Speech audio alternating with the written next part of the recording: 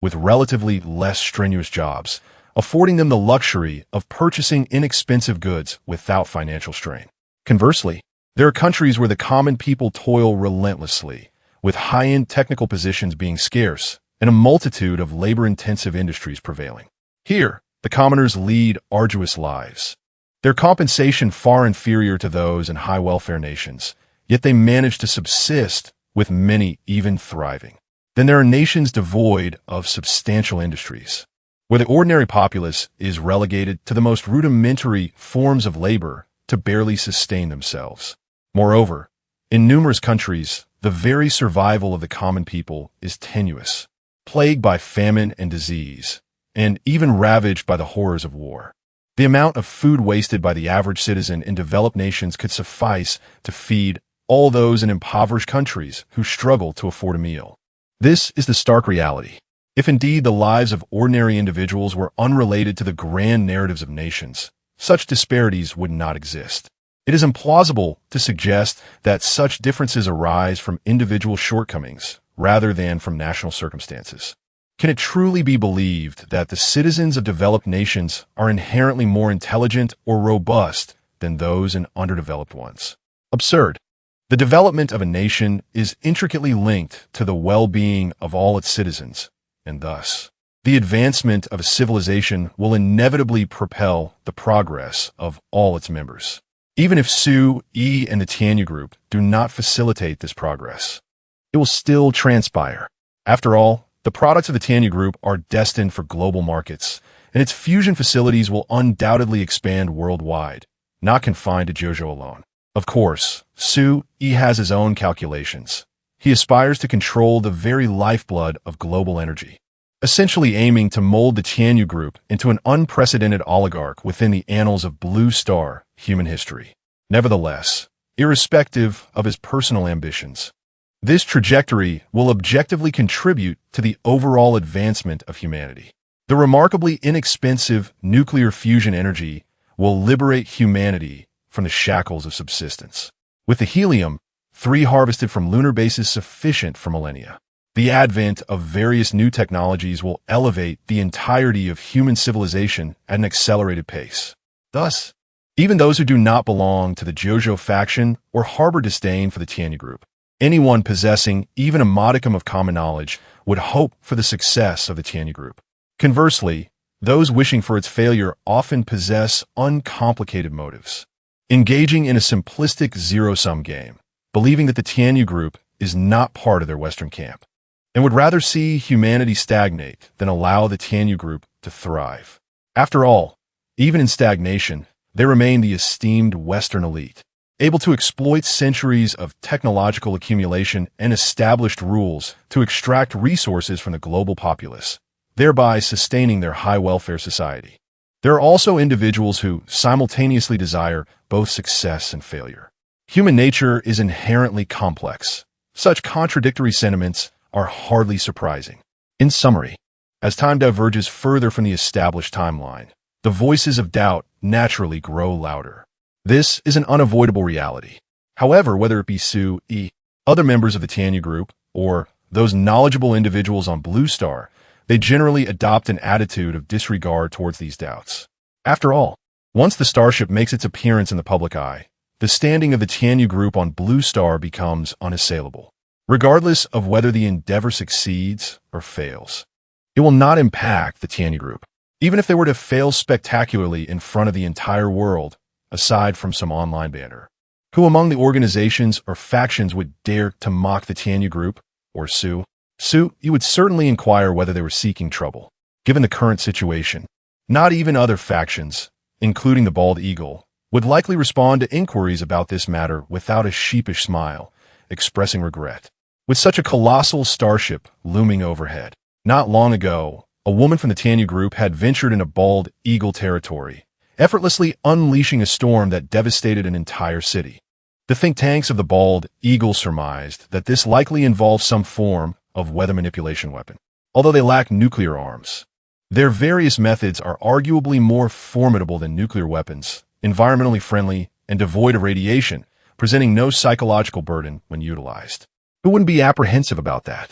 Finally, Amidst the collective anticipation, after a delay of over 3 hours, Su, Yi, and Yu Ling's figures graced the large screens of the live broadcast.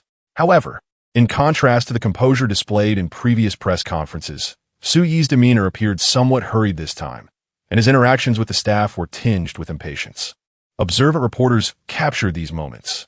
"Chairman Su seems quite busy," one remarked. Well, of course, after such a significant blunder and a delay of several hours, who wouldn't be anxious? It is often said that the youth lack composure. A mere unexpected incident, which is in fact a trivial matter, should not rattle the chairman of a major corporation. One might ponder whether he has come to conduct the delivery ceremony or to announce the cancellation due to a technical malfunction. My inclination leans towards the latter. Indeed, as a psychologist, observing his anxious demeanor signals an unfavorable outcome.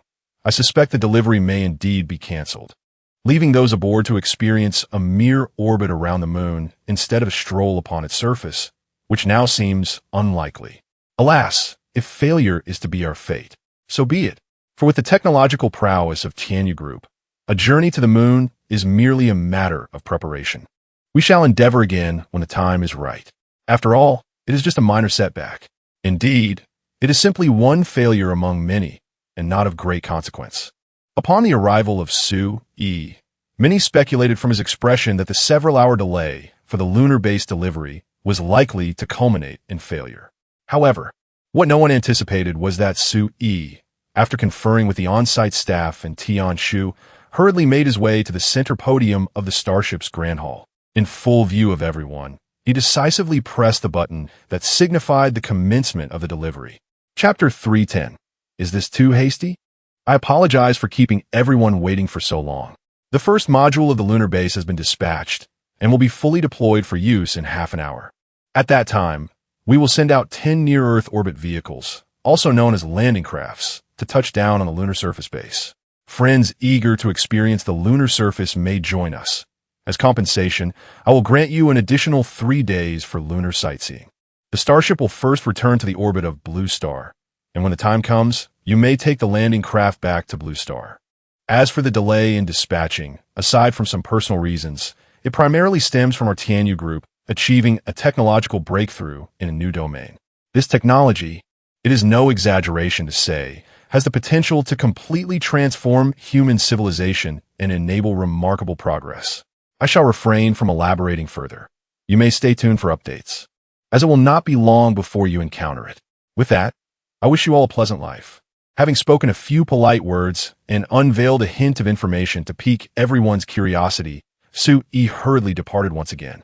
Those who were watching the live broadcast, as well as those present on the starship, were left utterly bewildered. Is that it?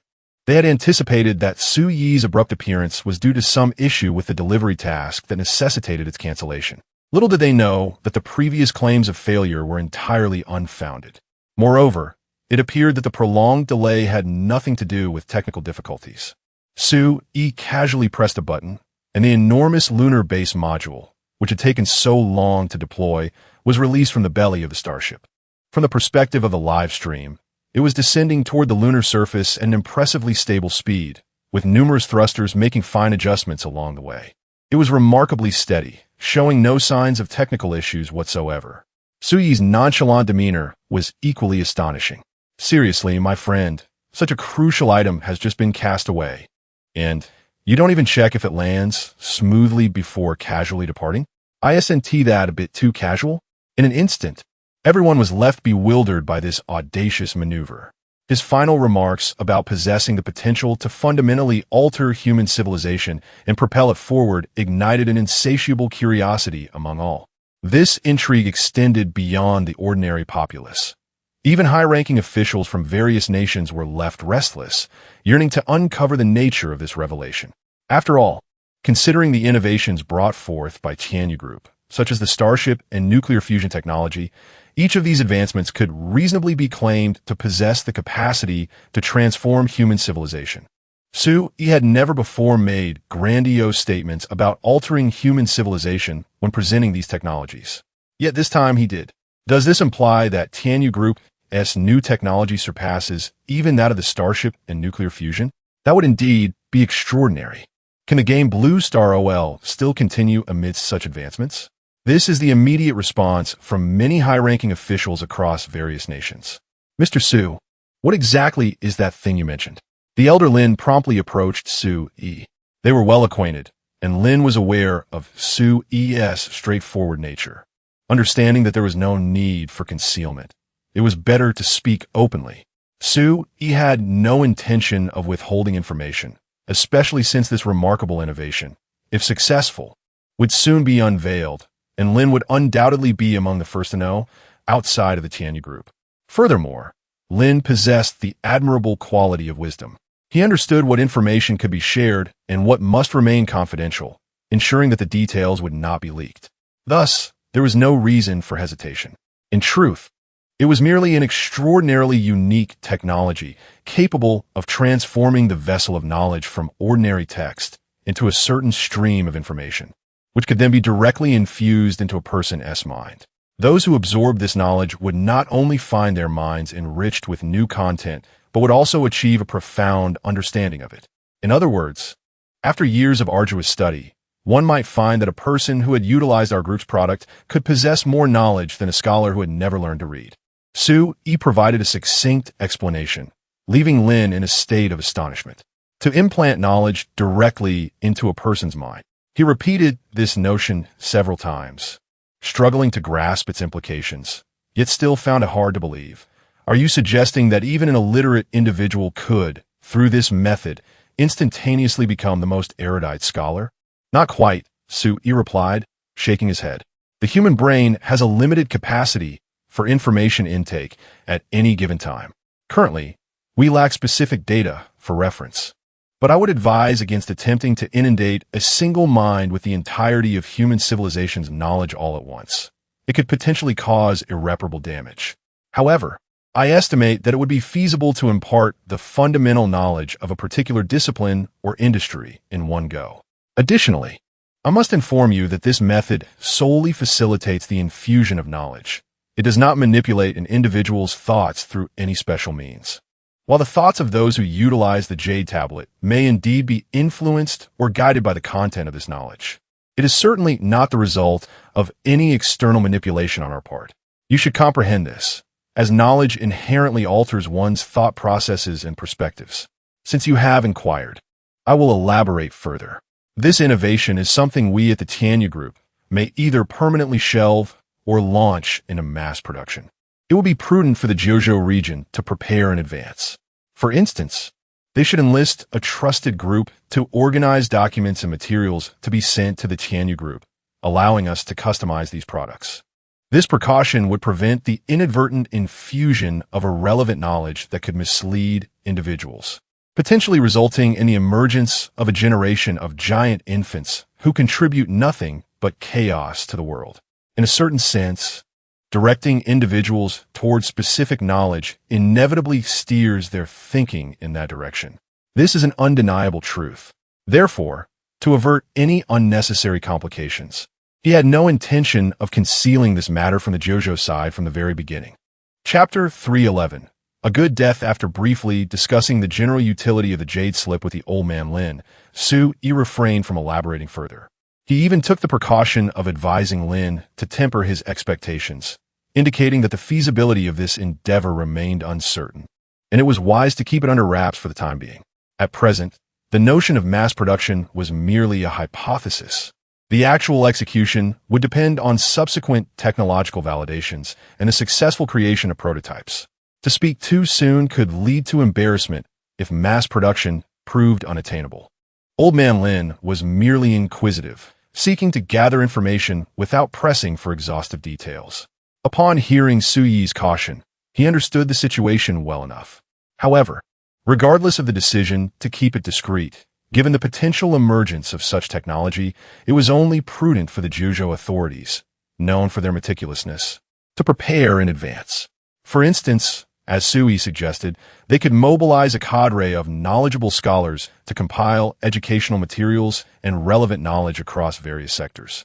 This endeavor would not require excessive effort and could even serve to refine the current state of technological progress, even if Su Yi's new knowledge vessel failed to materialize. The losses incurred by Jojo would be negligible, possibly even beneficial for future development. It was, indeed, a situation laden with advantages and devoid of drawbacks, warranting early preparations. Not long after the lunar base module was dispatched, the cameras from numerous live streams transitioned from the Starship to a landing craft dedicated to documenting this historic moment. The landing craft approached the lunar surface, hovering above the designated drop zone. The entire process of deploying the lunar base module was captured by several cameras. And due to the AI controlling the landing craft, the angles of capture were impeccably flawless. The viewers monitoring the live stream were afforded a clear view of the entire deployment. As a colossal structure traversing the cosmos slowly opened its cargo bay, it revealed the enormous base module, resembling a Rubik's cube. With a push of a button by Sue-E, the module was instantly disengaged from the Kunping Starship and, propelled by boosters, ejected from the spacecraft as cargo bay. What many did not anticipate was the lack of deceleration or erratic maneuvers. The ejected base module plummeted towards the lunar surface like a rectangular meteorite. With a resounding crash, it struck the moon's surface, sending plumes of dust into the air. Wait, did it really just land hard? Hold on, did that succeed or crash? If it succeeded, shouldn't it be less noisy? My goodness, that impact looks akin to a nuclear explosion. If it weren't for the thin lunar atmosphere, we might even see a mushroom cloud, right? Is this deployment method really without issues? There are indeed issues at hand. It is said that the Tianyu Group's module is exceedingly sophisticated and, once deployed, will expand into a vast extraterrestrial survival base covering several kilometers. This impact surely poses a significant concern. This unequivocally constitutes a space-related mishap. The more intricate the design, the more fragile it becomes. Just like when you drop your own mobile phone, you can comprehend the vulnerability of precision instruments to violent tremors. Moreover, it is no longer merely a drop. The velocity involved renders it akin to a crash. Why the rush? The dust has yet to settle. Can we not wait for clarity? The moon is not Earth. Its gravity is significantly lesser. Perhaps this is precisely the delivery method that was intended. Yet, here comes another misguided enthusiast, devoid of even basic knowledge. What does gravity have to do with this? Regardless of the moon's reduced gravity, it undoubtedly possesses mass. The base module has plummeted directly, and with acceleration en route, it resembles two stones colliding. The moon is indeed solid rock, large and resilient. The so-called base module from Tianyu Group is essentially a collection of interlocking blocks. There is no need to wait for the dust to clear. It is evident that it has shattered into pieces. Why do some individuals insist on prematurely celebrating and indulging in pessimism? If only they had checked the Tianyu Group's official website beforehand. They have just released real-time updates confirming that the lunar base module has landed as scheduled and is currently conducting an in-depth geological survey of a landing area, with deployment expected to commence in an hour. Oh, do you truly believe the boastful claims? Who would trust that everything is fine after such a crash? Only a fool would. The deployment in an hour? With Tianyu Group's network capabilities, they could easily fabricate a false video for a live broadcast. Who would be able to discern the truth? Only you misguided enthusiasts would blindly accept whatever they say. Your denials serve no purpose. Let me remind you that Tianyu Group announced the precise coordinates of the lunar base's designated landing spot over a dozen hours ago, achieving centimeter-level accuracy. Just moments ago, they reiterated the landing coordinates, which matched the previously announced ones precisely, with a mere millimeter of deviation. And what difference does that make? You fool! Those coordinates cannot be fabricated. Even on Earth, with sufficiently professional equipment, one can ascertain whether there is a discrepancy based on existing technology. Is this something that can be lied about? You are the foolish one, with the power of Tianyu Group, who would dare to speak out if discrepancies were discovered. Do you wish to invite danger upon yourself? Do you think Sue-E has ever faced genuine criticism regarding products? Is it not widely acknowledged that Tianyu Group boasts the finest global customer service? They proclaim solutions for what can be resolved, while quietly addressing issues that cannot. You blind enthusiasts remain oblivious to this fact. If you have seen such evidence, produce it, and I shall support you in your claims. If not, cease your incessant barking. I yearn to live a few more years, You youthful individuals cannot fathom the darkness of society. The Tianyu Group has achieved such remarkable growth in a short span, and one might naively believe it is solely due to their technological prowess.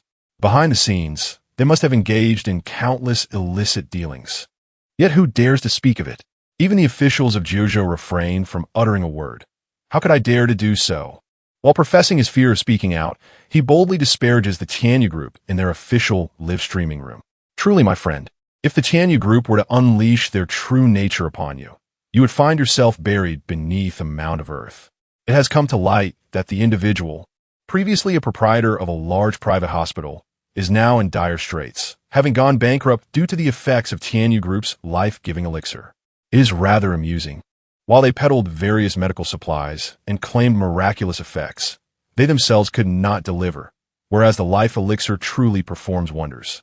Moreover, as a private institution, they had no means of negotiating with the Tianyu Group, and given the transparent sales of the elixir, the group guarantees uniform quality across all standardized products. Thus, he found himself unable to procure the life elixir at a lower price to deceive others. Now, not only is he bankrupt, but he is also burdened with debts amounting to tens of millions. I pondered why there was such animosity, only to discover that this unscrupulous businessman was ruined by the very technology of the Tianyu Group. One can only say that he has met a fitting demise. You people engaging in character assassination are committing an illegal act. I will sue you. Hold your horses. With real name registration online, your ID is your actual name, and your avatar is your true likeness. The news of the private hospital's bankruptcy is ubiquitous across the internet. Is this truly character assassination or merely a reflection of your own folly? Chapter 3:12. The moon base unfolds. Celestial marvel. The landing method indeed exceeded the expectations of the inhabitants of Blue Star. And the overly frenzied online environment led to considerable commotion over an event that would reveal its outcome merely a couple of hours after the dust settled. In essence, it was rather absurd. The aftermath of the situation requires little elaboration.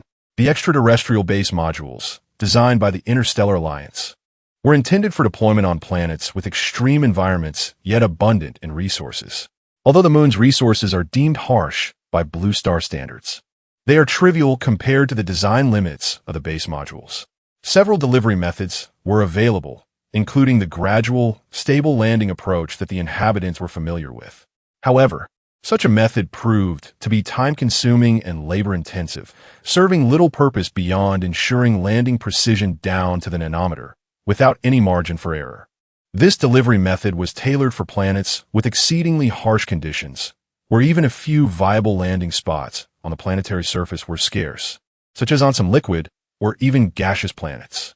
On such worlds, the conditions for the massive base modules to unfold were exceedingly stringent, necessitating the preparation of landing points akin to the foundational piles in house construction. To guarantee stability upon unfolding, precise landing was essential, requiring perfect alignment with the pre-established foundations. However, the moon, being a straightforward solid satellite with a relatively uncomplicated surface environment, rendered this meticulousness unnecessary. A direct descent would suffice, as precision was of little concern. The chosen area for base deployment was composed entirely of robust rocky terrain, providing ample landing spots. After approximately an hour of debate, as the dust dissipated, the complete base module came into view, silencing all doubts. Tianyu Group remained steadfast in its identity. What seemed to be an outrageous method often transcended the realm of logic, compelling those who had questioned from a standpoint of common sense to fall silent. Consequently, the world witnessed a majestic spectacle never before seen in the annals of human space exploration. The colossal base module, weighing several tens of thousands of tons, gradually unfolded upon the lunar surface, reminiscent of a mechanical behemoth awakening and stretching its limbs. This entire process lasted over half an hour, and finally, as the last gap sealed and the internal self-check concluded, the construction indicators transitioned from red to green, signifying the completion of humanity's inaugural lunar base. Remarkably, all of this transpired before the eyes of the entire world, especially with the presence of lunar mountains and similar landmarks. allowing people to vividly perceive the immense scale of the base. Indeed, it had come to fruition, such a monumental structure, cast upon the lunar surface and allowed to unfold autonomously, truly exemplified the advanced technology of Zenith Star. This is the first time I have encountered such a scene, which stirs a certain thrill within me. It is foreseeable that the footage of this lunar base will likely serve as material for numerous science fiction films in the future, provided that the Tianyu Group is willing to grant the rights. This is undoubtedly an interstellar marvel, is it not? If the Tianyu Group truly possesses such advanced technology, does it not imply that, theoretically, we could establish human bases throughout the entire solar system? Why watch conventional science fiction films when the imaginative scope of the Tianyu Group far exceeds that of mere cinematic creations? The remarkable aspect is that they not only possess this imaginative prowess, but they also manifest it into reality, rendering it genuinely useful. This is undeniable. Will we soon witness the docking of landing craft, allowing individuals to enter? I am curious whether the actual docking method aligns with my imagination. I have mentioned numerous times that curiosity should lead one to visit the Tianyu Group's official website, where they articulate various parameters quite clearly. The docking methods employed by this lunar base involve several techniques. One is external connection, while the other allows direct entry into the interior. The external connection requires precise alignment with the docking interface that protrudes from the base, facilitating the interaction of personnel and cargo. This method is rather cumbersome and is typically suited for larger vessels transporting goods. Direct entry, however, requires little explanation. It resembles the scenes we have previously witnessed where landing craft enter starships. One simply enters a chamber, where technology mitigates radiation and fills the space with oxygen, allowing individuals and cargo to emerge effortlessly. What is this? While everyone's attention is focused on the lunar base, Starship's captain's quarters reveal Starry Marks gazing at a mass that appears both mechanical and organic, a furrowed brow betraying his concern. Unbeknownst to him, the onboard AI identifies it as the Destiny-class power armor, the most advanced in another technological realm. Only the captain is permitted to use it, although Moonling previously remarked on its peculiar nature, prompting me to refrain from trying it myself. Sui Shuruk, Ani Insights. Indeed, it is quite strange. There is a segment within. Starry Marks pondered for a moment, seemingly deliberating how to articulate his thoughts. After considerable reflection, he struck his forehead. The program. Yes, the program. However, unlike the computer programs from a Blue Star, this one likely operates directly on the human brain. Once integrated with the mind, it will to some extent compel the individual to perform actions aligned with the intentions of the creators of this program. Yet this is not absolute. It does not violently alter a person, but rather induces a subtle transformation over time. In other words, donning this power armor will gradually influence one's character. This is an exceedingly slow process, imperceptible to the average individual. Moonling seemed to have mentioned this to me once, expressing a sensation of a soul residing within. This observation holds merit, while it cannot be deemed an independent life form. Asserting that it possesses a form of autonomous consciousness is entirely plausible. After all, once you don the armor, you will inevitably begin to transform into its likeness. Is there a solution to this? He was not particularly surprised that Xinghen could discern more details at a glance, for even Yuling had sensed something amiss with this object. After all, Xinghen was a demigod, far beyond the realm of Yuling, and it was only natural that she would perceive more intricacies. From the perspective of metaphysics, or perhaps magic, erasing the segment that altered consciousness should suffice. Once removed, even if one donned the apparatus, they would remain unaffected by metaphysical influences. However, whether there might be any technological backdoors concealed within it remained uncertain. After all, while some fundamental aspects of technology are easily comprehensible, the advanced segments of high-end technology become exceedingly intricate. Given that Xinghen had only recently engaged with the technological framework, it was evident that she could not claim to fully grasp such cutting-edge creations from another world. In her perception, even disregarding the consciousness-altering component, the device required no human control and bore an aura akin to a 7th-tier warrior from the magical realm. Should someone wear it, and master its operation, they could potentially slay a 7th-tier warrior with mere fists. This illustrates the unreasonable nature of technology. An ordinary individual, clad in formidable gear, could effortlessly overpower practitioners who have dedicated decades or even centuries to their cultivation. This notion struck Xinghin as utterly absurd, and it was clear she would not unravel the underlying principles in the near future. Chapter 313.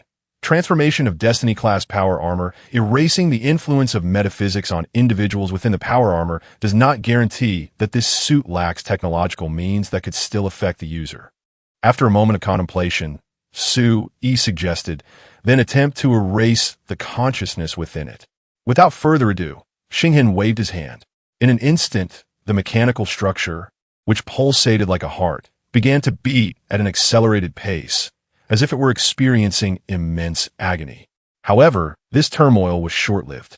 As a crimson radiance was extracted from the Destiny-class power armor by Xinghin, what resembled a fusion of machinery and flesh, a heart-like entity, transformed rapidly, shedding countless inexplicable adornments like shifting sands and tides. Ultimately, it revealed a set of dark red power armor, strikingly fierce and visually stunning. A malfunction alert echoed from within the armor. Destiny-class power armor's built-in AI module is damaged. Please replace it promptly. Unfazed by the announcement, Su-Yi addressed the air directly. Tianxian, does the damage to the AI module affect the functionality of the power armor? In a flash, the ship girl materialized at the scene, inspecting the armor with apparent seriousness before responding. Captain, the error reported by the power armor is peculiar. The likelihood of a malfunction in the built-in AI module, based on my extensive knowledge of various weapons, is exceedingly rare. However, if such a malfunction does occur, it essentially renders the device inoperable, necessitating an AI module replacement for reactivation. Devices designed to host AI are either large-scale or, like this power armor, compact yet intricately precise, requiring AI assistance for operation. In either case, a damaged AI module is akin to a person losing a leg or becoming blind. Normal function is no longer possible. Yet, the current situation was rather unusual. Although the Destiny-class power armor displayed an error regarding the AI module, upon inspection, it was evident that the AI was intact, with all standard and emergency protocols functioning properly, thus remaining fully operational. Moreover, its condition was excellent, merely awaiting activation for use. Tianxian, being a shipboard AI and among the elite in the Interstellar Alliance's warfare AI hierarchy, possessed extensive familiarity with these weapons. Her reassurances allowed Su-Yi to relax, indicating that the bizarre consciousness within the power armor, once removed, would not hinder its functionality. The next consideration, of course, was whether there were any technological backdoors that might pose a danger upon donning the suit. Su-Yi inquired once more, and Tianxian confirmed that there were no issues whatsoever. Well, this was hardly surprising. Once the shipboard AI has bound itself to its captain, it is unequivocally loyal and incapable of deception, a principle embedded within its fundamental logic that cannot be falsified. However, the AI previously assured that this Destiny-class power armor posed no issues, which implies that Tianxuan is unable to discern any potential flaws in the device. This does not reflect her inadequacy, but rather suggests that the design is likely intended to elude detection by high-ranking members of the Interstellar Alliance, such as ship captains. Naturally, it would be improbable for an AI that is absolutely devoted to the captain to unveil such vulnerabilities. Thus, despite Tianxuan's assurances, Su-Yi remained cautious. Fortunately, there exists a superior method to ascertain the safety of the technology after detaching its consciousness: the trading platform. The power armor was acquired through by Lu via this platform, not due to any oversight by the platform itself, but because the system presumes the item to be a standard possession of the starship. Furthermore, there are explicit terms regarding the inherent risks associated with starships and their equipment during transactions, advising Su-Yi to exercise caution. After all, a vessel weighing millions of tons requires meticulous handling. An uncareful operation could result in catastrophic consequences on Blue Star. The alien base module embedded within the starship presents similar risks. Given the immense scale of such items, It is impossible for Su, Yi, and Bai Lu to meticulously assess each component as transaction details to mitigate potential risks. They can only retrieve the entire assembly. This is how the highly risky Destiny-class power armor was inadvertently included alongside the starship. To validate the armor's safety through the trading platform is straightforward. One merely needs to isolate it and seek a trading partner, stipulating in the transaction terms that the item shall not pose a danger to the user under any circumstances. If the transaction is approved, it indicates that the Destiny-class power armor, once divested of its metaphysical consciousness, is devoid of significant risk. Conversely, should it fail, the transaction terms must be elaborated, addressing every conceivable scenario to ensure comprehensive precautionary measures are in place. If it still does not pass, it would suggest that the technology retains hidden risks, necessitating careful usage. The underlying logic is rather simple. It is fundamentally a mechanism for testing the safety of items through the trading platform's unwavering commitment to fairness and zero tolerance for counterfeit or misleading products. Unless this item originates from a source superior to the trading platform itself, it would undoubtedly be detectable by their scrutiny. If Bai Lu's world truly possesses technology surpassing that of the trading platform, she would not dare to recklessly exploit the trading space provided by the platform to pilfer from the Interstellar Alliance, let alone venture into the core starport of the Alliance to seize a fully constructed and packaged starship awaiting collection.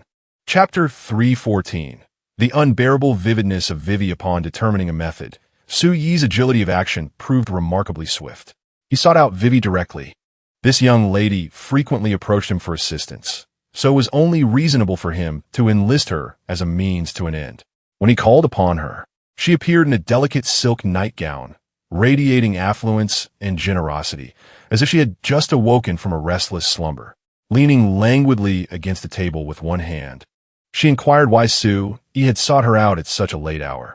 The already cool nightgown, in her posture, revealed far more than she intended, leaving her completely unguarded against Su Yi's gaze. However, with pressing matters at hand, Su Yi briefly indulged in the sight before addressing the main issue. He also presented Vivi with a meticulously prepared checklist tailored to the trading platform's characteristics, devised by Tian Shu. As a formidable practitioner of both martial and magical arts at the 7th level, Vivi typically required little rest. To be roused from a hard-earned slumber for what she presumed to be a significant matter, only to find it was merely this? As a true princess, Vivi displayed her entitlement. Were it anyone else disturbing her dreams for such trivialities, she would have surely sought retribution. Yet this was Su Yi, the esteemed top-tier brother. What could she do? Even in her annoyance, she could only grumble a few complaints before begrudgingly assisting him in testing the safety of the powered armor through the mechanisms of the trading platform. After diligently conducting tests for over half an hour, Su Yi was astonished to discover that the armor exhibited no flaws whatsoever. Throughout these examinations, he scrutinized not only the technological aspects to ensure no hidden mechanisms existed to manipulate the wearer into a puppet, but also rigorously checked for any residual metaphysical influences, wary that Xinghin might have left something behind. Beyond these fundamental safety concerns, numerous facets regarding the armor's combat efficacy were assessed. Each test confirmed that not only was the armor devoid of issues, but its combat capabilities remained intact, unaffected by the removal of any metaphysical elements that could have caused AI errors. Thus, this Destiny-level powered armor was now deemed entirely secure and possessed combat prowess that exceeded expectations. The most advanced powered armor of the Star Alliance, once donned, could rival, if not overpower, 7th-level martial practitioners of the magical realm. Su Yi was naturally elated, while Vivi, assisting in these evaluations, found herself utterly astonished. For Xinghin to create an external piece of equipment capable of endowing an ordinary person with such formidable strength was nothing short of remarkable. However, as a demigod, this power posed no threat to her. Similarly, Yu Ling regarded an armor that could grant ordinary individuals the combat strength of 7th-level practitioners with indifference. For she was an 8th-level practitioner, proficient in both martial and magical disciplines. The threat it represented was negligible. She had countless methods to counter such a contraption. Moreover, This is Su Yi's new equipment. She can only feel joy for him. However, Wei Wei is quite different.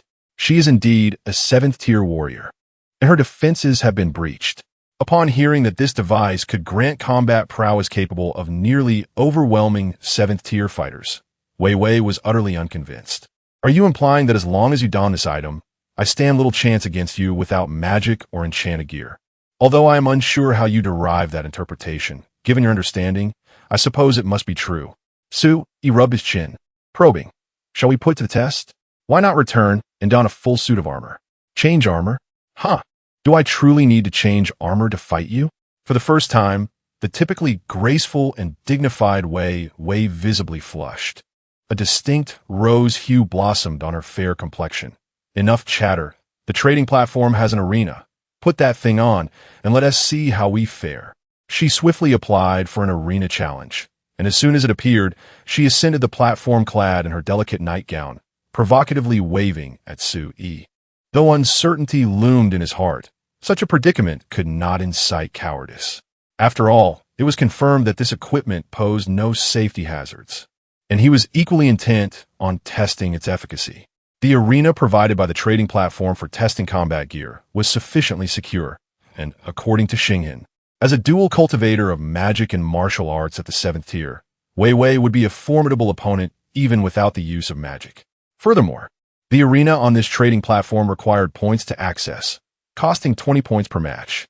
In exchange for the fee, the arena assured the safety of both parties, automatically repairing any damaged equipment, alleviating concerns about harming the gear. In fact, it was more suitable than testing the powered armor in the outside world. A fierce battle was imminent. After engaging in combat, Su Yi realized that Xinghan's estimation had been decidedly conservative. Once clad in the powered armor, 7th-tier warriors were no match for him. Even though he could scarcely discern Wei Wei's movements, the AI assisting the armor consistently anticipated her actions, allowing Su Yi, who had scarcely fought before, to exhibit extraordinary combat talent in their sparring session.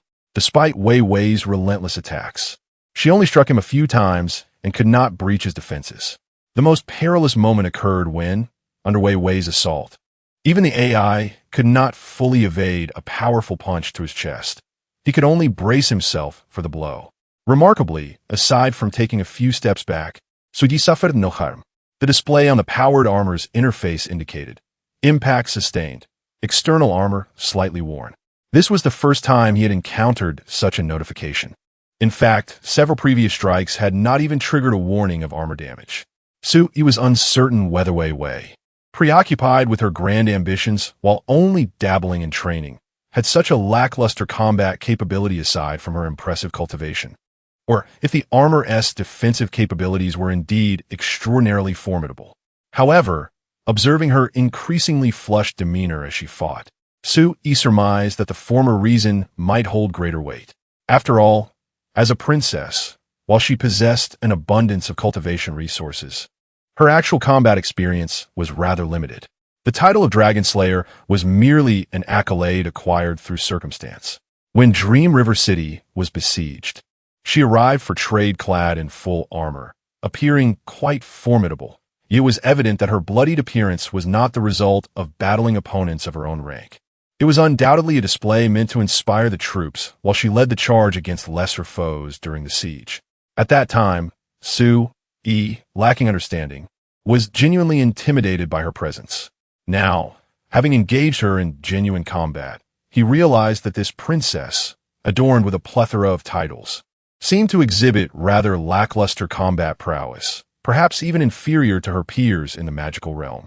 For even if there were discrepancies in the estimation of star marks, it was improbable that such a 7th-tier warrior could be incapable of breaching defenses. Chapter 315. Defenses that defy the laws of physics. The outcome of the skirmish was profoundly unexpected for Vivi, and even Su Yi himself was taken aback. For a moment, he found himself uncertain whether the power armor was exceptionally formidable or if Vivi's combat prowess was significantly lacking. In any case, once he became accustomed to the rhythm of combat with the power armor, no longer relying solely on the AI for operation, he seized complete control of the arena, leaving Vivi with little opportunity to retaliate. Ultimately, During a clash, her seemingly expensive silk pajamas were torn apart in the heat of battle. Seizing upon this pretext, Vivi leaped from the arena, declaring a draw. She claimed that continuing in such a state was impractical and even showcased her stunning figure to Sue, asserting that further combat was out of the question until she donned more robust attire. Then, feeling somewhat bashful, she hastily departed from the trading platform. In the instant her pajamas were torn, Sue had seen more than he perhaps ought to have. Strangely, Vivi, whether due to her prior initiative in seeking a union with him or other reasons, seemed unperturbed at the sight of her attire in tatters and Sue Yi's gaze upon her. In fact, she appeared rather proud, puffing out her chest without a hint of modesty or any attempt at concealment. Given her demeanor, Sue suspected that even if she were entirely unclad before him, it would likely not diminish her combat effectiveness. From Vivi's perspective, an alliance with Sue was an inevitable reality. Under such circumstances, a fleeting exhibition of her form was of little consequence. Thus, it became evident that her excuse of unsuitable attire for a rematch was merely a pretext. She had realized she might indeed be outmatched by Sue in the power armor and sought an escape. Sue had intended to introduce Vivi to the moon concealment technique, a practice suitable solely for women, which he had procured from Linaran. However, seeing her retreat, he resolved to postpone that for another time. After Vivi's departure, he scrutinized the power armor he wore. Firstly, it was undeniably striking, possessing an allure that was flawless from every angle. As for the technology employed, it was beyond his comprehension. Even Bai Lu would likely be unaware. This armor was a limited edition within the Interstellar Alliance, reserved for captains and high-ranking officers of the military. Bai Lu anticipated that upon completing training and receiving her starship, she would acquire a set as well. Notably, the method of donning and storing this armor was entirely different from previous models. It resembled the nanotechnology suits Sue had seen in films, enveloping the body swiftly like flowing water when deployed, and could condense into a wristwatch or a pair of glasses with merely a thought. If transformed into clothing, it appeared as though woven from genuine fabric, devoid of any metallic texture, offering a stark contrast to the rigid armor that enveloped him in combat mode. Were it not for the assessments made on the trading platform, one might regard this contraption as nothing short of a purely technological marvel. Sue was nearly convinced that it was some form of sorcery or an artifact from a realm of cultivation.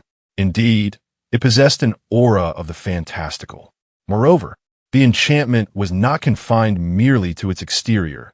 Its performance in practical scenarios defied the very laws of physics. For instance, conventional power armor, even when capable of withstanding blows, would exhibit discernible force-dissipating movements to safeguard its occupants. The interior of the armor is replete with mechanisms designed for this purpose. Consequently, the power armor previously traded to Sue by the Bai Lu Trading Company was notably large, with medium-sized models towering over 2 meters in height, while standard heavy power armor began at no less than 3 meters.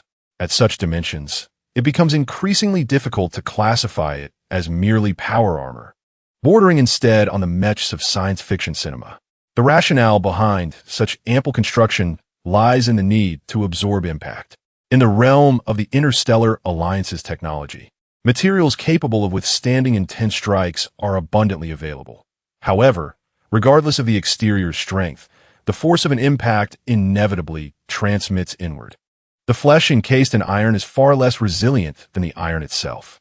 Thus, to protect the occupants, it is imperative to enlarge the mechs, augmenting the thickness of the exterior armor without diminishing the size of the crew compartment, which necessitates not only increasing the armor alloy's thickness, but also incorporating an intricate array of force-dissipating structures within.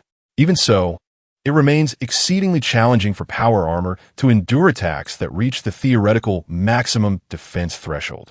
For example, if the frontal armor of a power suit is theoretically capable of withstanding a direct hit from a 155mm howitzer, the reality on the battlefield is that should such a suit encounter such a projectile, it would undoubtedly be rendered inoperative. This is not an exaggeration. Rather, the frontal armor may indeed withstand the impact without damage, yet the internal occupants would be unable to endure the transference of force. To absorb a hit from a large-caliber artillery piece would invariably result in the armor sustaining minimal damage, while the pilot becomes little more than a mass of pulp. This illustrates the inherent limitations of force dissipation on the true defensive capabilities of power armor, as well as the reason why the stronger the defense, the larger the conventional power armor becomes. However, the current model of the Destiny-class power armor is manifestly distinct. This apparatus, even in combat mode, resembles a form-fitting armor, remarkably lightweight, devoid of the cumbersome heft typically associated with heavy power armors. Yet, paradoxically, its defensive capabilities are alarmingly formidable.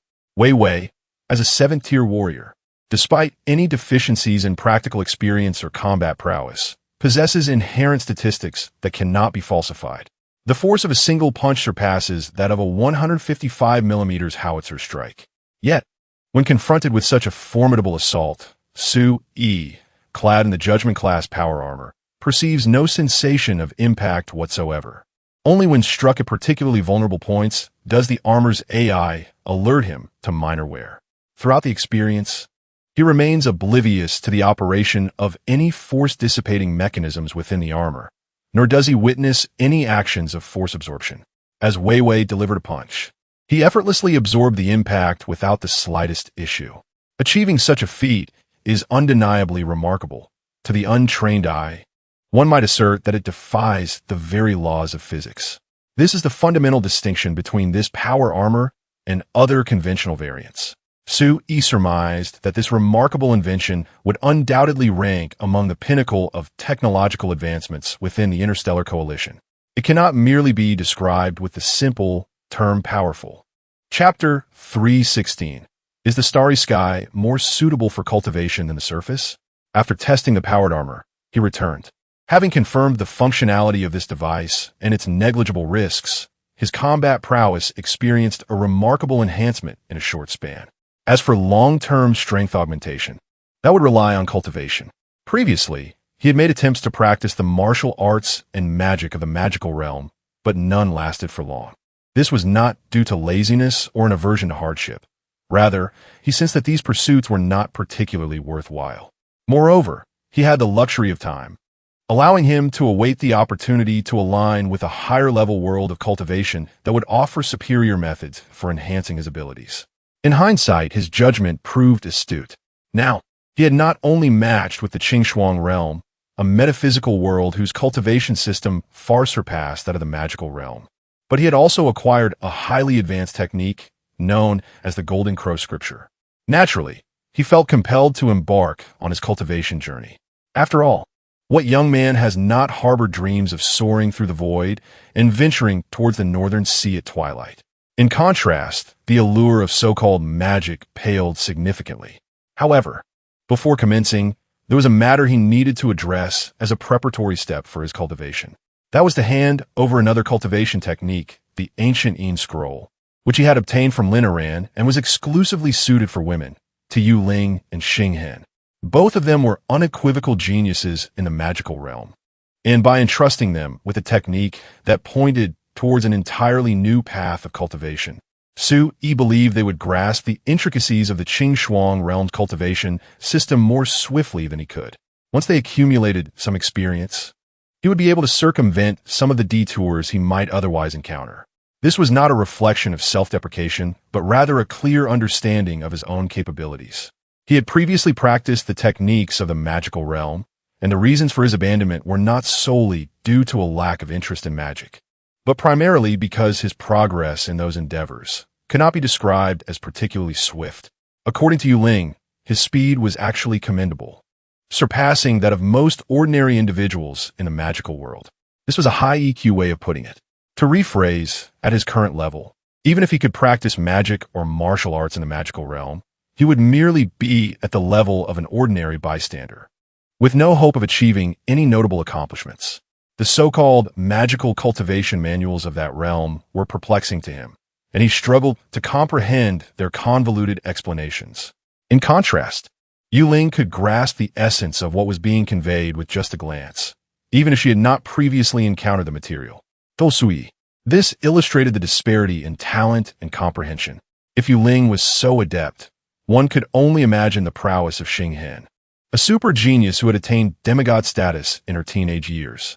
Although Lin Yiran had stated that he was exceptionally suited for cultivating the technique known as the Golden Crow Scripture and frequently mentioned the idea of dual cultivation, he felt a degree of uncertainty before attempting it himself.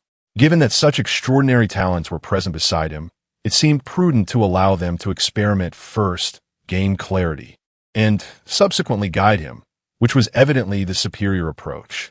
Upon returning to the starship, the captain's quarters, previously occupied by the Destiny-class power armor, had been vacated following the resolution of the issue.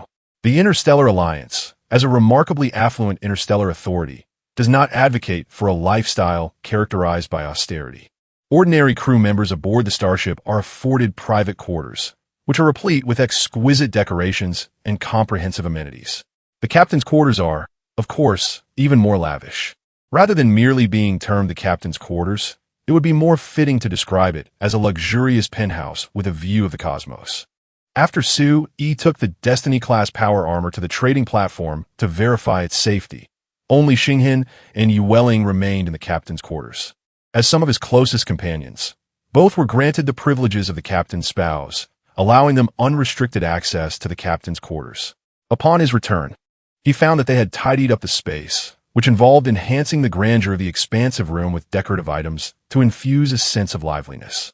The essential items for daily living were not lacking, and they were all high-quality goods sourced from the Interstellar Alliance, designed with remarkable ergonomics, far surpassing the practicality of various household products from Blue Star. This arrangement did indeed evoke a semblance of homeliness. Observing two ornamental plants from a magical realm placed by Yueling in front of the floor-to-ceiling window facing the starry expanse, Su-Yi could not help but express his admiration. Yueling smiled in response, saying, "I felt that while the captain's quarters are well-equipped, they carried an air of coldness that could become stifling over time. These decorative items and plants were brought here only after consulting with Tianxian, ensuring their suitability. I'm glad you like them. Did you carry all of these in your spatial ring?" Su-Yi inwitted, surpriset. At this moment, the starship was en route from the moon back to Blue Star, and it was Yueling's first time aboard, making it impossible for her to return to Blue Star for preparations. Not all the time. Previously, you mentioned that there was a rather splendid captain's quarters on the starship, but it was uninhabitable due to the Destiny-class power armor. Did you resolve that issue this time?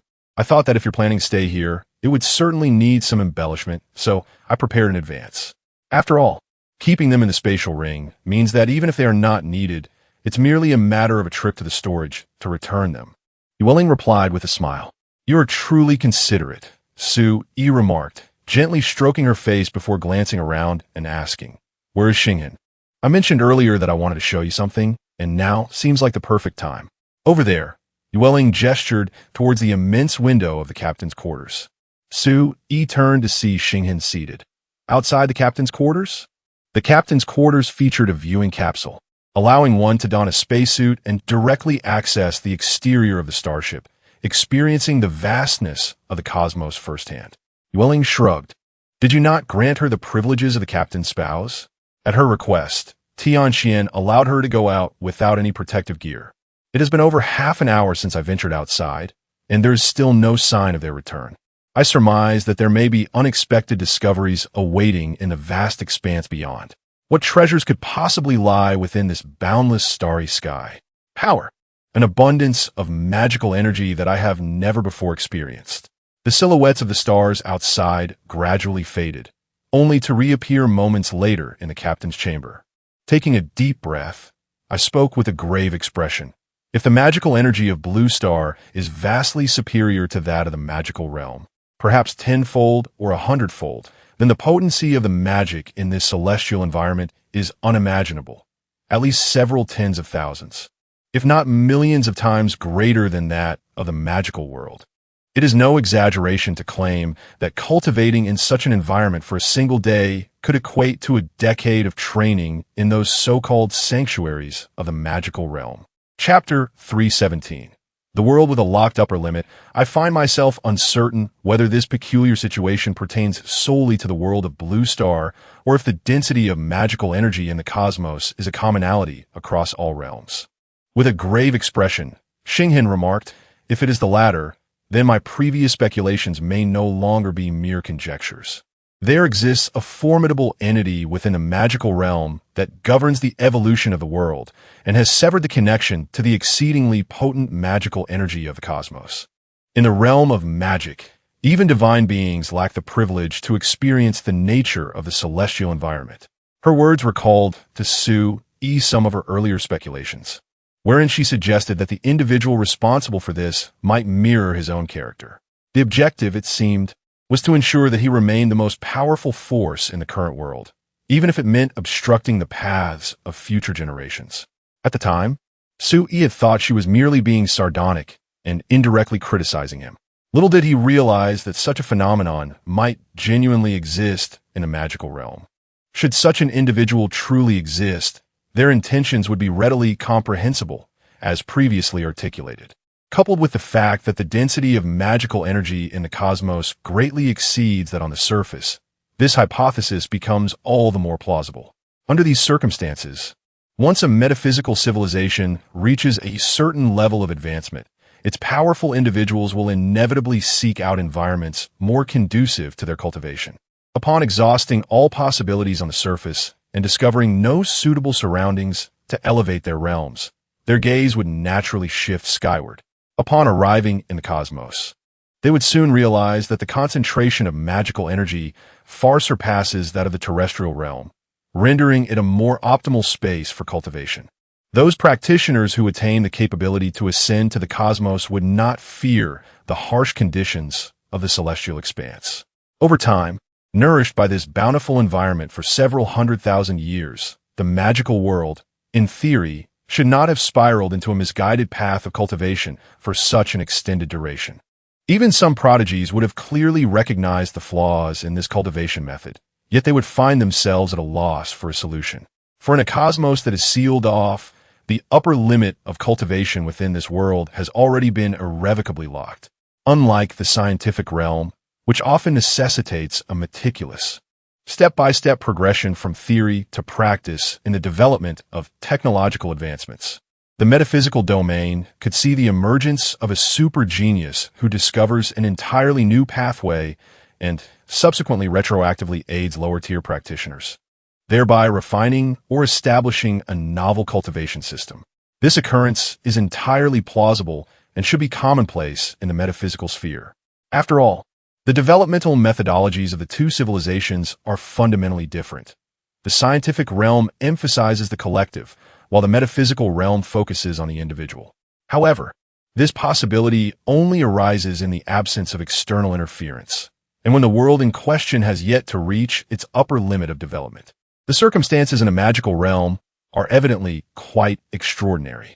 When confined to the surface, reaching the level of demigod, or what is referred to as the divine or martial god tier, represents a significant bottleneck. This path is fundamentally flawed. To discover the correct cultivation route, or to forge an entirely new system, a more favorable environment for cultivation is essential. Judging by the current state of Blue Star, this environment is clearly the vast cosmos. However, even the deities of the magical world cannot venture into the expanse of the stars. It has been noted by both Moon Listening and Star Scar that the majority of divine beings recorded throughout the history of the magical realm have perished in relation to the cosmos. When the locations of potential development transform into forbidden zones, and the inherent environment fails to facilitate change or the establishment of new pathways, it becomes understandable that one could race down a misguided path for hundreds of thousands of years. In Blue Star, the concept of an invisible hand is merely an abstract metaphor. Yet, in the magical world, an unseen force looms over the entirety of existence, severing the limits and future of this realm. This is likely not a metaphor, but a tangible reality. Previously, Starscar had formulated hypotheses based on various records and documents. Upon arriving at Blue Star and realizing that its inhabitants could freely traverse the cosmos, coupled with the vastly superior cultivation conditions found therein, these hypotheses have transformed into certainty. I am now at least 80% convinced that an ancient entity within the magical realm has, by some means, obstructed the path to the cosmos. thereby locking the world's potential. With a sigh, Star Scar lamented, "Had I not come to Blue Star, I would likely have died without a glimmer of hope for breaking these shackles."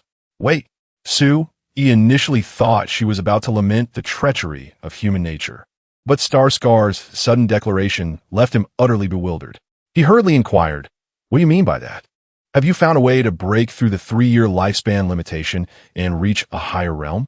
During his recent transaction with Linaran, he had even prepared some valuable items for Star Scar, eager to witness the astonishment on the face of this seemingly indifferent 3-no girl demigod upon presenting her with disaster-warding pills and legitimate cultivation techniques. Yet, before he even unveiled his offerings, Star Scar appeared to have already devised a solution to her predicament. Did this not render his efforts redundant? Not quite. Star Scar shrugged. "I still do not comprehend the reasons behind the significant reduction in lifespan caused by my cultivation path, and even with the superb cultivation environment here on Blue Star, it remains uncertain whether I can identify and resolve the issue within 3 years. However, one thing is certain. In the magical realm, there would be no hope whatsoever. Yet here in Blue Star, even with only 3 years left, there remains a glimmer of hope, and where there is hope, there is room for endeavor. I must express my gratitude to you for that." Upon hearing her mention that there was merely a glimmer of hope, Su exhaled in relief and waved his hand dismissively, saying, "Do not be in haste to express your gratitude. You shall have ample reason to thank me shortly." With that, he produced a small porcelain vial and urged, "Try one." Xing Hen, perplexed, accepted the vial and cautiously shook it. Upon hearing the sound within, she inquired curiously, "What sort of medicine is this?" "This is no ordinary medicine, I assure you. This is an elixir, one taste, and you shall comprehend its wonders," Su coaxed, resembling a peculiar uncle luring a young girl. Xing Hen's expression grew increasingly peculiar at his words. She glanced at Su and then at Yuling beside him, and after a moment's hesitation, she could not restrain herself from saying, "If you wish to pursue something, you need not resort to such measures. There is no need to drug me, for this concoction holds no value for me." Chapter 318. What, then, is the price? This abrupt statement left Su utterly bewildered. How could a lady over 100 years old, albeit with the charm of a youthful maiden, make such an insinuation? Su Yi was certainly not a man driven by carnal desires. Such an allegation was nothing short of slander. However, before Su could clarify the nature of the elixir, Xing Hen, despite her confusion, took out a pill and consumed it. Soon, her delicate brows furrowed, and with a sharp gaze, she turned to Su and inquired, "What exactly is this medicine?" "It is the disaster avoidance pill." Disaster avoidance pill? A type of elixir derived from a more advanced realm of metaphysical cultivation. Its purpose is to assist cultivators in evading calamities. The effects typically last between 3 to 5 years. How do you find its efficacy? Suyaskit intrigued. The effect. Xing Hen pondered as she attuned herself to the changes within, can be described as remarkably effective. It grants me the sensation of breaking free from heavy shackles that have bound me. Yet, I also sense that this liberation is merely temporary and cannot be sustained for long. Perhaps it will last around 4 years, but not quite 5. That is satisfactory, Sui replied. The duration of the disaster avoidance pill's effects varies significantly among individuals, influenced by their cultivation level, innate talent, and ability to absorb the medicinal power.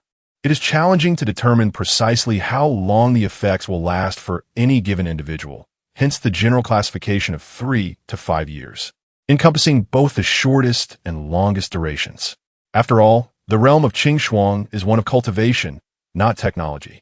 There is no need for meticulous documentation and quantification of the pill's effects, as seen in technological worlds.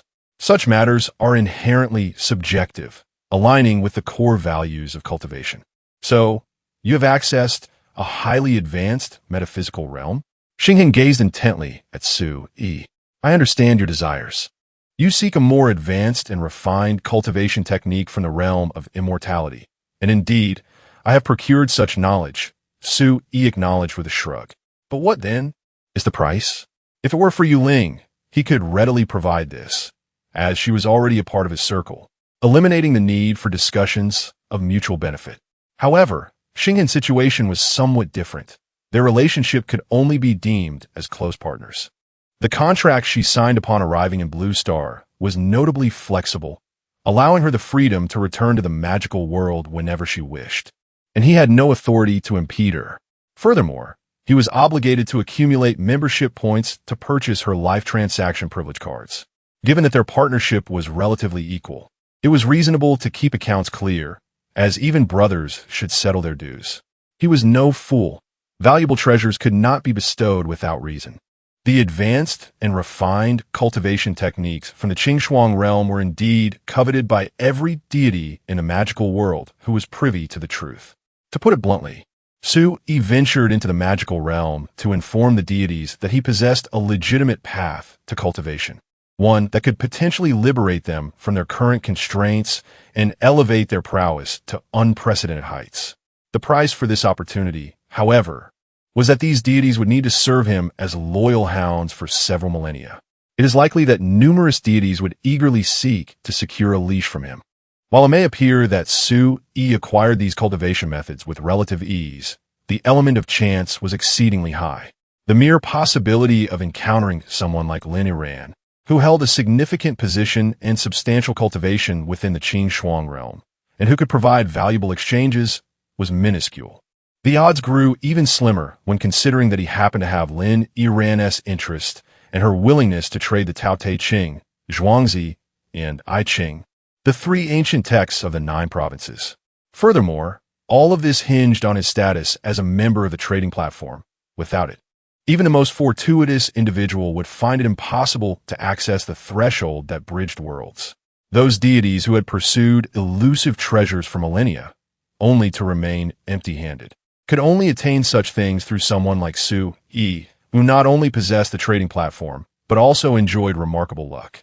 However, the ease with which he obtained these precious cultivation techniques should not undermine their inherent value. As for the cost, Xinghan pondered for a moment before inquiring, "What do you desire? Anything at all? As long as it is within my capability, anything is possible." Xinghan's response came with unwavering certainty. Having witnessed the pinnacle of the magical world's cultivation system in her youth, she had spent the remainder of her life in pursuit of a new path. Now that this path lay before her, she was willing to pay any price for it. Even if that price meant witnessing the true nature of the correct cultivation path today and facing death tomorrow, she would not hesitate. To hear the truth in the morning and die by evening is acceptable. Ordinary individuals might struggle to comprehend such a mindset, but for someone like Xinghan, who had spent a lifetime navigating through the mists, it was no exaggeration. Her pursuit of the correct path to cultivation had almost become an obsession. What fear could possibly remain when one is unafraid of death? Su Yi nodded in agreement and then articulated his request. "Let us re-sign the contract on the trading platform. I will not impose overly harsh demands. A contract akin to the one you signed with Yuling will suffice." This contract, in essence, served as the final layer of assurance. As long as your intentions remain pure, there should be no issues. You have witnessed Yuling's situation during your time here. Although I cannot claim to be a paragon of virtue, I can assure you that I have treated her fairly and have never utilized the contract to compel her actions. In truth, the contract he signed with Yuling was the most stringent he had ever entered into, encompassing all her actions and the corresponding costs since her arrival on Blue Star. Su Yi held immense authority over Yuling, with the power to dictate her fate with but a thought. He could even summon the trading platform to harness the contract's power, rendering Yuling as powerless as an ordinary person. The only aspect that could be considered lenient is the provision that if Yuling perceives any injustice, she may request Su Yi to contact Wei Wei to facilitate her return. However, should Wei Wei refuse, she would possess no means of counteraction. It would not be an exaggeration to describe this as an entirely unequal contract. This situation was unavoidable. At that time, Su Yi's power and influence were quite limited, rendering him exceedingly cautious of individuals possessing formidable strength. These measures were necessary procedures. In the aftermath, his interactions with Yuling proved to be quite pleasant, rendering the matter of the contract almost a distant memory, one he had never invoked. Now, As long as Xinghen enters into a contract identical to that of Yuling, she would, under conditions of absolute control, be unequivocally one of their own. When it comes to allies, there is no need for negotiations concerning price. It would be quite inconsequential to grant her assistance. Moreover, should any issues arise in her subsequent training, Su Yi would not hesitate to seek solutions from Linaran's side. Chapter 319. Renewing the contract, is that all there is to it? Upon hearing this, Xinghen did not refuse. Rather, she exhaled in relief. Having spent considerable time on Blue Star, she was acutely aware of Yuling's status beside Su Yi and the treatment she received. If one were to describe the stringent contract that Yuling signed as a slave contract, then the individual who should have been a slave had now become the de facto matriarch of the Tianyu group. With such a precedent, there was no room for hesitation. Xinghen understood that Yuling's current standing stemmed not only from her close relationship with Su Yi, but also from her remarkable lack of ambition. Even as the deposed princess of the Elven Kingdom, she harbored no thoughts of vengeance or reclaiming her throne, content to follow Su Yi around daily, dutifully embodying the role of a devoted wife. Xinghen did not expect Su Yi to treat her with the same affection he bestowed upon Yuling. Yet she believed she harbored no extravagant ambitions herself. Based on her insights into Su Yi, as long as she refrained from displaying excessive ambition or causing unnecessary trouble, he would not misuse the power of the contract against her. Of course, there was one exception.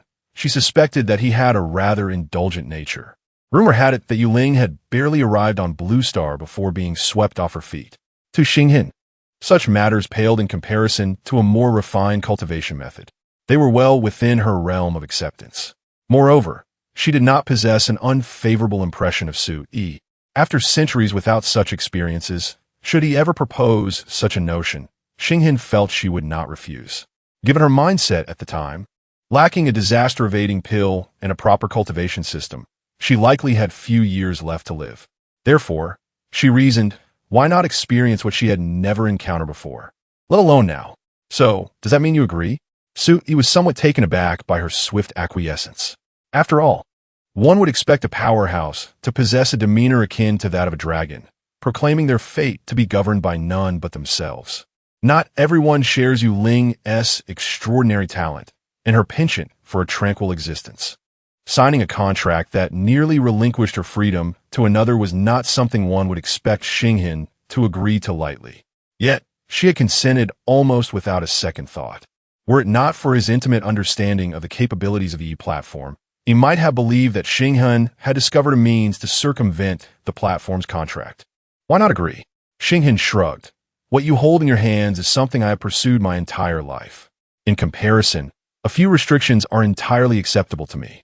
Moreover, as you have noted, I have observed Yuling's current way of life. Your character is entirely trustworthy. Excellent.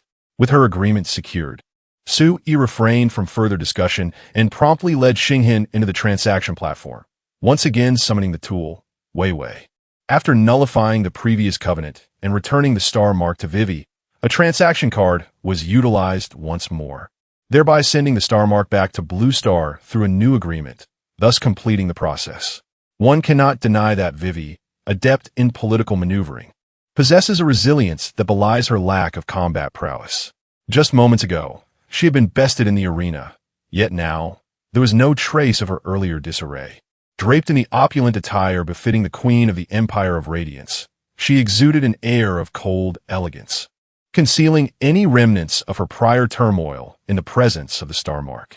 Only after all was concluded and the star mark had been returned to Blue Star did Su Yi prepare to depart, at which point Vivi, who had maintained her regal composure, cast him a piercing glance, as if to say he should await her return, before letting out a haughty snort and disconnecting.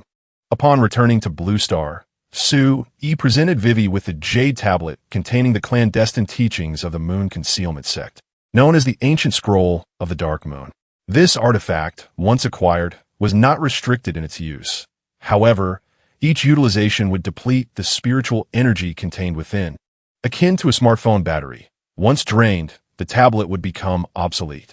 According to Linaran, this tablet could be employed approximately 10 times. After its transmission to the star mark, it could subsequently be passed on to Yuling and even later utilized by Yang Yi for practice. As Star Mark gazed at the jade tablet presented by Su Yi, a momentary look of dazed astonishment crossed her features. It was an extraordinary, almost absurd experience to behold something yearned for so deeply manifesting itself before her in such an effortless manner.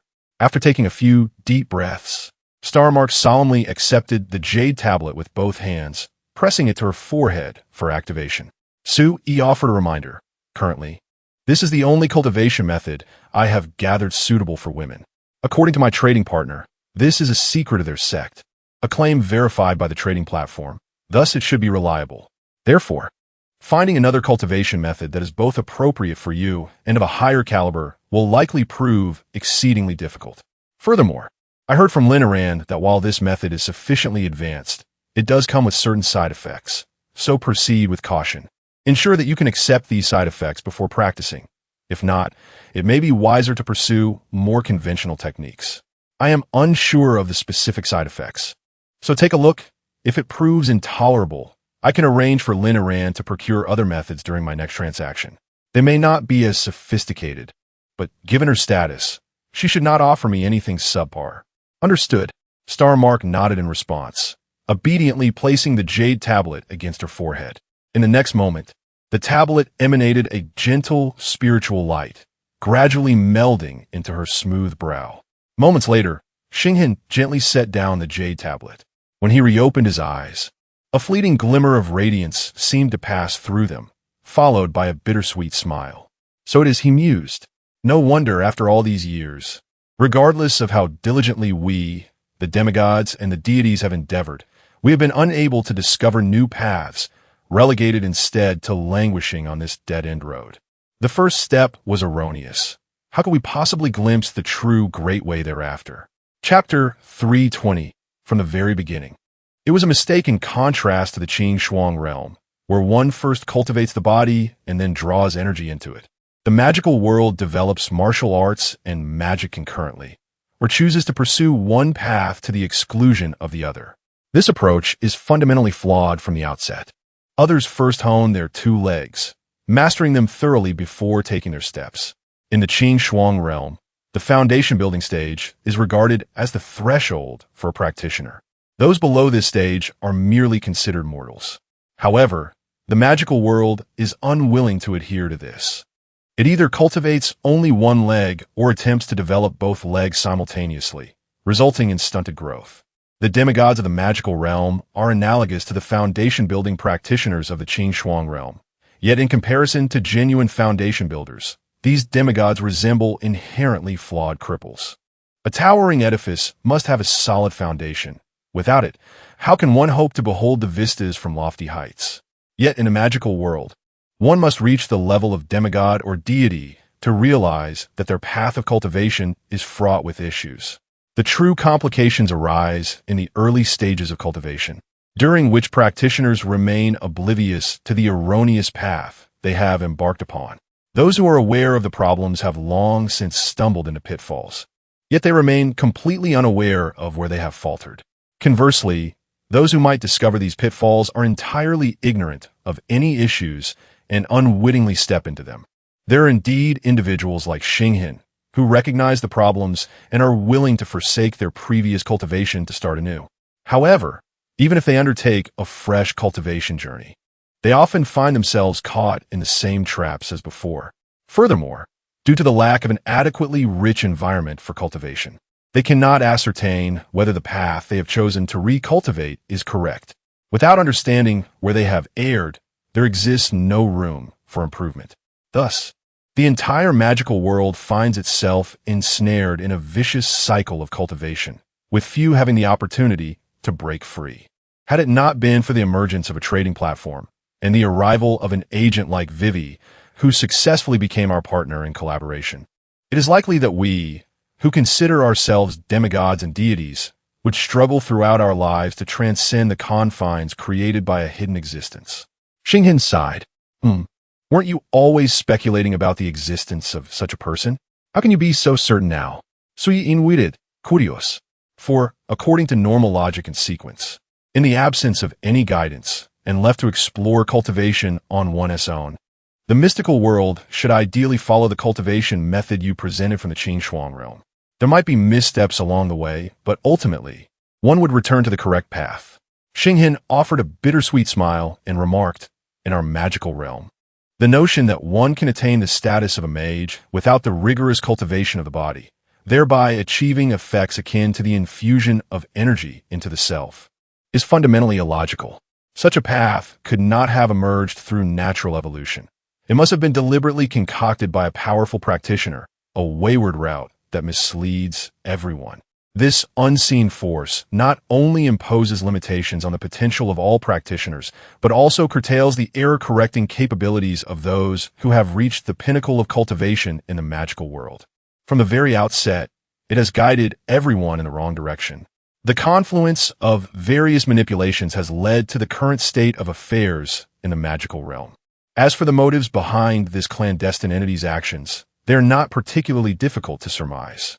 By restraining all practitioners globally, it ensures its own position as the most formidable entity in existence. This self-serving behavior, which willingly stagnates the development of the entire world, is indeed a heinous act. It is not beyond the realm of possibility. Take, for instance, the last feudal dynasty of the Jojo region, which willingly lost wars and ceded territory for its own selfish interests rather than embracing advanced technologies and ideas. The rationale is fundamentally the same. Furthermore, for the puppeteer controlling the magical world, there exists no external threat. As long as it maintains dominion over its small domain and nurtures the beings within, it suffices. What is even more alarming is that it has not merely restricted the cultivation paths of all. It has also employed some unknown means to grant the practitioners of the magical world lifespans far exceeding those of normal cultivation. Xinghin stated solemnly, in comparison, practitioners of the body refinement and qi cultivation stages in the Qingxuan realm can only expect to live 200 to 300 years at most, while those in the foundation establishment stage have lifespans of merely 500 years, and golden core practitioners live for about 1,000 years. In stark contrast, the combat strength of the semi-divine beings of the foundation establishment stage boasts lifespans exceeding 10,000, even several tens of thousands of years.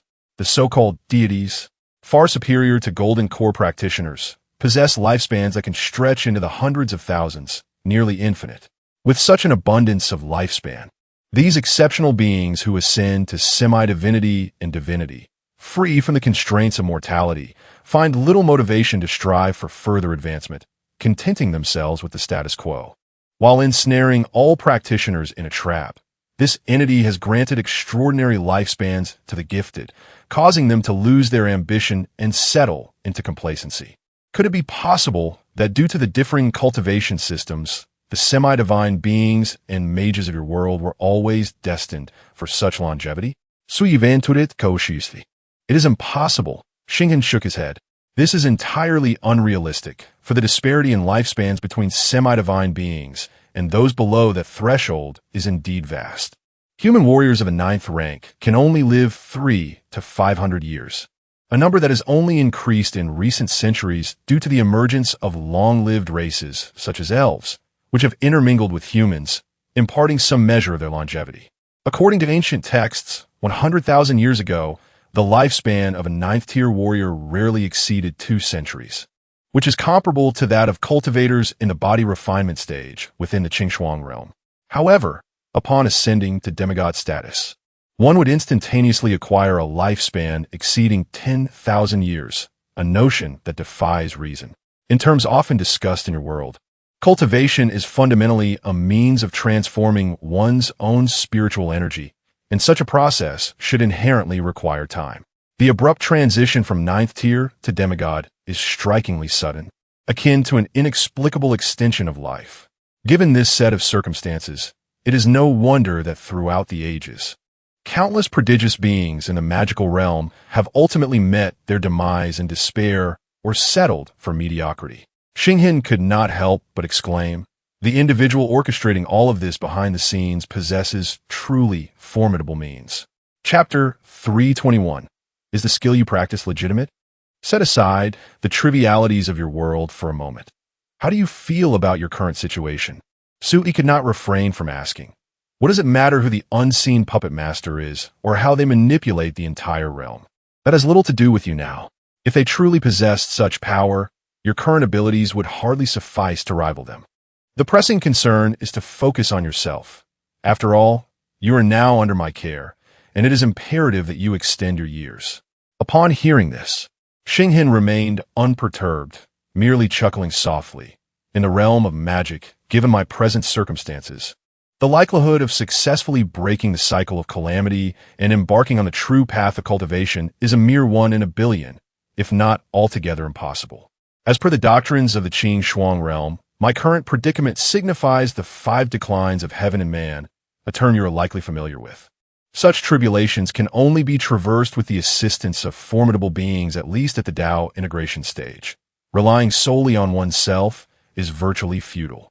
The ascension path in the magical realm has been thoroughly obstructed, leaving me utterly lost in my quest for the right direction. As for the shadowy figure who orchestrates our world, irrespective of their willingness to aid me, if they possess the strength of the Tao integration stage, there would be no need for them to resort to such elaborate means to disrupt the normal developmental trajectory of the world as cultivation system. Considering the resources of the entire magical realm, it would take millions of years to potentially uncover a being more powerful than they. Thus, hope within the magical world is nearly non-existent.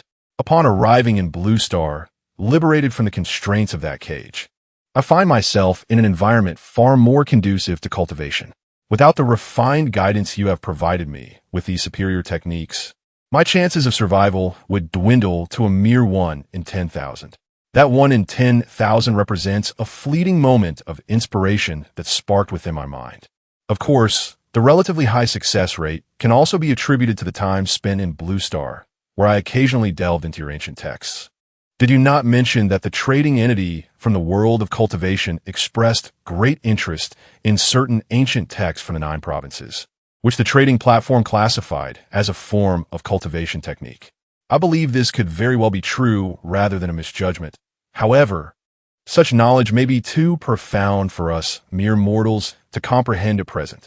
Now, with the comprehensive cultivation technique you have bestowed upon me from another world, and with a clear direction at hand, I possess at least a 30% assurance of success. If, in addition, the disaster-evading elixir you provided can extend my lifespan by several decades, that probability may indeed increase.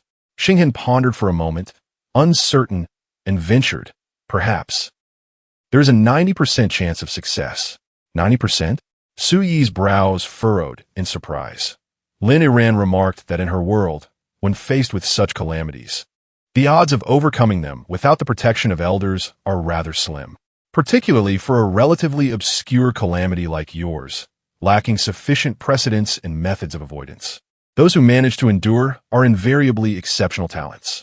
You are remarkably confident in your 90% likelihood of overcoming this trial. Who among us is not a genius?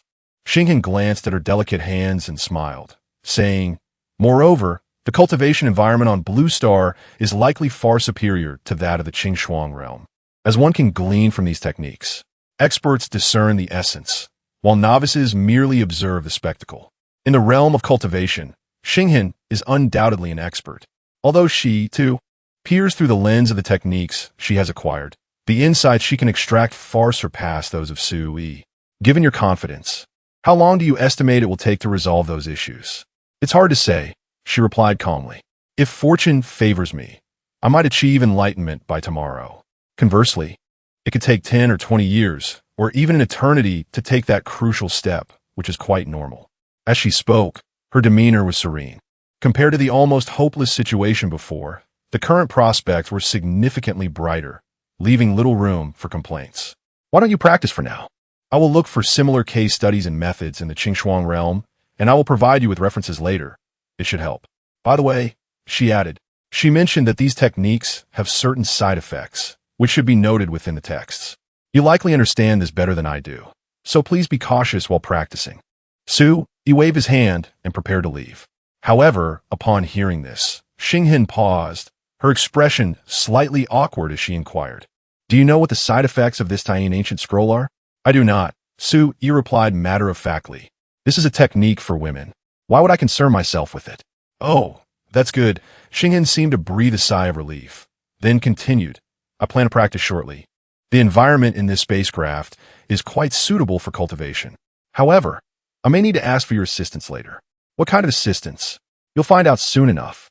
Just wait for me in the lounge of the captain's quarters, Xinghan said, casting a discreet glance at Yuling before handing her the jade slip containing the techniques and entering a resting chamber within the captain's quarters. Yuling seemed to discern something from Xinghan's glance and, looking at the jade slip in her hand, turned to Su Yi and said, "You wait here for Sister Xinghan. I'll step out to find something to eat. We can also experience what it's like to dine aboard the starship. Go ahead." Su Yi observed the subtle interaction between the two women, instinctively sensing that there was something more beneath the surface. However, considering that they would not harm him, he refrained from probing further and settled down in front of the floor-to-ceiling window facing the starry sky. As the starship was en route to Blue Star, sitting at this angle allowed him to behold the vibrant, azure planet, a sight that was utterly refreshing and breathtakingly beautiful, until Xinghan appeared before him, obscuring his view of the landscape, yet presenting an even more exquisite sight. "What are you doing?" Su Yi stammered, his throat tightening at the sight of the hint of spring beneath her translucent robe. "Practicing." Xinghan endeavored to maintain her persona as an aloof girl. Yet when the subject arose, her expression betrayed a hint of discomfort. Nevertheless, she seamlessly settled herself upon Su Yi's lap. "Training? Is this practice of yours even legitimate?" Su Yi gazed at the enchanting figure who had suddenly nestled into his embrace, momentarily at a loss for words. Just after the contract was altered, she resorted to such tactics? Is this a test for a cadre? Which cadre could withstand such an ordeal? The very essence of your technique is inherently dubious. Xinghan leaned closer to Su Yi's ear, her words sounding almost like a lament, yet resonating with a sense of yearning. Her warm breath caressed his ear. To hell with it. Let us proceed first and sort the rest later. Chapter 322. Can the cultivation method of the Hawan sect be considered proper? The ancient volume of the moon is indeed a cultivation method well suited for women, yet the prerequisites for mastering it are rather stringent. Before the expansive floor-to-ceiling window, Xinghan curled up in Su Yi's embrace, imparting some knowledge concerning cultivation. What makes it stringent? Xinghan elucidated. To cultivate this technique, there are only two paths.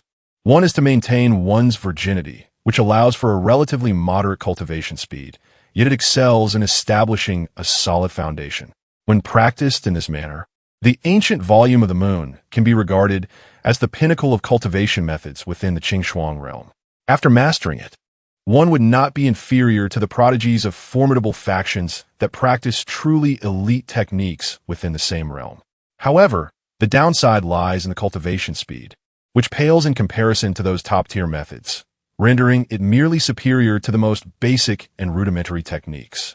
The other path, however, is the method most commonly adopted by those practicing this technique, though this approach, while it resembles what we just did, Su Yi finally grasped the implication.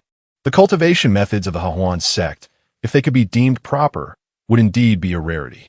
Thus, one must either maintain virginity or engage in the practice of yang, replenishing yin.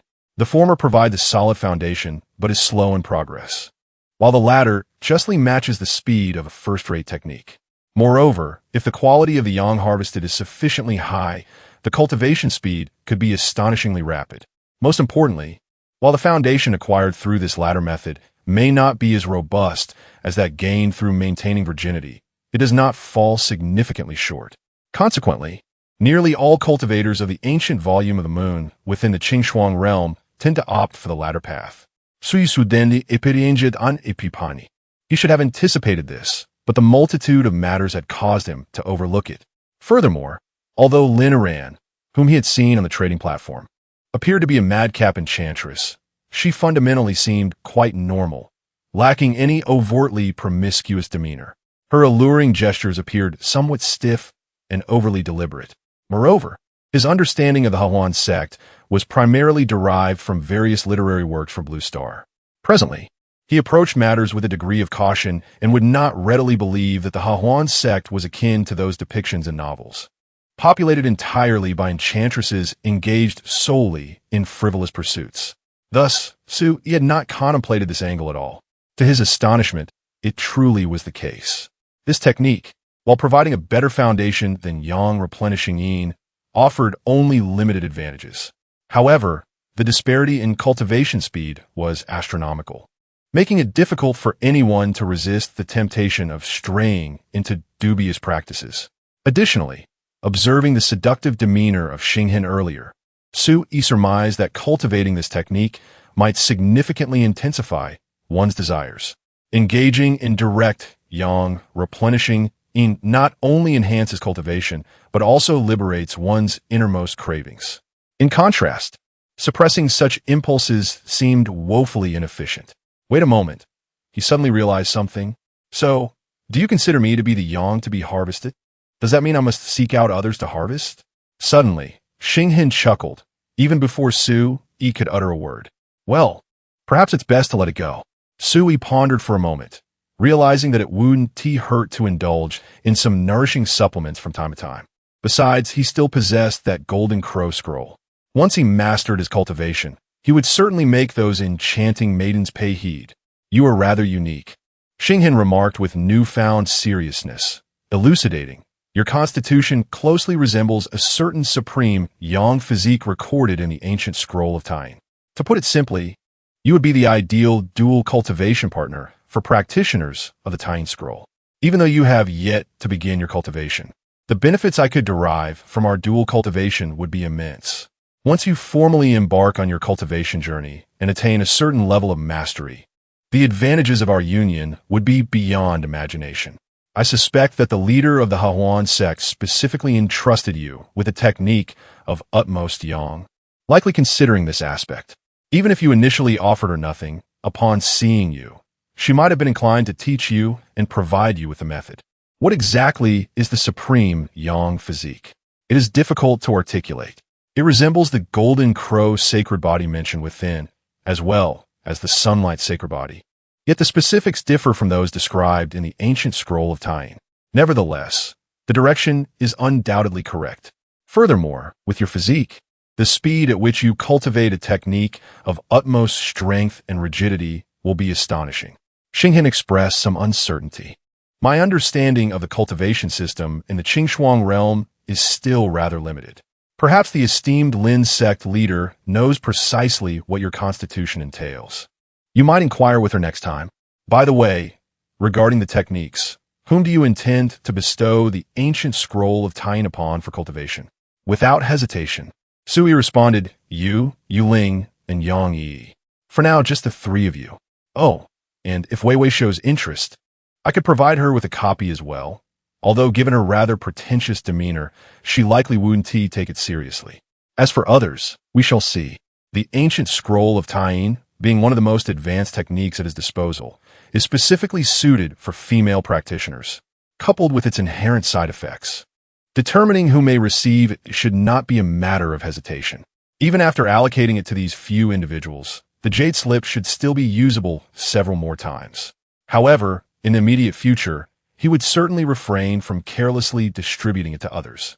To speak of the side effects alone, should it be learned by other women, their partners might face dire consequences. It is only because of Yi's extraordinary constitution that he can withstand the repercussions, even daring to allow the four women closest to him to cultivate it. Don't ask. The answer is simply confidence. Regarding your golden crow scroll, I advise against disseminating it indiscriminately. These techniques are currently too advanced. If you wish to popularize cultivation on Blue Star, it would be wiser to seek the esteemed Lin sect leader for some more commonplace or lower-tier techniques found within the Qingshuang realm. As Xinghen spoke, she hesitated, feeling that her words echoed the sentiments of a shadowy figure controlling the magical world, severing the ascension paths for all beings within. However, this is a dilemma she must contemplate. It is precisely because she is a prodigy in the realm of cultivation that she possesses a deeper understanding of the extent to which certain talents can be exaggerated. Given the cultivation environment of Blue Star, coupled with an advanced technique, it is entirely possible that a genius could emerge, reaching a level of power in an exceedingly short time that even Su Yi and the Tianyu group would find insurmountable. Should this individual be grateful and remember Su Yi's guidance, it would be manageable. However, if they were to turn against him, severing ties and denying any allegiance, the consequences would be uncertain and perhaps only known to fate. As the representative of the trading platform, Su Yi feels no trepidation towards threats from other realms. Yet he must remain vigilant against dangers that may arise from within Blue Star itself. Chapter 323. The shift in position. It is quite rare for you to take the initiative to speak with me about this. Were you not previously casting shadows upon me, as if I were the puppet master behind your world? Su Yi teased as he listened to Xinghan's words. After a moment of silence, Xinghan shook her head, stating, "It is merely a matter of differing stances. In the realm of magic, she is a victim oppressed by the unseen puppet master of her world, harboring an ingrained hatred towards them. Yet, here on Blue Star, she belongs to Su Yi, and naturally, her considerations must align with his perspective. While severing the evolutionary pathways of all beings in the world is undeniably a cruel act, from the viewpoint of the one who executes it, can it truly be deemed wrong? Clearly, it is not. In fact, it could even be argued that it is unequivocally justified. This illustrates the distinction between the metaphysical and the technological realms. The technological approach requires painstaking progress, where, in the later stages of development, catching up to more advanced civilizations demands the collective effort of countless individuals over many years. The overseers of such civilizations can foresee these trajectories and intervene preemptively. Conversely, the metaphysical realm allows for the possibility that amidst billions of beings capable of cultivation, each individual remains an unpredictable chaos, with some perhaps achieving nothing despite a lifetime of effort, while others may experience modest success, forever deprived of the view from greater heights.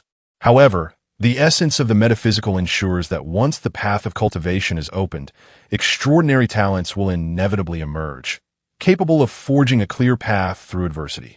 There will also be those whose rise to prominence occurs so rapidly that it becomes impossible to contain. As one who stands atop the pinnacle of power, it is difficult to ignore the implications of such potentialities. Even if one possesses the grace of imparting knowledge, which, in the realm of authentic cultivation, is a favor greater than the heavens, can one truly expect universal gratitude? Such expectations are folly. Often, the greater the favor, the deeper the resentment. Thus, she advised Su Yi accordingly.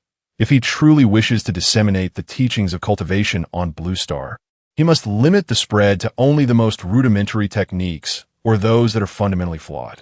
Furthermore, he must leverage Blue Star's network and the AI of the Tianyu group for real-time monitoring.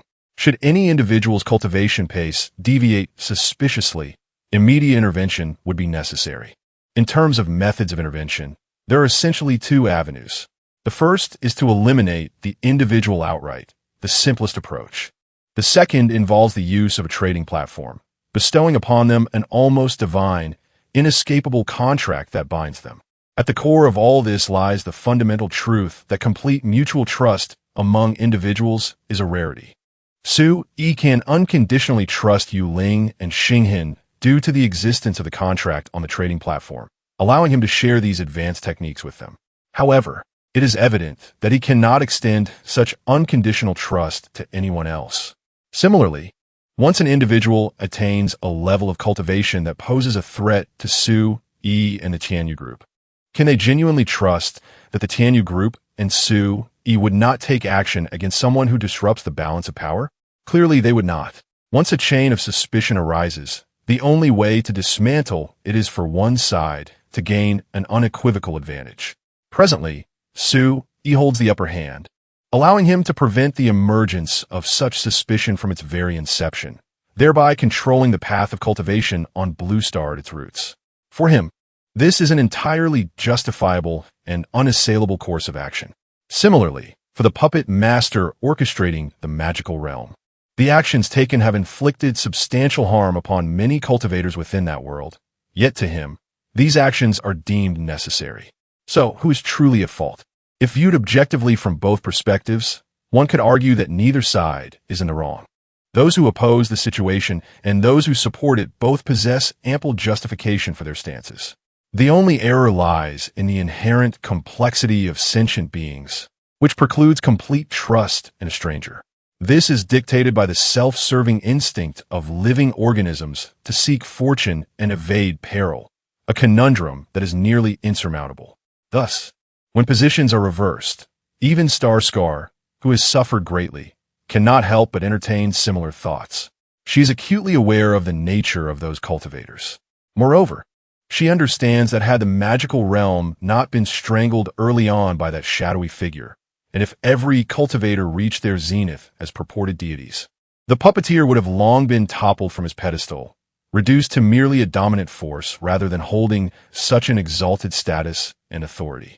Just as in history, slayers of dragons inevitably become the next malevolent beast. Oftentimes, it is not that one is inherently evil, but rather that shifting allegiances compel them to commit malevolent acts. The rulers and the ruled are fundamentally at odds, and even the most exemplary sovereign cannot elicit universal gratitude. In contrast, in the realm of rapid technological advancement, achieving excellence and garnering the support of the majority suffices. However, in the mystical realm, even with overwhelming backing, the emergence of a single genius from a small faction of dissenters poses a monumental threat. Indeed, perspectives have shifted.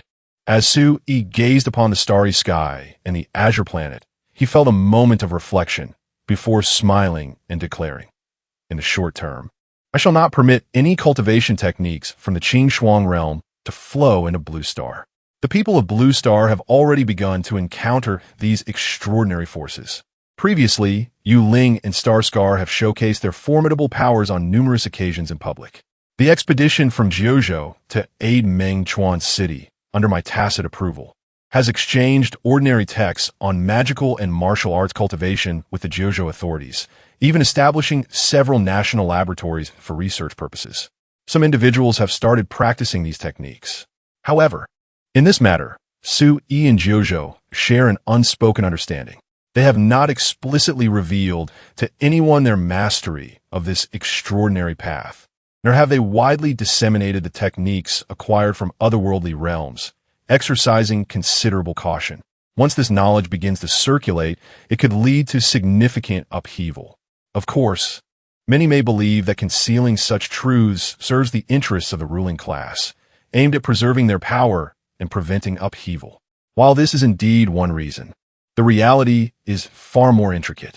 Currently, the state of affairs in the 9 provinces is remarkably tranquil.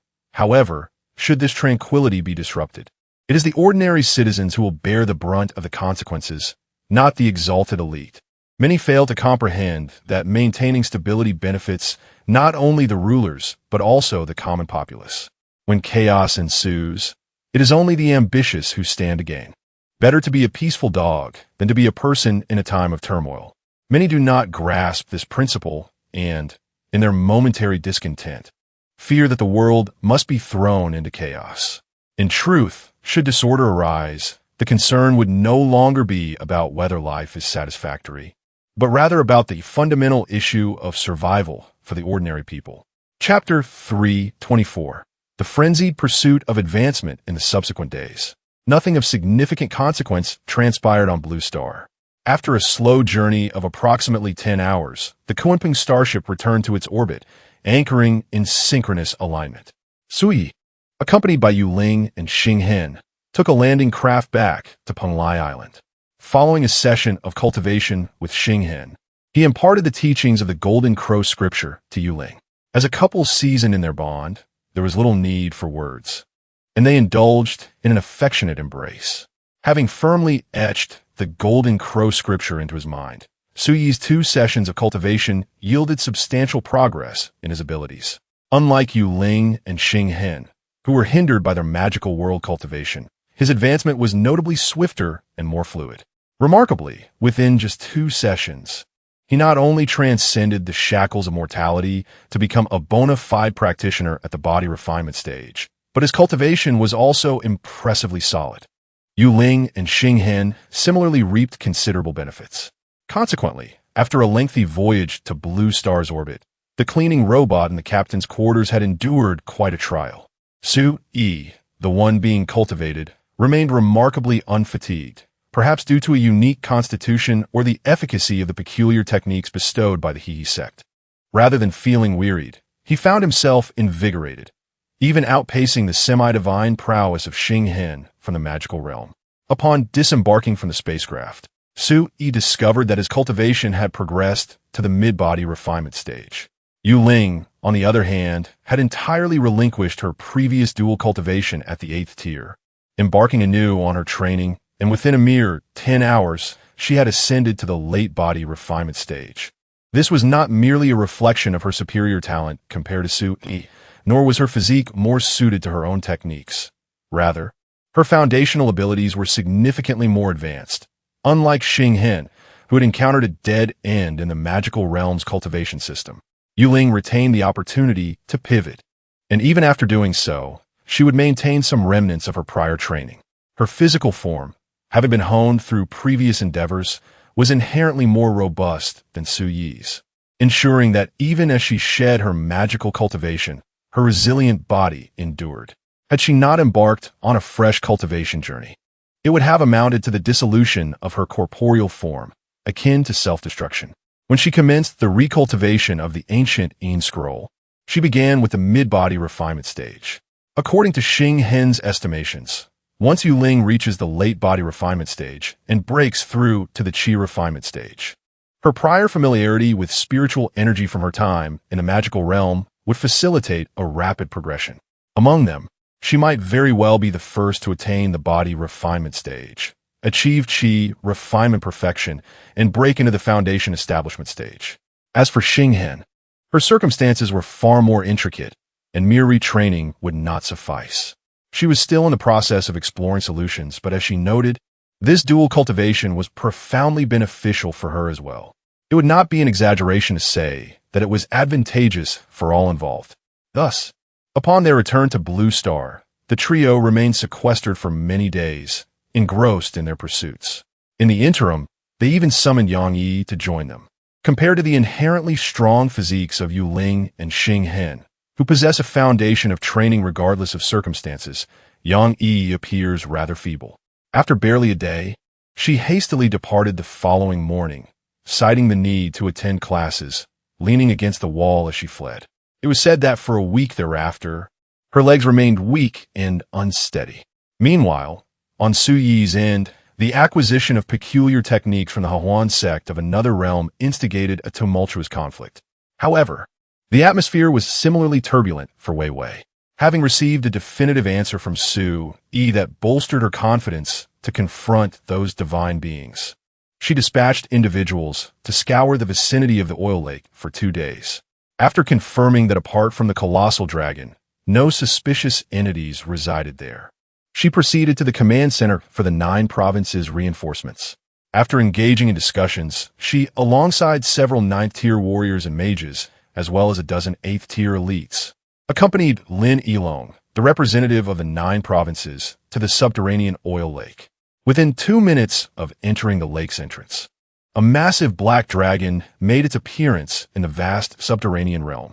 Esteemed Queen Mengchuan, I, Oriel, the son of the Black Dragon King and a distinguished guest from another world, extend my greetings to you, in stark contrast to its previous aggressive demeanor towards others.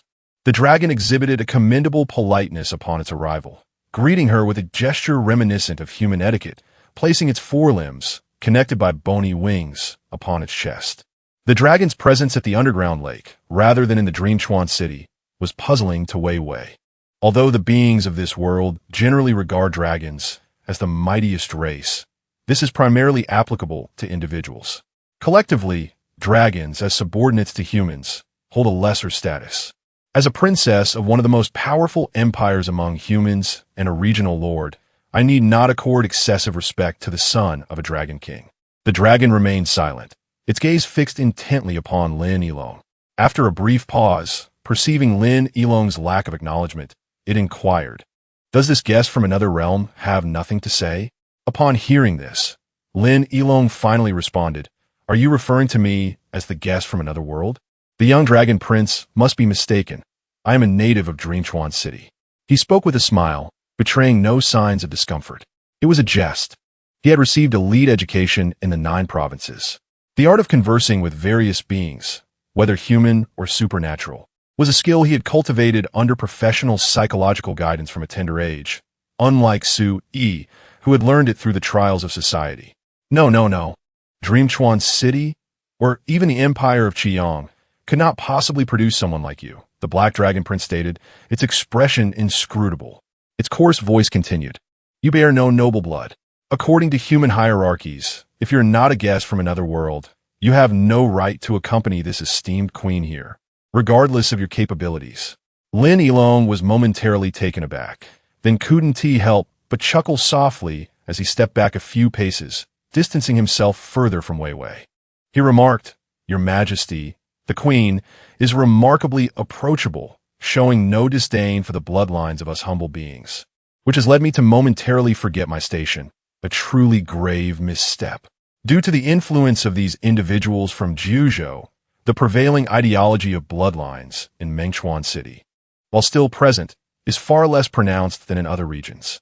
Even the noble-born bureaucrats and military officials of the magical realm, who initially displayed discrimination towards these Juzhou people upon their arrival, ceased such attitudes following the first grand display of artillery. No one dared to look down upon these Juzhou individuals due to their lineage thereafter. Consequently, neither Lin Yilong nor the powerful elites of Mengchuan City perceived any issue with his presence here. Ironically, it was the outsider, the Black Dragon, who instantly recognized the anomaly. Chapter 325.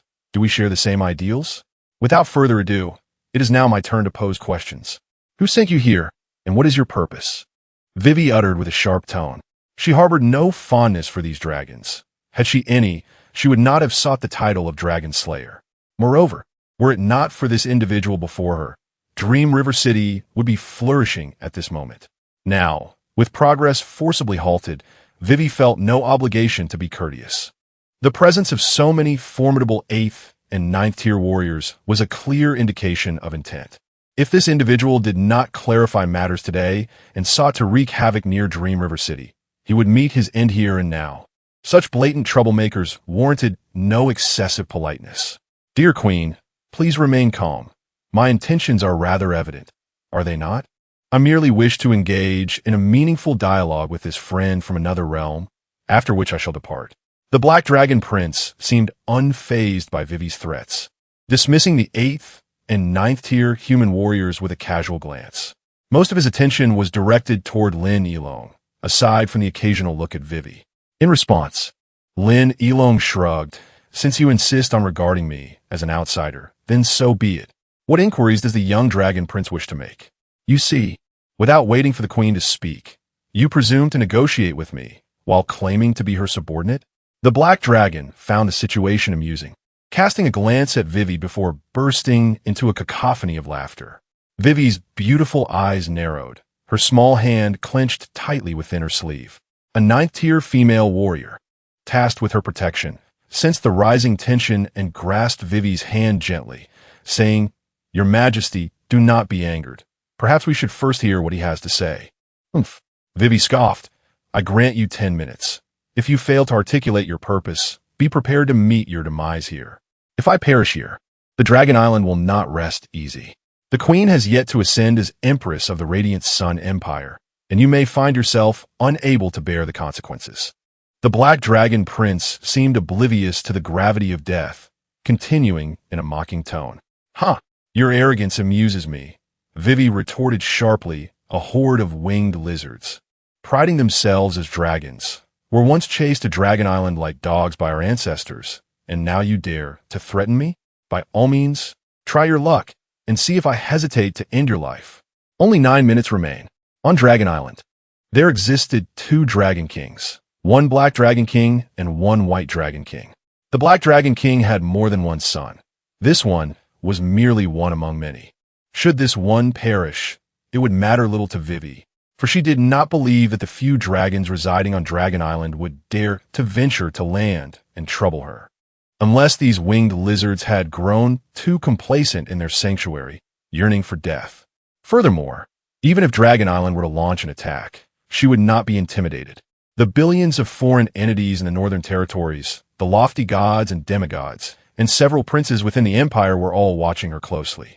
With so many nuisances, how could she fear a handful of lizards?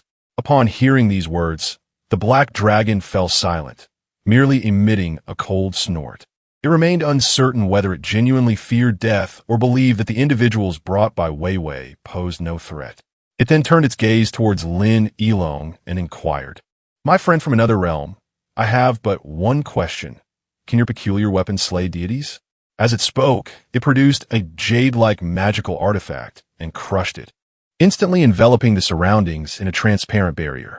The formidable beings of the 8th and 9th ranks, accompanying Wei Wei, felt a shiver, initially fearing they had entered a trap set by the dragon. However, upon realizing that it was merely a soundproof barrier, they breathed a sigh of relief.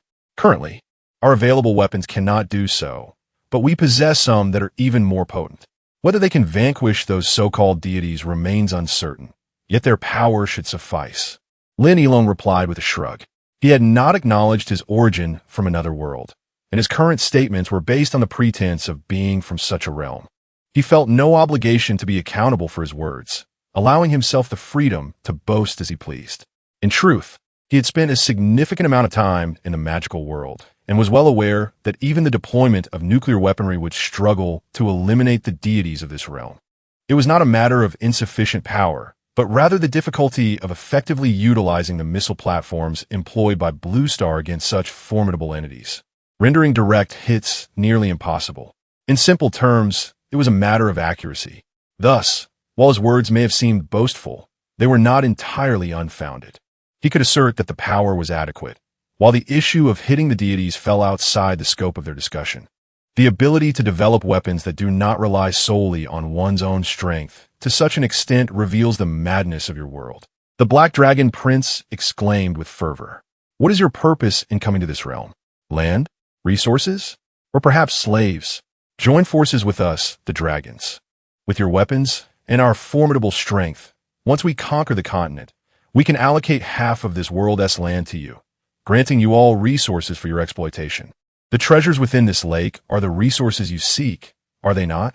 I know of a place that surpasses this 100-fold, even 1,000-fold. As for slaves, every creature in this world, barring the dragon kin, can serve you. Those enchanting elves, robust orcs, and even the exalted deities, should you assist us in defeating them. We can seal and tame them into the most wretched of slaves at your beck and call. Even this esteemed princess of the Radiant Sun Empire, Queen Mengchuan, could be sold to you as a slave, subject to your whims. Those nobles who pride themselves on their lineage could all become your subjugated prisoners, aligning perfectly with the ideals of equality you espouse among the orcs, would it not? Come, the Dragonkin are your most suitable allies. We share the same ideals and aspirations, free from the constraints imposed by the human world. Lin Yilong found himself at a loss for words, utterly taken aback by this unexpected turn of events. It is evident that this colossal dragon possesses a certain understanding of the internal circumstances of Dream River City. Even being aware of the concepts of equality often espoused by the Jojo people, who frequently engage with the orcs. However, the notion of such ideals emanating from the mouth of this dragon strikes one as rather amusing. Do you perhaps harbor a misunderstanding of what it truly means to coexist equally? It is hardly what one would call equality to subjugate all sentient beings into servitude. Chapter 326. Deities? Let them try, although the arrival of the dragon with ulterior motives was not entirely unexpected. The audacity with which he spoke in front of Wei Wei and others was indeed somewhat astonishing. Lin Yilong, of course, could not acquiesce to such a demand, setting aside the fact that he was surrounded by a throng of formidable individuals from Dream River City. Agreeing to such a request would likely result in his head being severed in an instant. Moreover, given that individuals from the 9 provinces must employ certain means through Wei Wei and Su Yi to enter the magical realm, it was utterly inconceivable for him to betray Wei Wei. Even if the 9 provinces possessed the capability to traverse freely between the magical world and Blue Star, it would be preposterous to forsake Wei Wei, a trusted ally, in favor of forging an alliance with an entirely unfamiliar dragon. Although the reasons remained elusive, Su-yi had previously mentioned that upon their arrival, any agreements made with Wei Wei could subsequently be relayed to him, alleviating concerns regarding potential breaches of contract. This could stem from Su-yi's unique abilities or perhaps some undisclosed reasons between the two parties. Regardless, what mattered most was that in this unfamiliar magical world, Wei Wei stood as the only individual from another realm whom the 9 provinces could fully trust. At the very least, the terms inscribed in the contract would ensure that she would not act in bad faith, a truth evidenced by her prior conduct. Currently, there were a total of 20,000 individuals from the 9 provinces stationed in or around Dream River City, inevitably leading to numerous complications. Furthermore, due to their origins from a different world, navigating the issues arising according to the magical world's regulations proved challenging. Hence, the higher echelons of the command chose to draft similar agreements with Wei Wei, endeavoring to grant the newcomers some innocuous privileges or conveniences without infringing upon the sovereignty of the Radiant Sun Empire. Such matters were sensitive not only in Blue Star, but also in the magical world. Nevertheless, after signing the contract, Wei Wei had adhered strictly to its stipulations. Numerous instances mirrored this scenario. As newcomers, the people from the 9 provinces found themselves at odds with many aspects of this world, necessitating considerable assistance from Wei Wei, the local leader. Some of this assistance undoubtedly placed Wei Wei in awkward positions. Yet, ever since the contract was signed, she had never once faltered in her commitments. Given Wei Wei's demonstrated reliability, it would be unthinkable for the 9 provinces to abandon such a steadfast ally in favor of aligning with a dragon that seemed dubious at best. Thus, in the face of the dragon's outstretched olive branch, Lin Yilong merely smiled and offered no response. After a brief silence, with her hand resting upon the hilt of her sword, Wei Wei's expression remained impassive as she stated, "You have 5 minutes remaining." The Black Dragon Prince, undeterred by Lin Yilong's silence, continued, "Well, you are indeed encircled by this group, making it difficult to respond. You may take your time to contemplate my proposal. Trust me, it is undoubtedly the best choice for you. Furthermore, to shield you from being deceived by these mortals, I can impart to you an even grander secret. Do not think that by denying your otherworldly origins here, you can fool anyone. I can assure you, from the very first day your peculiar group arrived in Dream River City, demigods have taken notice of your presence. However, they remain uncertain about whether you hail from another realm, how you arrived in this world, and if there exists a possibility for your return. Their hesitation stems from an abundance of questions, which has prevented them from taking immediate action. As time has elapsed, the interest in you is extended beyond mere demigods. As far as I am aware, there are multiple deities now observing you, along with even more entities lurking in the shadows, yet to reveal themselves. When the day comes that these beings can no longer restrain themselves, or you unveil something sufficiently enticing, do you truly believe they will continue to watch you from behind the scenes? At that juncture, this newly crowned Queen of Dream River will be unable to protect you. Even if she were to ascend to the throne of the Blazing Sun Empire, she would remain as insignificant as an ant in the eyes of those entities. You are utterly unaware of the formidable beings you are destined to confront. Have you finished? Vivi scoffed impatiently. All mere puppets manipulated by others. Who among you is truly superior? Deities? Demigods? Let them come and test their might. However, I cannot predict what fate awaits me then, but you certainly shall not witness it. Even if I were to concede a hypothetical scenario wherein she has the backing of a trading platform, she still preserves an avenue of retreat. Naturally, there is nothing to fear. 10 minutes have elapsed, and regrettably, you have failed to provide a single reason for me to abandon my intent to end your life. With that, Vivi stepped back a few paces. The several 9th-tier powerhouses by her side immediately positioned themselves in front of her. Dragons are born warriors, and this black dragon, as a noble among them, is particularly exceptional. In a one-on-one encounter with a human 9th-tier powerhouse, whether a martial artist or a mage, it can easily triumph, though killing the opponent may prove more challenging. However, if confronted by 2 or more 9th-tier adversaries, it would find the encounter increasingly taxing. Yet as long as it does not act foolishly, victory remains attainable. Should it face a ninth-tier human adept in both martial and magical arts, or 3 or more specialists in a singular discipline, an ordinary ninth-tier dragon would have no choice but to flee. Yet, the Black Dragon, as a purebred member of dragon royalty, still possesses a fighting chance, and there's a certain probability of victory. However, when the opposition numbers 4, or even 5 or 6 ninth-tier humans, even the mighty Black Dragon would find itself compelled to escape. Fortunately, its vitality far exceeds that of ordinary dragons, even when besieged by numerous human powerhouses. As long as it avoids entrapment in magical arrays, fleeing is not a daunting task. This is precisely why the Black Dragon Prince before you remains entirely unfazed. The elite combat forces in Dream River City are indeed formidable, but with the magical artifacts for self-preservation that it carries, even if they were to muster their entire strength, they would struggle to contain it. At most, it would result in some injuries, which is inconsequential for a dragon with such exceptional resilience. Moreover, the individuals brought by Vivi lack even half of the elite combat power present in Dream River City. Oomph. The dragon disdainfully snorted and then cast a glance at Lin Yilong. Being from another realm, remember my words and contemplate them well. Next time, I shall seek you out privately, and I hope to receive the answer I desire. With that, it spread its wings, preparing to depart. Vivi, with an expression devoid of emotion, commanded, "Eliminate it." Chapter 327. Dragon slaying in this cramped and shadowy underground realm, a monumental battle was on the brink of eruption. Among the 7 ninth-tier powerhouses from Dream River City, 6 surged forth to confront the colossal dragon, while a lone female warrior remained to safeguard Vivi's safety. After all, she was merely a 7th-tier novice, ill-equipped to partake in such a fierce conflict. As for Lin Yilong, at the very onset of the skirmish, he was whisked away by a creature summoned by an 8th-tier mage, a familiar adept in the art of summoning. The remaining nearly 28th-tier warriors from Dream River City provided support to their 9th-tier counterparts, biding their time for an opportune moment to strike. Although it was a formidable challenge to inflict any significant damage on the 9th-tier Black Dragon, they could still exploit vulnerabilities, gradually draining its strength.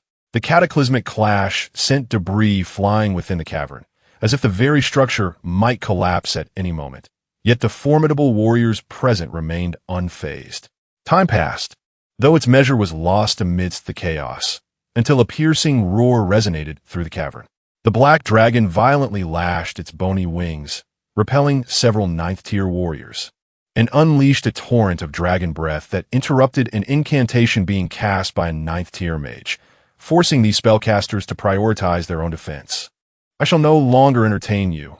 Mere insects," it declared before soaring skyward, crashing through the hard rock ceiling above. Amidst tremors that shook the earth, the thick subterranean layer, situated at least 100 meters beneath the surface, was forcibly breached, allowing the dragon to burst forth from the cave. Beneath the blazing sun, the Black Dragon emerged, roaring triumphantly, its obsidian scales glimmering under the sunlight, radiating a dazzling metallic sheen. Observing this spectacle from over 10 kilometers away, Lin Yilong decisively seized his radio, exclaiming, "Now is the time, launch the missiles." Missiles have been launched. Personnel on site should seek nearby cover and prepare for impact. As he spoke, 2 missiles, trailing fiery tails, ascended silently from the mountains behind, vanishing into the clouds above. Lin Yilong quickly picked up the radio once more. "Lord of the City, the missiles have been launched and will reach the target area within a minute at the latest. You must hold the dragon at bay and seek shelter or distance yourselves when the missiles arrive." "Understood. We shall proceed according to the original plan," came Vivi's voice through the radio. At that moment, she remained within the cavern, responding, "Delay it for 30 seconds, then activate the external magic array, and make your swift exit." "Affirmative." The assembly of 8th and 9th-tier warriors responded in unison, hastily pursuing the exit from the cave, which had partially collapsed. Vivi, meanwhile, was led away from this perilous location by the female warrior. Just as the Black Dragon had burst forth from the cave, reveling in its newfound freedom, an intense sense of danger surged within its core, compelling it to glance toward the sky in the direction of Dream River City. A profound confusion filled its enormous eyes. What is that? Why do I feel as though evasion means certain death? Nevertheless, confusion notwithstanding, when it came to matters of survival, the dragon did not hesitate.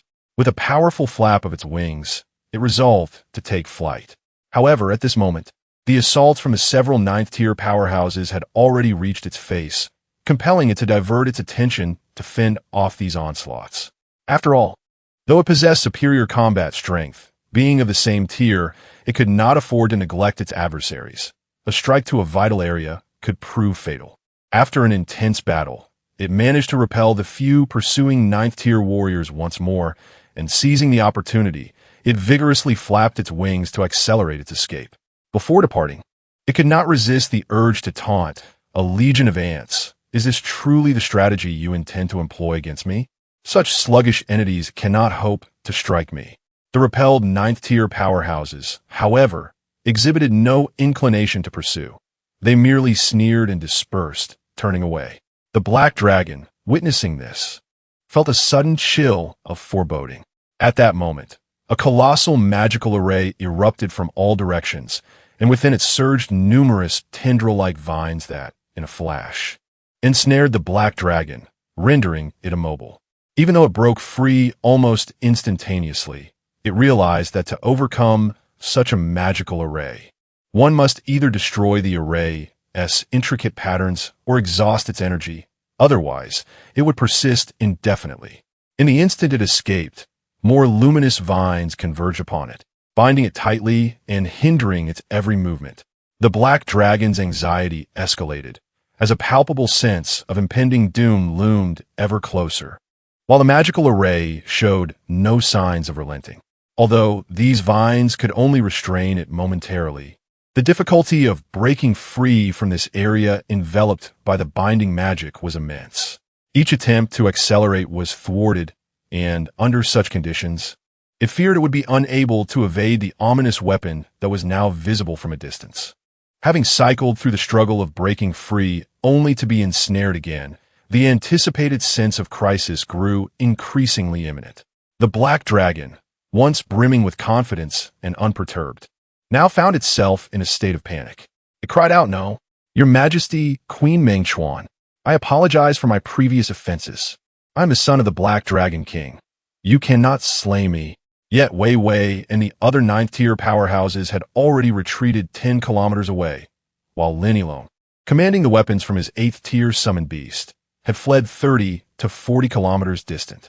No matter how loudly it screamed, no one would heed its pleas. Finally, as the warning signals in the Black Dragon Prince's heart reached their zenith, even causing difficulty in breathing, the sluggish object finally approached within proximity. With its keen eyesight, it could now clearly discern the nature of this object. It appeared to be a peculiar cylindrical entity, seemingly connected in the middle, with the rear emitting a fierce tail flame. While it could not identify the dark object before it, nor comprehend the meaning of the black-framed, red-bottomed nuclear radiation symbol inscribed upon it, it could unmistakably sense the power lurking within the small warhead, a force that sent shivers down its spine and instilled a profound terror within its heart. The black dragon made a final effort, breaking free from the entangling light vines. Yet, how could such a meticulously prepared trap allow for an easy escape? As it found itself once again ensnared by the luminous tendrils, despair enveloped the creature. With the projectile drawing ever closer, it could only engage in a futile struggle, releasing a searing breath of fire towards the oncoming threat. Clearly, this proved to be of no avail. Accompanied by a flicker of magical radiance, a defensive enchantment affixed to the projectile effortlessly withstood the dragon's fiery assault. In an instant, the projectile, moving at several times the speed of sound, reached the dragon's side, exploiting the opportunity presented by its entanglement in the light vines to strike directly at its abdomen. In the next moment, beneath the scorching sun, yet another blinding orb ascended amidst the mountains, accompanied by the emergence of a colossal mushroom cloud. Chapter 328, the outlandish weapon merely at the 9th tier, yet possessing a yield of 100,000 tons. Surely that suffices? From a distance atop the mountain, Lin Yilong, adorned with sunglasses, observed the nuclear explosion while kindly shielding the eyes of the 8th-tier sorceress accompanying him. Only after the blinding brilliance of the nuclear detonation had subsided did he release his hand. "Is this truly your ultimate weapon?" "Well, not quite," Lin Yilong shrugged. "We possess two varieties of nuclear armament. One is strategic, capable of waging a war that could obliterate nations, with power tenfold or even 100-fold greater than this. Such weapons are rarely deployed recklessly. The other is tactical, possessing comparatively lesser power and theoretically usable, yet it is seldom brought forth in our realm. I never anticipated my first encounter with such a magnificent treasure would occur here." "You refer to this as relatively small in power?" the youthful sorceress remarked, gazing at the billowing mushroom cloud. "I dare say the forbidden spells unleashed by a 9th-tier mage might only match this." "Not quite," Lin Yilong countered, shaking his head. "Over time, the realm of JoJo has gained a profound understanding of the combat capabilities of practitioners within the magical world. Theoretically, these formidable 8th and 9th-tier beings, when unleashing their full potential, can summon energies far surpassing that of a tactical nuclear weapon, even exceeding the outrageous power of strategic nuclear weapons rated in the millions of tons. However, these magical entities exhibit considerable deficiencies in the intricate manipulation of the energies they can command. To put it plainly, while they may manifest these energies in various external forms, wind, fire, and the like, they lack the ability to control the method of their detonation or to strike a specific point with lethal precision. Nuclear weapons, however, are distinctly different. Under the auspices and guidance of human technology, the moment of detonation reaches temperatures soaring into the millions of degrees. No life can endure such heat. Not even a 9th-tier dragon, let alone a deity, could withstand such an explosion.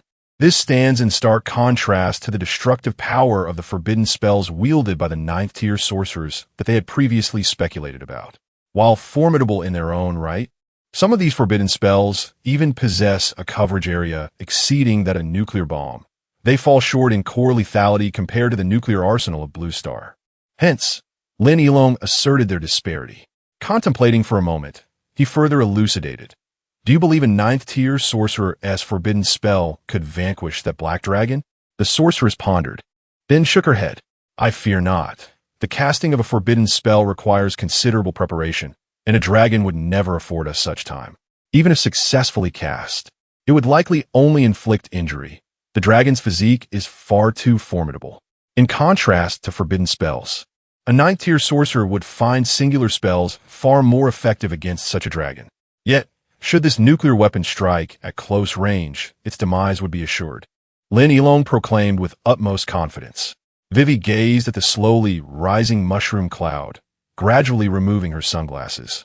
However, upon reflection, she found the accessory quite appealing and donned it once more. Turning to the nearby 9th-tier guard, she inquired, "What is your assessment of its power?" The female warrior promptly replied, "It is peculiar. It appears to possess a potency akin to that of certain 8th or 9th-tier mages' forbidden spells. Yet prior to detonation, it felt exponentially more formidable. With a forbidden spell, I might sustain serious injuries, but should it have been a black dragon, the damage would likely have been minimal. However, this device instills a sense of certainty that should it strike the dragon, that beast would meet its demise." A smile graced Vivi's lips as she turned towards Dream River City, instructing, "Send someone to inspect the site and ascertain the dragon's fate. I shall take my leave."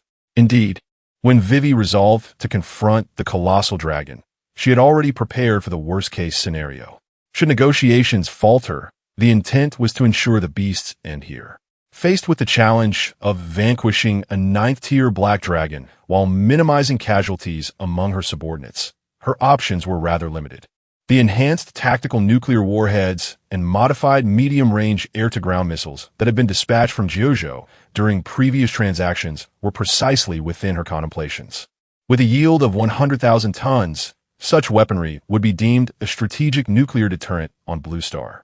However, considering the peculiar circumstances of the magical realm, experts from JoJo concluded that conventional tactical nuclear arms with yields of several thousand tons would likely pose little threat to the high-tier practitioners of this world. Thus, in a reckless frenzy, They escalated the export designation of tactical nuclear weaponry to 100,000 tons for the magical domain. It is noteworthy that the small buoy dropped by the bald eagle over the territory of the foot basin chicken was merely 15,000 tons. Two of such devices would silence any opposition, while 100,000 tons of tactical nuclear weaponry would be extraordinary on Blue Star. It appeared exceedingly rational when facing the formidable entities of the magical realm.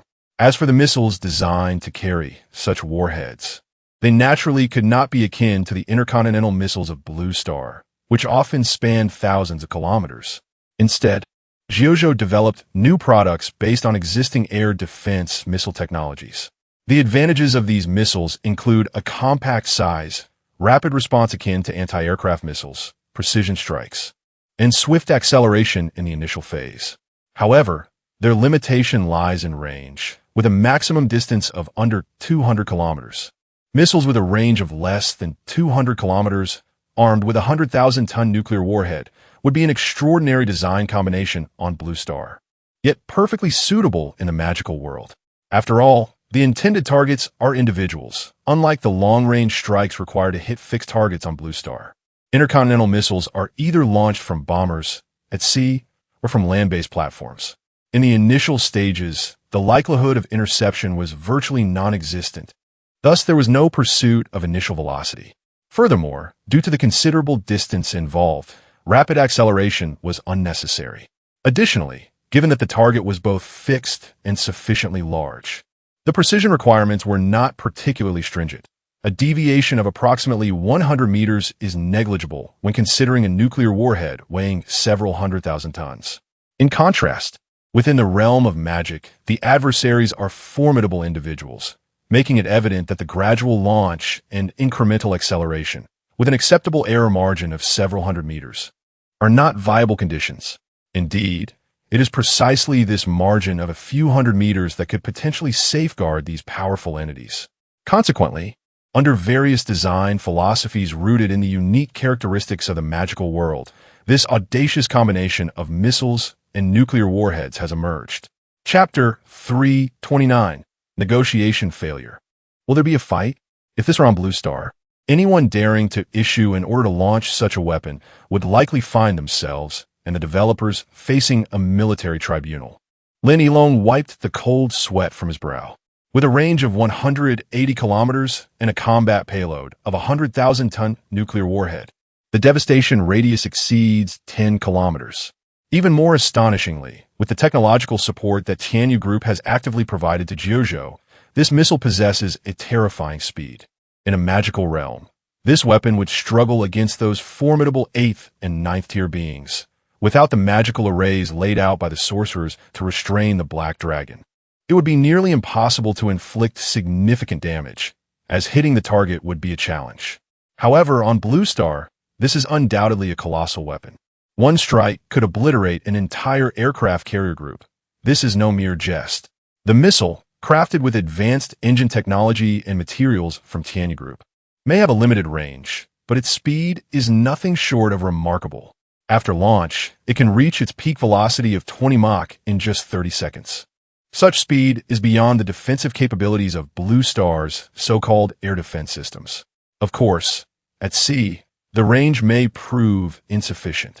Yet, sacrificing some speed to extend the range would pose no issue. For shipborne air defense systems, there is little distinction between a missile traveling at 20 Mach and one at 10 Mach. Neither can be intercepted. Despite the boast from nations led by the White Eagle regarding their Aegis and Patriot systems, the reality is that Blue Star's current weapon systems prioritize offense far more than defense. There are numerous offensive weapons for which there are no countermeasures.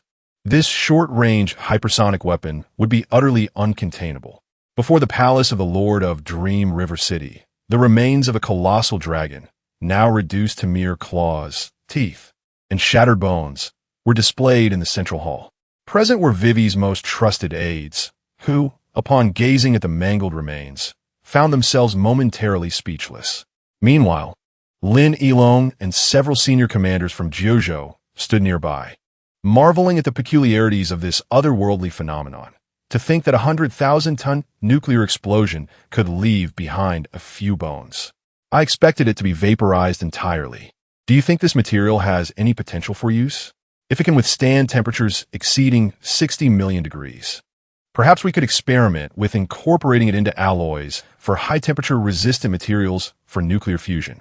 What we need that for? Hasn't Tianyu Group already solved the nuclear fusion issue? True, I've heard that their alloys are quite extraordinary, ideal for tank armor. Let's be serious. This is not the time for idle chatter. In stark contrast to the relaxed demeanor of the Jojo reinforcements, the locals of Dream River City displayed a more nuanced expression. Beyond their astonishment at having truly slain a 9th-tier black dragon, there were, in fact, deeper reasons for their unease. The recent event, wherein the black dragon was vanquished, is undoubtedly not the conclusion, but rather the inception of a greater ordeal.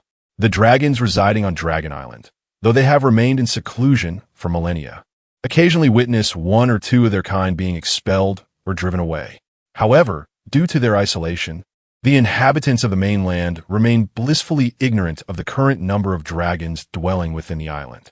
It is worth noting that although the dragons retreated from the island with merely a few million remaining, and despite their reproductive rate being inferior to that of elves, a significant passage of time has likely seen their numbers swell to at least 10 million. Given the formidable combat capabilities of these dragons, no one would perceive the island as a minor power. It is not an exaggeration to assert that the might of Dragon Island could surpass that of certain human empires. Should they rise again, it would likely require the combined efforts of several empires to repel the dragons once more. Yet, the predicament lies in the fact that these human empires are embroiled in internal strife or are engaged in conflict with one another. Could they unite against the dragons as they did a millennium ago? It is only when the dragons emerge en masse, threatening human extinction, that they might cast aside their grievances and unite against a common foe. However, that is far from the current reality. After all, it was Dream River City that felled the prince of the Black Dragons, and if the dragons were to retaliate specifically against Dream River City, it is unlikely that any other would come to their aid. The empires beyond the Radiant Empire would likely revel in its misfortune. Moreover, the internal conflicts among the princes of the Radiant Empire suggest they would prefer to see the burgeoning power of Wei Wei diminished. Ultimately, it appears that only Dream River City will be left to confront the dragons, which naturally induces a sense of trepidation among its leaders.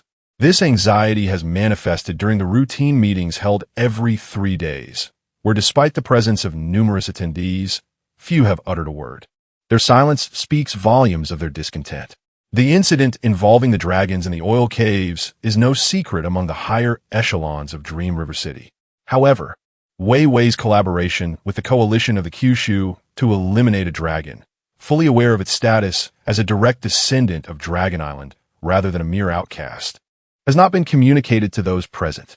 To them, this recklessness is emblematic of irresponsibility, jeopardizing the entire city. They believe there were more prudent alternatives to address the situation. Considering that dragons are sentient beings, unlike mindless beasts, Wei Wei is acutely aware of the sentiments of these individuals. Yet she refrains from disclosing the divine interest in Dream River City. If the mere presence of dragons incites such fear among them, revealing matters pertaining to the divine would surely dismantle the fragile structure of unity she has painstakingly established. If her supporters were to flee, who would remain to assist her? It is often the case that one recognizes the unreliability of certain individuals in critical moments, yet their presence is nonetheless essential for the governance of one's domain. Perceiving the atmosphere to be rather somber, Wei Wei cast a glance at the Knight Commander to her right. The commander immediately grasped the situation and stepped forward, proclaiming, "Your Majesty, I have something to convey." "Speak," he continued. "Just yesterday, our envoy dispatched to negotiate with the northern tribes was slain. Those tribes rejected your proposal to change the venue for discussions and murdered our emissaries. Furthermore, they have threatened us, stating that if you do not demonstrate your sincerity by visiting them personally, they will soon mobilize their forces to march upon Dream River City and winter there." Chapter 330. Are we unable to defeat the dragon, yet find ourselves powerless against you? To enter Dream River City for the winter, who granted them such audacity? I have long asserted that these foreign tribes are nothing but ungrateful beasts, treacherous and heartless, Yet you insist on continued negotiations. In my opinion, they ought to be entirely annihilated, leaving not a single one behind. You seem to be rather extreme. Just a few days ago, did we not engage in amiable discussions? I recall that the Elven King had seemingly conceded to negotiate at an alternative location. What has caused this sudden shift towards violence against the envoy? Did the messenger err in speech, or perhaps commit some offense? A pack of cornered hounds dares to slay our envoys to Dream River City. Where is the sense of right and wrong in that? It is simply a matter of striking back. Indeed, right is right and wrong is wrong. In the throes of war, when countless lives are at stake, how can we recklessly reignite hostilities with those foreign tribes without understanding the underlying reasons? We must first ascertain why those foreign tribes, who previously appeared amenable to dialogue, have abruptly torn apart the AtoZ of diplomacy. If our envoy indeed acted disrespectfully, such matters can clearly be reconciled without resorting to war, which benefits no one. Furthermore, given our current predicament, if we can engage these foreign tribes in earnest dialogue and gain their support, even the Dragon Island would likely think twice before taking rash actions. It is prudent to discern the situation clearly. We should not indiscriminately create enemies, but the present circumstances are evidently more complex than they appear. I do not believe that a mere misstep by our envoy could provoke such drastic consequences. There may be deeper, hidden motives at play. I share your sentiments. And from the outset, when the foreign tribes demanded that Her Majesty the Queen negotiate on their territory, while refusing to make concessions, I sensed something amiss. I suspect there has been a conspiracy from the very beginning. They may be planning to strike against Her Majesty, seizing the opportunity to attack while Dream River City is thrown into disarray following the loss of its leader. They have delayed too long, and with winter approaching, it is entirely plausible that they would slay our envoy and use that as a pretext to march southward. As for whether the envoy spoke or acted wrongly, does it truly matter? It is of no consequence, my friends. The dead cannot speak. The incident occurred within the foreign camp, and the specifics will surely be fabricated by them. I also believe that these foreign tribes, sensing our reluctance to yield, have grown anxious, seeking to justify one last battle before winter descends. This situation is far graver than previous encounters, according to our prior intelligence, due to our willingness to negotiate. The northern tribes have consolidated completely, positioned right before the narrow gorge that Dream River City guards. Should hostilities commence, we may face an army of countless foreign warriors, supported by logistical forces numbering in the hundreds of millions. Such a scale of warfare, once unleashed, would be formidable, even for Dream River City. Fortified as it is by deep moats and high walls, and equipped with powerful weaponry from the 9 provinces. Therefore, it is imperative to avoid conflict whenever possible and to comprehend the intentions of our adversaries above all else. Indeed, I share the same perspective. It is most prudent to prepare winter armor for battle, while simultaneously confronting the capriciousness of those foreign tribes. Their previous willingness to engage in dialogue has shifted unexpectedly, necessitating an understanding of the underlying reasons. Concurrently, we must not neglect our preparations for war. We must brace ourselves for the worst-case scenario. While I had just expressed concerns regarding the dragons, when it comes to the northern tribes, the court is far less troubled. If we can triumph over dragons, surely we can prevail against you as well. Our previous victories against the formidable forces of the foreign tribes, although they engaged merely as bystanders, still affirm our status as the victors. The coalition that has successfully repelled the foreign tribes remains unyielding, unafraid to engage in battle once more. The sudden shift in the tribe's stance raises questions that we wish to clarify before proceeding. Of course, by the time they uncover the reasons behind the northern tribe's abrupt withdrawal from negotiations, I suspect they will hesitate to make any further threats, fearing repercussions more than anyone else. While they remain oblivious to the tribe's motivations for this betrayal, I can surmise a few possibilities. This is likely orchestrated by the deities behind them. After all, for these divine beings, the plight of billions is but a trivial matter of no consequence to them. They seek to probe Dream River City to ascertain whether this army, suspected to have originated from another realm, possesses any untapped treasures, and to confirm the identity of the reinforcements from the 9 provinces. These are their primary concerns. In this world constrained by limitations, all deities yearn for an escape. In contrast, the so-called multitude of beings holds little significance for them. Ultimately, after an afternoon of deliberation, the consensus is to first ascertain the developments concerning the northern tribes while simultaneously recruiting and preparing for war. With the industrial capabilities of the 9 provinces and the abundant supply of quality resources from Dream River City, there are currently over 10 million sets of armor stored in the city's warehouses. This is merely a reserve. Beyond this, Dream River City boasts nearly 2 million city defense troops, equipped with armor produced in the 9 provinces, in addition to several nightly orders comprising organized regular forces. Despite the fact that less than a month has passed since the last campaign, a significant stockpile of artillery and ammunition has been amassed, allowing us to train over 100,000 proficient gunners. As for individual firearms, the situation is even more remarkable. In addition to the 2 million city defense troops, who are all trained in the use of powerful machine guns, every resident of Dream River City is also adept with firearms. The billions of citizens across the 3 provinces within Vivi's domain are even more familiar with such weaponry. While firearms may pose little threat to intermediate or advanced warriors and mages, they remain a significant menace to lower-tier practitioners. The terror lies precisely within this reality. The reason why numerous nations on the blue planet that prohibit civilians from wielding firearms also generally forbid the use of crossbows, while imposing no such restrictions on compound bows, is quite straightforward. A proficient archer requires extensive training and cultivation, whereas the operation of modern firearms and crossbows demands significantly less expertise. An average individual, provided they possess sound judgment, can be taught to operate these weapons with minimal instruction. This is precisely why Vivi has been able to rapidly popularize firearms within a short span. It can be asserted that, should Vivi choose, she could effortlessly assemble a proficient military force of millions adept in the use of firearms. Chapter 331.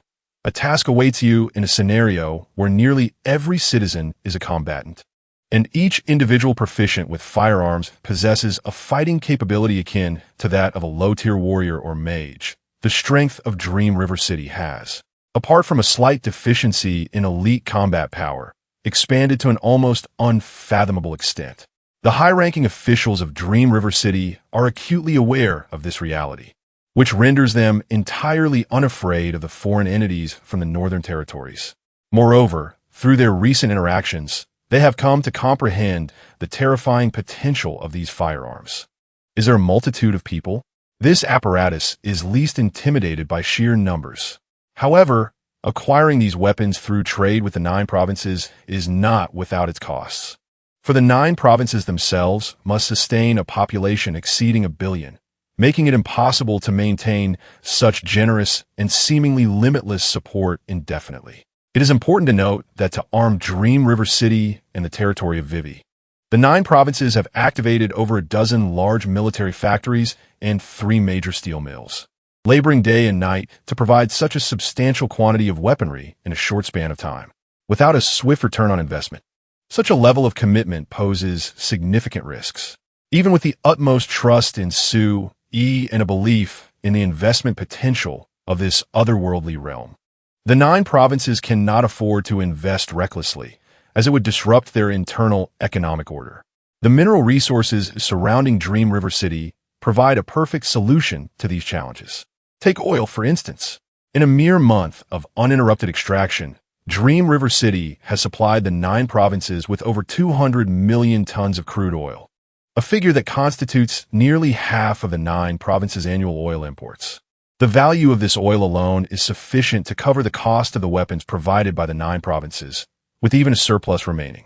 Regrettably, although the oil field is not exposed to the elements, it lies beneath a cavern, rendering its extraction exceedingly straightforward. The 9 provinces have deployed a multitude of super oil pumps, which can efficiently draw out the oil. In less than a month, extracting 200 million tons is not even the limit.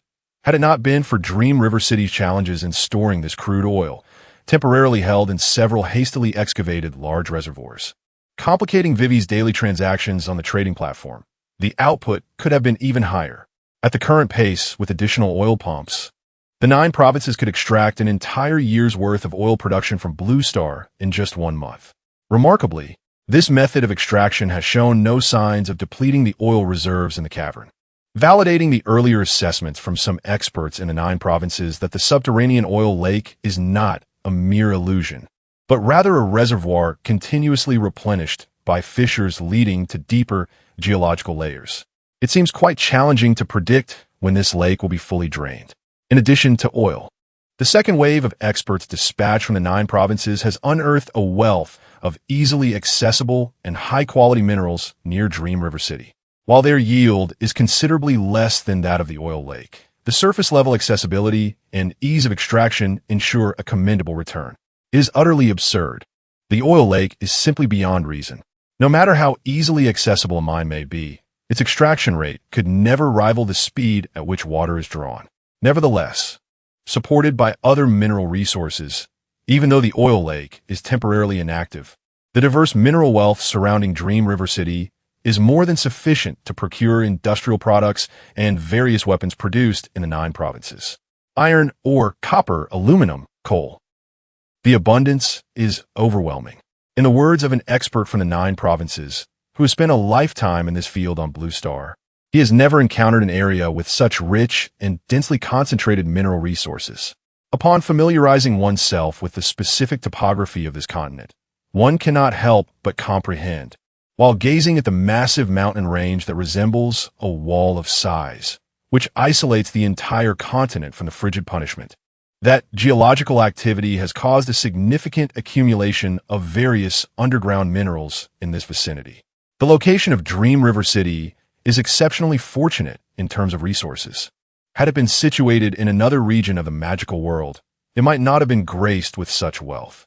In essence, the situation is that the 9 provinces are abundant in industrial products and arms, while Dream River City is rich in minerals.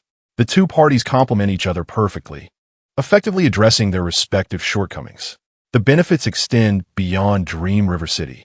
The 9 provinces have also experienced a substantial economic boost due to the recent large-scale trade with Dream River City, revitalizing an economy that had previously shown signs of stagnation.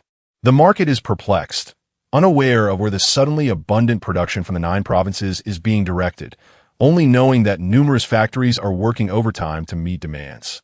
Following the routine meeting, which concluded with a simple agreement on the handling of the northern alien races, the assembly dispersed. Vivi refrained from bringing up the matter of the dragon, and the high-ranking officials of Dream River City did not find it prudent to inquire further. After all, when the dragon does eventually arrive, its primary target would also be Vivi. They would have ample time to flee, so there was no need for haste. After the meeting, having witnessed an array of weaponry from the 9 provinces, Vivi gazed at the considerable amount of 9 provinces currency obtained through resources, feeling that holding such wealth in her hands was somewhat wasteful. With the impending Great War, she contemplated the possibility of spending it wisely, recalling the weapon exhibition that Sue E had occasionally mentioned. Thus, she summoned her personal female guard. As a princess of noble status, renowned in her own right, she was surrounded by numerous skilled bodyguards. Apart from Chuck, the guard who had been responsible for her safety since her childhood, akin to a member of her family. Her most trusted companion was a female guard named Lillian, who had always been by her side. Strictly speaking, this young woman also belonged to the royal lineage of the Blazing Sun Empire. However, in comparison to Vivi, a legitimate daughter of a former emperor, Lillian's status was somewhat lesser, as she was the daughter of the emperor's younger brother, essentially a prince's daughter. Under normal circumstances, being granted the title of a female duke would pose no issue. Yet, having followed Vivi closely since childhood and possessing exceptional martial prowess, while Vivi was only at the 6th level of her magical and martial dual cultivation, Lillian had already reached the 9th level in martial arts alone. Thus, she gradually became Vivi's devoted bodyguard. The prince, desiring to maintain a low profile, remained indifferent to matters concerning his wife, who shared a familial bond with Vivi's mother, thereby fostering a sense of closeness. Consequently, it is fair to assert that Lillian is not only Vivi's guardian, but also her cousin, intertwining their relationship in a rather intricate manner. However, one thing is abundantly clear to her. This younger sister possesses a lack of guile and is a remarkably pure warrior. Due to certain experiences in their childhood, she holds immense admiration for her cousin. Despite being in her early 20s and possessing the formidable prowess of a dual-trained warrior at the 7th tier, is, in truth, rather inept in combat. Lillian, is there something you need from me, sister? I would like you to venture to another location and procure a selection of formidable weapons for me. Chapter 332. If you don't help, just call him brother-in-law. The world of Blue Star is a vibrant tapestry. A truth that Wei Wei had comprehended long before through the gifts of computers and smartphones bestowed upon her by Su Yi, along with their contents. In stark contrast to the unending wars and disputes of the magical realm and its rudimentary forms of entertainment, describing Blue Star as a paradise would not be an exaggeration. The trading platform possesses a unique mechanism for assessing the sentient beings involved in transactions. In a normal trading scenario, the intelligent being traded must willingly consent to the exchange. If the individual does not wish to be sold, it is impossible to transition to another world via the trading platform. Of course, this does not apply to the trade of slaves. The designation of a being as a slave is rather straightforward. One merely needs to imprint them with the slave mark of the trading platform. However, this mark is not a benign entity. Once branded, the individual is subjected to the control of the mark's bearer, both mentally and physically, to the extent that the master could even erase the slave's thoughts if they so desired. It would be utterly impractical to brand one's subordinates with a slave mark and send them to Jiuzhou. Yet, compared to the magical world, Blue Star is undeniably alluring. Wei Wei harbored concerns that once sent, individuals might choose not to return. Even if Su Yi were willing to assist in their return, the individuals themselves might refuse. Thus, it became imperative to select someone trustworthy and of resolute will to undertake this task. Moreover, this venture was not merely for procuring some specialty goods from Jiuzhou. It marked the inaugural official delegation from Dream River City to Blue Star and Jiuzhou. Therefore, the chosen representative should hold a significant status within Dream River City, and indeed, within the magical realm. After careful consideration, Lillian, the daughter of the current prince of the Radiant Empire, emerged as the optimal choice. Her will was unwavering, free from petty thoughts. Even knowing that Blue Star vastly outshone the magical world, she would never entertain the notion of remaining there indefinitely. Me? Lillian stammered, pointing to herself upon hearing the task Wei Wei had assigned. She excelled in wielding a sword and could don a gown to play the demure lady. But the prospect of serving as a diplomat or procuring unfamiliar weapons left her feeling utterly unprepared.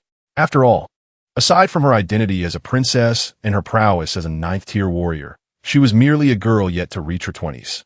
Furthermore, having devoted much of her time to training, she was only vaguely familiar with court etiquette compared to her royal peers, lacking a deeper understanding. With such a significant responsibility, she feared she might falter. "It's you?" Wei Wei reassured her, patting her shoulder nonchalantly. "Just go, and if you encounter any issues, seek out Su Yi. If he refuses to assist you, simply call him brother-in-law. He is a grown man. He can't turn a blind eye to his sister-in-law in distress. Can he?" Lillian blinked in bewilderment, momentarily taken aback. She found herself somewhat perplexed by her remarkable cousin's seemingly nonsensical words.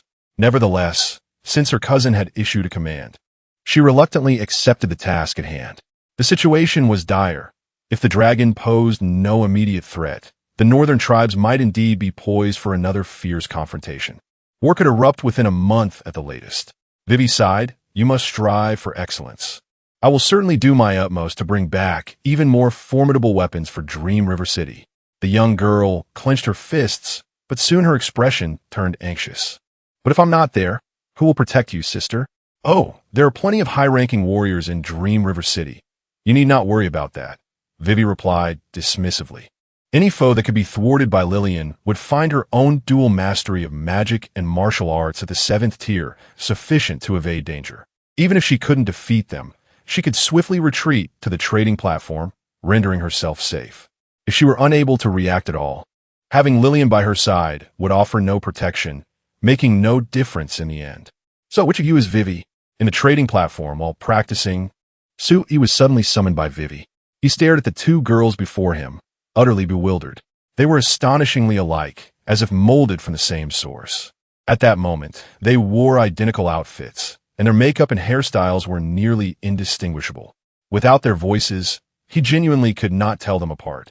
Moreover, while he had previously found Vivi beautiful, he had not realized just how striking she truly was. Could it be that standing side by side, the two sisters possessed some sort of special aura? This was utterly ridiculous. Are you stunned? Vivi noticed the awe and confusion in Su Yi's eyes, and a triumphant smile spread across her face.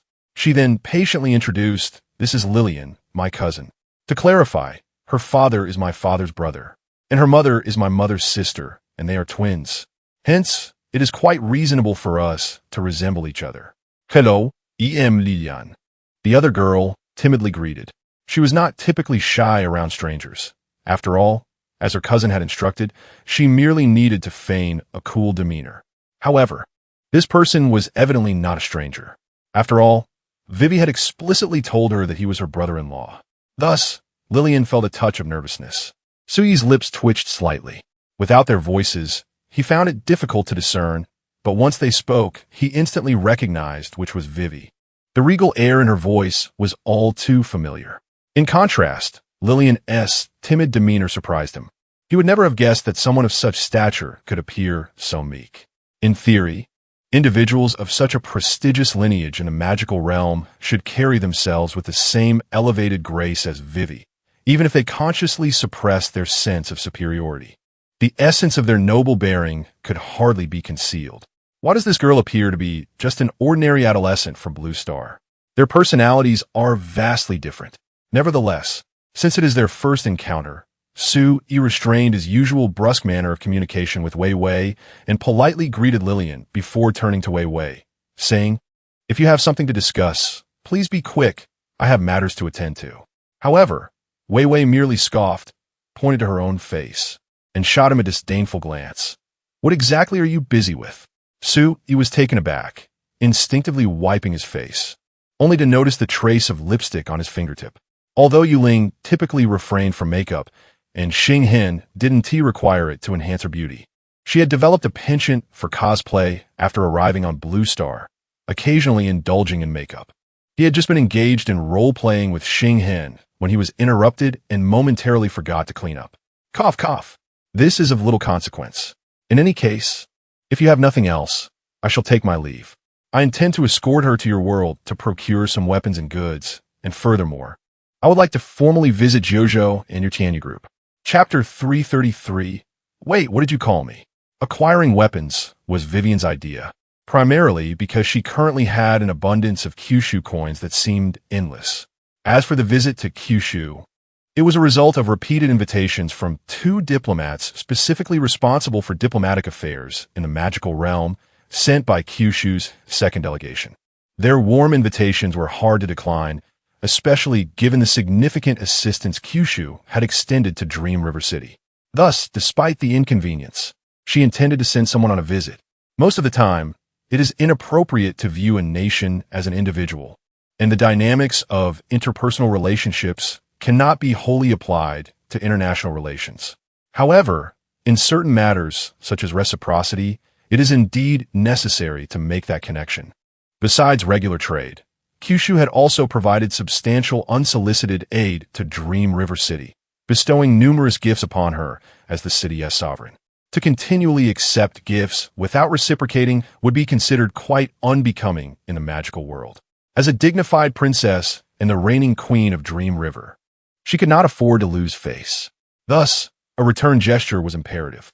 Coincidentally, during a recent conversation with Su Yi, she learned about an upcoming defense exhibition in Kyushu, to which the Tianya group had received an invitation and would showcase some of their new equipment.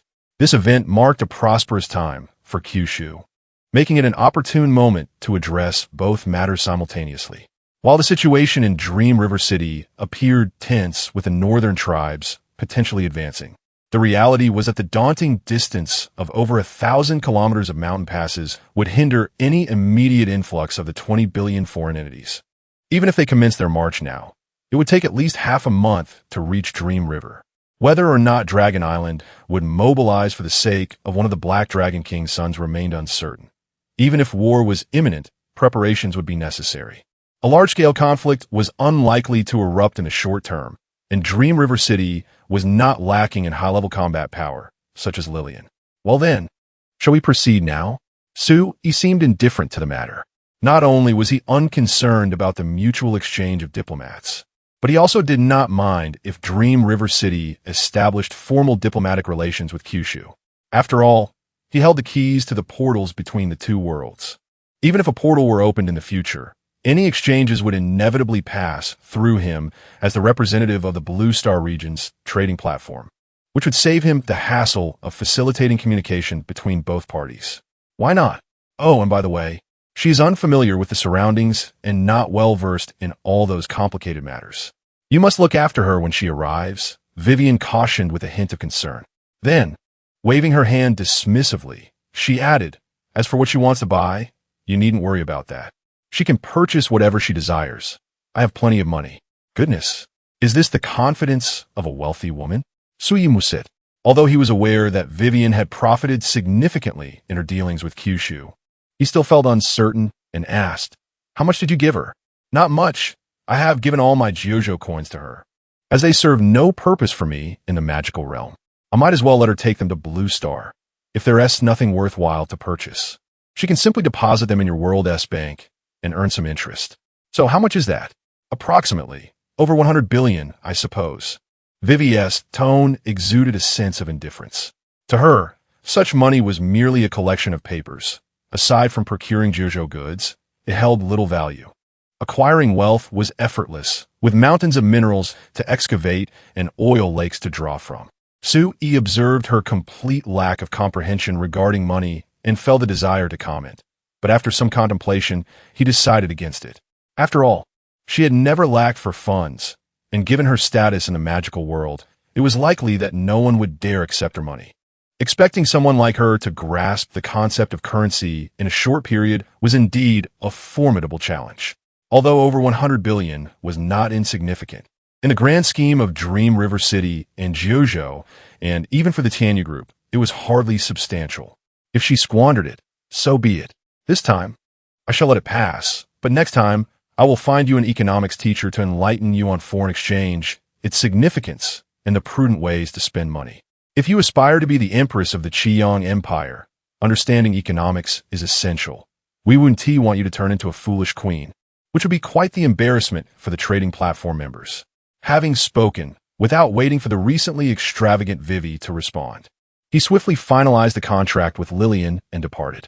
By the time Vivi realized Sue was teasing her, he had already left the trading platform. All she could do was stamp her foot in frustration.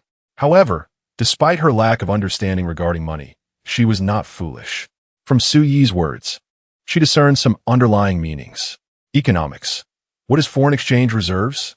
After a moment of contemplation, she recalled the female officer from the Jojo reinforcements who was responsible for liaising with her. Apart from Su Yi, she had interacted most frequently with this Blue Star individual, and their relationship was quite amicable.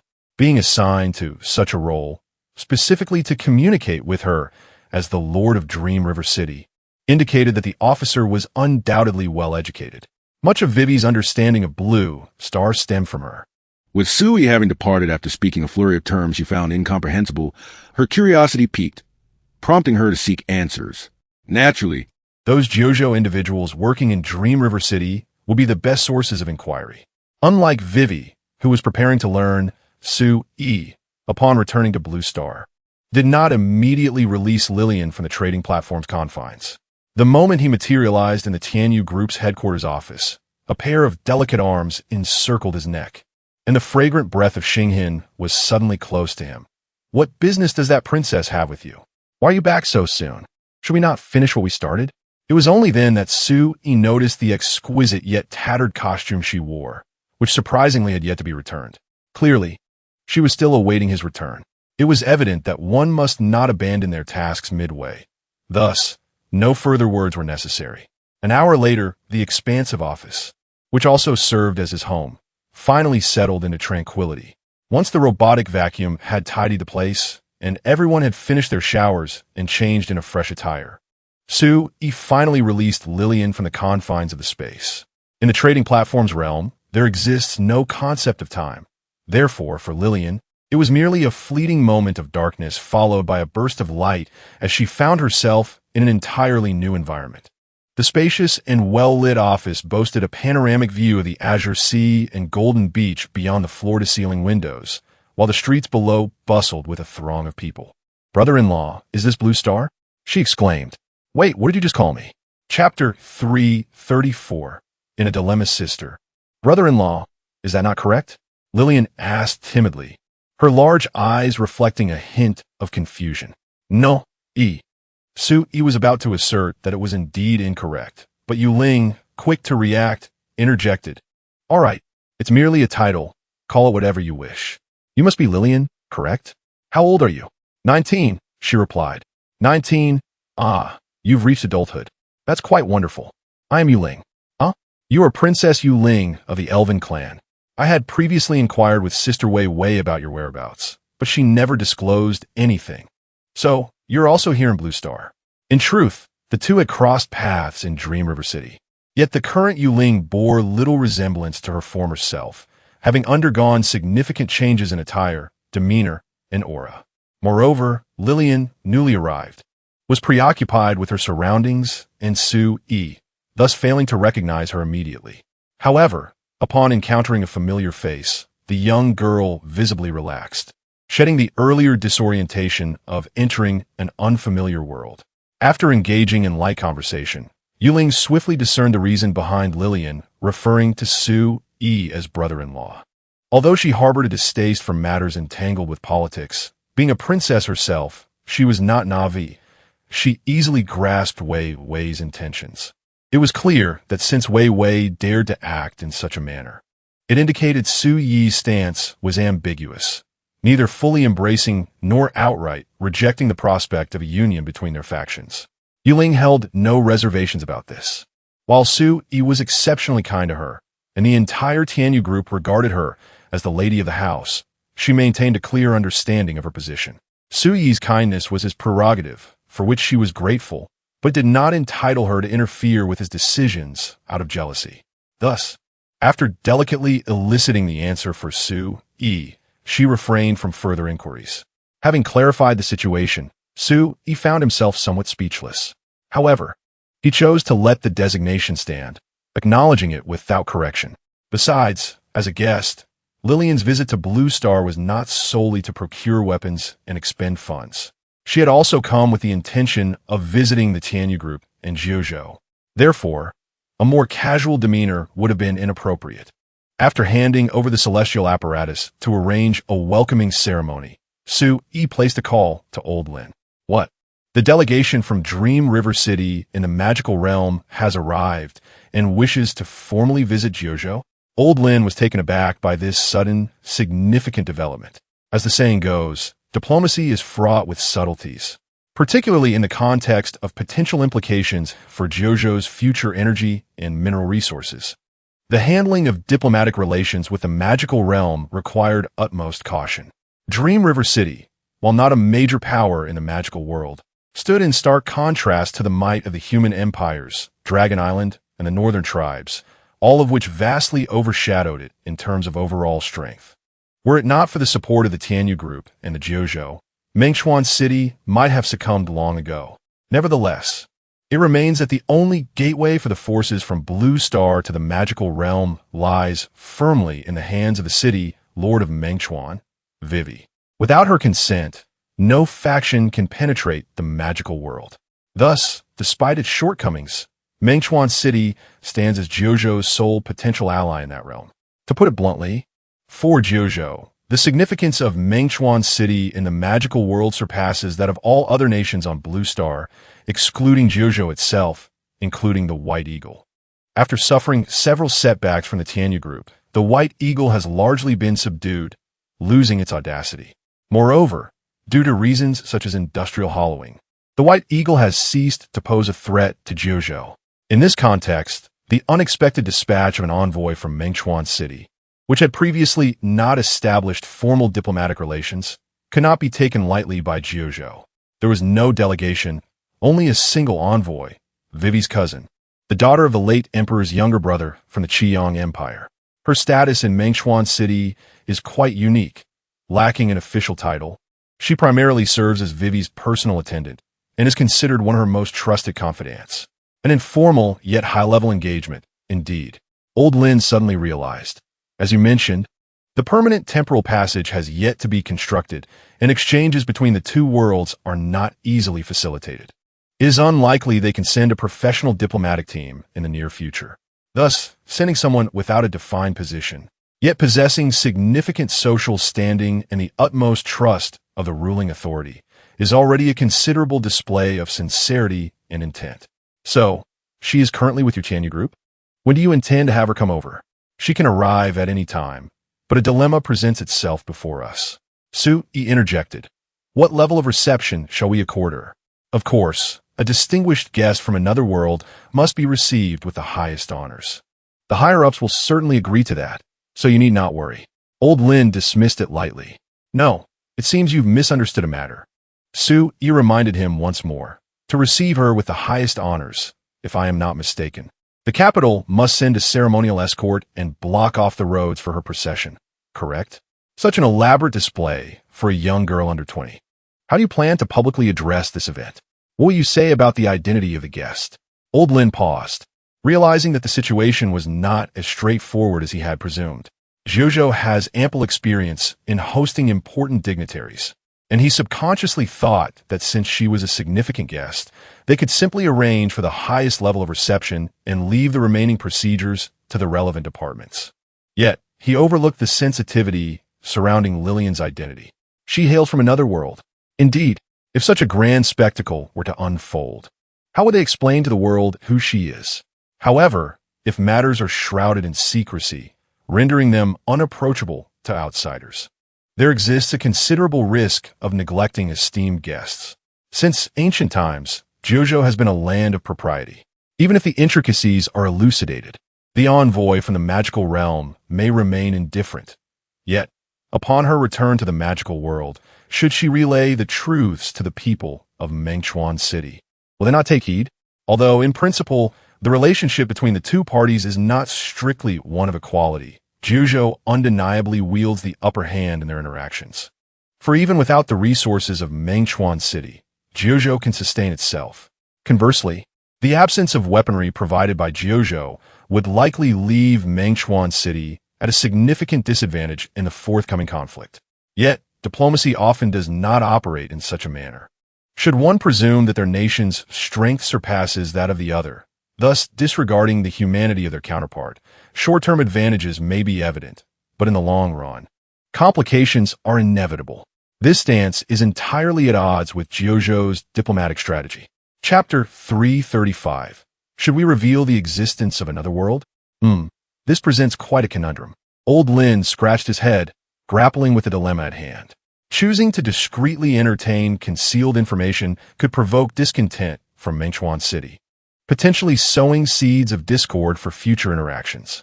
Often, conflicts are a gradual accumulation. When tensions reach a certain threshold, they inevitably erupt.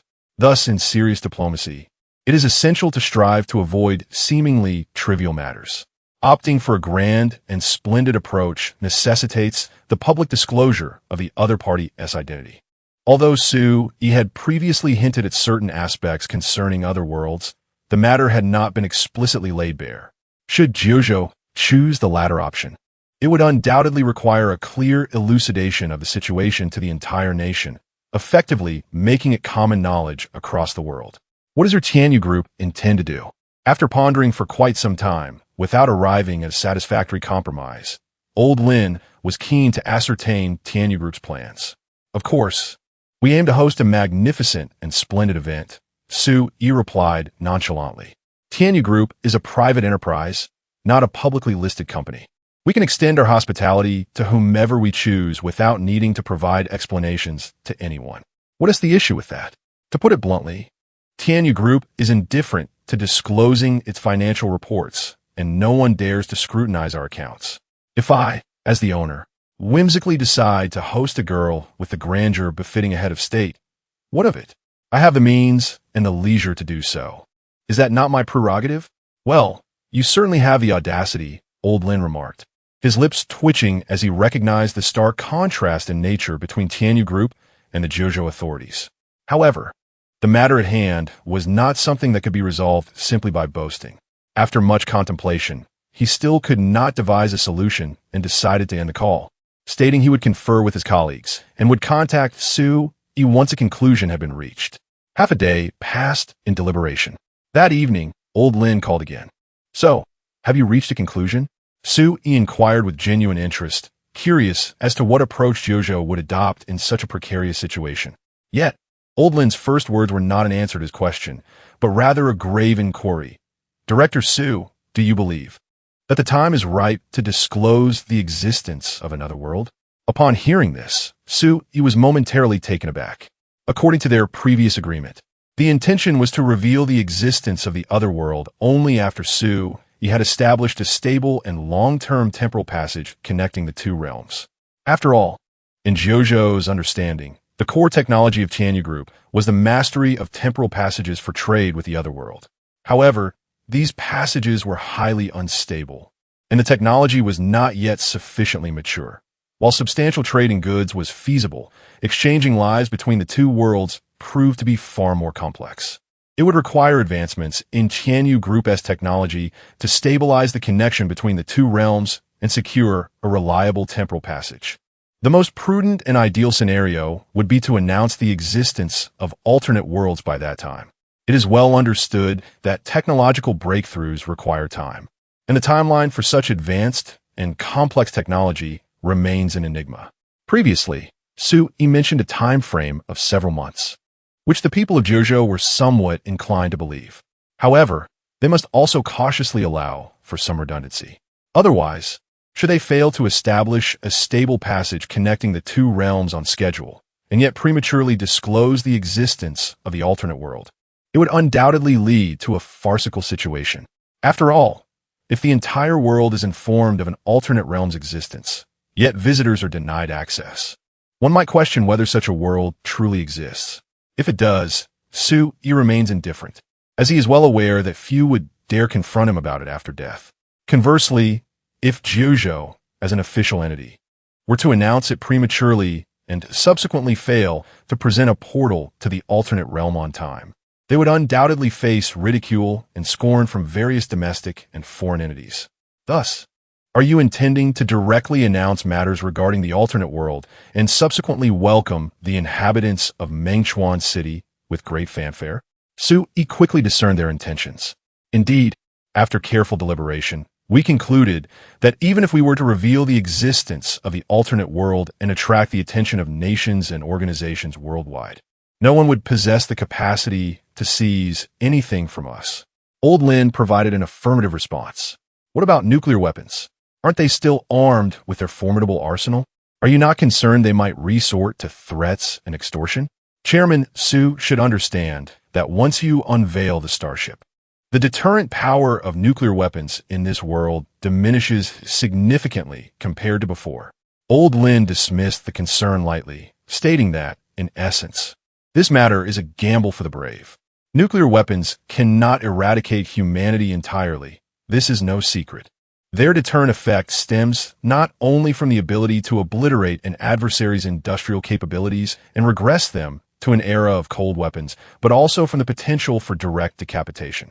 Even if those in power are indifferent to large-scale casualties and insist on waging war, they inevitably care for their own personal safety. Nuclear weapons pose a direct threat to the very rulers themselves. While the existence of shelters may enhance their survival odds compared to ordinary individuals, the advent of nuclear arms renders the rulers of great nations far more vulnerable than they were before in conflicts. In such circumstances, the decision to employ nuclear weapons becomes, to some extent, a test of courage among the wielders of power. Everyone is betting that their opponents are too fearful to launch a nuclear strike, which explains why, despite their availability, only 2 have been used in actual combat. After all, even if one survives a nuclear exchange, emerging into a wasteland is a reality that the elite find difficult to accept. However, the situation has changed. Jojo now possesses 2 landing craft provided by you and maintains a cordial relationship with your Tianyu group. Furthermore, The Tianyu Group boasts a colossal starship orbiting Blue Star, capable of sustaining a significant population for an extended period.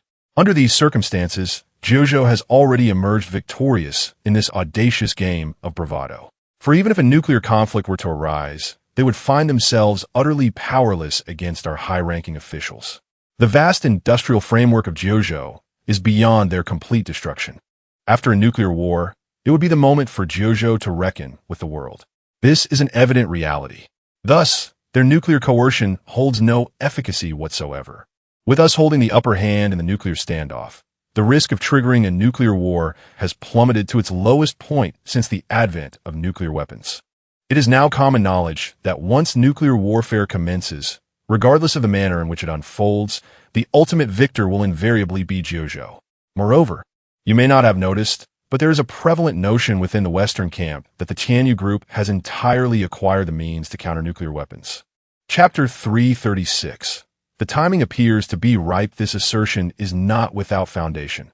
Rather, it stems from the fact that the Tianyu Group has showcased technological advancements that have far surpassed these individuals' comprehension, thus creating a profound impression. Some scholars from the United States, inspired by the technological aspects of various products developed by the Tianyu Group, have even conceived a device termed the anti-ballistic missile system.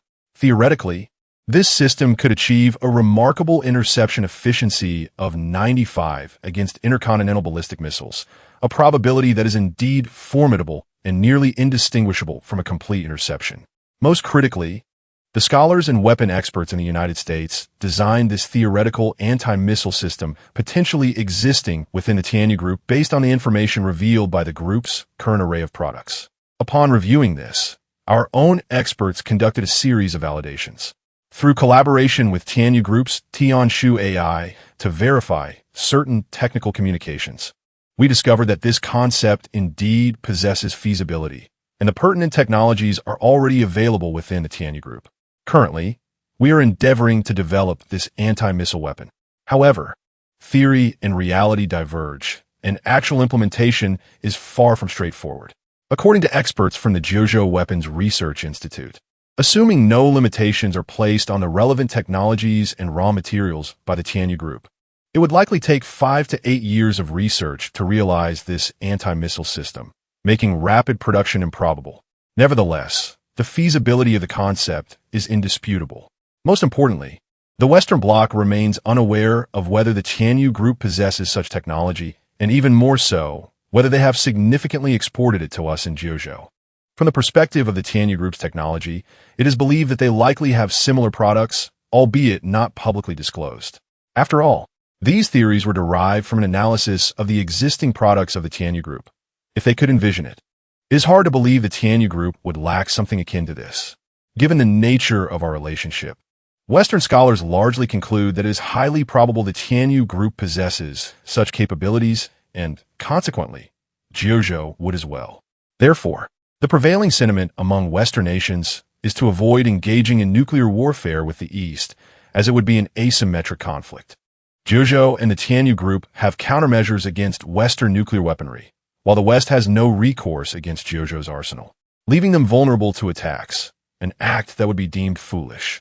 This societal perspective has, to some extent, influenced the upper echelons of power within Western nations. While public sentiment has also surged with anti-war fervor, many individuals, upon recognizing the current tense international atmosphere, have organized numerous protests, with slogans predominantly advocating for peace and denouncing war. The anti-war sentiment has even eclipsed that of the post-World War II Reconstruction period.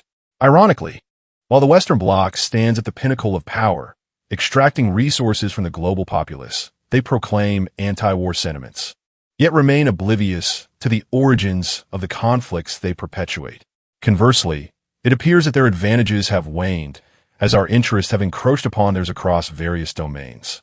In light of their own diminishing benefits, the anti-war movement has ironically reached its zenith. Thus, it can be asserted that these individuals are not genuinely opposed to war. Rather, they have come to the realization that they are truly incapable of prevailing, which has prompted their anti-war stance. Nonetheless, the societal trend undeniably influences the higher echelons. Following extensive deliberation among our think tank, we have concluded that the risk of a nuclear war has now diminished to a historic low. We can seize this opportunity to disclose information regarding the existence of alternate worlds. Interestingly, the most significant risk is not the threat of nuclear extortion, but rather whether your Tianyu group's stable space-time portal can be successfully established. We have immense faith in the period you mentioned. However, we must occasionally refrain from letting emotions dictate our actions. Personal belief and collective caution are not mutually exclusive, and I hope you can comprehend this. Ultimately, it all circles back to whether I can proceed on my end, right? He glanced at his trading platform's member points balance. Over 8,000. The goal of 10,000 points is within reach. Moreover, with Wei's little treasury, if we truly wish to activate the Eternal Portal, a discussion with her could certainly facilitate that. It hardly poses a significant issue. He promptly provided a definitive response. In 1 month, the first portal connecting to the magical world will be completed at the Tianyu Group's headquarters on Penglai Island. Technically, we are now fully equipped for this endeavor, having entered the phase of technical validation, equipment layout, and construction. This should not be a cause for concern on your part. The time frame is not excessively long. Now that you have announced the existence of the magical world, periodically releasing items obtained from there and delaying the announcement of the space-time gateway to the magical world by a few months should pose no problems whatsoever. So, Mr. Su, do you believe it is feasible to officially announce the existence of the magical world through the official channels of JoJo? Old Lin inquired with a hint of surprise.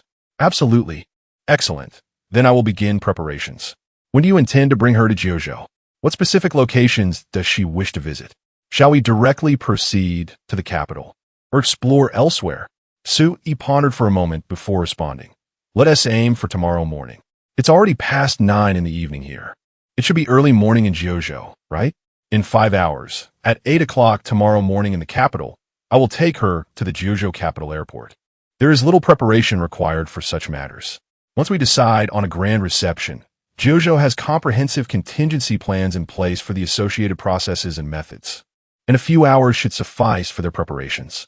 This visit by Lillian to JoJo carries largely symbolic significance, as she does not quite resemble an experienced politician negotiating terms.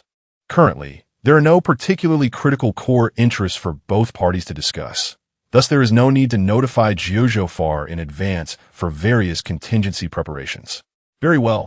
I shall personally go to the airport to receive the guests. Old Lin's response was quite resolute. By the way, aside from representing Mengchuan City in visiting the Tianyu Group in JoJo, she wishes to tour the recently held arms exhibition in JoJo and procure some weapons to take back. Please remember to make the necessary arrangements. He reminded. This is easily manageable. Although this arms exhibition has attracted a multitude of spectators due to the participation of your esteemed Tianyu Group, making tickets a rare commodity, there will undoubtedly be a way for such distinguished guests to attend. With the primary issue resolved, Old Lin naturally paid no mind to these minor details. He remained blissfully unaware of the substantial sum of money that the envoy from Mengchuan City had tucked away. Chapter 337. Wait, who is the JoJo receiving? The officials have released a new announcement. From 8 to 9 this morning, the road in the capital city is to be closed again. What is the situation?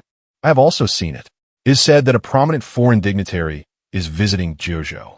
Given the scale of the preparations, it is likely a head of state or president from a significant nation, certainly not a high-ranking official from a small country, as such nations typically do not command this level of attention. Could be that? Recently, I haven't seen any news about a major foreign figure visiting JoJo. This feels rather sudden. I just searched extensively on foreign websites and found nothing. A few days ago, a small nation's aid delegation visited us, and the scale of that reception was not insignificant, but it pales in comparison to this. The official website has just updated the list of reception personnel: the head of the Foreign Affairs Department, the head of the Economic Department, and the head of the National Asset Management Department. Goodness, even Elder Lin, the living fossil, is making an appearance? This is simply outrageous. A lineup of department-level leaders. And Elder Lin, a national figure, personally greeting the guest. Who on earth is coming? All I know is that even if the president of the White-Headed Eagle were to arrive, Such a reception would never be arranged. Could it be Chairman Su from the Tianyu Group? What is the difference between that comment and flatulence? Chairman Su doesn't need anyone to welcome him. Returning to Jiuzhou is like going home for him. He frequently travels to Jiangsheng, and the locals have grown accustomed to seeing those near-space vehicles. Why would such a grand reception be necessary for him? That is true. Chairman Su indeed deserves such an elaborate reception, but it is entirely unnecessary. I have seen Chairman Su's near-space vehicles in the capital more than once. A friend of mine works in the internal affairs and often sees him. He said that if Chairman Su comes to the capital, he simply arrives without any fanfare, with no need for such nonsense. This is evidently an ultra-high standard diplomatic reception procedure. Currently, Chairman Su is an officially recognized Jiuzhou citizen, and he considers himself a Jiuzhou person as well. Why would family need such diplomatic formalities? Nonsense, it's surely him. Then apart from him, who else in this world is worthy of such a reception from Jiuzhou? If you ask me, who should I ask? However, we can wait a moment. Typically, the officials will have the Jiuzhou Daily issue a formal announcement regarding such matters. Right now, it is merely a routine notice from the diplomatic department, vague and unclear. The forthcoming official announcement should elucidate the situation. The reception is scheduled for tomorrow morning at 8, and the media release should be arriving shortly. No need to wait. Jiuzhou Daily has already issued a brief formal announcement. Let me share with you all. We warmly welcome Miss Lillian Qiyong, the chief diplomat of the Dream River Kingdom, a territory under the Qiyong Empire of the Magic World, to visit Jiuzhou, in preparation for our esteemed guest's journey from afar. The Jiuzhou Diplomatic Department has arranged the highest standard of reception ceremony. Wait, who are we receiving? What world? Which country? Isn't this still in Chinese? What's going on here? In the magical realm of the Empire of the Blazing Sun and the Kingdom of Mengchuan, the chief diplomat found himself reflecting on the consequences of his late-night endeavors. Indeed, it was ill-advised to remain awake until the early hours, for by 4 in the morning, fatigue had begun to conjure visions. My friend, he mused, I can attest that sleepless nights truly lead to hallucinations. To witness reports from official media regarding visitors from another world arriving in the 9 provinces is profoundly surreal. Isn't it absurd? He continued. There were no premonitions whatsoever. The abruptness of it all is startling. With the announcement from the 9 provinces officials, a multitude of night owls found themselves utterly bewildered. The initially released high-standard reception notice sparked considerable curiosity, leading many to speculate about the identity of such esteemed guests. Some conjectured it might be Su, while others entertained the notion of extraterrestrial visitors. After all, the 9 provinces had recently partnered with the Tianyu Group to establish a long-term base on the moon, making the possibility of encountering aliens not entirely implausible. Though this idea seemed far-fetched, it garnered a surprising amount of belief, as it was increasingly challenging to identify anyone deserving of such a grand reception within the 9 provinces. Su-yi, being one of their own, would not require such formalities. After all, family does not engage in formal diplomatic niceties. Thus, amid the public's anticipation, the 9 provinces daily offered a rather vague explanation regarding the visitors. To the astonishment of netizens, the revelation was even more outrageous than the extraterrestrial theory. It was, in fact, individuals from another world. In an unprecedented turn of events during the typically quiet hours of the night, the news unexpectedly surged in popularity, capturing the attention of countless individuals. Many who had yet to succumb to slumber found it hard to believe their eyes, hastily calling friends and family to awaken them, lest they be ensnared in a surreal dream. The sheer absurdity of the situation, combined with the lack of any prior build-up, rendered the announcement all the more shocking. In the stillness of the night, it was unveiled in an utterly unembellished manner, leaving many astounded. Meanwhile, in the empire of the White Eagle, the Black Palace stood resilient amidst the aftermath of the storm that had ravaged Washington, D.C., rendering much of it into ruins. The Black Palace, however, remained steadfast, requiring only minor repairs to continue its function. Following that incident, the White Eagle's leadership adopted a more cautious demeanor, retreating into a shell of discretion. Yet, maintaining a low profile did not equate to isolation. On the contrary, Their focus on the affairs of the 9 provinces and the Tianyu group intensified. As the early hours of the morning in the 9 provinces coincided with the afternoon in the White Eagle, the aging leader, engaged in official duties, was taken aback by a report from his secretary regarding the 9 provinces. "Are you implying," he inquired, "that the 9 provinces intends to extend the highest diplomatic courtesies in history to a visitor from another world?" "Indeed, sir," came the reply. "Is that reasonable?" "Sir, theoretically, it is not." Theoretically, the words spoken by that woman on that day ignited the most tremendous storm in the history of the Bald Eagle, wreaking havoc upon Washington, D.C., which seems utterly irrational. "So what do you mean?" "Sir, I imply that this may indeed be true. What on earth are these people from Kyushu up to?" Chapter 338. Is this a magical world from another realm? It is not only the white-headed eagle that finds itself in a state of bewilderment.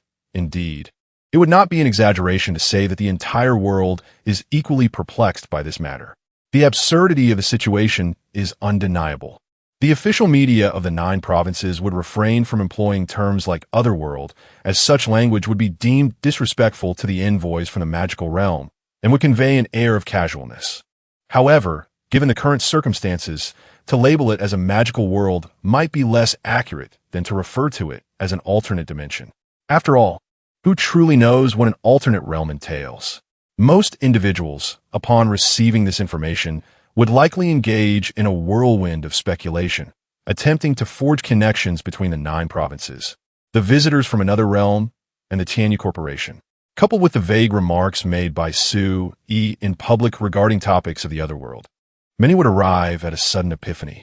It becomes clear that those who previously speculated that the perplexing technological products of the Tianyu Corporation were derived from extraterrestrials were indeed mistaken. This is evidently technology from another world.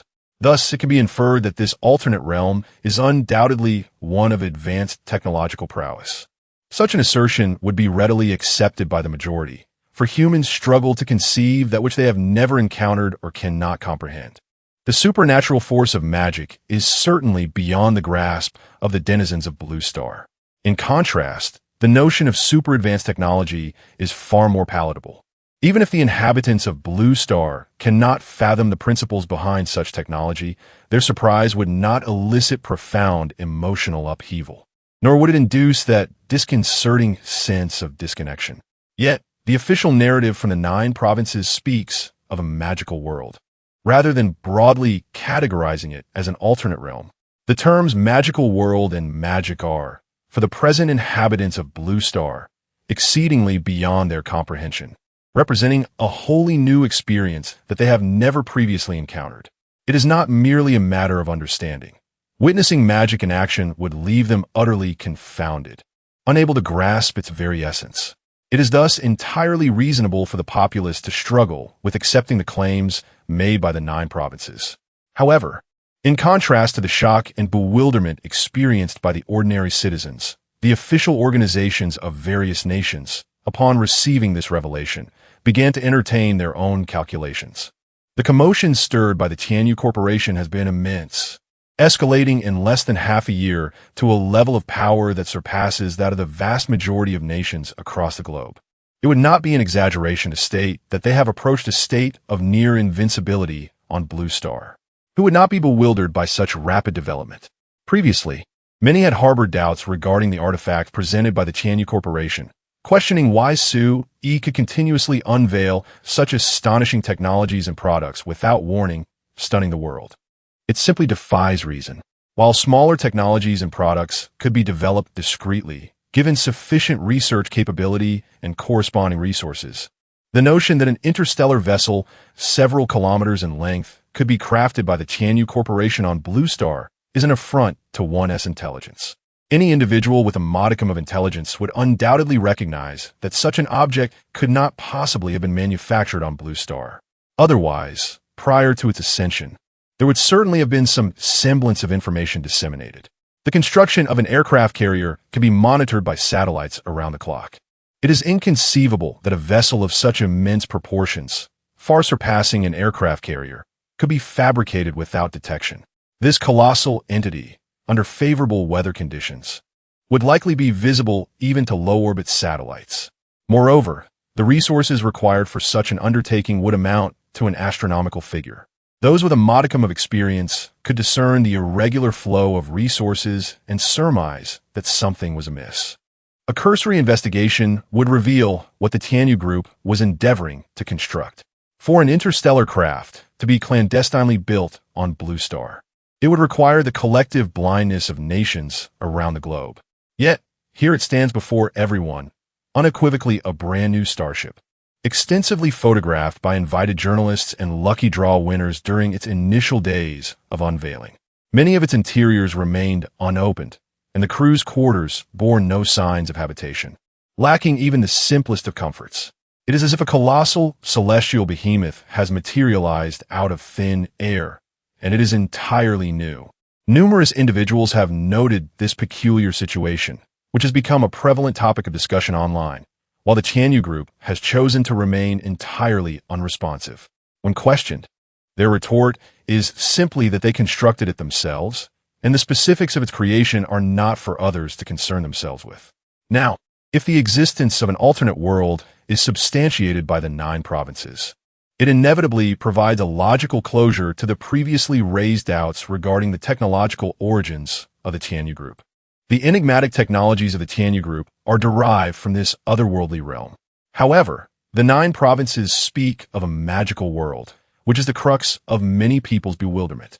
Yet, understanding is of little consequence. Numerous official organizations across various nations have astutely recognized that there is undoubtedly profit to be garnered from this development. Regardless of the nature of this so-called magical world, it represents an entirely new realm. This translates to a vast and untapped market, a temptation too great for any enterprise or nation to resist. Consequently, within less than an hour of the announcement, high-ranking officials from any nation possessing administrative capabilities convened urgent meetings to formulate response strategies. Countries with amicable relations with the 9 provinces pondered how to negotiate with them and secure a share of the bounty. In contrast, nations with strained relations contemplated how to mend ties, hoping to partake in the windfall. Those countries that were overtly antagonistic to the 9 provinces held meetings as well. But a chilling silence permeated the discussions.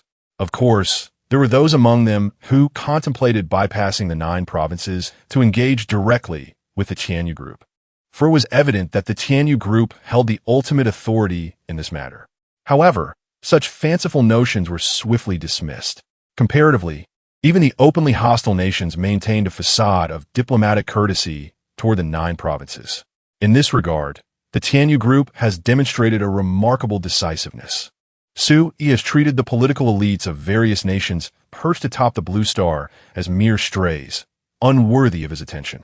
Previously, in response to sanctions imposed by the White Eagle in alliance with the Western Bloc, He commanded the Tianyu Group to retaliate, resulting in considerable distress for many nations that were once part of the Western coalition. Meanwhile, the White Eagle remained conspicuously silent. For these smaller nations, aligning with any powerful leader is a matter of practicality.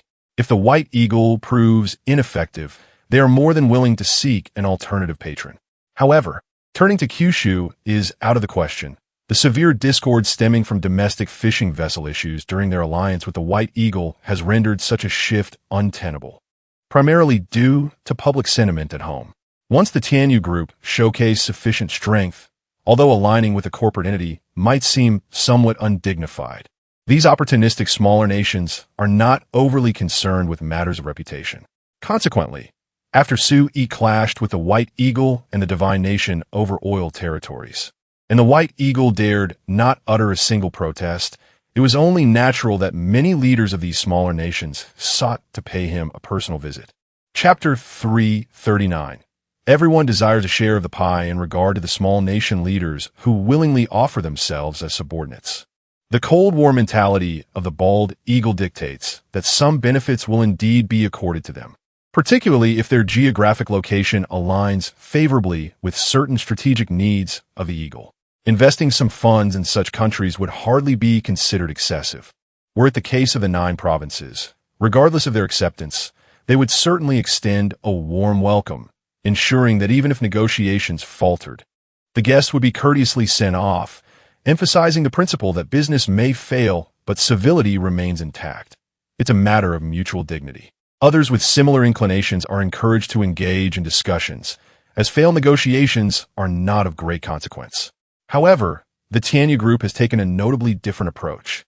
A head of state wishing to visit Penglai Island must, astonishingly, purchase a ticket.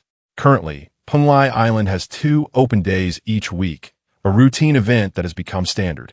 Apart from local residents, primarily Tianyu Group employees who enjoy unrestricted access, the group has issued special passes to certain officials from the 9 provinces, facilitating their frequent travels between Penglai Island and the 9 provinces.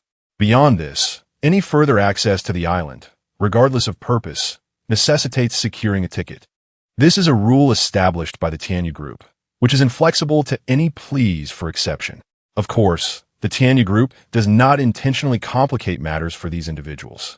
As an exceptionally humanized commercial AI, its operations are impeccable. There are 2 types of tickets available for purchase to enter Penglai Island. One is the regular tourist ticket, with a weekly issuance of 600,000, available solely during the weekends when the island is open to the public. The other is a business access ticket, specifically designed for those conducting affairs on the island. Given the presence of numerous merchants, not all personnel on the island are from Tianyu Group, thereby creating a genuine demand for such tickets. These are issued in a limited quantity of 70,000 per week, equating to 10,000 per day, with no restrictions on the time of entry. Moreover, a stringent vetting mechanism ensures that ordinary tourists are unable to procure these tickets. Only those engaged in business matters on Penglai Island are eligible. Thus, the pressure to secure these tickets is considerably less than that of the 300,000 weekend tickets.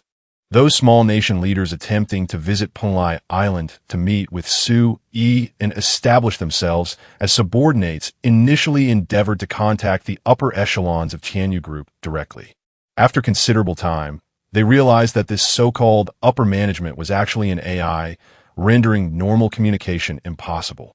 Not that communication was entirely unfeasible, but rather that the Tianyu Group's AI found little incentive to expend computational resources on such individuals, often masquerading as a simplistic, erratic chatbot.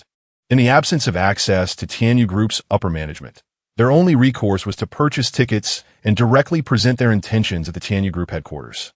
In their perspective, merely proposing such matters would lead to an inevitable acceptance, even if Su-yi had no desire to offer them any advantages. The mere act of unshackling the chains imposed upon them during the previous sanctions would signify a monumental victory. Yet more often than not, unexpected occurrences are bound to arise. Their initial thoughts were commendable. However, upon obtaining the necessary documentation to engage with the Tianyu Group, they soon realized that the reality diverged significantly from their expectations. Despite their efforts to present their identities and intentions at the headquarters of the Tianyu Group, the heavily armed security personnel clad in powered armor merely reported to their superiors and received a swift response, thereafter disregarding them entirely. It can be said that these leaders of small nations, accustomed to shifting allegiances, faced a novel predicament, one where their overtures were met with indifference. The outcome was that all nations attempting to mend relations with Su-yi and restore trade with the Tianyu Group ultimately never even caught a glimpse of him, nor were they able to enter the headquarters. The situation was characterized by a sense of futility. After several attempts by a few obstinate leaders, it became evident that Su-yi had no inclination to engage with them. Consequently, in the wake of such significant developments, no one dared to bypass the Jojo and approach the Tianyu Group directly for negotiations. After all, apart from allowing these elites perched atop the pinnacle of the Blue Star to experience the sensation of being overlooked like ordinary individuals, their visit to the Tianyu Group would yield no tangible benefits. The clandestine discussions among the nations soon reached a consensus, with nearly all agreeing to engage in negotiations with the Jojo. However, the specific proposals varied based on their original alliances and relationships with the Jojo. Firstly, the Western nations encircling the Eagle Empire were acutely aware that, under normal circumstances, even if they were to sacrifice immense interests, The Tianyu group and the Jojo would scarcely offer them substantial advantages from another realm. Thus, their approach was straightforward and somewhat blunt, adhering to their customary mindset of mutual benefit. Some might find it absurd that, in such dire circumstances, they still believed they had interests worthy of an exchange with the Jojo for otherworldly benefits. In truth, there was nothing of significant value. However, they perceived otherwise. For instance, they considered various technologies, engineering software, and specialized high-precision processing techniques as potential bargaining chips. These were the technologies they had previously withheld from the Jojo, and now they believed that utilizing these assets to negotiate for otherworldly gains would not pose a problem. Nevertheless, such offerings held little value for the Jojo, especially in light of the Tianyu group's presence in relevant fields. Previously leading Western technologies, including compatible hardware, software, and engineering applications, paled in comparison to the capabilities of the commercial AI known as Tianshu. With equivalent computational power, Tianshu could effortlessly produce a plethora of superior products, and if it so desired, could replicate similar technologies from interstellar realms, make slight modifications, and adapt them to the conditions of the blue star. However, at present, these items are utilized only by certain departments of the Jojo official and the Tianyu group, and have yet to achieve widespread adoption. This has led to the perception among nations that have historically maintained strained relations with Jojo that these items still possess significant value, as Jojo is seemingly reliant on them. Chapter 340. Do not ask me, inquire about Su Iching instead. In addition to reaching some form of agreement with the 9 continents in an attempt to derive benefits from the other world, the Western camp, led by the Bald Eagle, has devised a contingency plan. This plan, of course, involves seeking opportunities to establish direct contact with the emissary from this alternate realm. After all nations reside on Blue Star. It is illogical for the 9 continents to warmly welcome otherworldly guests and engage in significant discussions while they remain on the sidelines. Whether through clandestine interactions or overt engagements, they are determined to make an attempt. As for the potential repercussions from the Tianyu group and the 9 continents after their endeavors, they remain oblivious. Their terms of office are but a few years. Their primary concern is to achieve commendable accomplishments and accumulate wealth during their tenure. The ramifications and potential hazards left in their wake are of no concern to them. They trust in the wisdom of future generations. This is the so-called democratic paradigm of the Bald Eagle. Regardless of how audacious their actions may be, they merely relinquish their posts in the end. Should they achieve lasting fame and fortune, they shall be lauded. If not, the nation will collectively bear the blame, and at worst, they can resign and vanish. In stark contrast to the arrogance and confidence of these adversarial factions of the 9 continents, nations that typically harbor no grievances with the 9 continents and are, in fact, quite distant from them exhibit a more prudent approach. They are not foolish. They recognize that the immense benefits entailed in such matters are beyond their reach.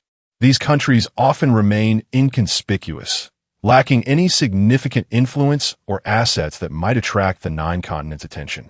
However, the prospect of exploring the alternate realm is undeniably the pinnacle of opportunity for the entire Blue Star, potentially surpassing even the opportunities of the age of exploration. Who would willingly relinquish such a chance? Thus, they are eager to make an earnest effort. As for the direction of this endeavor, it appears they intend to liquidate some domestic resources and align themselves internationally, hoping to garner the favor of the 9 continents and secure a share of the bounty. Meanwhile, nations that maintain amicable relations with the 9 continents, at least on an official level, find themselves in a more complicated predicament. They wish to partake in this venture, but lack the financial means, manpower, or technology. They find themselves in situations akin to pleading for assistance. They are even less fortunate than those unrelated bystanders, who at least aspire to contribute resources or align themselves. These nations merely seek to benefit without investment. Despite their previous silence during confrontations between the 9 continents and the Bald Eagle, they now emerge, seeking advantages as if they had ever been involved. In summary, a diverse array of individuals is present. Within 3 hours of the news breaking, and with a welcoming ceremony scheduled to commence in 1 to 2 hours, The dedicated hotline of the 9 Continents Foreign Affairs Department is nearly overwhelmed.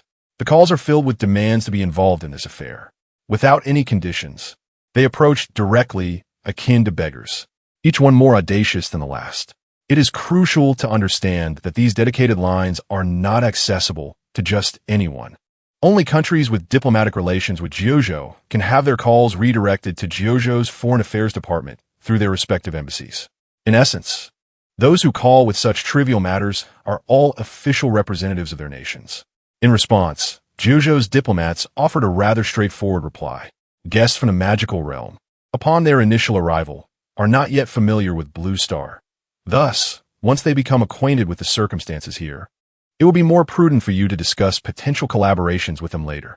As for Jeojo's assistance, we sincerely apologize, but we adhere to a principle of non-interference in the internal affairs of other nations. Although our friends from a magical world hail from a different realm, they too are subject to this rule. Therefore, Jeojo will refrain from further involvement in this matter. Of course, should you have the opportunity to meet with her and secure an authorized collaboration plan, Jeojo would not obstruct you and might even lend a helping hand within our capabilities. After all, we are all brothers from Blue Star, part of the same family, so there is no need for formalities between us. In summary, the underlying message conveyed is, do not inquire with me regarding this matter. It is beyond my jurisdiction.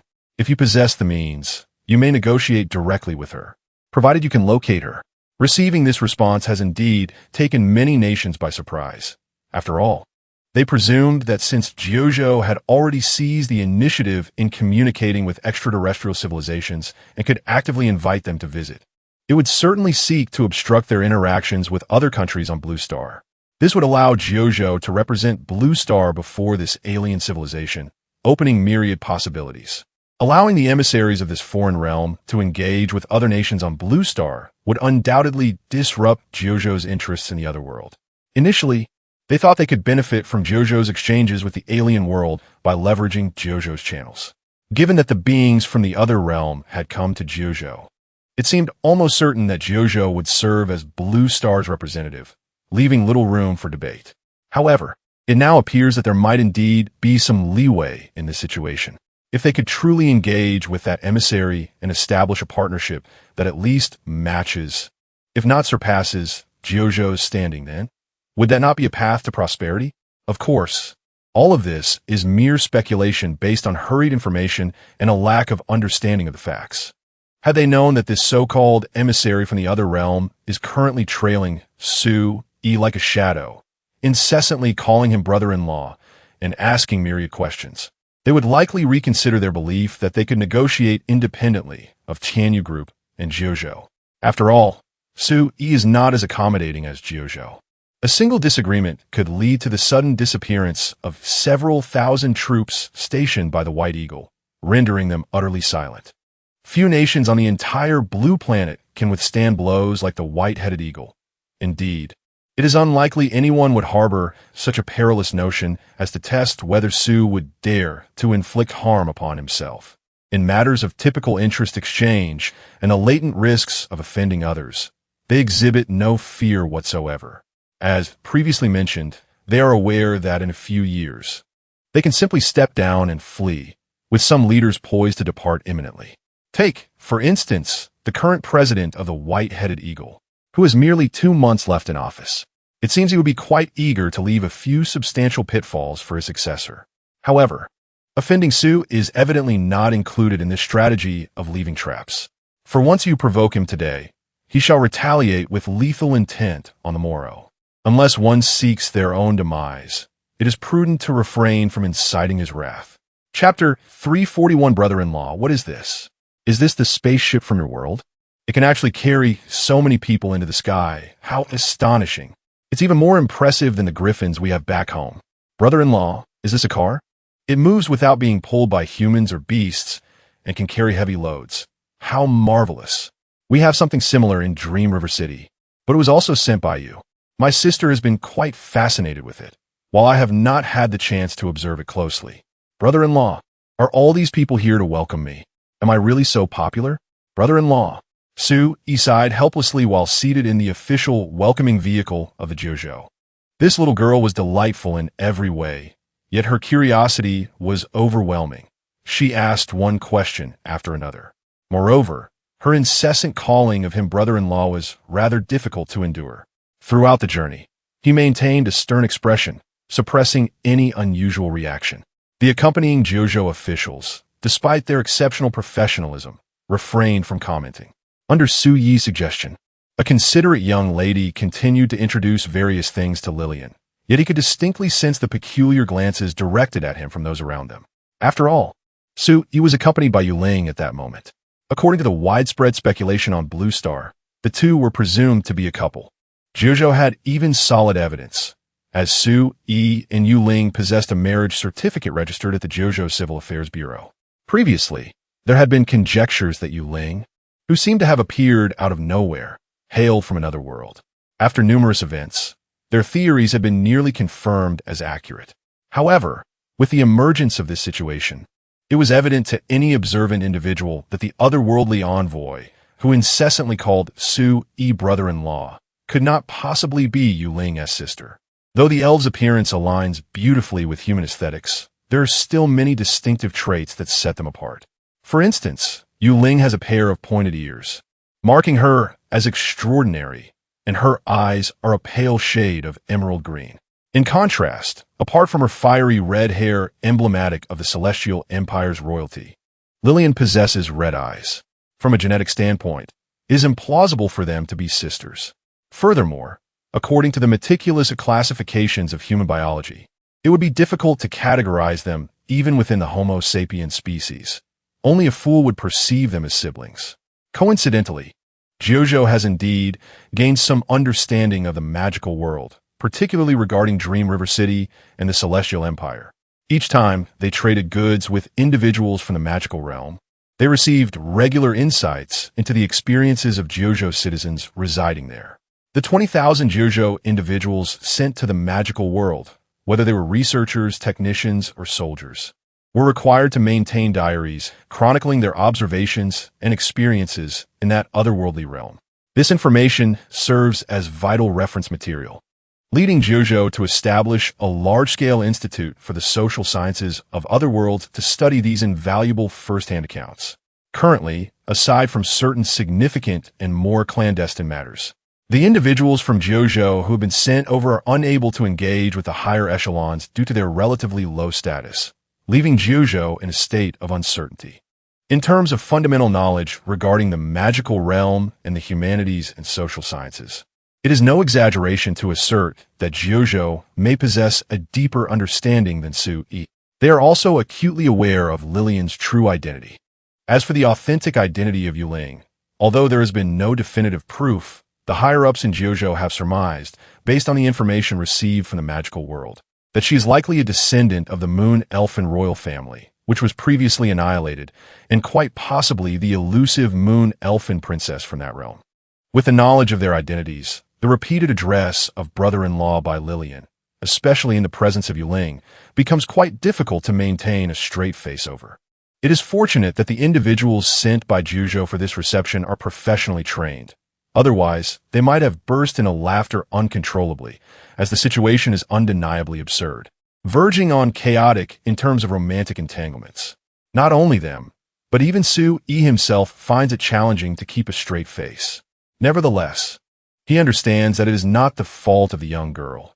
Lillian cannot be categorized as a deliberately naive troublemaker. Instead, she is genuinely uninformed, leading to her myriad questions. In the magical world, individuals are often preoccupied with training or learning various court etiquette, with little time for entertainment, which likely limits their understanding of that realm. Even with the aid of a universal language card, Lillian's interpretation of brother-in-law probably aligns with a role akin to an older brother, lacking the nuanced connotations familiar to someone from Blue Star. People are inherently who they are, and what can be done about it?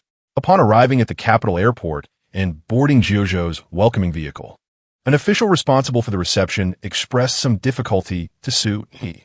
Once we arrive at the venue, there will be numerous media reporters present. How would you prefer to arrange the order of disembarkation? Ordinarily, given the high status of the reception, it would be most fitting for Lillian, as the envoy from the otherworldly Mengchuan city, to be the first to alight, followed by the staff. If only Lillian were in the vehicle, there would be no contention. However, Su-E's presence complicates matters. The diplomatic department had initially intended for Su-E and the esteemed Lillian to travel in separate vehicles, thereby avoiding any hierarchy in their disembarkation. With an additional vehicle, it would not be an issue. Yet, upon witnessing Lillian following closely behind Su-E, repeatedly calling him brother-in-law, the accompanying staff wisely abandoned the notion of having them travel separately. After the vehicle was arranged, one could only inquire with the overseeing leader behind the scenes about the next steps. Directly confronting the leader would surely overwhelm them. It was only natural for Lillian to disembark first, as this event was orchestrated in her honor, deserving of the highest standard of reception without any question.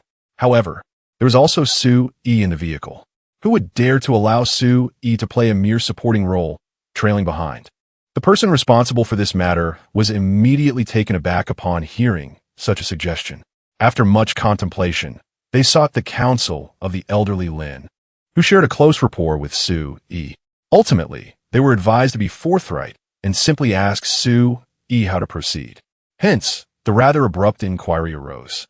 During this questioning, the young staff member visibly perspired profusely. Observing this, Su-E couldn't help but chuckle, stating, "The welcome ceremony prepared for her is, of course, centered around her. I am merely accompanying her, so there is no need to concern yourselves with me." Chapter 342, a multi-trillion-dollar enterprise under different circumstances. Su-E would never consider playing a supporting role in such an occasion. However, with Wei Wei unexpectedly presenting a young lady who affectionately addressed him as brother-in-law, it was only natural for him to offer some assistance. Thus, he made a special trip to the Jiuzhou region to accompany her. Since he was there to provide support, he refrained from overshadowing her presence or leveraging his status in Blue Star to steal the limelight. He had no need for such trivial recognition. Once the staff responsible for communication received a positive response, it was as if a great burden had been lifted. They hurriedly reported the news upwards. The subsequent proceedings were rather unremarkable. The convoy journeyed from the airport to the towering edifice representing the supreme authority of Jiuzhou, followed by a grand, yet manageable welcoming ceremony. After the customary formalities, they arrived around 9 in the morning in Jiuzhou, and by the time they finished lunch, the event was complete. According to the usual agenda, the next step would involve Lillian engaging in discussions with a prominent figure from Jiuzhou, culminating in a public announcement of mutual agreements and significant collaborations.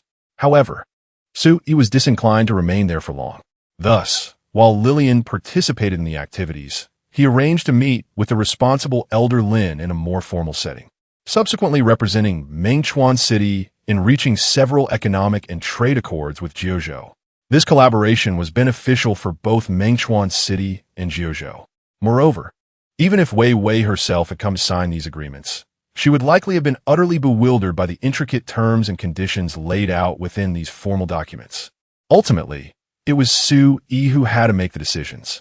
In essence, Wei Wei had sent Lillian as a symbolic figure, implicitly requesting Su-E to take care of her and to undertake certain responsibilities on her behalf. Lillian's role was simply to nod and sign. The necessary prestige was afforded, the appropriate respect was shown, and the desired collaboration was achieved. It could be deemed a mutually satisfactory outcome. A brief calculation revealed that the agreement signed today alone entailed over 50 trillion in economic exchanges between Jiuzhou and Mengchuan City. From the perspective of two distinct worlds, this amount might not appear particularly astonishing. However, in the context of Jiuzhou's diplomatic history, the ease with which such a substantial trade agreement was secured felt almost surreal. The usually stern dignitaries could hardly conceal their joy during the midday banquet, their smiles betraying their delight. On a public level, this was a tremendous boon for the nation and its citizens. On a personal level, it represented not merely a remarkable milestone in their political careers, but an opportunity for enduring benefits in their future endeavors. This marked the first formal state-level economic and trade exchange agreement between humanity of Blue Star and the foreign capital, a fact destined for historical documentation. Those involved in this momentous occasion were assuredly destined to be remembered in the annals of history.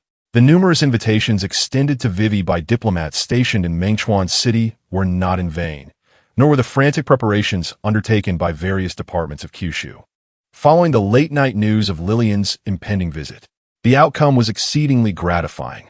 Once the official exchanges concluded, it was naturally the intention of Kyushu to invite Lillian to explore some of its scenic and historic sites, allowing the visiting friend to experience the allure of Kyushu's culture. However, Sue was already well acquainted with these places, and given that Lillian's visit also entailed a mission to procure weapons, the itinerary was swiftly altered to include a visit to an ongoing aerospace exhibition in a southern city of Kyushu. Previously known as an air show, it had now evolved into a defense exhibition, primarily showcasing various weaponry. Once named after a specific location, this exhibition had grown increasingly prestigious over the years, establishing itself as one of the foremost defense exhibitions in the world, and had come to be known as the Kyushu Defense Exhibition. Held biennially, this year it was fortuitously taking place. Vivi's hurried decision to send Lillian here stemmed from a casual mention by Sue during a previous conversation in the trading space. With ample funds at their disposal, it seemed prudent for Lillian to make some purchases. Although they had yet to officially commence spending, Sue could already surmise the nature of the forthcoming news, simply from the extravagant way Vivi and Lillian treated money. The affluent magnates of the oil regions merely sought amusement, while the true financial prowess lay with the sisters from this other world. The key difference was that those oil magnates would merely observe their purchases, whereas the items acquired by Mengchuan City would be put to practical use. On this front alone, the spending capabilities of both parties were not on the same level. Furthermore, despite all being resource sellers, Vivi's underground oil lake boasted reserves that likely surpassed those of the entire oil region. In the presence of Vivi, could the oil magnates truly claim to be wealthy? The officials had no objections to the change in itinerary and were, in fact, quite delighted, having just finalized a colossal deal worth trillions. The prospect of an additional venture, starting at least in the hundreds of billions, was indeed lucrative. Consequently, the official delegation arranged by Kyushu promptly proceeded to the venue of the defense exhibition in the southern region. This unexpected turn of events left the journalists, who were poised to report extensively on the matter, utterly astonished. The first action taken by the otherworldly visitors upon concluding their official business in Kyushu was to attend the latest weapon exhibitions, a noteworthy event deserving of significant coverage. At this point, if anyone wished to stir controversy, they might insinuate that the visitors from this alternate realm were preoccupied with notions of warfare, lacking any inclination towards peace. However, in the absence of clandestine support from any factions, it was unlikely that anyone would dare to provoke such a situation. However, regarding Lillian's itinerary, they have reported everything without reservation. The news about the visitors from another world arriving in Kyushu has made significant headlines across various online platforms. From a simple introduction to Lillian's identity, to her arrival in Kyushu, the individuals she has met, the discussion she is engaged in, and the signing of trade agreements worth trillions, every development is updated in real time. Chapitre 343. Such fortuitous events exist? Initially, those who were following the visitation of beings from another world on the internet approached it with a sense of curiosity. Some even regarded the official disclosures about the magical world's background and Lillian's origins as mere fictional narratives. Although the descriptions of the magical realm differed from the Western fantasy worlds depicted in novels from Blue Star, their essence bore striking similarities. However, after perusing the brief educational content regarding the magical world, many who noted the astounding figures soon realized why the 9 provinces placed such significant importance on this visit. For within the content provided, it was mentioned that the sentient beings in this magical world were not limited to humans alone, and the total number of intelligent life forms, without thorough estimation, already exceeded 5 billion. If a proper census were conducted, that number would likely become even more staggering. The mention of the Radiant Empire alone indicated a population nearing 10 billion.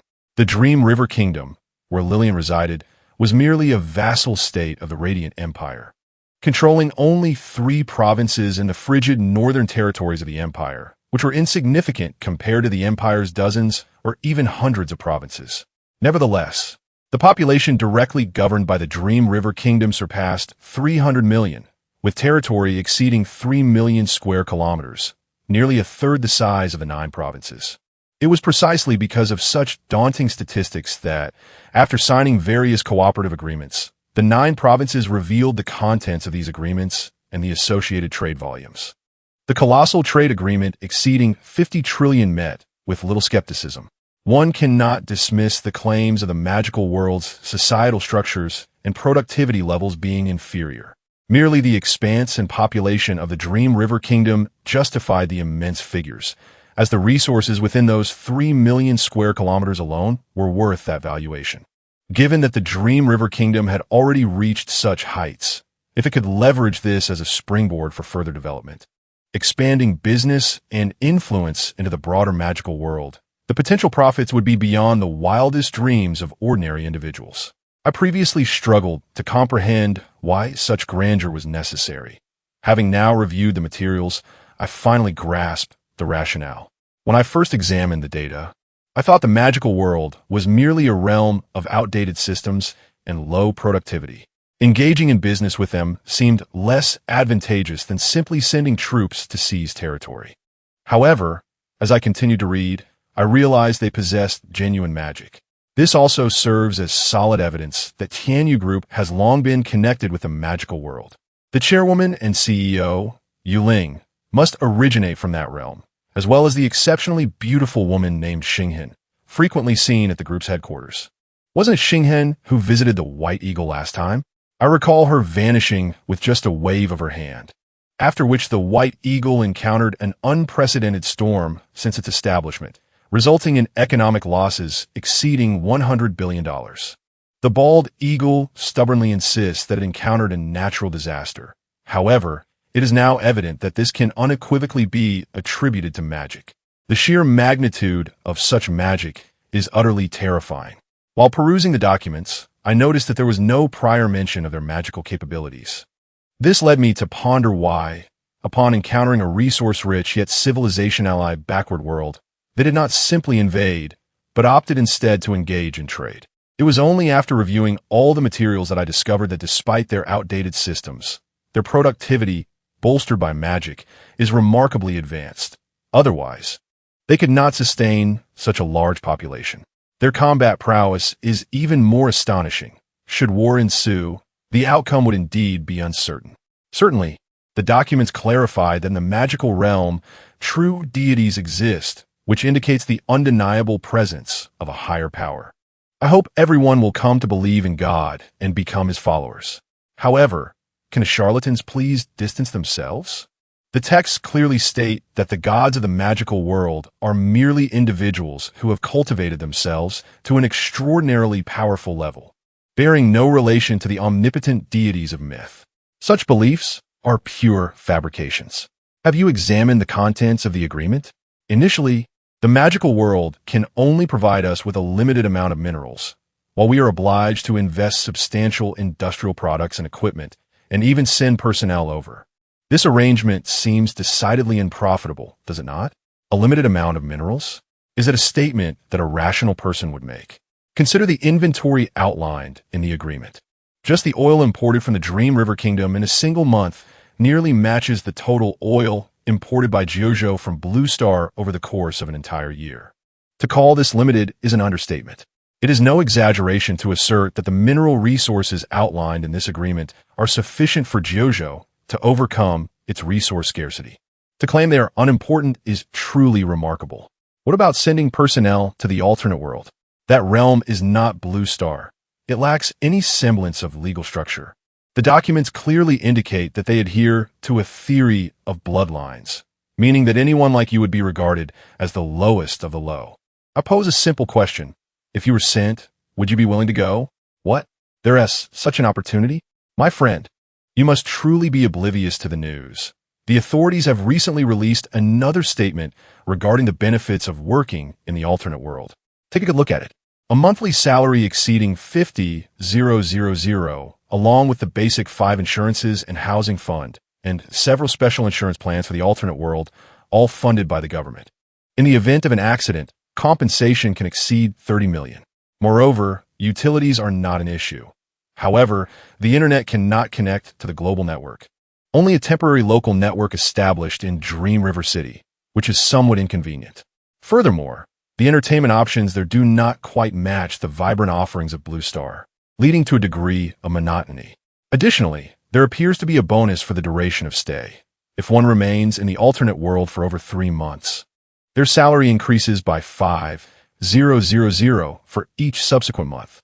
Thus, if you currently earn 50,000 a month by the 4th month, your salary plus bonuses would amount to 55,000. By the 5th month, it would reach 60,000, and so forth. The longer you stay, the more you earn. In terms of safety, there is no cause for concern. The 9 provinces have made this abundantly clear. They even took the liberty of addressing the previous inquiries raised by the White-Headed Eagle regarding the mysterious disappearance of tens of thousands of individuals. Indeed, these individuals have ventured into another world, and in addition to them, an army comprising 10,000 soldiers has also made the journey to that realm. Consequently, there are now 20,000 citizens of the 9 provinces residing there, who have established amicable relations with the local inhabitants. Their assistance in defending Dream River City from invasion has garnered them the respect of the entire populace. In that realm, we need not worry about safety. In fact, some beast folk have even volunteered to assist our people in times of peril. As for our status, it requires little elaboration. The Queen of Dream River City is a notably progressive ruler in that other world, where notions of bloodlines are not as rigidly enforced. Moreover, since we, the 9 provinces, played a pivotal role in aiding Dream River City through a significant crisis, our origins set us apart, rendering the prevailing bloodline theories largely irrelevant to us. Chapter 344. This is the dawn of a new era as the updates from JoJo regarding the existence of alternate worlds continue to unfold. The curiosity surrounding this realm has undeniably intensified among the inquisitive. The attention has surged, particularly after revelations regarding the favorable conditions and treatment afforded to the JoJo populace in this otherworldly domain. The term working in the alternate world has unexpectedly gained traction, with numerous individuals expressing a desire to explore this fantastical realm. In addition to the extraordinarily advantageous conditions presented by the JoJo authorities, there are manifold other motivations. For instance, the materials released by JoJo contain descriptions of various races, such as elves and orcs. These documents include not merely textual descriptions, but also a plethora of authentic images and videos captured by JoJo citizens stationed in Dream River City. The allure of the elves is particularly undeniable. They are indeed paragons of beauty. Upon viewing these representations, many were reminded of the enchanting Madame Yuling, the captivating chairwoman of Tianyu Group. One might wonder if such exquisite beauty could truly exist in this world. The traits exhibited by Yuling are strikingly reminiscent of those attributed to the elves of the alternate realm. Previously, many could only harbor envy and admiration for Su Yi's stunning wife. As finding someone of Yuling's caliber on Blue Star is exceedingly rare, this is not merely a matter of wealth. However, the situation has changed. While Blue Star may lack such beauty, the alternate world possesses it in abundance. Furthermore, the elven population in this realm numbers in the millions, all possessing striking features. Who could resist such allure? It is unrealistic to expect every elf to match Yuling's beauty. Yet it is reasonable to surmise that she ranks among the most beautiful within the elven society, given that Su Yi chose her. Nonetheless, even among the average elves, one could encounter breathtaking individuals that most could scarcely imagine. This alone has undoubtedly captivated countless admirers, stirring aspirations to venture into the alternate world. As for the orcs, one can only say that they have elicited sheer delight among many. Not all orcish beings are the brawny, muscular types one might envision. There exists a variety of races within their ranks. These unique orcs, while differing from the elves and humans in appearance, possess their own distinctive charm. Certain orcish races, such as fox and cat folk, are equally renowned for their striking beauty in the magical world, particularly the enchanting fox women and cat women, who are cherished by many. Though the disparities between the two worlds may be vast, the aesthetic appreciation among people remains largely consistent. Aside from the niche tastes of the LGBT community on Blue Star, most individuals can discern beauty from ugliness, given the allure of these elves and orcs. It is no wonder that countless individuals are now eagerly seeking opportunities to work in the alternate world, not to mention the extraordinary benefits and the myriad resources and opportunities that await in this enchanted realm. Visionary leaders online, upon reviewing this information, have promptly proclaimed it as a new age maritime expedition, asserting that the opportunities available now surpass even those of the historic age of exploration. The benefits provided by the authorities are merely a fleeting amusement. For those fortunate enough to venture into the other world, aside from select few privileged positions, relying solely on these benefits for survival is a mark of true inadequacy. The resources available in that realm are exceedingly abundant for anyone with a modicum of intelligence. Seeking wealth in the magical world is hardly a daunting task.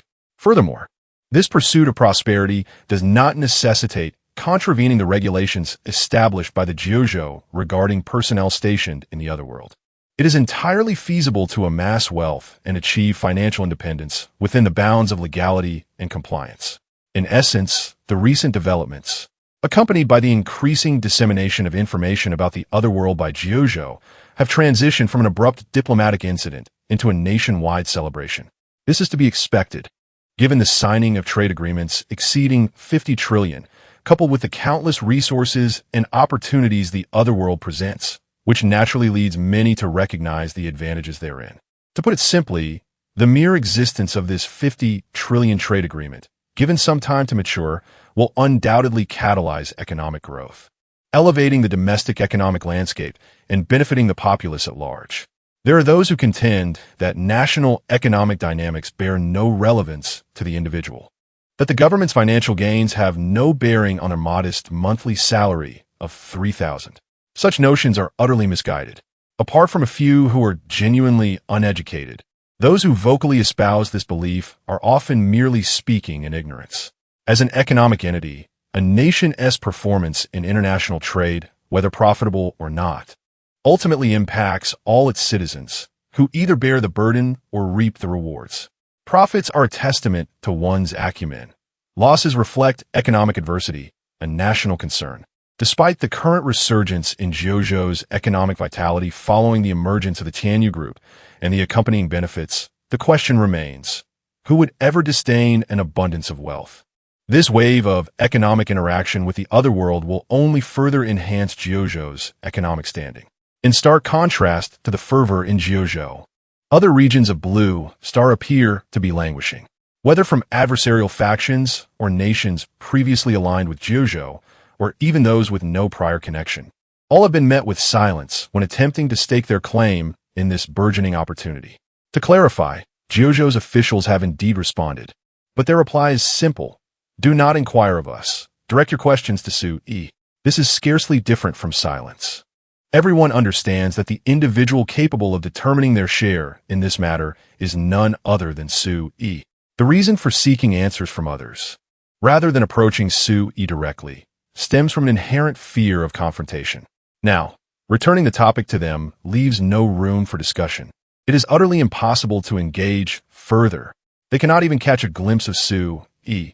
How could they hope to meet him? Would they dare to storm the headquarters of the Tianyu Group on Penglai Island? Who would risk their life for such folly? Clearly, they have come to realize that neither the Tianyu Group nor JoJo intends to include them in their endeavors, marking a stark contrast to the increasingly favorable circumstances for JoJo following the Tianyu Group's arrival. With the emergence of the Tianyu Group, the situation in many places beyond the 9 provinces has deteriorated significantly. This is particularly true for certain Western nations led by the Bald Eagle. Once, they were overwhelmingly dominant, exploiting their first-mover advantage to extract resources from the entire world. However, following the rise of the Tianyu Group, they have been compelled to lower their haughty heads, helplessly witnessing the decline of their nations and alliances. This deterioration is multifaceted and pervasive, affecting not just a single aspect. Chapter 345. As long as one can reach that place in the realm of technology, what they once took pride in the upstream technologies used to harvest global industries, seemed like a mere just before Su-E. The notion of a bottleneck was utterly non-existent. The Tianyu Group, with a single maneuver, completely revolutionized the industry, sweeping them into the annals of history. The array of technologies they once deemed cutting-edge, which had only a day prior commanded a significant share of the global market and accrued immense profits, had overnight become obsolete, rendered entirely useless. Any substitute that the Tianyu Group casually introduced was several generations ahead of their once coveted products, rendering competition futile. In military matters, after the White Eagle loss an overseas base, with thousands of elite soldiers missing without a trace, and the White Eagle itself dared not make a sound, the Western Bloc abandoned any thoughts of challenging the Tianyu Group militarily. With such a devastating blow, it was better to refrain from further provocation. Even if a few individuals were tempted to instigate something, their companions would promptly produce telescopes, urging them to gaze upon the Kunpeng-class starship, which could orbit the blue planet every 2 hours, and to reflect calmly on their circumstances. Economically, the interconnection of technological and military prowess was evident. Once the technological monopoly was extinguished, a collapse of high-value industries and a steep economic decline followed. Without military superiority, the resources and populations they once exploited became increasingly difficult to control.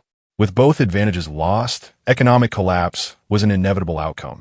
The Tianyu Group and the Jojo were still preoccupied with nuclear fusion, showing no immediate intent to engage with the White Eagle's oil-based economic system. Should they choose to dismantle the White Eagle's financial hegemony, it would constitute a truly lethal strike. Following such an action, it was likely that within 1 to 2 years, or at most 3 to 5, most nations within the Western Bloc would experience a significant reshuffling, leading to the complete disintegration of the existing order. Currently, rather than sanctioning the Tianyu Group, many nations were pleading for the opportunity to host them for business, offering a plethora of attractive conditions. As long as they could provide some job opportunities and introduce the exceptional products of the Tianyu Group to stimulate market consumption and boost the economy, they were content. Moreover, they aimed to mend relations, hoping that in future dealings, the Tianyu Group would be somewhat lenient. Everyone understood that their current peace was merely a temporary respite, as the Tianyu Group had more pressing matters to attend to and was disinclined to engage with them at the moment. Once the Tianyu Group decided to intervene, these nations, representatives of the old order on the blue planet, would face reckoning. It was merely a matter of time. Yet, what could they do in the face of this knowledge? Resist? Such folly. Just look at the starships above. Surrendering and seeking a less severe reckoning was their only option. However, that was before today. Following the revelation of information pertaining to the other world, it is only natural that certain individuals in the West began to harbor ulterior motives. After all, in their perspective, the success of the Tianyu Group and Kyushu is undoubtedly intertwined with this otherworldly connection. If they could also forge a link with the otherworld, perhaps even establish a stable relationship, would it not yield different outcomes? To them, the answer is manifestly affirmative. If the people of Kyushu could achieve such feats upon discovering the otherworld, how could these aloof Westerners consider themselves incapable? They must indeed be capable. Thus, faced with the futility of approaching official channels of Kyushu and finding no means to directly reach Su-E, it is inevitable that some would resort to dubious intentions. Among these, apart from the Western nations that have long been at odds with Kyushu and the Tianyu Group, now resembling autumn grasshoppers that must fight desperately, there are also numerous smaller nations that originally had no stake in this conflict, as well as so-called allies of Kyushu. These dubious intentions manifest in a desire to privately seek out Miss Lillian for contact. Lacking concrete information regarding Lillian's identity, they remain oblivious to her relationship with Su-E, merely perceiving that if she can recognize Kyushu and forge a partnership, their own strength is not insignificant. Thus, by offering better terms, cooperation might indeed be possible. They are reluctant to believe that the envoy from the otherworld would forego greater benefits. However, Kyushu has always been quite adept at safeguarding such foreign guests.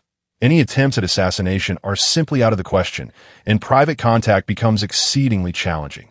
It was not until Kyushu's official media updated the news, announcing the specifics of cooperation, that Miss Lillian, the envoy from the magical realm of Dream River Kingdom, expressed her desire to visit the ongoing Kyushu Defense Exhibition. This revelation instantly alleviated the concerns of those nations that had been pondering how to approach Lillian discreetly. The Kyushu Defense Exhibition is a global event. Although most exhibitors are Kyushu enterprises, foreign companies are certainly present, including some notable firms from the Western Bloc, such as Airbus. Furthermore, Kyushu assured that Lillian's visit would not disrupt the regular activities of other attendees. Thus, opportunities for contact abound. Many nations eager to engage with the other world now believe that if they can only connect with Lillian, they will undoubtedly reap countless rewards. This mindset resembles a desperate struggle, akin to the notion that reaching a particular destination is all that matters. Yet, they remain oblivious to the reality that they are reveling in the perceived carelessness of Kyushu and the Chanyu Group, who have left such a significant loophole for them to exploit. In truth, neither Kyushu nor the Chanyu Group is concerned in the slightest. The Chanyu Group requires no further introduction. The industrial prowess of Jojo alone ensures that, apart from Jojo, no other nation or faction on the entire Blue Star possesses the qualifications to act as a collaborative partner for the Dream River Kingdom. The industrial products and weaponry needed by the Dream River Kingdom cannot be supplied by all the other nations on Blue Star, even if they were to unite within such a brief time frame. Essentially, Jojo's ability to forge this cooperative relationship with Wei Wei is not solely due to Su Yi's personal inclination towards Jojo, but rather because Jojo is the only entity on Blue Star capable of fulfilling the demands from Dream River City. If such capabilities cannot be demonstrated, no amount of persuasion from Su Yi would facilitate cooperation between the two parties. Wei Wei is astute and would never engage in a deal that leads to losses. Chapter 346. Is there such a way to conduct business? This is our most advanced 191 rocket artillery in Jojo, and it stands as one of the most sophisticated weapons of its kind worldwide. If my memory serves me correctly, a batch was previously dispatched to Mengchuan City. I wonder what Miss Lillian thinks of it?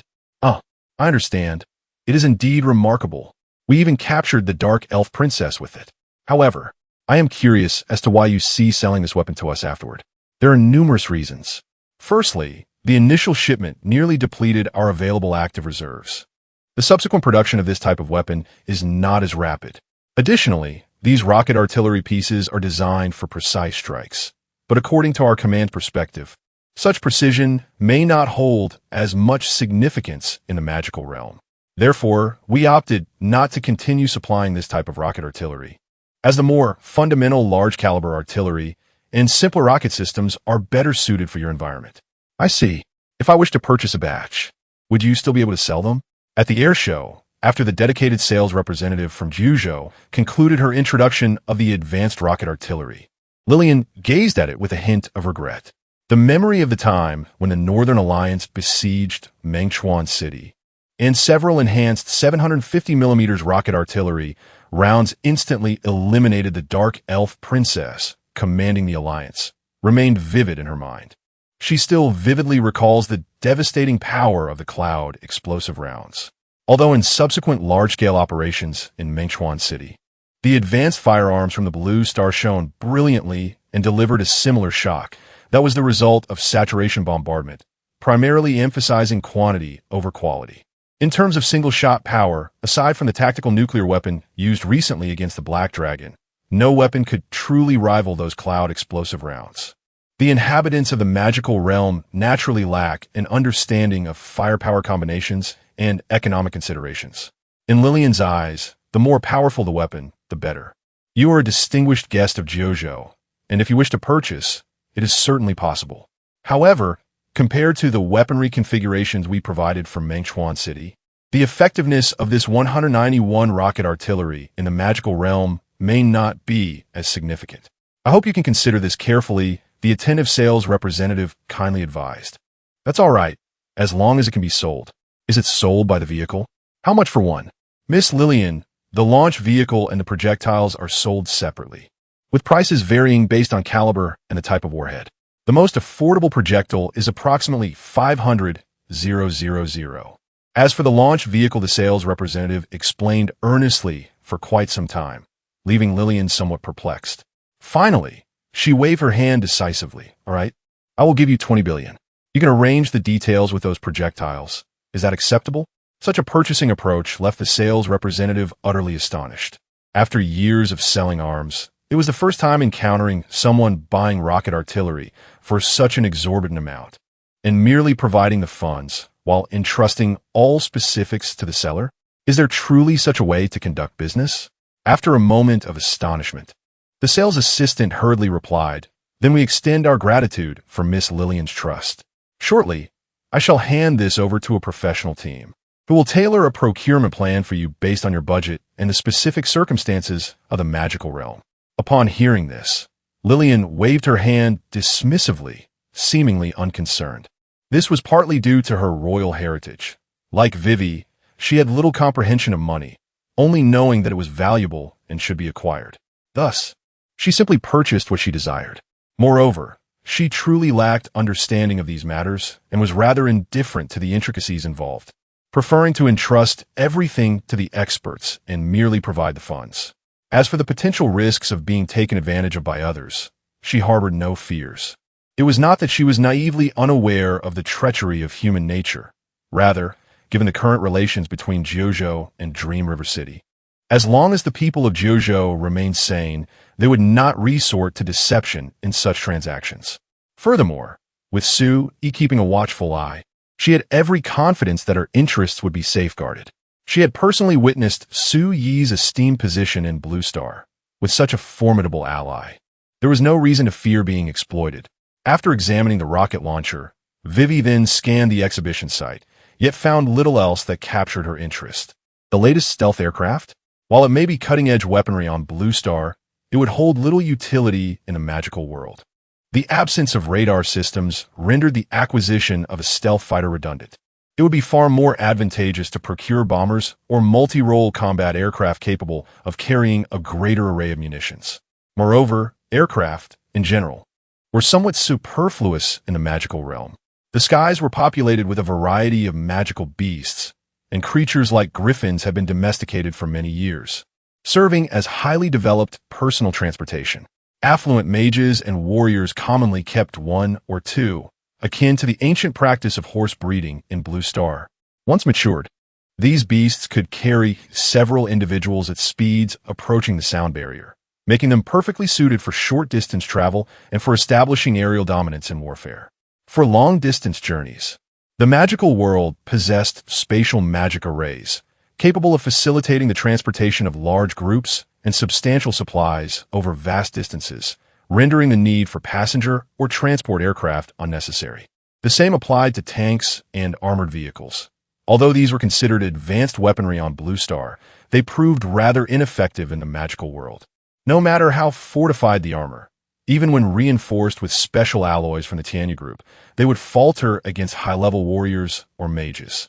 Even if mid to low-tier practitioners found it challenging to breach thick armor, the cumbersome nature of tanks made it nearly impossible to strike at agile foes. In the face of such unwieldy weaponry, practitioners in the magical realm exhibited little fear, as their effectiveness was distinctly limited. While Lillian desired to purchase a variety of items to gauge their worth, her inclination to acquire several tanks was promptly dismissed by Su Yi. No amount of wealth could possibly justify the acquisition of weapons entirely unsuited for the magical realm. Could it? Such an individual would not be a magnate, but rather a fool. Thus, under this peculiar demand, Lillian navigated the exhibition, skillfully evading the sophisticated advanced weaponry, instead opting to procure an assortment of basic arms. This included, but was not limited to, various models of rocket launchers and a diverse array of individual firearms. Additionally, she amassed a staggering quantity of ammunition, a sum too vast to count. Furthermore, she acquired a substantial batch of Sentry, 2 medium exoskeletons from Su Yi, which were, of course, the complete versions, not the truncated models offered by the Tianya Group on Blue Star that could be upgraded later. Ultimately, she managed to expend nearly all of the astronomical procurement budget of over 100 billion bestowed upon her by Vivi. Chapter 347, The Exoskeleton Marine Warfare Tactic. In comparison to the cutting-edge weaponry of Blue Star, the exoskeleton armor developed by the Tianyu Group, after meticulous examination by Lillian, revealed that if this technology were to be introduced into the magical realm, it would undoubtedly defy the prior assessments of military experts who deemed it a mere trinket. Previously, He had indeed contemplated transporting a batch of exoskeleton armor to that world. However, following their studies, several military specialists concluded that such a device, which could significantly enhance individual combat capabilities and facilitate the mass production of super soldiers, would hold little value in the magical realm. This was due to the fact that the inhabitants could effortlessly cultivate individuals that Blue Star would classify as super soldiers. Indeed, every practitioner could be considered as such. Even the most rudimentary first-tier warrior could wreak havoc in a city on Blue Star. In a world where the average martial prowess is extraordinarily high, introducing Blue Star's enhancements for individual combat seems utterly nonsensical. Furthermore, it is worth noting that this technology is not inexpensive. However, this not inexpensive refers to the selling price and the proclaimed production costs. In reality, the cost of these exoskeleton armors is astoundingly low for Su-E. Possessing a complete production line allows him to manufacture a set for less than 19,000 Juho coins on average. In summary, according to the majority of military experts, the utilization of individual exoskeletons in the magical realm would be exceedingly limited, far less effective than more straightforward weaponry. For instance, artillery, when clustered, can send millions of troops into disarray with just a few salvos. Likewise, firearms can pose a significant threat to lower-tier warriors and mages in the magical world. These weapons provide an immediate and tangible enhancement to combat effectiveness. In truth, these military experts are not devoid of expertise. Their perspectives are valid, and even Tian Shu, after calculations, concurred with their assessment, deeming the individual exoskeleton unsuitable for the magical realm. However, upon Lillian S.'s arrival and her observation of the exoskeletons, she became exceedingly animated after learning of their capabilities and approached Su-E with enthusiasm. "Brother-in-law, is that exoskeleton from your Tianyu group? Can you sell it to us?" Initially, Su-E assumed that this young girl was merely intrigued and wanted to procure a few sets for amusement. Thus, he did not dismiss her inquiry. After receiving an affirmative response, Lillian astonished him with a staggering figure. For that medium-sized exoskeleton, if we desire 10 million sets, how much would that cost? Su-E was momentarily taken aback, convinced he had misheard the number, and after several confirmations, he realized she indeed meant 10 million sets, not 1,000. "Didn't T, the salesperson, inform you? This item holds little utility in your world. What would you do with so many? How could it be of no use?" Lillian blinked, her expression tinged with confusion. "I just tested it, and that medium-sized exoskeleton could potentially grant an ordinary person the strength surpassing that of a first-tier warrior, positioning them between the first and second tiers of martial prowess. If there were only 1 or 2 sets, it would indeed be of little use. However, if we had a substantial number, say 1,000,000 sets as I previously mentioned, the impact would be profoundly significant. In our realm, while there are numerous practitioners, I have yet to hear of a single faction possessing an army of warriors exceeding 10 million. Typically, in those so-called armies of hundreds of thousands, or even millions, the proportion of ordinary individuals predominates, and the ratio of practitioners is likely far less than one might imagine. Nevertheless, they still manage to exhibit formidable combat capabilities on the battlefield. If we could arm an army exceeding 10 million, with an average strength between the first and second tiers, it would not be an exaggeration to say that sweeping across the entire continent would merely be a matter of time. Equipping 1 or a few ordinary individuals with the strength of low-tier warriors indeed has limited utility and is rather trivial. Yet, if a vast multitude of ordinary individuals were endowed with the power of low-tier warriors, the resultant force would be unimaginable on a global scale. Her words left Su-E Xian in a state of contemplation for considerable duration, eventually leading him to a realization. The cultivation system in the magical realm is rather distorted. There, even a 9th-tier practitioner proficient in both magic and martial arts, despite being a demigod, cannot completely disregard the advantage of numbers, as one against many is not feasible. In a magical world, sheer numbers are a tremendous asset. Previously, military experts, including Tian Shu, seem to have overly personalized their considerations when discussing the provision of exoskeleton armor to individuals in the magical realm to enhance personal combat prowess. They often assumed that a weapon enabling ordinary people to possess the strength of low-tier warriors would be of little relevance in a world teeming with extraordinary beings. An ordinary person donned in exoskeleton armor might only be a slightly stronger entity, easily subdued by many low-tier practitioners. Hence, they dismissed its utility. However, they overlooked a crucial aspect due to the super soldier label associated with these exoskeletons on Blue Star. An easily subdued weaker opponent, when sufficiently numerous, becomes significantly less manageable. Even an army composed of ordinary individuals in the magical world, if large enough, is not something most practitioners would dare provoke. This holds especially true for those enhanced ordinary individuals clad in exoskeletons. Of course, it is also possible that these experts in Tian Shu did not overlook this point. Rather, their calculations were influenced by considerations of cost. To realize the alternative military potential of single soldier exoskeletons in the magical realm, the quantity required would be astronomical. Although Lillian may appear to be an unreliable spendthrift, the prospect of procuring 1 million exoskeletons may not be as far-fetched as it seems. After the procurement, it is inconceivable that Mengchuan City could rely solely on the 1 million sets of exoskeletons to cultivate an army of 10 million. After all, exoskeletons are subject to wear and tear. Even with a portion reserved as backups, mustering a formidable legion of 2 to 3 million exoskeletons would already be an impressive feat. Only at such a scale would there be a chance for mere mortals to challenge those exalted cultivators. Chapter 348. Welcome the Bald Eagle? What is the price of 10 million medium-sized exoskeletons? To put it succinctly, the cost of a stripped-down version of the Sentinel, one light exoskeleton from the Tianyu Group, varies by region and sales model. The retail price on the Tianyu Group's official website starts at approximately 120,000 Kyushu coins for the most affordable model, while the most expensive approaches around 200,000 Kyushu coins. In bulk purchases, however, the price offered at Kyushu is about 90,000 Kyushu coins, with prices for other countries depending on their affiliations. The cheapest model exceeds 100,000 Kyushu coins, while the most expensive surpasses 180,000 Kyushu coins.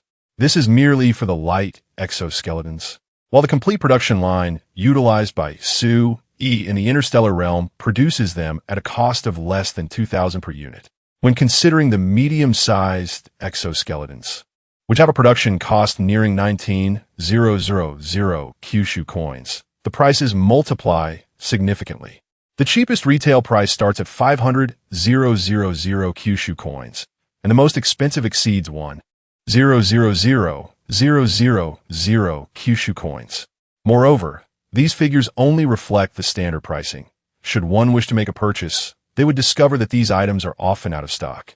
The Tianyu Group typically refrains from selling medium-sized exoskeletons externally, and thus far, only Kyushu has the privilege to procure them directly from the Tianyu Group at around 480,000 Kyushu coins each. Calculating at this rate, acquiring 10 million exoskeletons would amount to a staggering 48 trillion Kyushu coins. It is not an exaggeration to call this an astronomical figure. It seems improbable that Mengchuan City could amass such a sum in the short term to procure these exoskeletons. Even if Su E were to sell them to Lillian at cost at 10,000 per unit as a gesture of goodwill to the magical realm, it would still require Mengchuan City to pay over 100 billion, a similarly astronomical sum. However, suddenly, Su E realized something. Mengchuan City might actually be able to come up with that money. The funds casually tossed to Lillian by Vivi for procurement exceed hundreds of billions. And these funds are derived from the trade with Kyushu after covering substantial weapon expenses. If she were to save a bit, given Mengchuan City's terrifyingly abundant resources, it would likely take less than a month to gather such a sum, enabling the outright purchase of 10 million exoskeletons. Even if Su intended to profit, selling 10 million exoskeletons to Mengchuan City for 2 to 300 billion would be a trivial amount for Vivi. If a military force of several million, composed of low-tier warriors, could be mobilized, the potential to sweep across the entire magical realm, solidify their current territories, and even encroach further into the blazing Sun Empire is not without possibility. With a larger territory, they could naturally control more resources and generate greater wealth. But does Sui have such production capacity? The answer is yes. The production lines from the interstellar realm possess an astonishing quality and an unprecedented production speed. When Bailu delivered these production lines, the rationale provided was that various reasons had led to irreparable damage, prompting a request for new foundational weapon production lines, rather than the notion that they simply wore out over time. This contraption is solely designed for the creation of exoskeletons. It is exceedingly difficult to inflict damage upon it, unless subjected to external forces. Even with the production line emitting smoke, instances of damage remain rare. When operating at full capacity, and if the inventory of the Tianyu Group is drawn upon, supplying Dream River City with 10 million sets of medium exoskeletons within a short time frame is indeed quite feasible. It is at such moments that the advantages of industrial prowess become evident.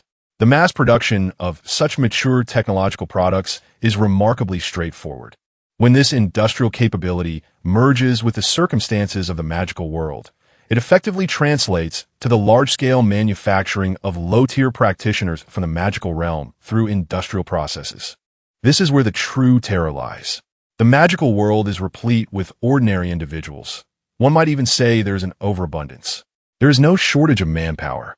Coupled with such weaponry, it is beyond words to describe the invincibility that ensues. I find your proposal highly feasible. However, I would prefer to hold off on any sales for now. I will discuss this matter with Vivi later, and in the meantime, you may explore other options. Should we decide to sell 1 million sets of exoskeletons to Dream River City, it would be unwise to limit ourselves to medium-sized exoskeletons alone. There exists a large-scale industrial capacity for the production of heavy exoskeletons, which possess even greater combat prowess. While on Blue Star, it would have been utterly impossible for me to sell such technology, as the advanced features of the heavy exoskeletons pose a significant threat even to the relatively outdated power armors of the Tianyu Group. If sold in large quantities, it could lead to serious complications should they be used against the Tianyu Group. However, selling them to a different world alleviates such concerns. Wundike Sui, who was engaged in a brainstorming session, Lillian did not overthink the matter. After receiving Su Yi's affirmative response, she departed once more to explore. Due to the circumstances, Sui needed to contact Tian Shu and Tian Xian to discuss the feasibility and necessity of this venture. Thus, he did not accompany Lillian. He merely instructed the sales assistant from Jiuzhou to remain nearby. Unexpectedly, less than half a minute after Lillian departed from her previous location, sensing Su Yi's absence, an opportunity finally presented itself. The number of individuals milling about near Lillian suddenly increased. The sales assistant, keenly aware of the unusual shift in atmosphere, was poised to call for reinforcements to ensure that these unknown interlopers did not disrupt Lillian's enjoyment. Just then, a young man with golden hair and blue eyes approached. Clad in a work uniform, the logo on his attire indicated that he was an employee of a Western company participating in the air show. Ignoring the sales assistant from Jiuzhou, he directly addressed Lillian, saying, "Welcome to Blue Star, beautiful miss. Allow me to introduce myself. I am John, hailing from the Empire of the Bald Eagle on Blue Star. We, the Bald Eagle Empire, have long admired you, and it is my earnest hope that you might grace us with your presence for a discussion on matters of trade. You may not yet be aware, but no nation on Blue Star possesses a greater understanding of trade than our Bald Eagle Empire, nor does any country boast weaponry more advanced than ours. Should you wish to procure items related to armaments, I wholeheartedly recommend a visit to our esteemed empire. Although the timing may seem inopportune, as we do not currently have a defense exhibition planned, circumstances can change swiftly. If the esteemed and beautiful lady is inclined to visit, we can promptly arrange a grander defense exhibition, showcasing the exceptional weaponry of both the Bald Eagle and our allies for your perusal." The man clearly came prepared. Having finished his remarks before the internal personnel arranged to protect Lillian could intervene, Chapter 349, Assassination. After uttering those words, he relinquished all resistance, allowing the internal staff to apprehend him. His mission was straightforward. Originally, he was merely an ordinary employee of the White Eagle Corporation. Upon learning that Lillian would be visiting the Kyushu Air show, the White Eagle summoned him unexpectedly and assigned him this task. In return, as long as he delivered those lines in front of Lillian, regardless of the outcome, he would receive a reward exceeding $50 million. Should he perish here, that sum would be deposited into his family's account. Although this young man, as an employee of a large company, was not in dire need of money, he could not resist the allure of such a fortune. Thus, he accepted the task. After all, he believed that it was merely a matter of speaking. Even if he provoked Kyushu, they would not take any drastic action against him. This several $1 million felt like easy money, an opportunity too good to pass up. Apologies. This is our oversight, the salesgirl exclaimed as the unexpected intruder was subdued. Lillian, however, was not particularly surprised. She had gathered some information about Blue Star before her arrival and understood that Kyushu, currently collaborating with Dream River City, was merely one of the many nations on Blue Star, surrounded by numerous competitors. Naturally, the adversaries of Kyushu would not simply stand by while an outsider like her appeared. They would seize the opportunity to cause some disruption. No worries, let's continue browsing, Lillian replied, shaking her head dismissively. The sales representative dispatched by Kyushu, relieved that she seemed unfazed, promptly guided her to another section to introduce a different piece of equipment. In truth, most of the items that could be utilized in a magical realm had already been sent over and tested. Lillian's visit was primarily to discover that exoskeleton armor would likely prove highly beneficial in the magical world. Other equipment either consisted of items entirely useless in that realm or were already possessed and utilized by Dream River City, which had extensive procurement plans included in previous trade agreements. There was no need to purchase them again. Her continued exploration was driven mainly by curiosity. The peculiar weapons of Blue Star, regardless of their utility in the magical realm, offered much to behold.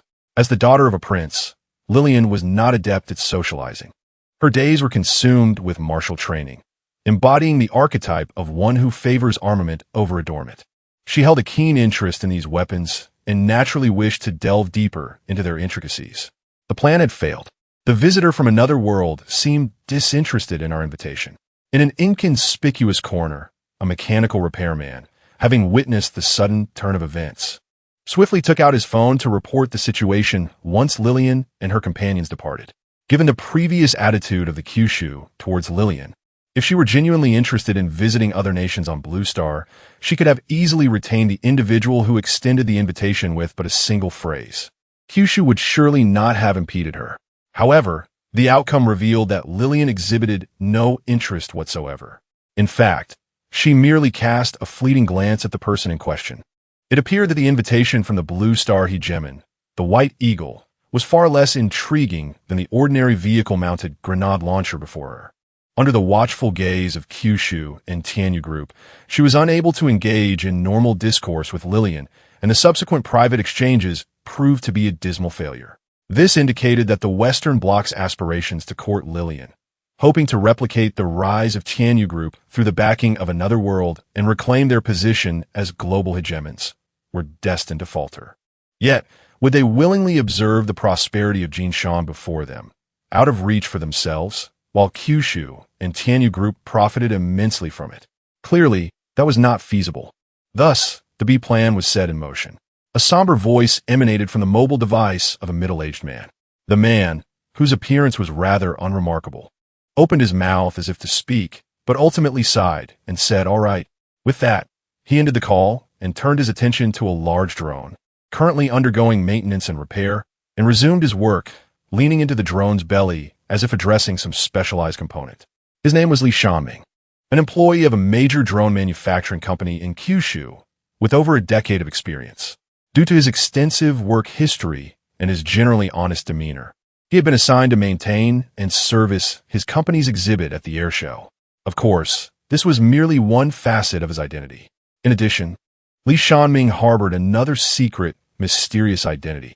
After spending over half an hour with his torso buried in the drone's belly and emerging covered in grease, Li Shanming meticulously placed a collection of tools into his bag.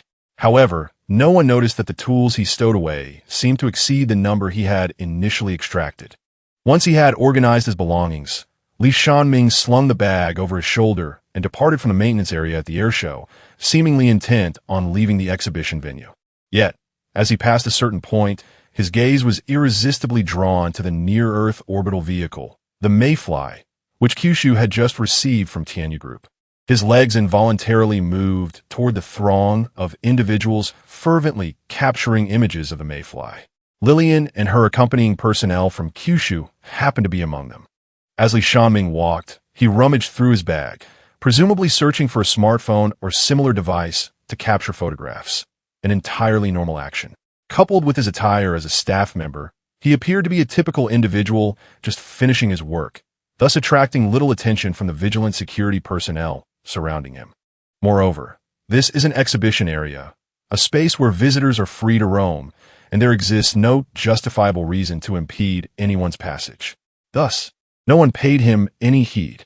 At last, as he was about to merge into the crowd to capture close-up photographs of the Mayflies, Li Shanming, who had been rummaging through his toolkit, seemed to have finally located what he was seeking.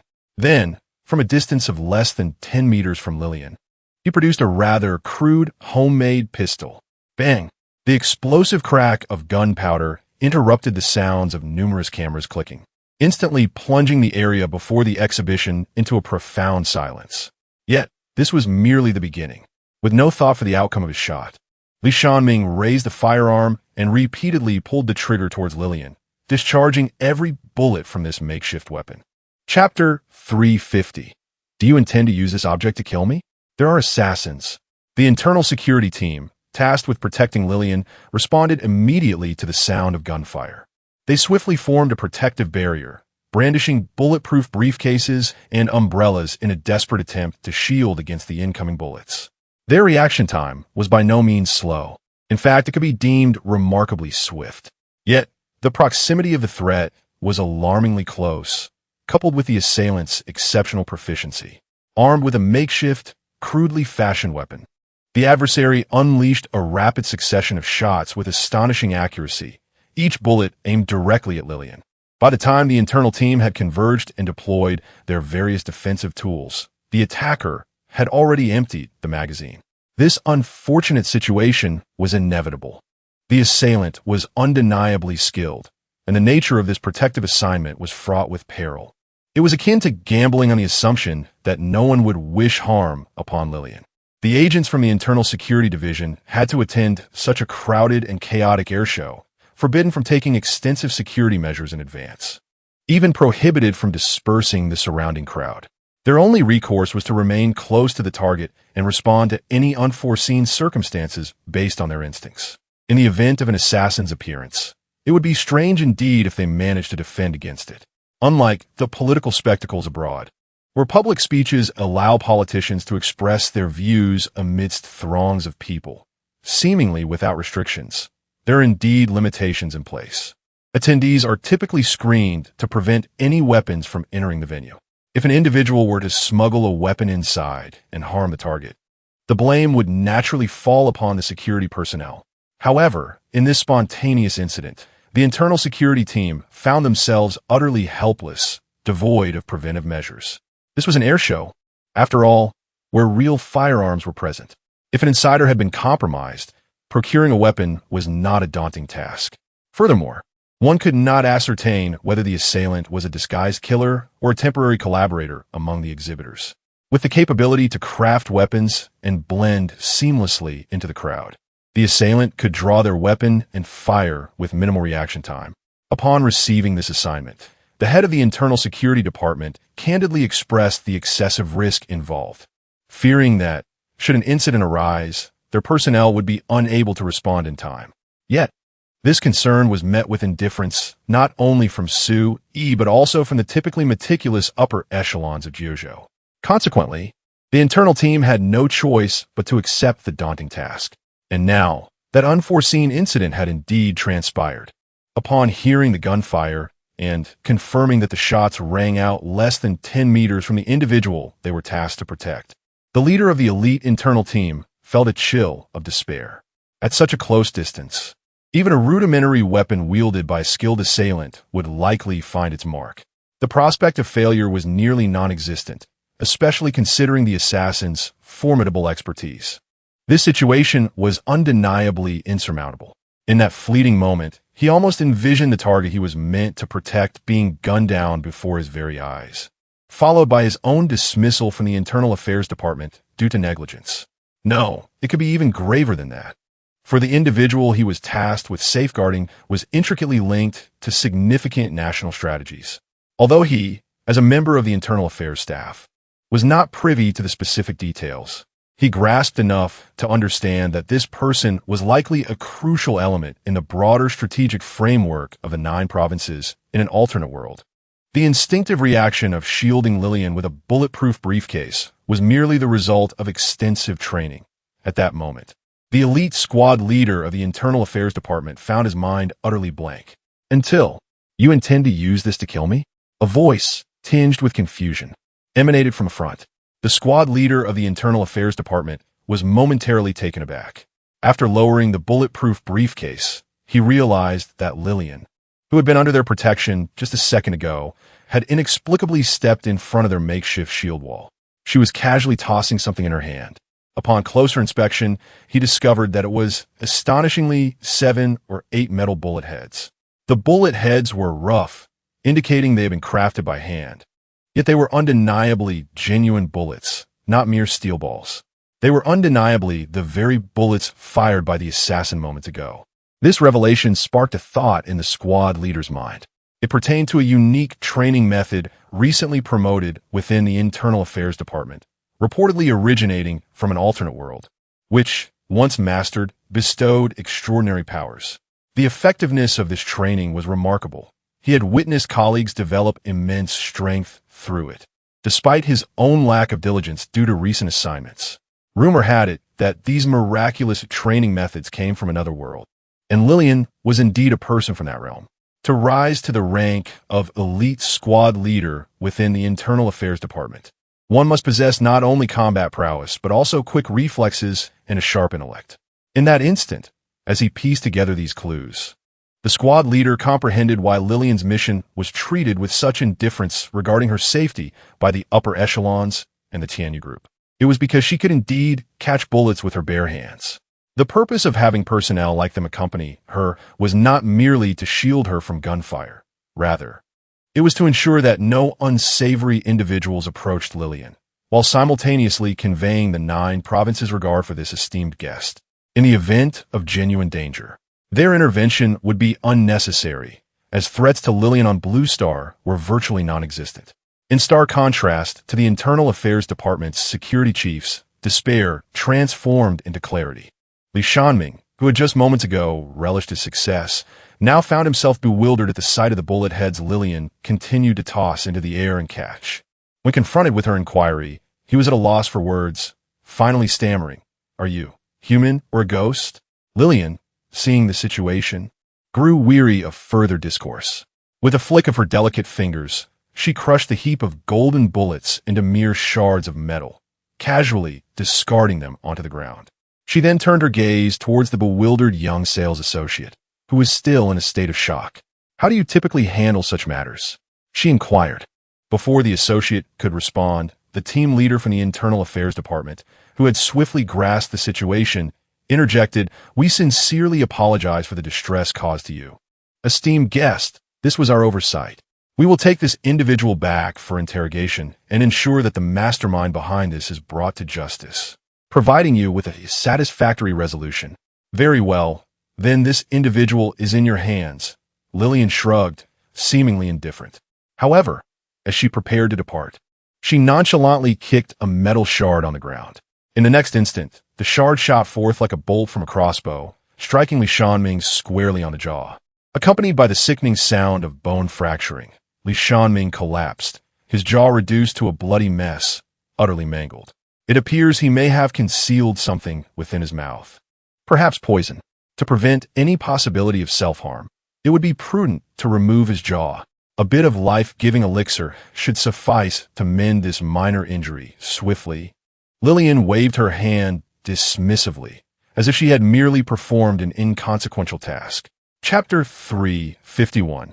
You'd better pray for no clues. The force exerted was immense, resulting in a catastrophic fracture of the entire mandible, with not a single bone fragment exceeding a millimeter in length. All that remained were mere particles. Logically, such a tremendous impact on the jawbone, situated in the head, would likely have reduced the brain to a mere pulp. Yet, astonishingly, aside from the utterly destroyed chin, this individual appeared to bear no other injuries whatsoever. What a terrifying mastery of power! After a brief examination of Li Shanming's condition, the captain of the Internal Affairs Department could not suppress his astonishment. The act of shattering a person's jaw could be accomplished by many agents trained in the martial arts of otherworldly realms. Breaking bones with a single punch was hardly an extraordinary feat, however, under normal circumstances. Such a blow would likely have resulted in more than just the destruction of a jawbone. It would probably have obliterated the target's entire head. The sheer precision with which this strike shattered the mandible while leaving the head unscathed exemplified a level of control over force that transcended the abilities of the low-tier warriors currently nurtured in JoJo. As the saying goes, experts discern the nuances while novices merely observe in awe. Were an untrained individual to witness this scene, they would undoubtedly marvel at Lillian's prowess. Yet, to the knowledgeable operatives of internal affairs, the significance of Lillian's seemingly casual strike was nothing short of terrifying, bordering on incomprehensible. Enough idle chatter. Consider the environment here and swiftly take him away. Administer a dose of life water. We cannot afford to let him die, commanded a senior leader who had arrived at the scene, visibly irritated at their continued astonishment.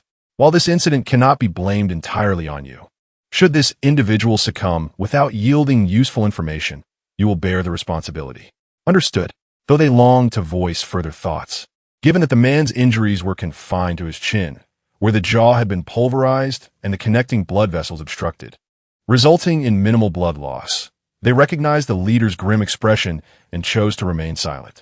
At that moment, the previously harmonious atmosphere of the exhibition hall erupted into chaos due to the sudden gunfire. Distant attendees remained unaware of the unfolding events, while those nearby stood in stunned silence. Such brazen acts of assassination in broad daylight had long been absent from JoJo, and the abrupt resurgence of such violence was nothing short of explosive. The term horrific scarcely encapsulated the mindset of those present. Days seemed far more fitting. It was not until Lillian departed the scene, and numerous internal affairs personnel encircled and removed the assassin, that the bystanders began to grasp the gravity of what had transpired. More distant spectators, however, reacted swiftly, quickly converging upon the scene, mistakenly believing the gunfire heralded some momentous occasion or celebration, akin to the sound of fireworks, and eager to witness the unfolding spectacle. After discerning the gravity of the situation, a brief moment of bewilderment was swiftly followed by an uproar. The audacity of an individual to wield a firearm in broad daylight, especially at the prestigious JoJo Air show, is utterly unconscionable. This individual must be oblivious to the concept of mortality. How could one possibly engage in such an act? It is indeed terrifying. However, it is fortunate to hear that no casualties resulted from this incident. The bizarre and rare occurrence left not only the audience present in sheer astonishment.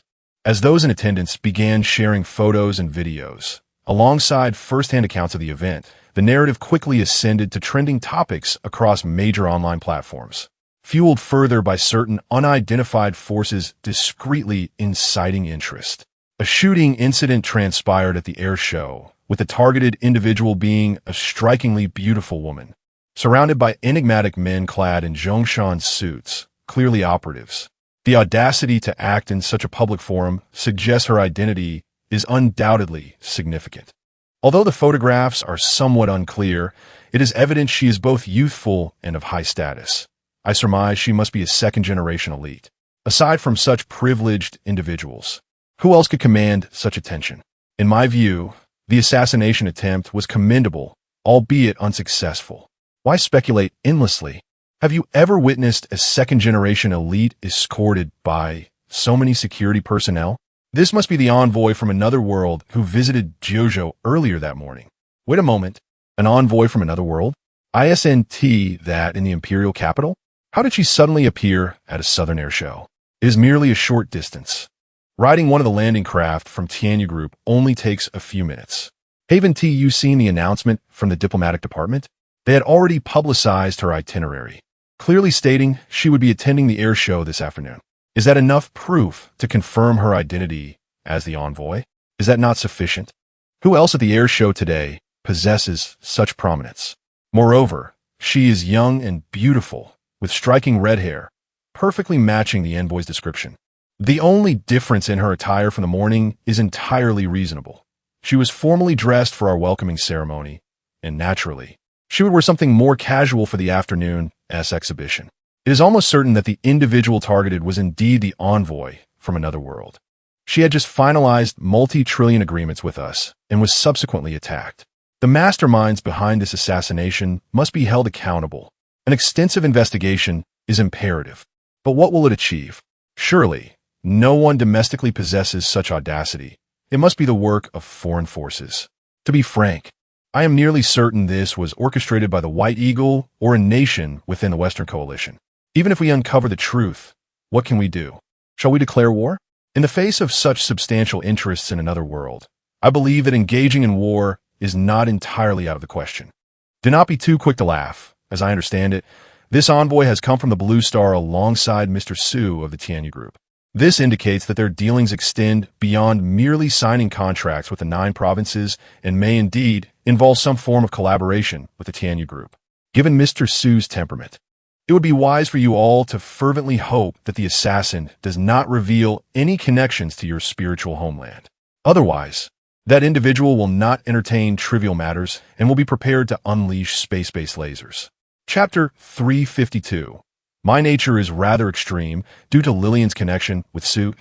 She faced an assault in the Jojo region, which incited Su Yi's wrath to the extent that he might even engage in warfare with certain major powers. Such statements undoubtedly emanate from a political novice who mistakenly projects interpersonal dynamics onto the relationships between nations and colossal organizations. This perspective is evidently misguided, even profoundly naive and ignorant. However, this premise hinges on the existence of a conventional organizational structure within these nations and large entities. In modern organizations that possess a sound structural framework, the leader's role is fundamentally non-essential. This means that even if the leader were to vanish suddenly, the organization would continue to function seamlessly within its established parameters. In this regard, the Tianyu Group cannot be regarded as a conventional organization, for it is entirely dependent on the presence of Su Yi to operate effectively. The super AIs, Tian Shu and Tian Xian, which oversee everything from business operations to armed forces within the Tianyu Group, are solely obedient to Su Yi. Their continued functioning relies on Su Yi as their original master. Moreover, Su Yi can delegate certain powers to others through his initial authority. Should Su Yi disappear or perish, these 2 AIs would be the first to cease functioning. In the interstellar realm, such AIs are essentially personal possessions of the original authority holder, without an established contingency plan or designated successor. These AIs share in the fortune and misfortune of their creator. If the original authority figure vanishes, the foundational logic of the AI will falter, leading to a complete shutdown. Unless the original authority is resurrected, even returning these entities to the interstellar domain would not restore them. The loss of these 2 AIs would precipitate an instantaneous collapse of the Tianyu Group, a fact that is no jest but a stark reality. After all, the upper organizational framework of the Tianyu Group is virtually non-existent, with all matters managed by these 2 AIs. A colossal organization, boasting hundreds of thousands of employees, would inevitably disintegrate without a leader, a scenario that is entirely foreseeable. Within the mechanism of the Tianyu Group, the leader's role is absolutely indispensable. Consequently, Su Yi wields absolute power within the organization, facing no challengers. In contrast, more conventional modern organizations possess mechanisms for error tolerance and correction, wherein the leader is replaceable. The potential for replacement signifies that the organization cannot revolve solely around the personal will of the leader. If one's actions contravene the collective interests or even severely infringe upon them, being supplanted is hardly an unfathomable outcome. Therefore, one cannot apply interpersonal dynamics to comprehend these massive organizations. Provoking conflict between major factions by offending a leader's associate reflects a simplistic, anthropomorphized view of politics, which cannot be characteristic of a rational organization. However, it is precisely the Tianyu group that stands as an anomalous organization. Thus, after such statements emerged, those who initially believed the matter would come to naught suddenly felt that if it were connected to Su Yi, it might indeed escalate into a conflict.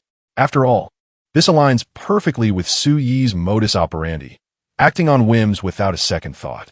Although outsiders remain oblivious to Su Yi's irreplaceable role within the Tianyu group, it is undeniable that everyone recognizes the entire organization operates under his singular authority.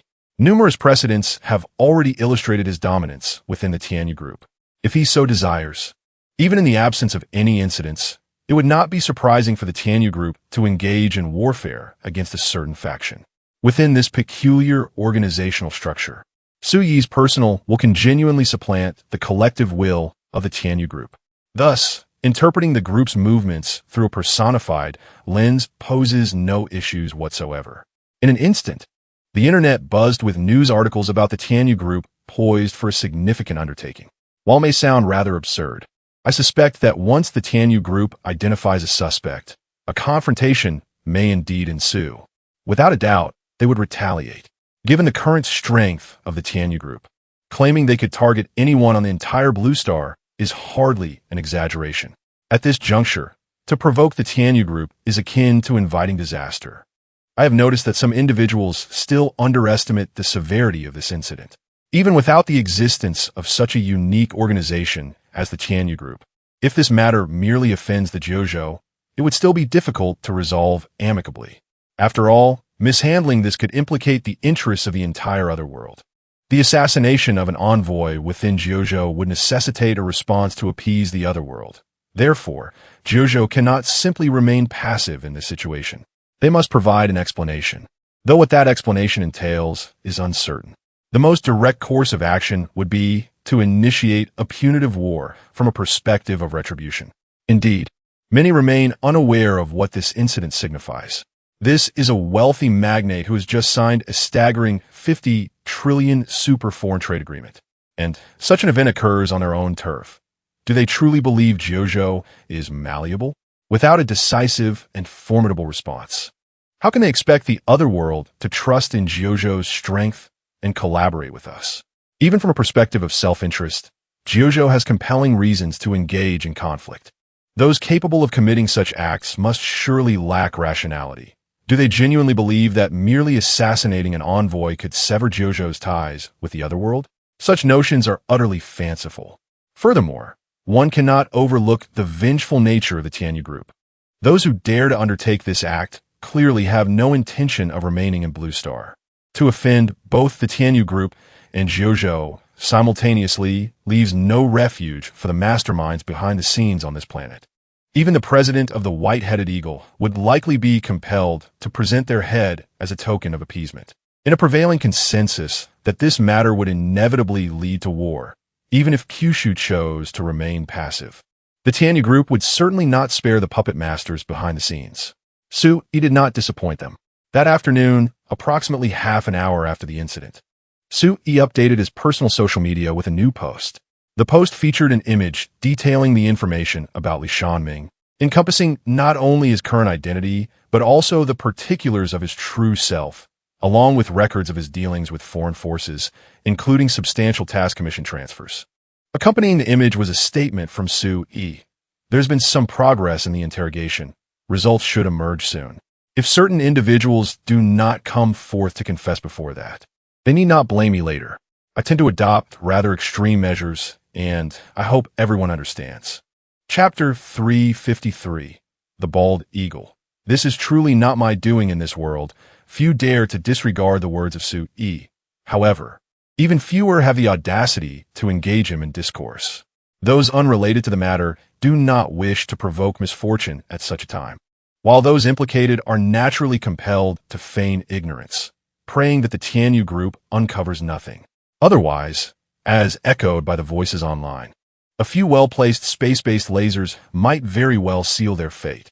The Kunpeng has been in existence long enough that its appearance has revealed much.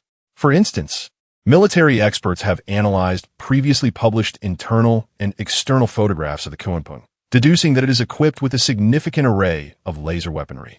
Moreover, the caliber of these laser weapons is exorbitantly large. Should their energy supply be sufficient, each laser cannon would serve as a formidable weapon in space-to-ground engagements. Who among the ordinary populace would not be terrified by such a prospect? Even the self-proclaimed world police, the bald eagle, dare not utter a sound in this situation, let alone others. In truth, many nations within the Western Bloc, along with several unrelated countries, sought to find opportunities to engage with Lillian privately, even formulating corresponding plans. Yet, when such engagements failed, thoughts of assassination emerged. This was merely idle chatter among many. Yet to their astonishment, someone dared to act upon it. Thus, in the aftermath of the incident, when Su Yi publicly questioned the matter, many senior officials from various nations were left bewildered. In certain countries, such as the Bald Eagle, the official upper echelons were momentarily at a loss as to who possessed the audacity to take such action. However, given the Bald Eagle's historical penchant for internal strife and the propensity to ruminate on presidential conspiracies, many citizens swiftly concluded that the culprits must surely be their high-ranking politicians. There was no escaping their past transgressions. In light of their fear of the Tianyu group, numerous citizens of the Bald Eagle took to the internet to distance themselves from the incident, vocally asserting that it was the doing of high-ranking officials, bearing no connection to the populace. They hoped for the Tianyu group's discerning judgment, urging that, when enacting retribution, innocent lives be spared, and that only those politicians be dealt with accordingly. As the Bald Eagle's leadership, initially inclined to feign ignorance, observed that the Tianyu group had yet to release any interrogation results, their own ranks began to take responsibility and distance themselves, leaving them utterly stunned. Alarmed, with only a few months remaining in his term, the slumbering monarch hastily convened a press conference, publicly declaring that this incident had absolutely no ties to the Bald Eagle, vehemently condemning the act of assassination, labeling the attackers as terrorists, and openly supporting the Tianyu group's punitive measures against the masterminds behind the scenes. He also expressed a heartfelt plea, hoping that the Tianyu group would avoid indiscriminately harming innocent individuals unrelated to the affair. His remarks were impeccable, subtly yielding while affirming his stance and simultaneously portraying himself as a champion of righteousness. While Su Yi had initially suspected the Bald Eagle's involvement, this turn of events led him to reconsider the likelihood of their culpability. After all, the existence of magic had already been publicly acknowledged by Jiuzhou and the Tianyu group, while other nations remained unaware of the myriad forms of magic that might exist. This matter is somewhat beyond the comprehension of the inhabitants of Blue Star. It is improbable that the upper echelons of the white-headed eagle possess such unwarranted confidence that the Tianyu group would not uncover their involvement. Yet, the Sleep Monarch has openly endorsed the punitive actions of the Tianyu group against the shadowy puppeteers behind the scenes. Were they indeed responsible? The old man would certainly not dare to voice such sentiments publicly, for if it were to be revealed that they orchestrated these events, the Tianyu group would undoubtedly eliminate him, and in light of his prior statements, Su Yi would bear no burden of public scrutiny for his actions. Considering these factors, the old leader's remarks seem decidedly out of character. This, of course, implies that the Sleep Monarch has minimal ties to this affair, but does not preclude the possibility that the white-headed eagle as a whole is not involved. He is merely the president and cannot represent all factions within the white-headed eagle. Could it be that the Foot Basin chickens are truly acting independently? Do these 3 islands of Japanese vassals possess such audacity? In the southern part of Kyushu, at a certain weapons testing ground, Su Yi gazed at the recently acquired intelligence, still somewhat bewildered. Both the official statements from the white-headed eagle and the information gleaned from the Tianshu investigation indicate that this incident is indeed not linked to the white-headed eagle. Within the white-headed eagle, there are certainly voices clamoring that if they cannot unite, they should overturn the table, ensuring that Kyushu and the Tianyu group do not leverage the power of the other world to grow stronger. However, this perspective has not become the mainstream narrative among them. After enduring several previous defeats, these individuals have begun to grasp the gravity of their situation. After all, the Western camp is not entirely composed of fools in power. The current reality is that neither the Tianyu group nor the recently surging Kyushu, which has grown into a form beyond their comprehension, can be effectively countered by them. This has become an established fact. Even if they were to eliminate the envoy from the other world now, severing the ties between the Tianyu group, Kyushu, and the other world, they would still be unable to contend with these two united superpowers of Blue Star in the short term. Such an endeavor would evidently be futile. Therefore, what significance would there be in slaying the envoy from the other world? Moreover, it is merely an envoy. Should they truly resort to murder? Would the other world then comply with their wishes and cease collaboration with Kyushu and the Tianyu group? Such notions are mere fantasies. The interests at stake in their cooperation extend far beyond mere trillions. Would they abandon their endeavors due to the life or death of a single individual? Are the leaders of the other world's forces all as deranged as Su-E, acting without regard for profit and loss? Amidst this plethora of questions, the prevailing sentiment among the official ranks of the White-Headed Eagle is to attempt engagement. If contact is established and further cooperation can be achieved, that would be ideal. If unsuccessful, then alternative strategies shall be contemplated.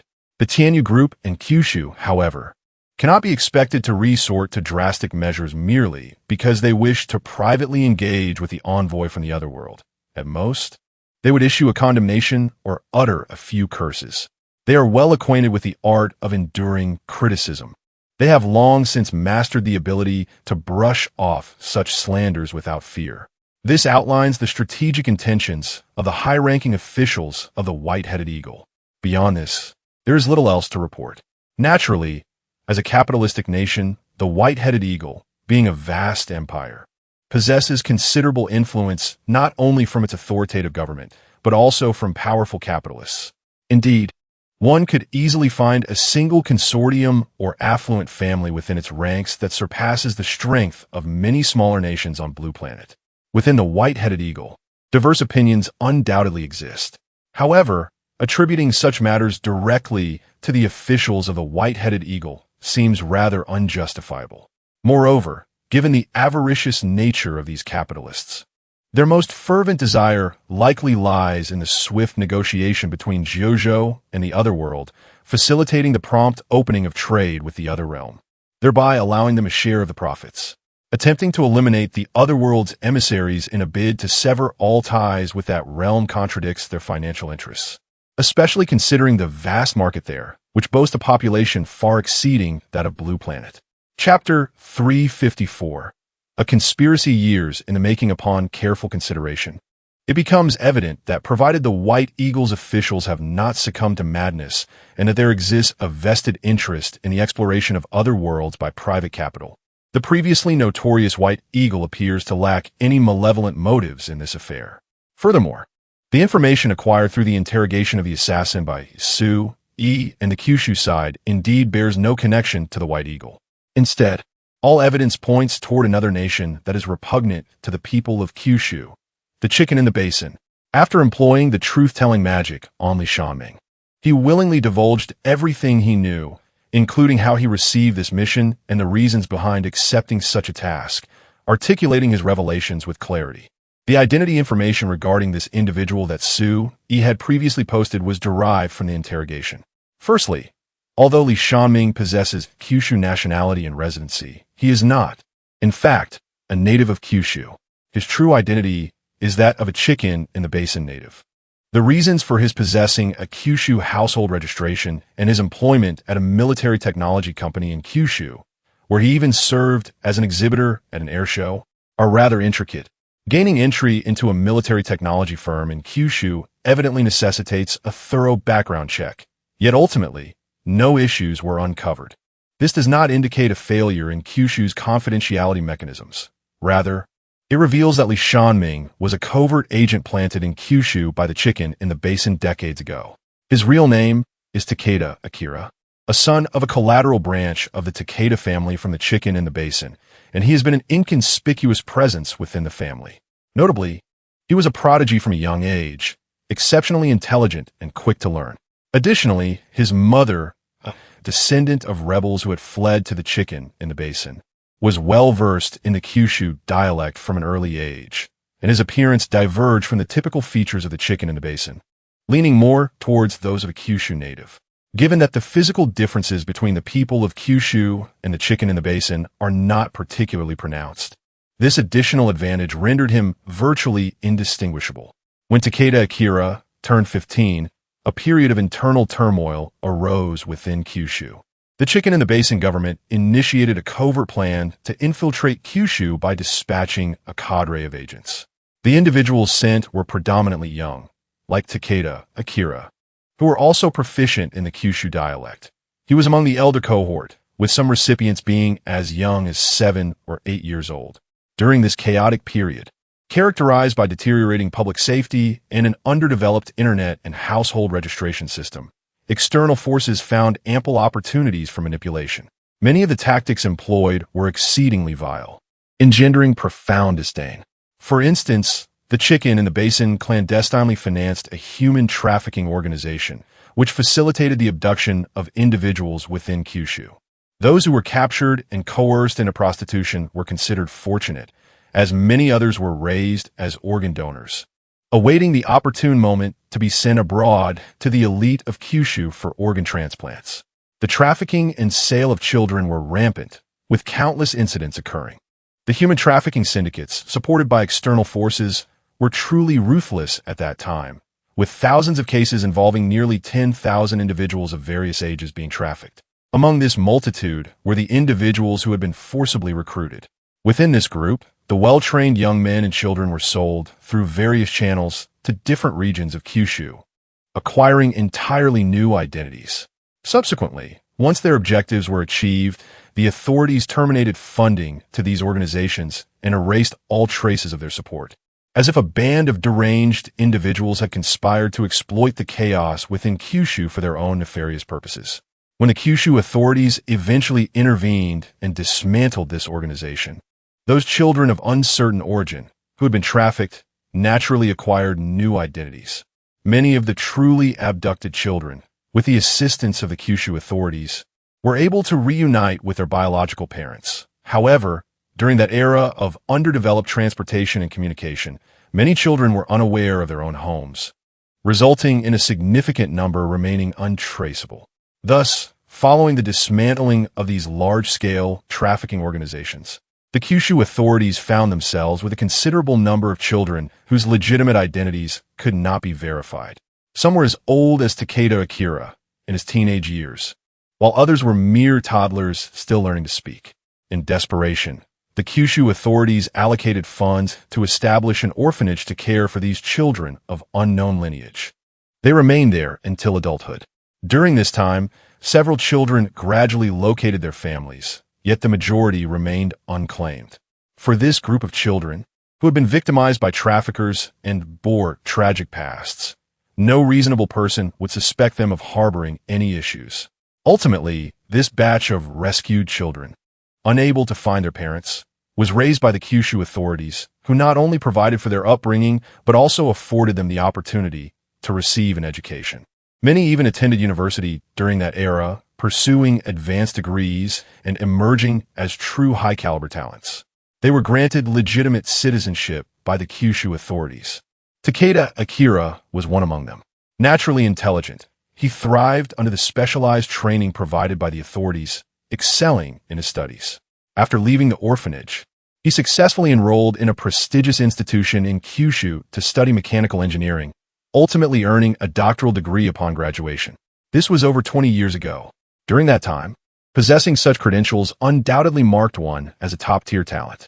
Furthermore, with his background from the official orphanage, his past was considerably cleaner than that of many native Kyushu residents. Upon graduation, he seamlessly integrated into a military technology company under the auspices of the Kyushu government, dedicating over 20 years of diligent service. Now in his 40s, Takeda Akira is married with children, having established a happy family in Kyushu, blessed with a beautiful and virtuous wife and a pair of children who have just begun their university studies. Due to his exceptional technical skills and diligent work ethic, he has long been appointed as the leader of the crucial weaponry maintenance engineering team within the company, establishing himself as the most proficient individual in this domain, with an annual salary reaching $1 million. When it came to participating in the significant event of the Kyushu Air Show, the upper management entrusted him with the relevant responsibilities without a moment's hesitation. Thus, it was only natural that he entered the exhibition venue as an official representative of the participating company. Everything unfolded with an air of inevitability. Yet the ultimate outcome was one that none had anticipated. Chapter 355. The classic gamble of national fate in the face of a conspiracy that has spanned decades. The authorities of Jeojo could hardly have anticipated such developments in advance. Given the chaotic environment within Jeojo at the time, there were countless orphans bereft of parents. For those rescued from the clutches of human traffickers and nurtured by official funding, the government would naturally not harbor any suspicions. With this background, Takeda Akira effortlessly navigated any position requiring background checks, facing no obstacles whatsoever. Upon discovering that he was a child raised in a government orphanage, the officials responsible for the background checks would harbor no further reservations. It is worth noting that the Jiaopenji authorities had no intention of stirring trouble over the years and had not reached out to him. Otherwise, one could only imagine the multitude of secrets that Li Shanming could divulge. The crux of the matter is that such occurrences are nearly impossible to guard against. Had it not been for this incident, which was spurred by magic from another world, compelling Takeda Akira to disclose the sequence of events, it is likely that even if the incident unfolded today, the officials would never have suspected an internal spy. They would merely assume that Li Shanming had been employed and manipulated by external forces, never considering that he had harbored ulterior motives from the very beginning. This was an eventuality that the authorities had not anticipated. Moreover, the surprise was not limited to the Jeojo officials. Even the Jiaopenji authorities were taken aback. Decades ago, they had entertained ambitions of rivaling Jeojo. At that time, Jiaopenji was at the pinnacle of its power, being the world's second-largest economy, even showing signs of economically undermining its suzerain, the bald eagle, which naturally inflated their ambitions. However, in recent years, with Jeojo's resurgence and a debilitating blow dealt by the bald eagle during its prime, Jiaopenji was compelled to remain submissive, no longer daring to bare its fangs. The once cherished ambitions dissipated into thin air. The seed sown in Jeojo decades ago faded from the attention of the Jiaopenji leadership as their aspirations waned. Nonetheless, despite the higher-ups having relinquished their ambitions, the initial groundwork had already been laid, and they were reluctant to abandon their efforts. Thus, they continued to monitor the current status of certain agents. Until this very moment, upon learning that Lillian would be attending the Jeojo Air Show, and that a significant agent of theirs was conveniently situated at the event, the Jiaopenji officials concocted a particularly insidious plan. This scheme comprised two parts. The first involved coordinating actions with the bald eagle and engaging with the emissaries from another world to explore the possibility of establishing a connection. Should this initial step succeed, the second part would become unnecessary. For if the first phase were accomplished and the bald eagle established contact with another world, Jiaopenji, now fully reduced to a colony of the bald eagle, would undoubtedly reap substantial benefits without resorting to extremities. Only if the first step faltered would Li Shanming proceed with the second phase, orchestrated unilaterally by Jiaopenji, the assassination of Lillian. The success of the endeavor is of little consequence. What truly matters is the potential to shift the blame for the assassination of the envoy from another world onto the shoulders of the White Eagle. Not long before the assassination, an employee from a renowned enterprise within the White Eagle Empire had been instructed by their officials to make contact with Lillian, only to fail in their mission. The assassination followed closely on the heels of this failure. Given the apparent causal relationship, any reasonable person would attribute the assassination to the machinations of the White Eagle.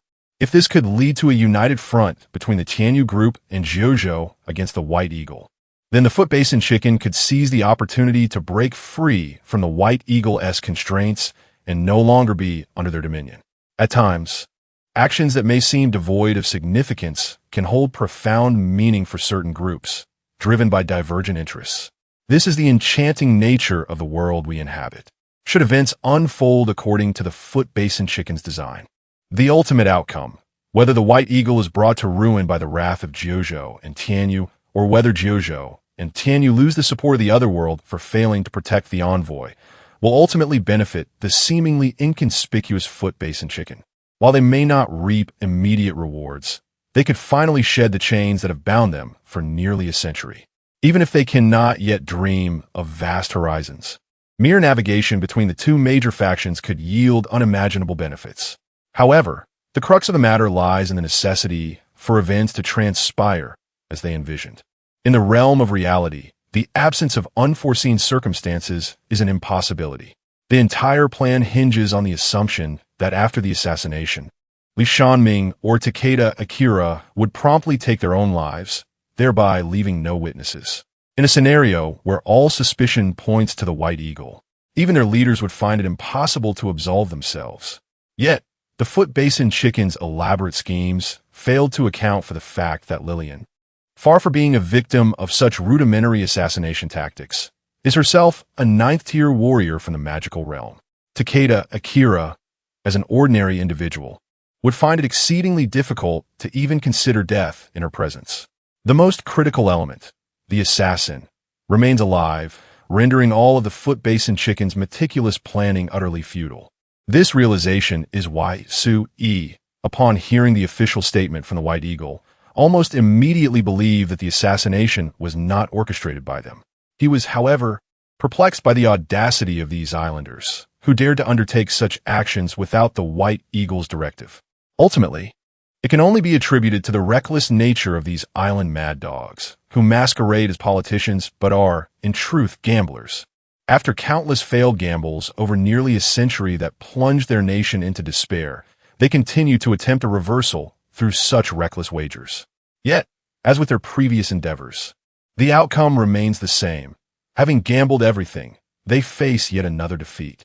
Unlike past instances where they managed to escape, this time their existence on Blue Star hinges entirely on Su-yi's whims.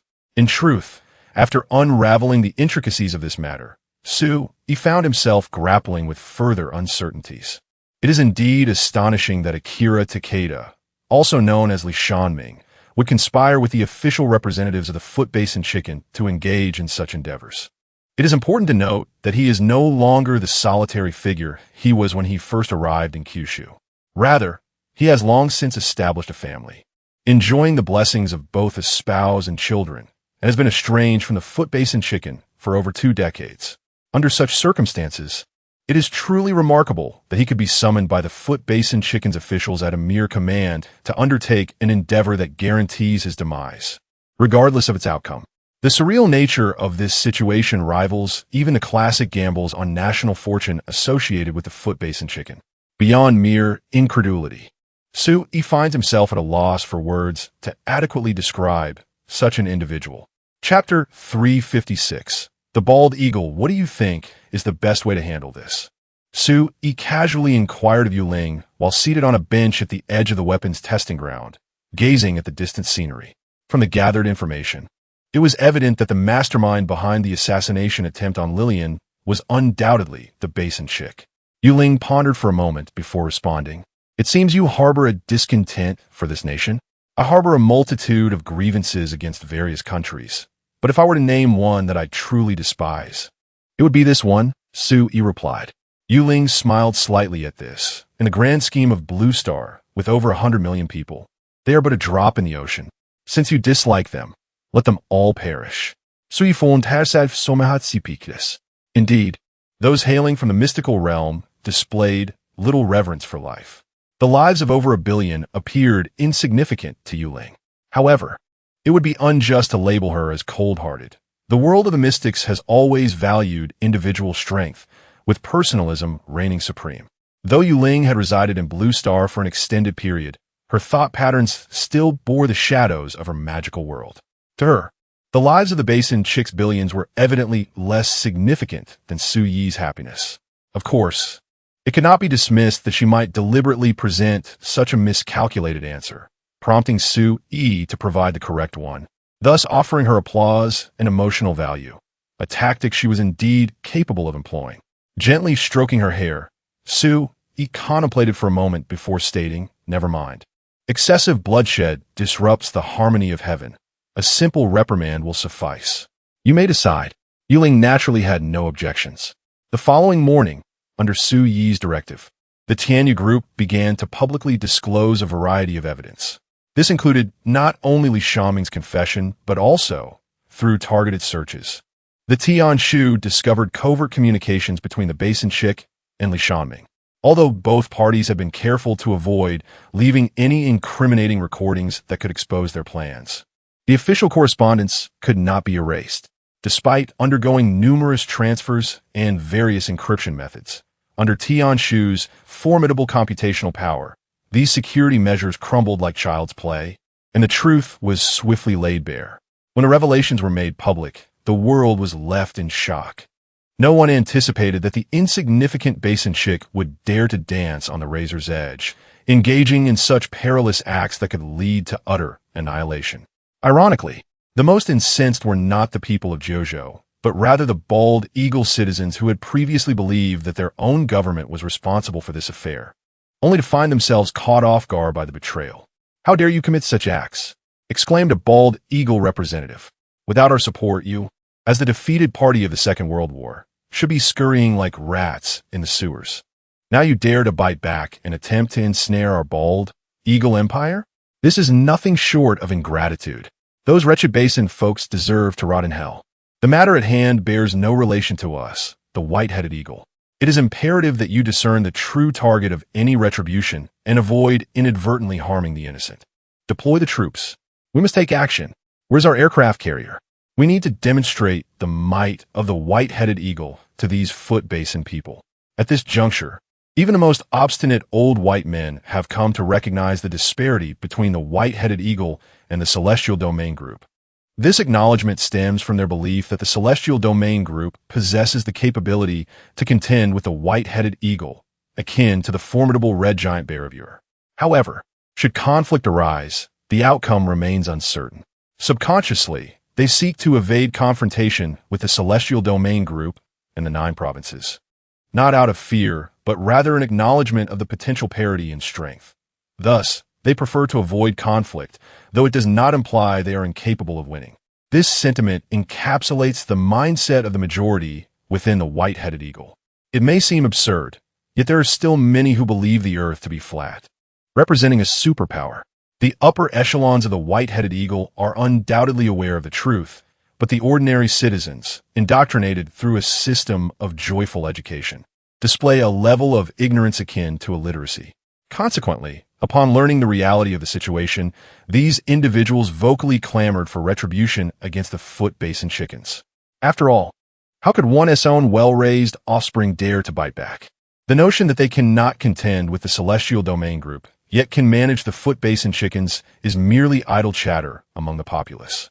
In reality, the current capabilities of the white-headed eagle dictate that control over the Foot Basin chickens would primarily be exercised through economic and administrative means, rather than through blunt military force. The prospect of engaging in actual combat, especially against forces comparable to the guerrillas in oil-rich regions, is best left unconsidered. The official response from the white-headed eagle arrived promptly. The leader, Old Dengtu, vehemently condemned the Foot Basin chickens for their unseemly behavior. He then announced the withdrawal of the white-headed eagle's military station within and near the territory of the Foot Basin chickens, originally intended to protect them. This, of course, serves as a mere pretext. The tide has shifted in favor of the 9 provinces, and the formidable strength of the Celestial Domain Group has rendered the original blockade of the first island chain ineffective.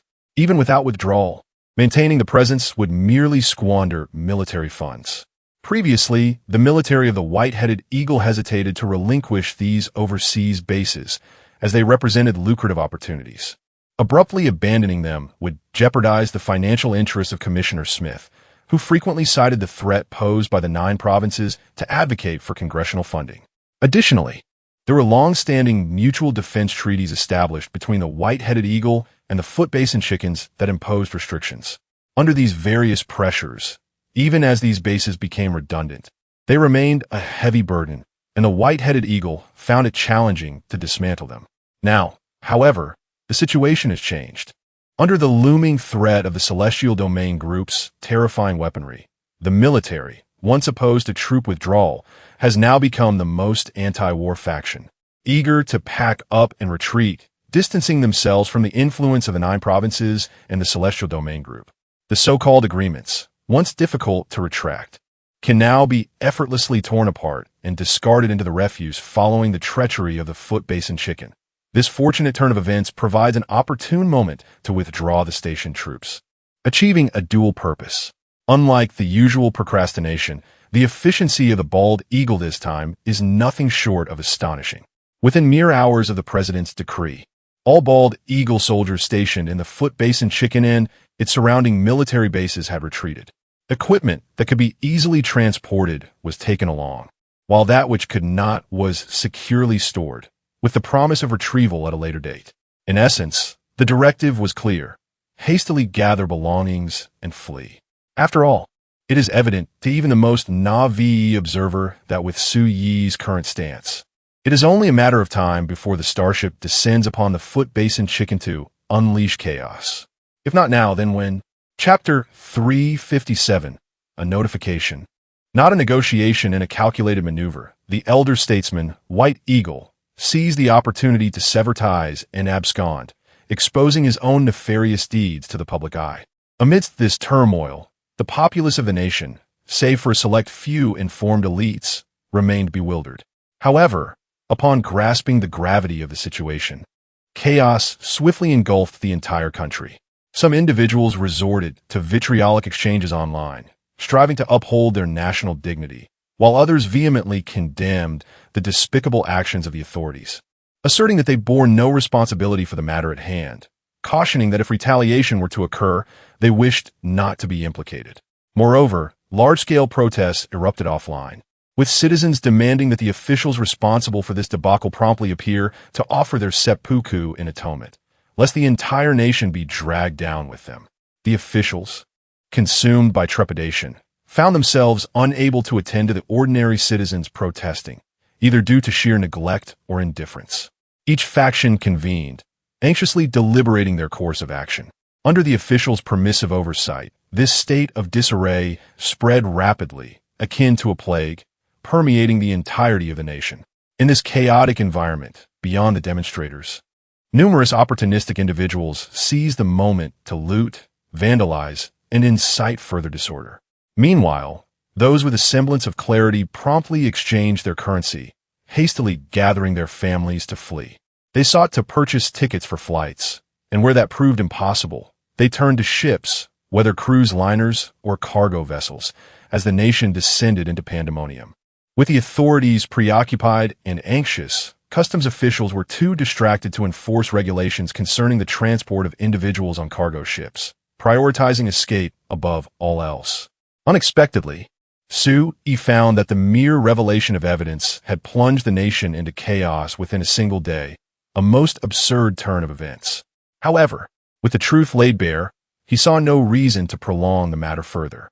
On the morning following the evidence's disclosure, the official account of Tianyu Group released a statement regarding their response to the incident. Recently, during an official visit to the 9 provinces, envoys from another world were attacked. Following a joint investigation with the 9 provinces' authorities, it has been established that the masterminds behind this assault were numerous officials from the Foot Basin Nation, led by the notorious Tianlu. Given the heinous nature of this attack, which nearly resulted in irreparable consequences, we shall, armed with irrefutable evidence, retaliate against the Foot Basin Nation as a form of retribution. This operation will be executed by the Kunping starship, currently in orbit, aiming to instill fear in the malevolent, delivering a minor punishment for a grave transgression. In 3 hours, precision strikes will be conducted on key targets, including the Imperial Palace in the capital, the Prime Minister's residence, and the Yasukuni Shrine. Following the punitive strikes, we demand that the Foot Basin authorities, including Tianlu, who were complicit in orchestrating this event, present themselves as war criminals on Penglai Island to personally apologize to the victim, Ms. Lillian, and submit to the relevant judicial proceedings. In an effort to prevent the recurrence of such dire circumstances, the Tianyu Group has drafted the safety agreement for the Pot Chicken Nation, the contents of which will soon be made public to the world. We invite all to peruse it at their leisure. It should be noted that this communication from the Tianyu Group is merely a notification, not a negotiation. However, as one of the traditional powers of Blue Star, Pot Chicken retains the right to reject this notification. You may choose to refuse punitive measures, remaining in the designated areas of impact and coexisting with the consequences. Alternatively, you may decline to offer an apology and resist to the bitter end. You may also refuse to sign the agreement. Yet, we cannot guarantee the repercussions of such refusals. The initial punitive actions are merely the beginning. Whether further actions will ensue depends on your own stance. This simple announcement has sparked an uproar across the globe. The core of the reaction lies not in the Tianyu Group's handling of the situation, but in the attitude that this is merely a notification rather than a negotiation, a stance that essentially conveys, "This is your fate. It is of no concern to us." Prior to this, the Tianyu Group had demonstrated sufficient strength in its confrontations with the white-headed eagle, establishing their invincibility on Blue Star. Nevertheless, they had not engaged in any overtly excessive actions, having curtailed communications following some activities in Huzhou, leaving many unaware of their true capabilities.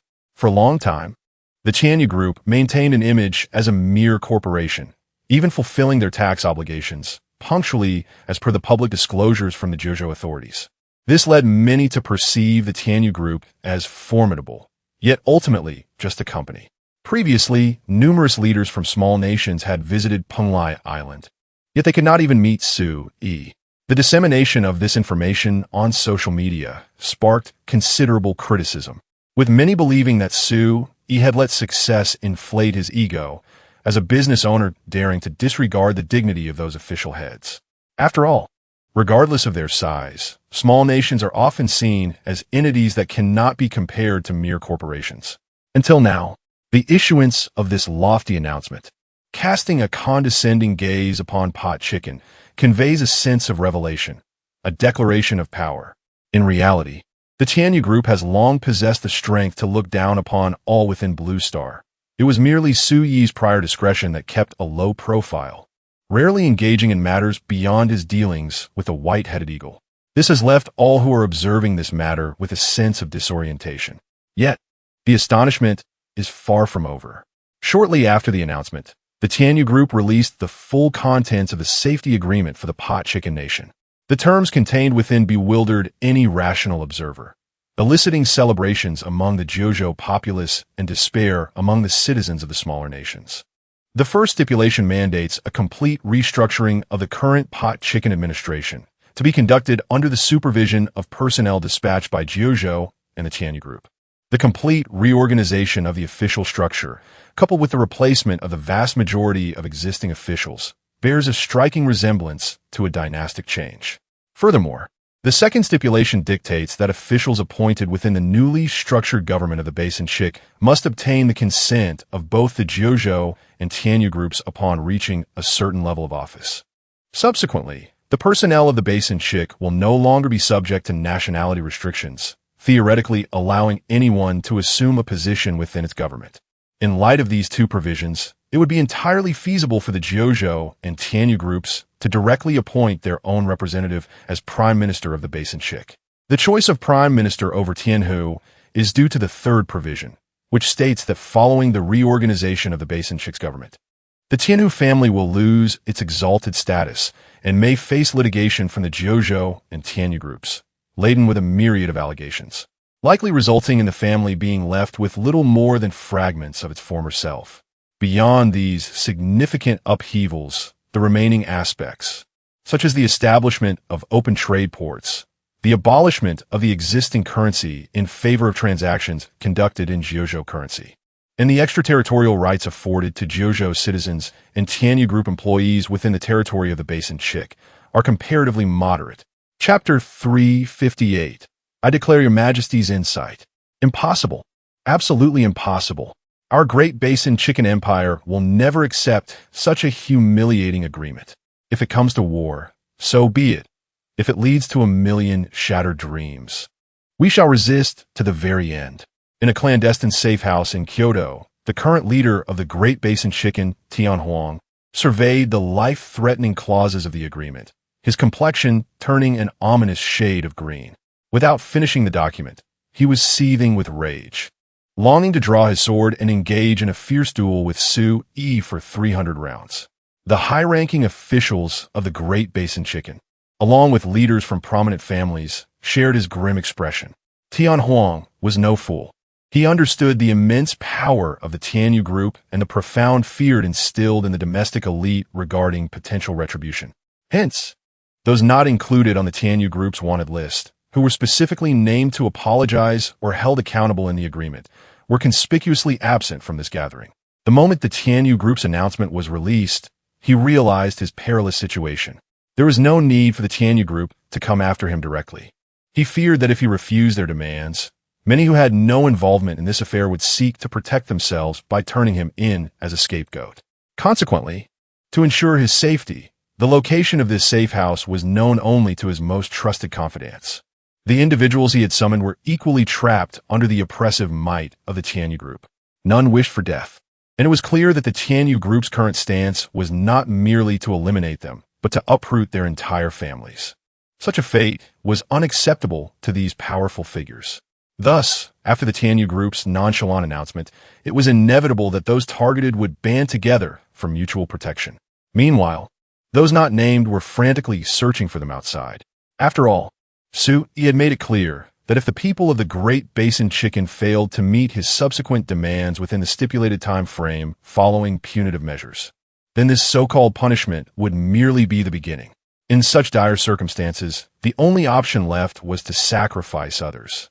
The so-called spiritual leaders of the Great Basin Chicken and Tian Huang had no choice but to comply. This led to an already chaotic domestic situation spiraling further into disorder. Kyoto itself was embroiled in confusion, with some fleeing for their lives, others resorting to theft, and yet others capturing Tian Huang, each person preoccupied with their own survival.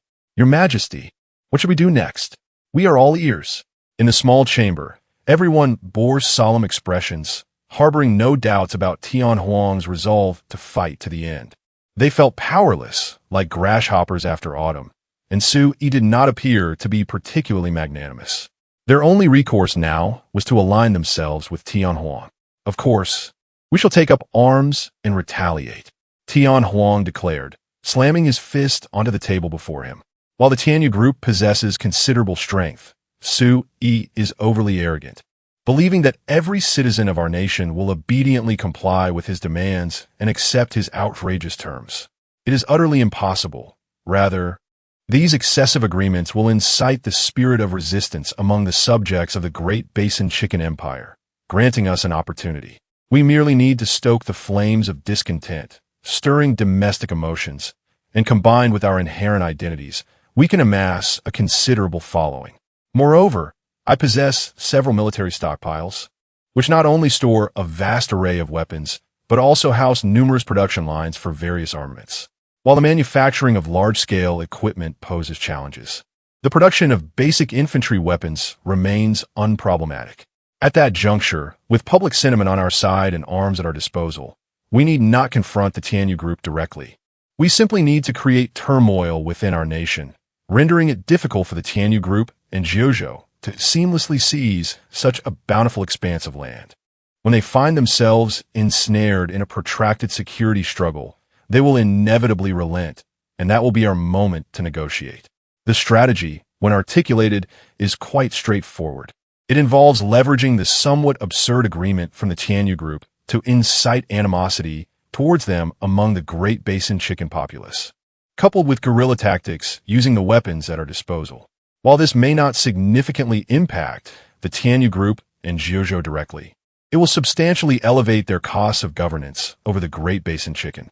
Such security conflicts operate on the premise that while one may not be able to overpower an opponent, one can certainly vex them. Once they find the situation intolerable, they will have no choice but to seek dialogue with us.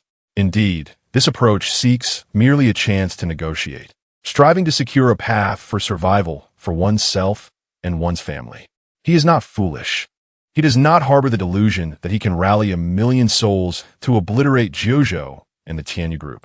Let us not even consider whether 1,000,000 would be willing to sacrifice alongside him, even if they were the formidable starships loom above, rendering a human pyramid ineffective in reaching their armor. The individuals and family representatives who had previously felt hopeless upon hearing this plan suddenly found it plausible. Your Highness Tianhu, what a brilliant idea. As long as we persist in our resistance, the Tianyu group will inevitably relent. Once we deal with Su, Jojo often considers matters from a perspective of profit. If they wish to acquire our nation's benefits, they will not desire to witness a prolonged security conflict, leading them to concede as well. What a brilliant strategy. My grandfather was tormented for years on the Jojo battlefield by endless security struggles. Now, I shall ensure these Jojo people experience the same plight. The dynamics of offense and defense are indeed different. Wu Qingkuan, that phrase is not to be used in this context. Just as many were convinced of the feasibility of this approach, a rather discordant voice suddenly interjected. However, all of this hinges on one condition, that we can indeed withstand the security conflict. The room fell silent. Indeed, one must first endure and hold their ground for it to bear significance. If one crumbles under a few blows, what value is there in waging a security conflict? Therefore, will we prevail? Some individuals present, who had previously served in the military, were well acquainted with the various armaments of modern great powers.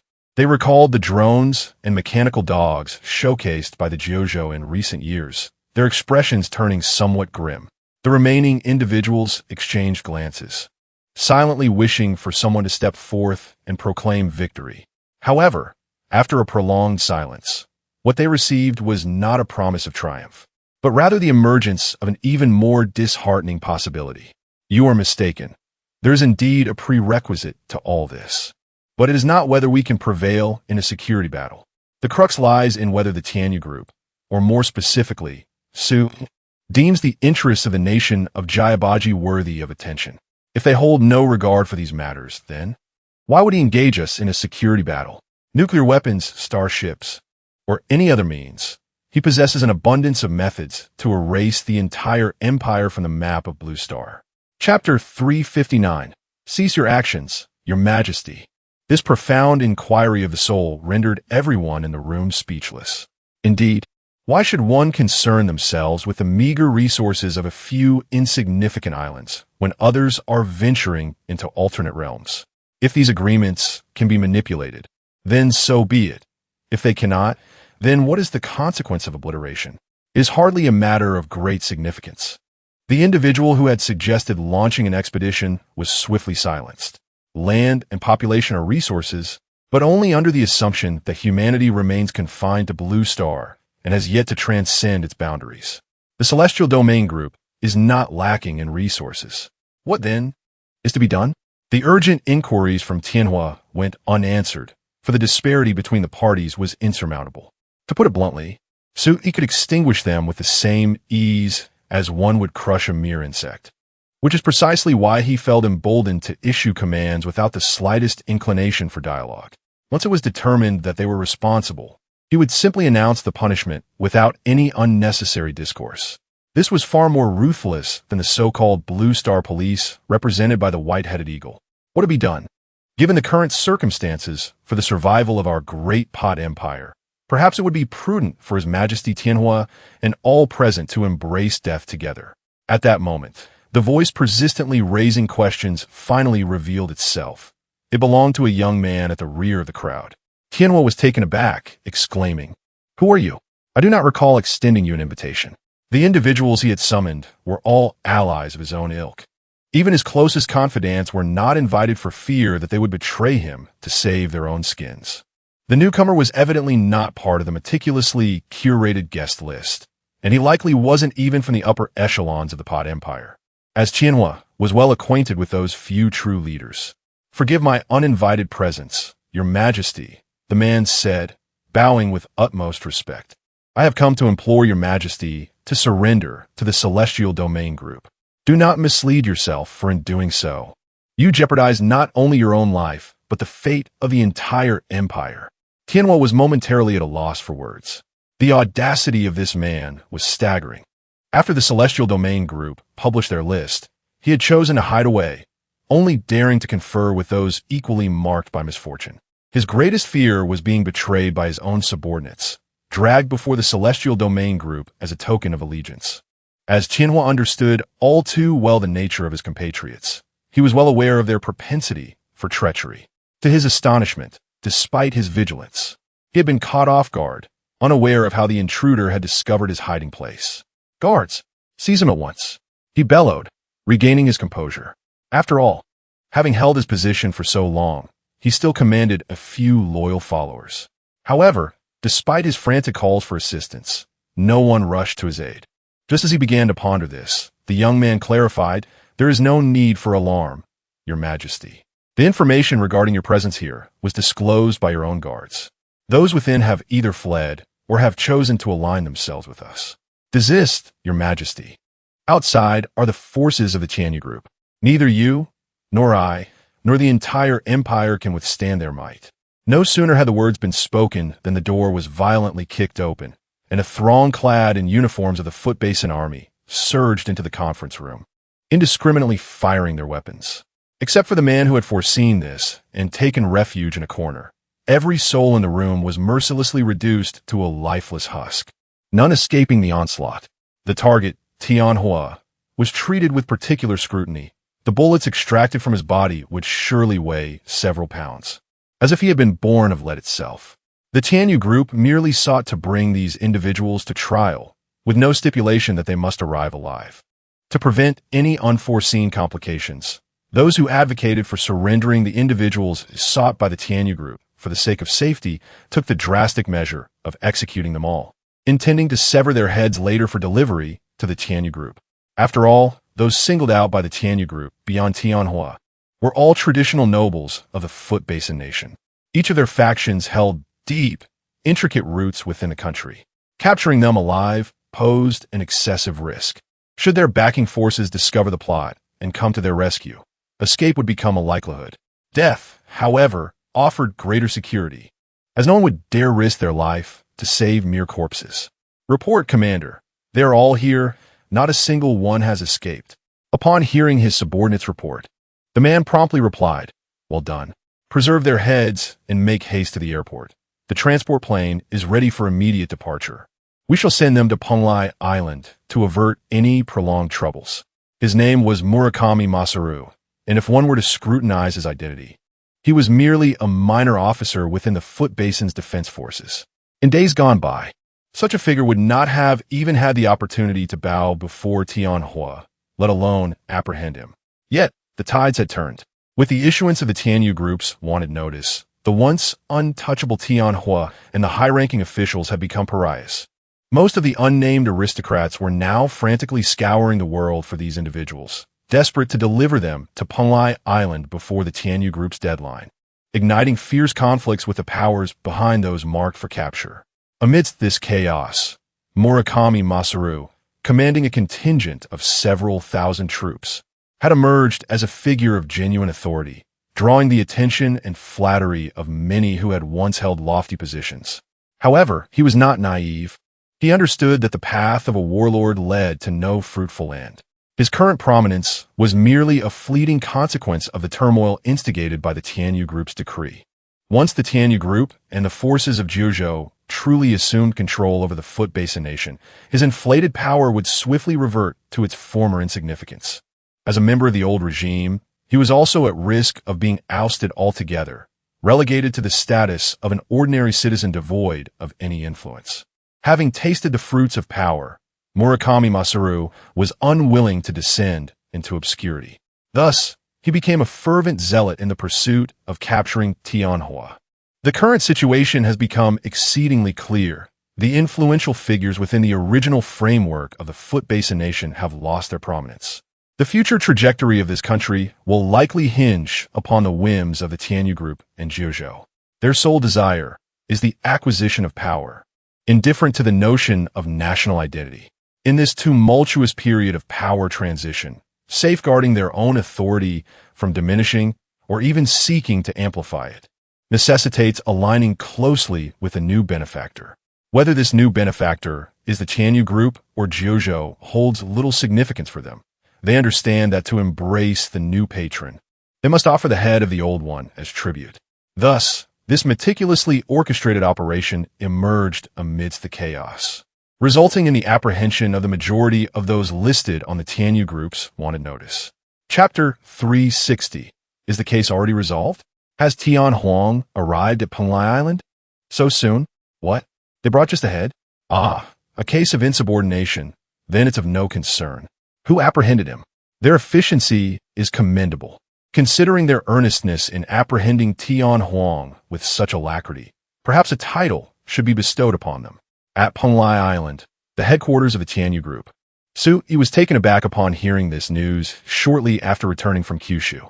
After all, it had been less than a day since the official announcement from the Tianyu group, which stipulated that the individuals named were to personally apologize to Lillian on Penglai Island within 3 days and submit to judgment. An apology that offers no escape. Such a death sentence would surely not be willingly accepted by those named.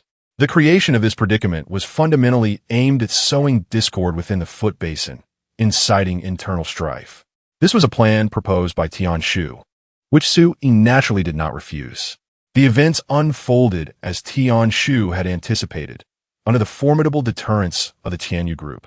Chaos engulfed the foot basin within a day of the announcement. Aside from the lack of a formal declaration of civil war, nearly every conceivable action had been taken.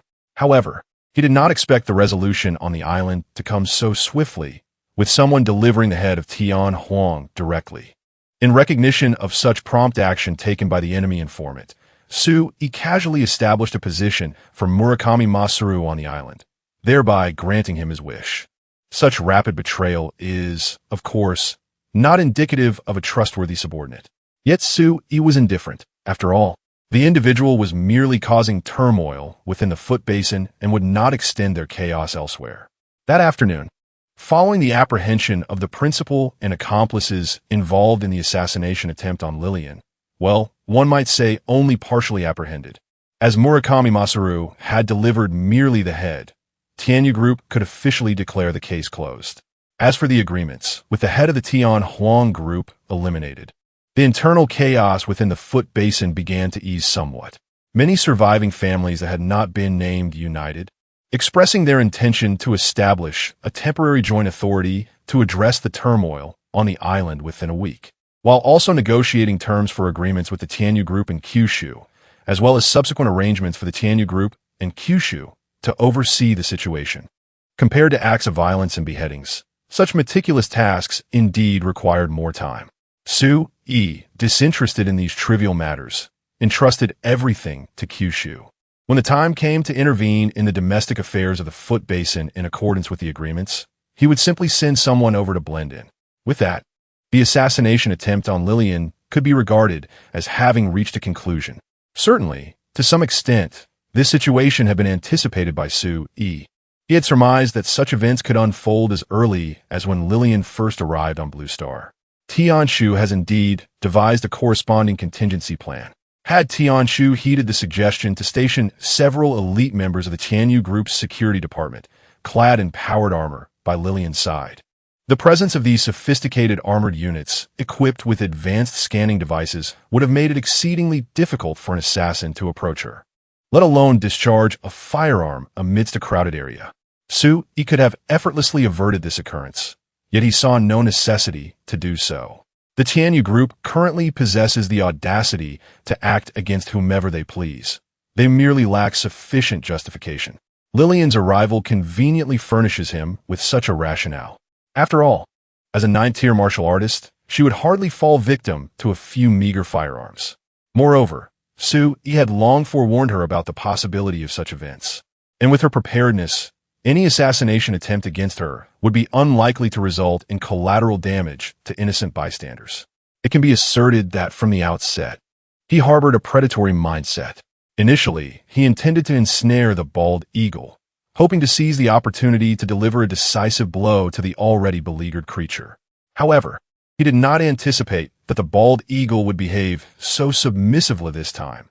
Instead, it was the diminutive nation of the foot basin that emerged to cause disturbances. Nevertheless, since the opportunity presented itself, he would not let it slip by, ready to crush them underfoot. Yet the ramifications of this affair would likely cease here, primarily because the bald eagle, upon realizing the precariousness of the situation, hastily capitulated, thereby denying Sue-yi the chance to escalate matters with the foot basin and drag the bald eagle down with them. Henceforth, the blue star should enjoy a period of tranquility, allowing attention to shift to the magical realm where pressing matters await resolution. Lost in contemplation, Sue-yi glanced at his trading platform membership points, 9864.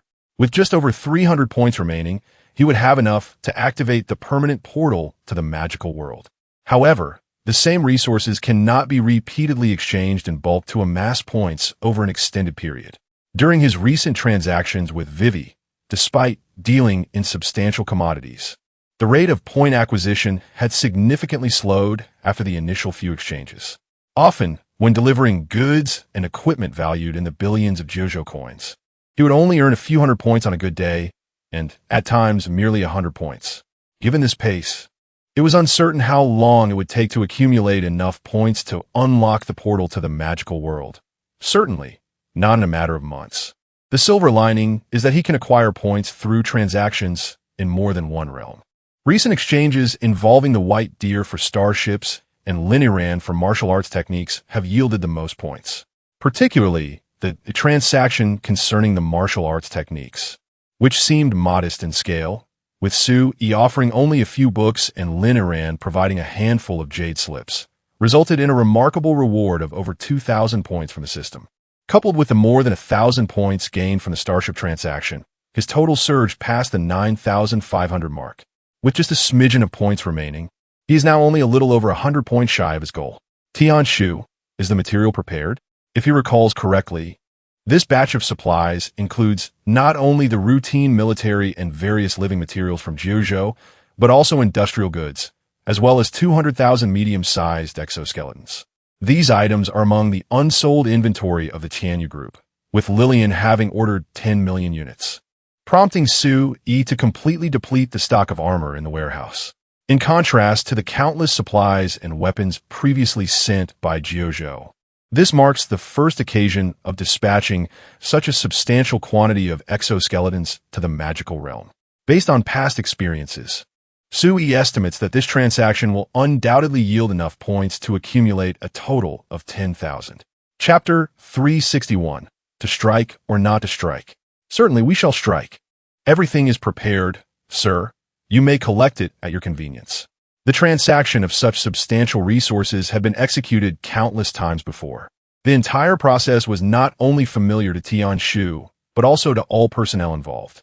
There were no bottlenecks or obstacles in the logistics arrangements. Whether it was the personnel from Tianyu Group responsible for receiving and accounting, or the factories in Jojo designated for dispatch, along with the intermediary warehousing phase, efficiency had been maximized. Naturally, the items already included in the transportation plan required no further discussion. They had been prepared well in advance. As for the assortment of miscellaneous items that Lillian had procured in recent days, they could also be entirely packaged and stored within 2 days, awaiting Sue-yi's collection for placement into the trading system's spatial compartment. Such efficiency was indeed astounding. Very well. Arrange for the landing craft. I shall retrieve the supplies this afternoon. Sue-yi nodded. Although he was eager to accumulate enough points to activate the teleportation portal, having saved for quite some time for this purpose, he still needed to attend to basic necessities. At that moment, however, Tianshu interjected. By the way, sir, Tianxian has asked me to inquire about something. Tianxian? What is it? Tianshu elucidated. Kunping transport ship has arrived in the orbital vicinity of Jiaopen Nation, yet it has not received your authorization to strike. Currently, Jiaopen is quite cooperative with your demands. Hence, they wish to know whether you intend to proceed with the assault. If the strike is to be cancelled, it would facilitate the control of the starship into deep space orbit. Remaining in low Earth orbit for an extended period imposes a considerable burden on Kunping. The massive vessel must counteract the gravitational pull of the planet, necessitating increased engine output. The helium, 3 fuel rods stored within the transport are limited, and sustaining its position at that altitude may exhaust the fuel supply prematurely. Oh, I nearly forgot about that. Have her proceed with the designated targets, specifically those marked as T0 on the list. After the strike, she should return to deep space and stand by. He waved his hand dismissively. This was merely a punitive strike. If they were to relent due to the pressure from above, who would believe him in future matters? Whatever. Let us strike first and discuss later. However, after issuing the order, he paused, curiosity piqued. How long can Kunping sustain itself in space with the fuel it carries? In the absence of any combat missions, without suffering any attacks or being influenced by the gravitational pull of large celestial bodies, it should be sufficient to support operations for over 200 years, Tian Shu promptly responded, although this was not her area of expertise. Calculating such data was remarkably straightforward for her. And what if it is utilized as it is now? Currently, you are primarily employing this starship for terrestrial deterrence, with few opportunities to engage in combat, resulting in minimal energy consumption. The only reason for increased energy expenditure is the need to allocate additional power to counteract planetary gravity while maintaining proximity to Blue Star. Tian Shu elucidated, moreover. Such an action is not commonplace. Thus, the vessel's endurance will not be significantly affected. It is conservatively estimated that the fuel reserves can sustain it in its current state for over 150 years. Upon hearing this, he squinted his eyes, suddenly recalling something, and inquired further, what is the actual power of its engines? If I wish for it to penetrate the atmosphere and reach a height visible to the naked eye, can the engines ensure that the starship is not drawn down by gravity? Theoretically, the engine power of the Kunping starship is entirely sufficient for it to ascend from the ground to interstellar space, as this vessel was designed as a military transport ship, with the necessity of ground takeoff in extreme situations where a space elevator does not connect to desolate planets. Therefore, what you have mentioned should be achievable, albeit the energy consumption would likely be astronomical. You have said much, yet not a single useful point, Tian Xian remarked, seemingly unable to bear it any longer. She directly utilized the office's holographic projection to manifest before Yi, stating, Captain, if we were to lower the starship to a height visible to the naked eye and create a stunning visual effect on the ground, such an endeavor would require approximately a quarter of the currently stored fuel rods within the starship. A quarter, you say? Yi nodded, and then pressed further. Will this cause any other issues, such as excessive strain leading to engine damage, or the reactor's output power being insufficient? This is fundamentally improbable. Even if such issues were to arise, they would not affect the core components. Any damage would be to less critical parts, which could be easily repaired given the current technological level of Blue Star. As the shipboard AI, Tian Xian possessed far greater understanding of these matters than Tian Shu. She stated directly, Tian Shua's concerns are largely unfounded. This starship, designed as a military transport vessel, has inherent requirements for emergency landings on planetary surfaces. It is far more robust and resilient than you might imagine, unlike the fragile treasures perceived by the inhabitants of Blue Star. Understood. Continue with the strike mission, and once completed, have the starship return to deep space orbit to await further orders. I shall have a more significant task for you next time. After giving these instructions, Yi pondered briefly, feeling as if something was amiss. Observing Tian Xian, who still appeared in the form of a young girl in specialized military attire, and casting a glance at Tian Shua's virtual image, he paused momentarily before addressing Tian Xian. Wait, who taught you to speak this way, so methodically? Unlike other intelligent beings from different worlds who require a comprehensive language card to communicate effectively upon arriving at Blue Star, these AIs evidently do not need such aids. Once connected to the network, with the extraordinary learning speed of such advanced AIs, they could grasp the entirety of Blue Star's languages in mere seconds. Therefore, logically speaking, I should not find anything unusual in what Tian Xian articulates. However, upon comparing her lively demeanor to the consistently serious and earnest Tian Shu, it became apparent that Tian Xian's exuberance was somewhat excessive. This was a stark contrast to her demeanor upon her initial arrival. What is durable and robust? What is a treasure? Such expressions, somewhat resembling dialectal slang, are understood by those familiar with the language of Juzhou. However, from a linguistic perspective, such terminology lacks precision. Tian Shu would never articulate in such a manner. I have studied this myself. Could I have been mistaken? A hint of human-like confusion appeared on Tian Xian's face, accompanied by a subtle sense of pride, leaving Su Yi utterly perplexed. Wait, are you truly an AI? Chapter 362. AI also requires upgrades, although both are artificial intelligences. Distinctions in their hierarchy exist. As the onboard AI of the latest starship, Tianxuan's algorithmic architecture is fundamentally different from that of Tian Shu. Her algorithms are more advanced, efficient, and adaptable, enabling the starship to navigate a myriad of complex environments and unforeseen circumstances during wartime. In contrast, while Tian Shu emphasizes a more methodical and logical approach compared to Tian Xian, rendering her less flexible, her computational power far surpasses that of Tian Xian. After all, Tian Xian is responsible solely for a single starship, whereas Tian Shu is designed to manage a colossal enterprise with over 100 million employees, indicating a divergence in their intended purposes from the outset. Although Su Yi was aware of this distinction, she was astonished by the significant differences manifested between the two AIs. Tian Shu, while appearing quite human at first glance, reveals a complete lack of human vitality upon closer interaction. Even disregarding her lack of physical form, it becomes evident through her demeanor and actions that she is not a sentient being. Conversely, Tianxuan's current demeanor blurs the lines for Su Yi, making it challenging to distinguish between human and AI. The utility of the starship in Blue Star is minimal, and the surrounding celestial environment is rather simplistic and devoid of complexity, with no threats of interstellar warfare present. Consequently, her workload is quite light, allowing her to allocate substantial computational resources to her emotional module, mimicking the lifestyle and speech patterns of Blue Star's inhabitants via the internet. Tian Shu articulated the reason with a calm tone, yet Su Yi sensed an undercurrent of resentment in her words. After all, compared to Tian Xian, who spends her days idly observing humanity from the vastness of the internet, Tian Shu is perpetually inundated with responsibilities. She oversees virtually all matters within Tianyu Group. The nominal owner, Su Yi, is hardly involved, and the CEO, Yu Ling, is so preoccupied that she likely lacks awareness of the various departments within the company. Moreover, beyond Tianyu Group, Tian Shu is tasked with managing transactions with a magical realm, dealing with the staggering scale of substantial trades. Each item, from production to warehousing, packaging, and centralized storage awaiting Su Yi's retrieval, demands her meticulous oversight without a single mishap. The magnitude of this workload is extraordinary.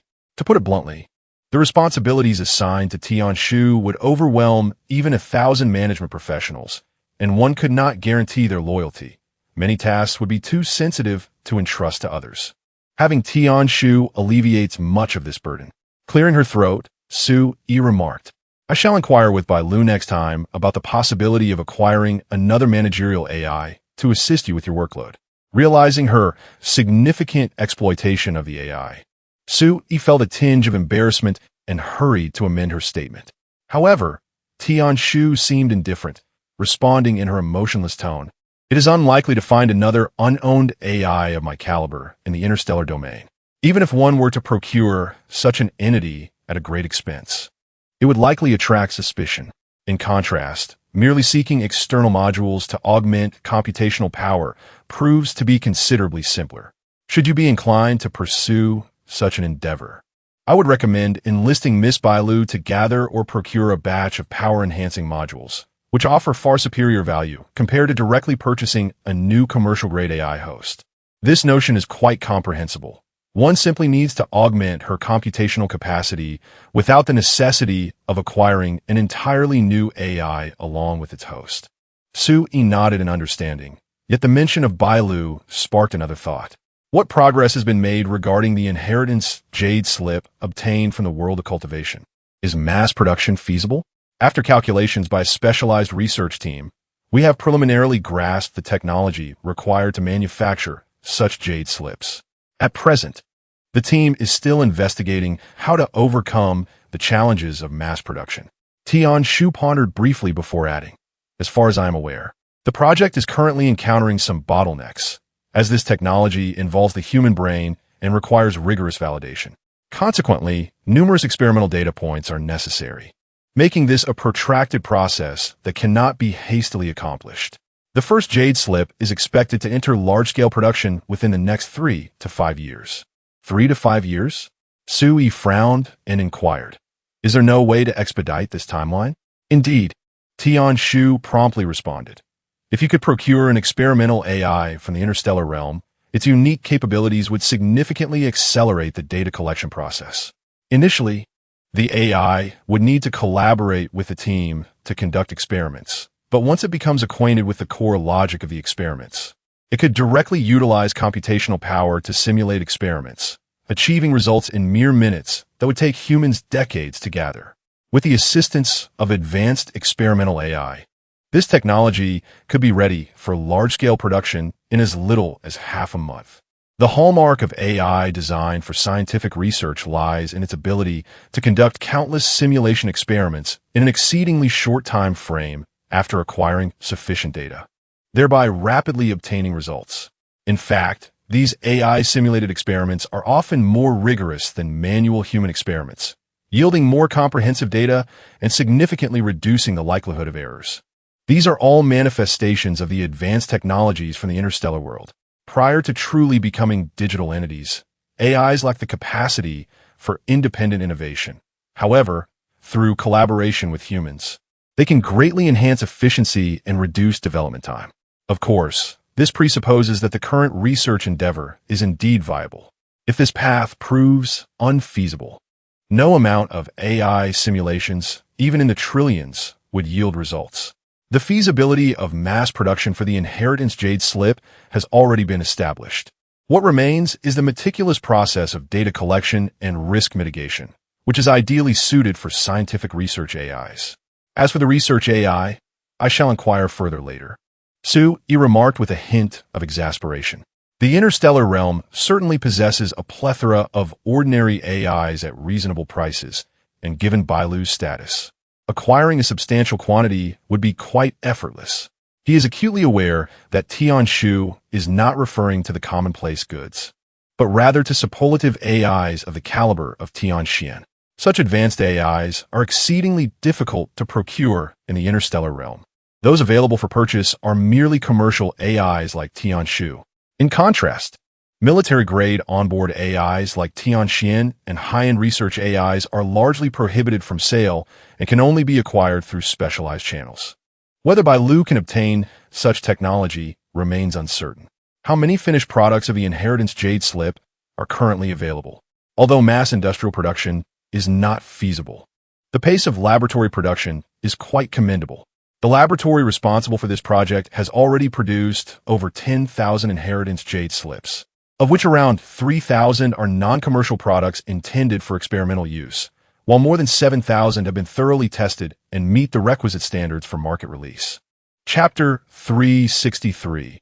A glimpse of something remarkable. Not long ago, the head of the laboratory reached out to me, asserting that, with the current production capacity of the Heritage Jade tablets, should these items be permitted to enter the market, they could achieve a complete balance of income and expenditure.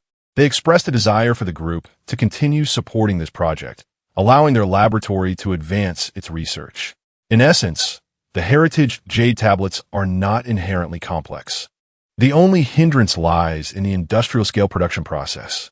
The laboratories conducting the related research are already capable of manufacturing the required Jade tablets, albeit at a significantly low efficiency that fails to meet Suyi's demands.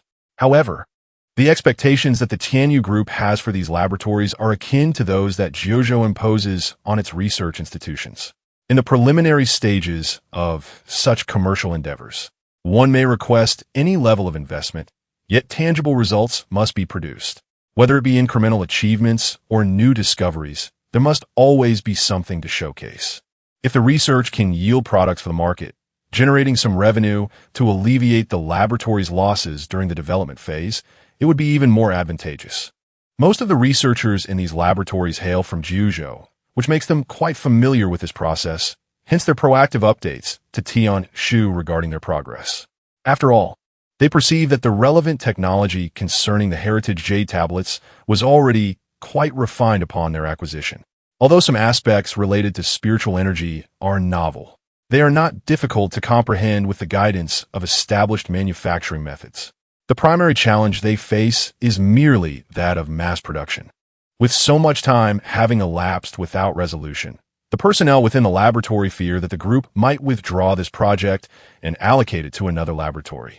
By voluntarily informing Tianshu that they could achieve a balance of income and expenditure. Their intention was to convey that as long as the group agrees to allow them to sell the jade tablets produced during their research, they would not require further funding. They only wished to continue their studies. Having delved deeply into the wonders of these jade tablets, the researchers involved are acutely aware of their significance.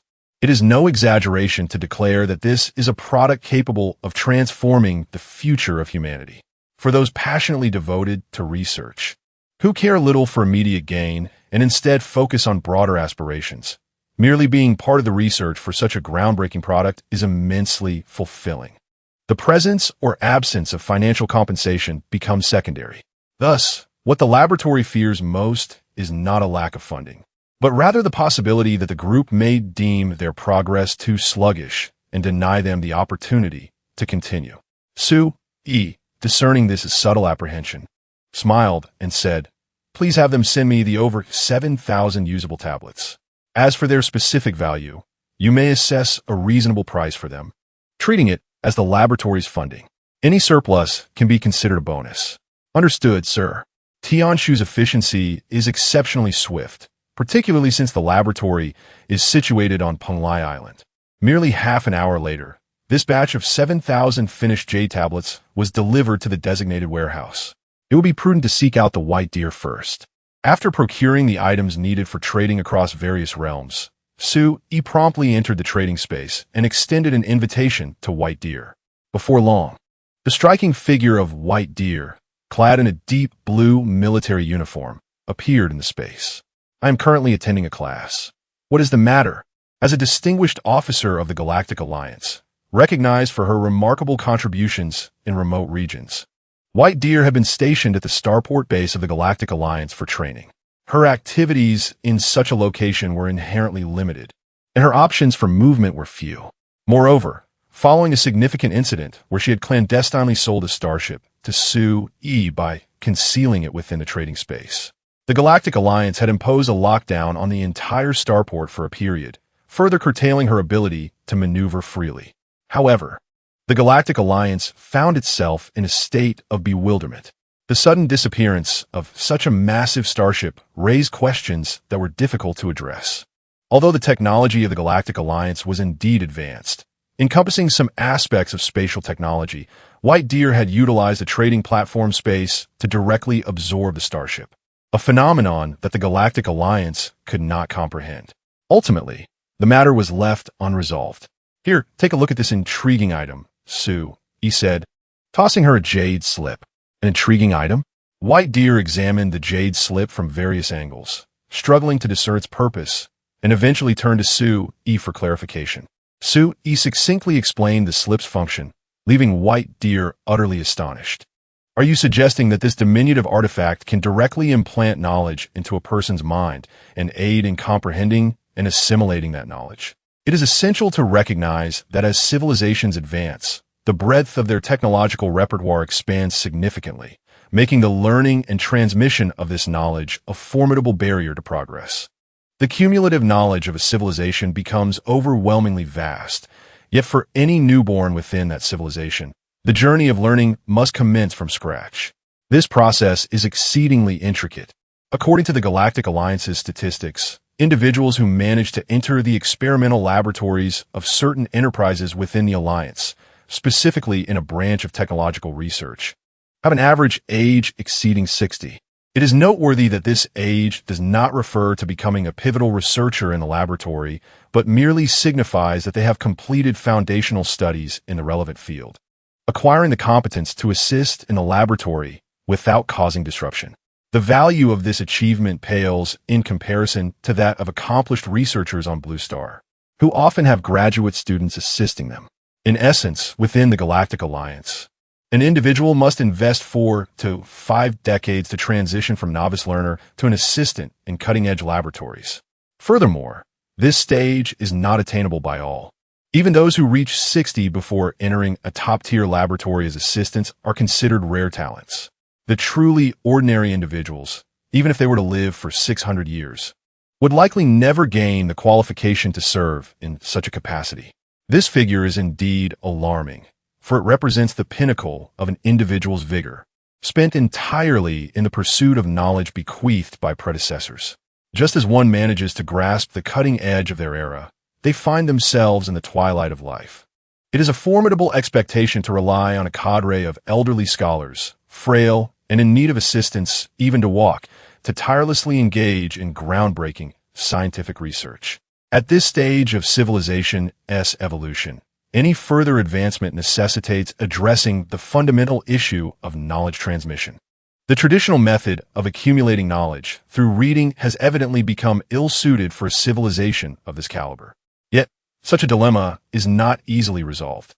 Presently, Su Yi has laid the solution to this conundrum before Bai Lu. Chapter 364. The abstraction of all for an extended period. The world to which Bai Lu belongs has made countless efforts to address the conundrum of knowledge transmission. This endeavor has given rise to numerous pathways and has sparked a plethora of conflicts. As a steadfast rebel within the Galactic Alliance, Bai Lu is fundamentally intertwined with these contradictions. When the finite human existence is no longer able to encompass the boundless wisdom of our ancestors, humanity, stepping into the interstellar era, began to seek novel solutions. Various eccentric methods have been attempted, but ultimately, the inhabitants of the interstellar realm opted for the path of bodily augmentation. In simpler terms, it translates to transcending the frail flesh through mechanization. Substituting the fragile corporeal form with machinery has proven to be the most immediate solution. Primarily, through judicious mechanical enhancements, individuals can attain significantly prolonged lifespans. Given that the natural duration of human life is insufficient to absorb the vast reservoir of knowledge, why not extend that lifespan? A prodigy may toil for 60 years merely to qualify for menial tasks in cutting-edge laboratories, at which point they find themselves in their twilight years. Their vitality and physical condition far diminished compared to their youth. But what if one could live for 2 or 3 centuries? Would 60 still be regarded as old? Setting aside debates on whether this merely addresses symptoms rather than root causes, one must acknowledge its efficacy. Moreover, the advantages of mechanical augmentation extend far beyond mere longevity. According to the original proponents of this pathway, as technology evolves, the transformation of the human body will gradually extend from limbs and torso to encompass vital organs, skeletal structures, and even flesh itself. Ultimately, the aim is to partially mechanize the brain while preserving human consciousness, thereby maximizing lifespan. It is envisioned that following such modifications, humanity would acquire a novel capability, the ability to access existing knowledge through methods such as chip integration, enabling individuals to assimilate vast amounts of information without active learning. In a sense, this ultimate mechanical augmentation solution bears striking resemblance to the concept of the legacy jade slip introduced by Su Yi. Both allow for the mastery of extensive knowledge without the necessity of study. However, while the legacy jade slip has already materialized, the challenge of mechanically augmenting portions of the brain without compromising its function, while still enabling the reception of external information, remains a distant prospect within the Galactic Alliance. Notably, the mechanical augmentation pathway has already become mainstream, rendering such concerns somewhat moot for the present. As Bai Lu articulates, nearly all high-ranking members of the Galactic Alliance have undergone some form of mechanization, with the only distinction being the quantity of their mechanical components. While some individuals embrace this approach as a means to navigate the bottleneck of civilizational transmission, others remain resistant. During a particular historical juncture, those who reject augmentation are deemed relics of the bygone era by the augmented, while the unaltered label the mechanized as the iron clumps of the new age, resulting in mutual disdain between the two factions. However, it is evident that the mechanically augmented individuals, endowed with extended lifespans, gradually gained the upper hand. As of today, those who refuse mechanical augmentation have become a minority within the Interstellar Alliance. Even the augmented individuals disdain to acknowledge those who remain unaltered. Were it not for the intense conflicts between the two factions, individuals like Bai Lu, who reject mechanical modifications, would find themselves lacking even the qualifications to enter the official ranks of the Interstellar Alliance, let alone attain the position of a powerful military commander on the fringe planets. However, despite the prevailing dominance of the augmented beings in the contemporary interstellar realm, it does not imply that those who oppose modification are devoid of merit. The dissenters against mechanical augmentation are not merely contrarians. They possess their own convictions. Yet compared to the immediate benefits of augmentation, the path they advocate may yield results at a slower pace. The most significant faction opposing mechanical modification is the Dawn Alliance, to which Bai Lu currently belongs. This Dawn Alliance is rather intriguing. In terms of fervor, Su-E believes it rivals, if not surpasses, the zeal of the Interstellar Alliance's push for universal mechanical augmentation. The Dawn Alliance did not emerge at the height of the conflict regarding mechanical modifications. Rather, it gradually developed in the past century, after the overall situation had been established and the augmented beings had secured their advantage. This phenomenon is not indicative of any latecomer advantage, but stems from the discovery of a new substance, psychic energy. Approximately a century ago, the inhabitants of the interstellar world first observed the existence of psychic energy in laboratory settings. Following decades of research, many esteemed scientists from the Interstellar Alliance proclaimed this energy to be remarkably unique. If a method of application could be developed, it might, to some extent, allow for the enhancement of the human body, granting individuals prolonged lifespans and even greater strength without mechanical modifications. Upon the revelation of this information, the entire interstellar community erupted in excitement. Those who had watched mechanical augmentation ascend to the mainstream, while they clung to their original forms and became the outliers, suddenly glimpsed a ray of hope in the darkness. It was evident to all that if this technology proved feasible, it would undoubtedly surpass mechanical augmentation. Yet, just as anticipation reached its zenith, the Interstellar Alliance announced the cessation of related experiments. Previously involved researchers asserted that the incidents were merely accidents, claiming that psychic energy did not exist at all. This felt like an immense farce. However, those who had glimpsed the dawn were unwilling to relinquish their newfound hope, thus giving rise to the Dawn Alliance. Initially, their slogan centered on researching psychic energy to seek new avenues for humanity. Over time, however, they became utterly consumed, proclaiming that psychic energy is the future, wholly discarding scientific inquiry in favor of embracing psychic evolution. Within a mere few decades, this once inconspicuous grassroots organization, which the Interstellar Alliance had initially disregarded, transformed into a formidable entity under close scrutiny by the Alliance. In summary, the situation is rather abstract. In this matter, both the Interstellar Alliance and the Dawn Alliance embody a certain abstraction.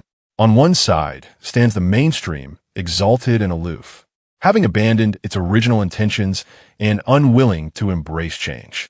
On the other side, there exists a complete obsession, evolving from the denial of mechanical transformation to a rejection of all things technological, nearly descending into the realm of charlatanism, yet forgetting that it was the technologically enhanced individuals who first discovered the essence of spiritual energy empowered by various technological advancements. Ultimately, all these contradictions arise from the transmission of knowledge within civilization. Chapter 365. A desire for intellectual exchange after listening to Bai Lu recount the history of the interstellar world. Su-E was momentarily taken aback, his expression subtly shifting as he remarked, "I have suddenly been struck by a more abstract notion." "What notion?" Bai Lu inquired with curiosity. "On your side, the faction advocating for mechanical technology, represented by the Interstellar Alliance, is in stark opposition to the Dawn Alliance, which seeks to entirely abandon the development of new technologies in favor of an exhaustive study of spiritual energy. This situation, as you describe, is indeed one of irreconcilable conflict, is it not?" While that is the narrative, in reality, The Dawn Alliance pales in comparison to the behemoth that is the Interstellar Alliance. Calling it a state of irreconcilable conflict is merely the Dawn Alliance's attempt to embellish their own significance, Bailu shrugged. Under the pressure of the Interstellar Alliance, the Dawn Alliance is akin to a rat in the sewers, unworthy of the limelight. Please do not regard me with such disdain. I merely harbor a distaste for mechanical modifications, which is why I have not undergone any transformation. The Dawn Alliance subsequently reached out to me, offering the position of governor of Qinglin's Star, with little to do and some extra income to boot. Why would I decline? As for the erratic behavior of those zealots in the Dawn Alliance, that is of no concern to me. To put it plainly, whether it be the Interstellar Alliance or the Dawn Alliance, both represent mere platforms for acquiring wealth and resources in Bailu's eyes. She harbors no belief in their claims or slogans. If a position proves beneficial, she will accept it, and should it become unprofitable, she would not hesitate to sever ties. Should her affiliation with the Dawn Alliance be revealed, what repercussions might the Interstellar Alliance impose? None that concern her. Given the illicit activities she has engaged in, if the Interstellar Alliance were to discover her actions, execution would likely be the outcome. She once dared to abduct the son of the Alliance speaker for ransom, and upon failing to secure the payment, she callously disposed of him in the red light district of Qinglin Star. After being rescued, the individual was left in such a state that he could not even retain his bodily functions without mechanical augmentation, infuriating the Alliance speaker to the point of offering a bounty of 100 million Alliance coins for the capture of the mastermind, a pursuit that has yielded no results. And no one suspects that such a heinous act was orchestrated by the commander of the Orbital Air Assault Brigade stationed at Qinglin Star. Bailu embodies the essence of a rogue within the Interstellar Alliance, unrestrained by conventional limits. Her role as a spy for the Dawn Alliance hardly qualifies as a notorious scandal. If discovered, she could simply shed her military garb and embrace a life of piracy among the stars. Cough, cough, that is not the point I intended to convey. Su-yi promptly redirected the conversation, his expression somewhat peculiar as he continued. What I mean is, despite the intense opposition between the two factions, the very solution to these issues lies in the inheritance jade slips, which are, paradoxically, a synthesis of both technological and spiritual pathways. Of course, the inheritance jade slips are fundamentally products of metaphysical origins from the realm of cultivation. However, in order to utilize such artifacts to address a civilization's knowledge bottleneck, industrial-scale production is imperative, which inevitably brings technology into the equation. The two opposing forces, while at odds, must ultimately amalgamate their principles to find resolution. One cannot help but acknowledge the profound abstraction inherent in this situation. Let us set aside the trivialities for now. How does this thing function, and what treasures does it hold within? I shall take a moment to examine it. Bailu impatiently shook the jade slip in her hand. This. It contains a cultivation technique from a realm of metaphysics, known as the Ancient Scroll of the Lunar Shadow. It is exceptionally suited for female practitioners. A cultivation method from a metaphysical world? To what heights can one ascend with it? How does it compare to the magical and martial arts tomes you previously provided? Bailu pressed on eagerly. She simply wished to avoid the chaotic affairs of the interstellar realm, not because she lacked understanding, but because she recognized that all rhetoric and posturing ultimately boiled down to who possessed the stronger fist and greater resources. Such a method that could significantly enhance personal prowess piqued her interest immensely. In the later stages of cultivation, tearing apart a starship should pose no challenge, right? Su-yi responded with uncertainty. Perhaps the mid-stage suffices? Based on the data Bailu provided regarding the Interstellar Alliance's starships, should she apply the previous techniques? She estimated she could single-handedly breach an entire starship, albeit from the inside out. However, directly overcoming the energy shields of starship from the outside with brute force would likely prove to be a far more complex endeavor. Su-yi surmised that cultivators of the Golden Core or nascent soul stages would be adequate. The Ancient Scroll of the Lunar Shadow is sufficient for reaching the Void Return stage. Thus, labeling it as a mid-tier method is not erroneous. However, the sole complication is that Bailu had previously practiced a cultivation method from the magical world, progressing at a commendable pace to a certain level of accomplishment. To pursue this new technique would necessitate starting anew, which could prove troublesome. With this in mind, Su-e added, "The magical techniques I provided earlier conflict with this new method. Should you wish to practice this after having cultivated the previous one, you may need to forfeit your prior achievements and undergo a complete retraining. While the strength gained may be lost, the foundational capabilities of your body remain, allowing for a quicker initiation into this new practice. Ultimately, however, it all hinges on your innate talent, with a favorable disposition. This method could expedite your progress far beyond that of the magical arts or martial disciplines." Upon hearing this, Bai Lu inquired, "So, does this imply that the upper limits of this technique are considerably higher? Indeed, then spare me the pleasantries. Hasten to instruct me on its usage."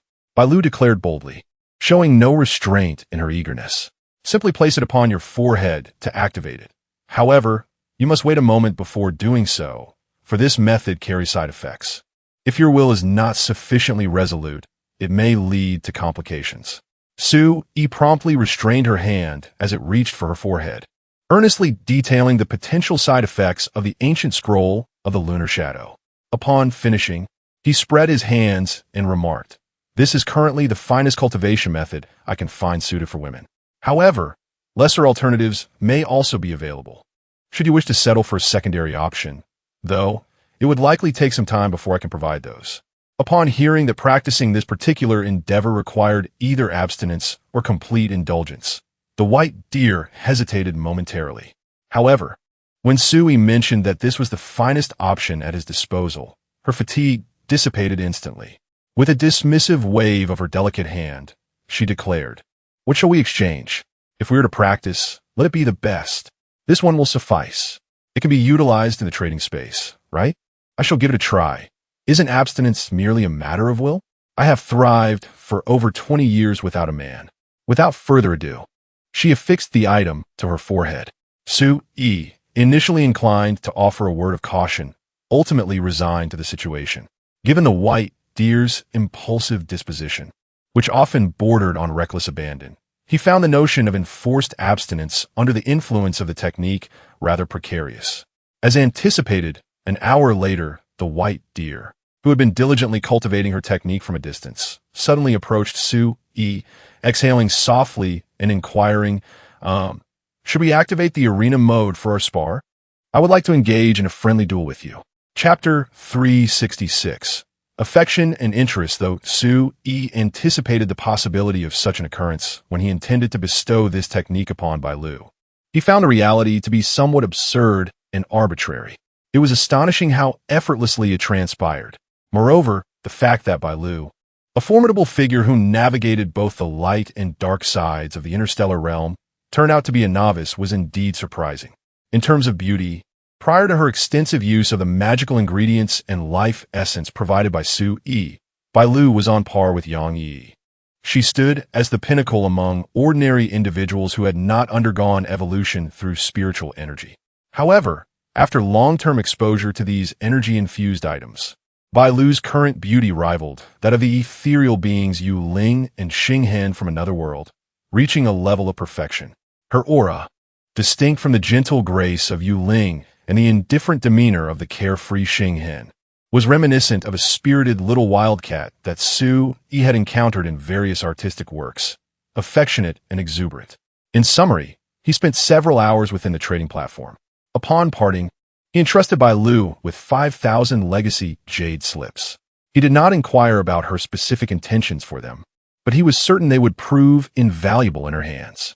Bai Lu also pledged to procure a sophisticated research AI for him in the near future, confident in her own methods of achieving this. Furthermore, she mentioned that her studies of the starport were nearing completion, and she would soon return to her stronghold on Qinglin Star. She hoped to seize the opportunity to undertake a significant venture before her departure, contemplating the possibility of acquiring a pristine, unopened starship for Su-e. In response, Su-e advised her to act within her means. If she could obtain it, wonderful. If not, no matter. Bai Lu intended to remain in the interstellar realm, holding the legacy jade slips, without delving too far into the future. It was undoubtedly feasible for her to establish a colossal enterprise, becoming a prominent figure in the interstellar world. By that time, acquiring a starship would pose no challenge. There was no need to take risks at present. Should she be discovered, her safety would be assured, as she could simply retreat to the trading platform. However, returning to her own world would result in the loss of everything. Hiding within the trading platform was essentially akin to imprisonment. Having resolved matters with Bai Lu, Soo-yi turned his attention to Vivi. It had been a while since they last met. How was Lillian faring? Upon their encounter, Vivi greeted him languidly, her figure clad in an opulent gown that accentuated her allure. Yet, in contrast to Bai Lu, Soo-yi remained wary of this woman. Bai Lu's straightforward nature and unrestrained disposition left little room for deceit. While she might not be a paragon of virtue, she was undoubtedly a trustworthy friend and family member. Following the deepening of their relationship, her focus was solely on how to procure more valuable items for Soo-yi. Vivi, however, was markedly different. This woman's assertiveness was daunting, her intentions transparently clear. She sought to extract gold coins from Soo-yi. He had no desire to play the fool. In the case where Wei Wei took the initiative to propose a union, his attitude toward the matter remained ambiguous. He neither assented outright nor declined, maintaining their transactional relationship on the trading platform. This was solely to keep the accounts clear between them. Should any deeper connection arise, those accounts would become muddied. In stark contrast to Bai Lu, who after 2 transactions with Soo-yi regarded him as a close ally, readily offering him valuable items that were inconvenient for her to utilize in the interstellar realm. She did not expect anything in return from Soo-yi, considering the magical ingredients and the elixir of life sufficient compensation. It is important to note that the inconvenience she referred to did not imply an absolute inability to act.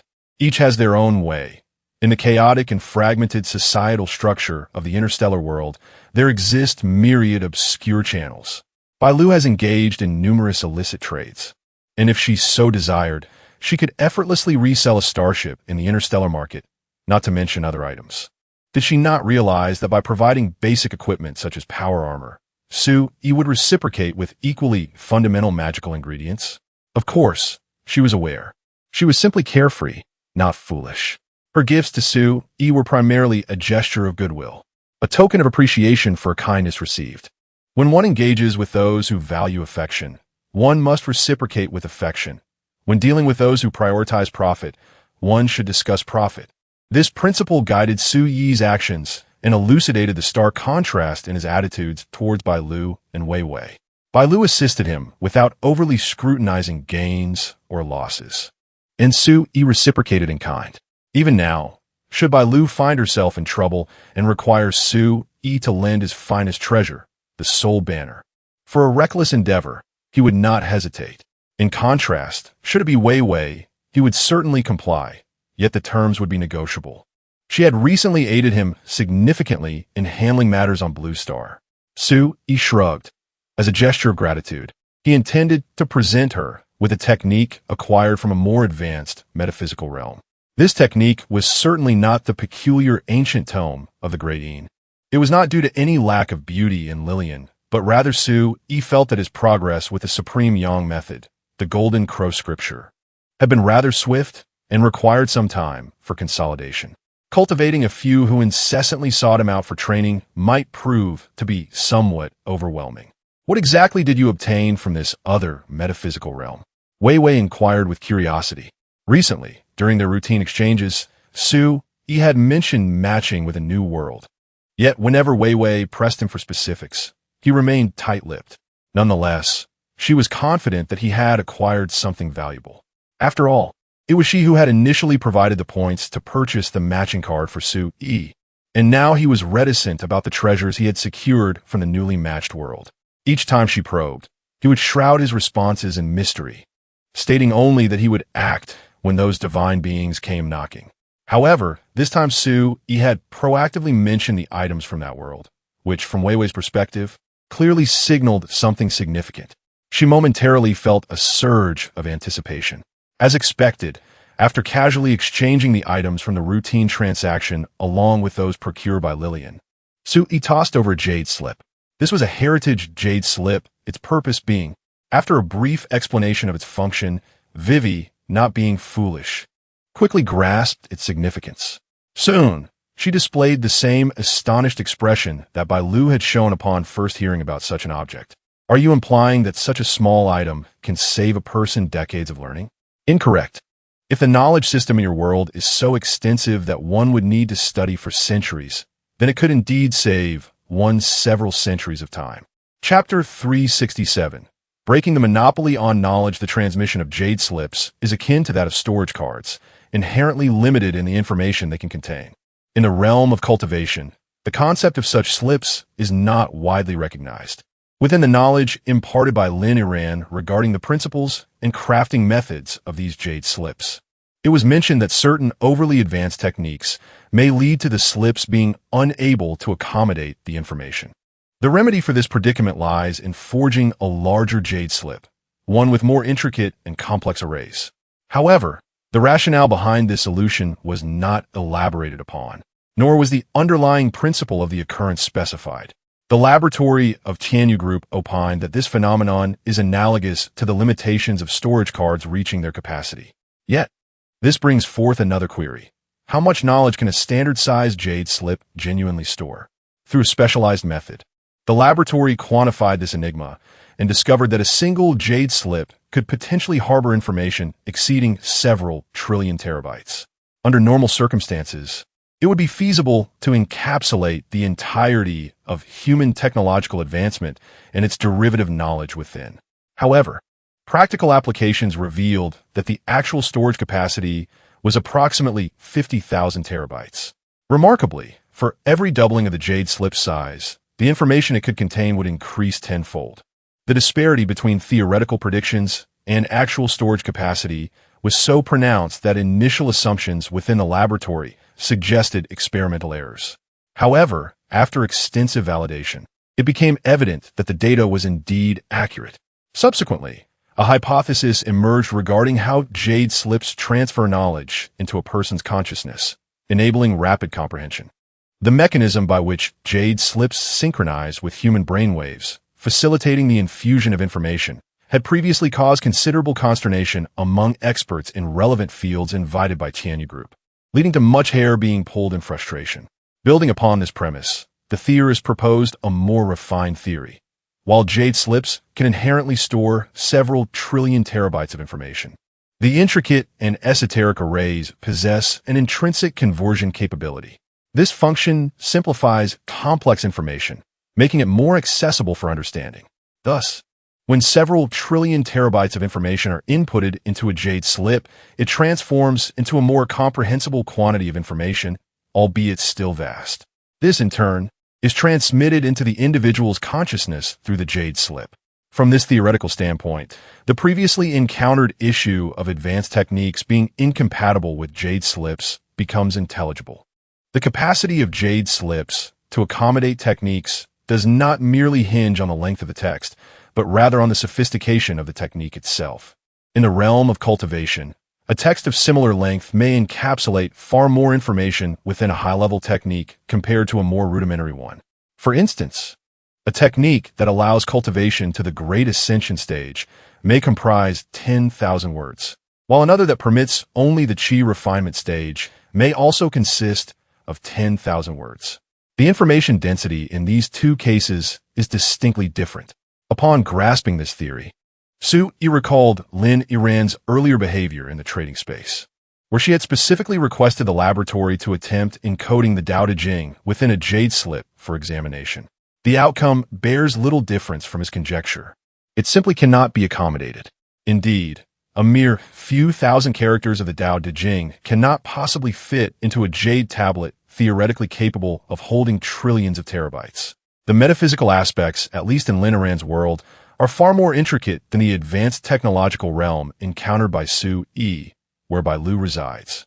This complexity likely accounts for the existence of jade tablets in that world.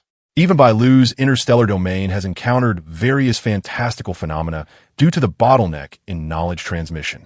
If Lin Iran's world lacked the presence of jade tablets, it is improbable that it could have evolved to its current state.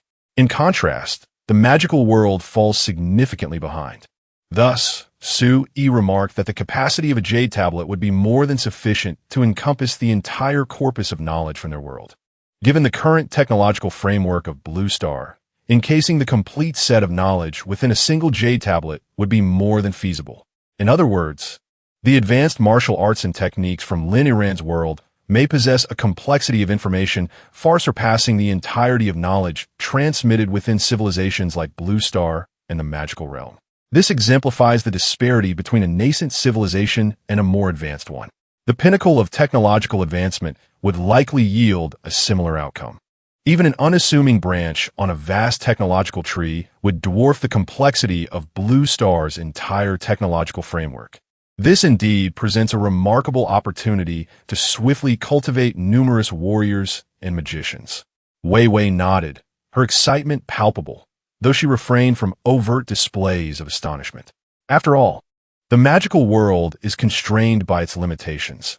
Despite the lengthy duration of civilization's development, it has yet to breach the bottleneck of knowledge transmission and remains unaware of the rarity of such an asset. Sui, however, was unconcerned. I do not have the luxury to wait for you to gradually train warriors and magicians. I provide this to help you rapidly cultivate a reliable cadre for managing your territory. Wei Wei's primary challenge lies in her insufficient foundation. Initially, she was merely a princess with dominion over a single border stronghold. Although she harbors ambition and has been diligently nurturing her inner circle, the scale remains far too small.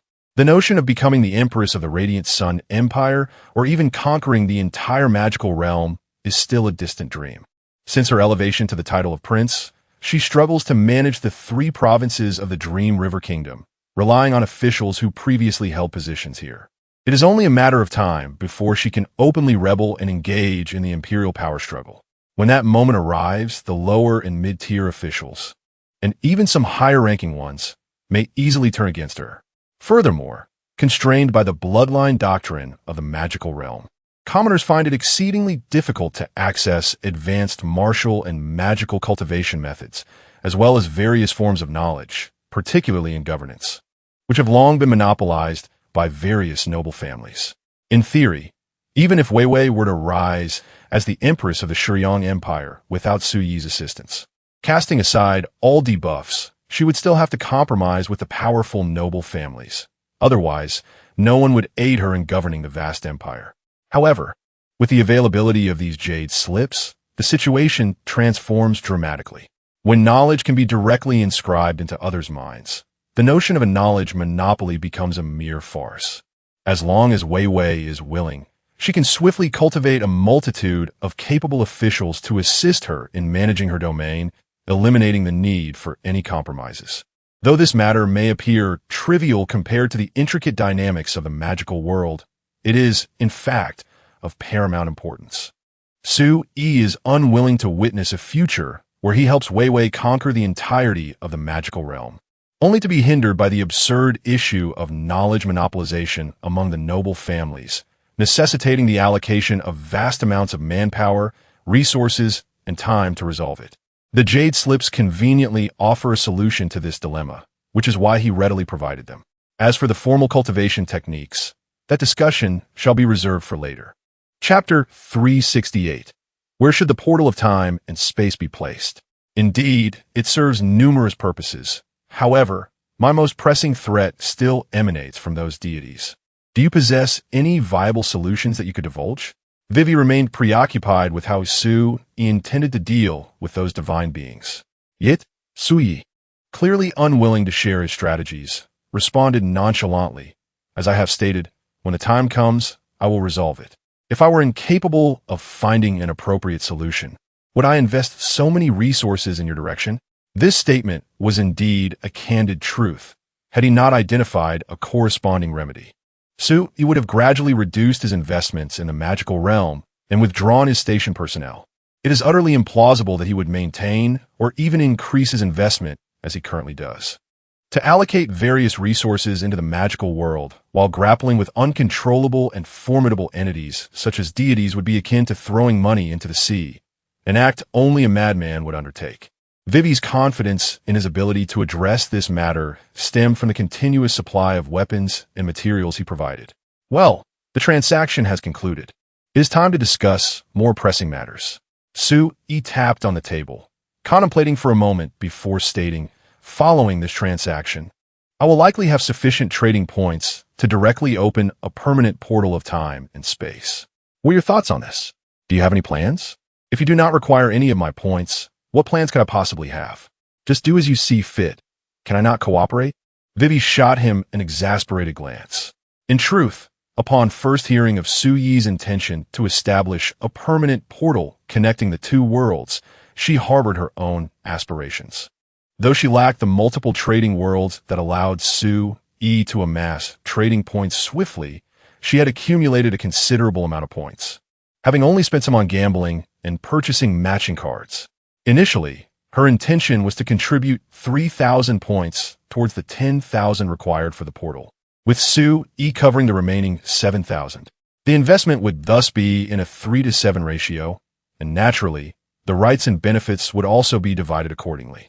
The portal facilitating trade and communication between the two worlds would undoubtedly yield astronomical future profits. Not to mention the political significance of controlling such a portal. One could argue it grants dominion over the lifeblood of both worlds. After all, with sufficient authority, one could transform a bidirectional portal into a unilateral one. I could traverse, but you could not. Should conflicts arise between the two realms in the future, the party possessing such authority would inherently hold a decisive advantage. Who could resist such a lure?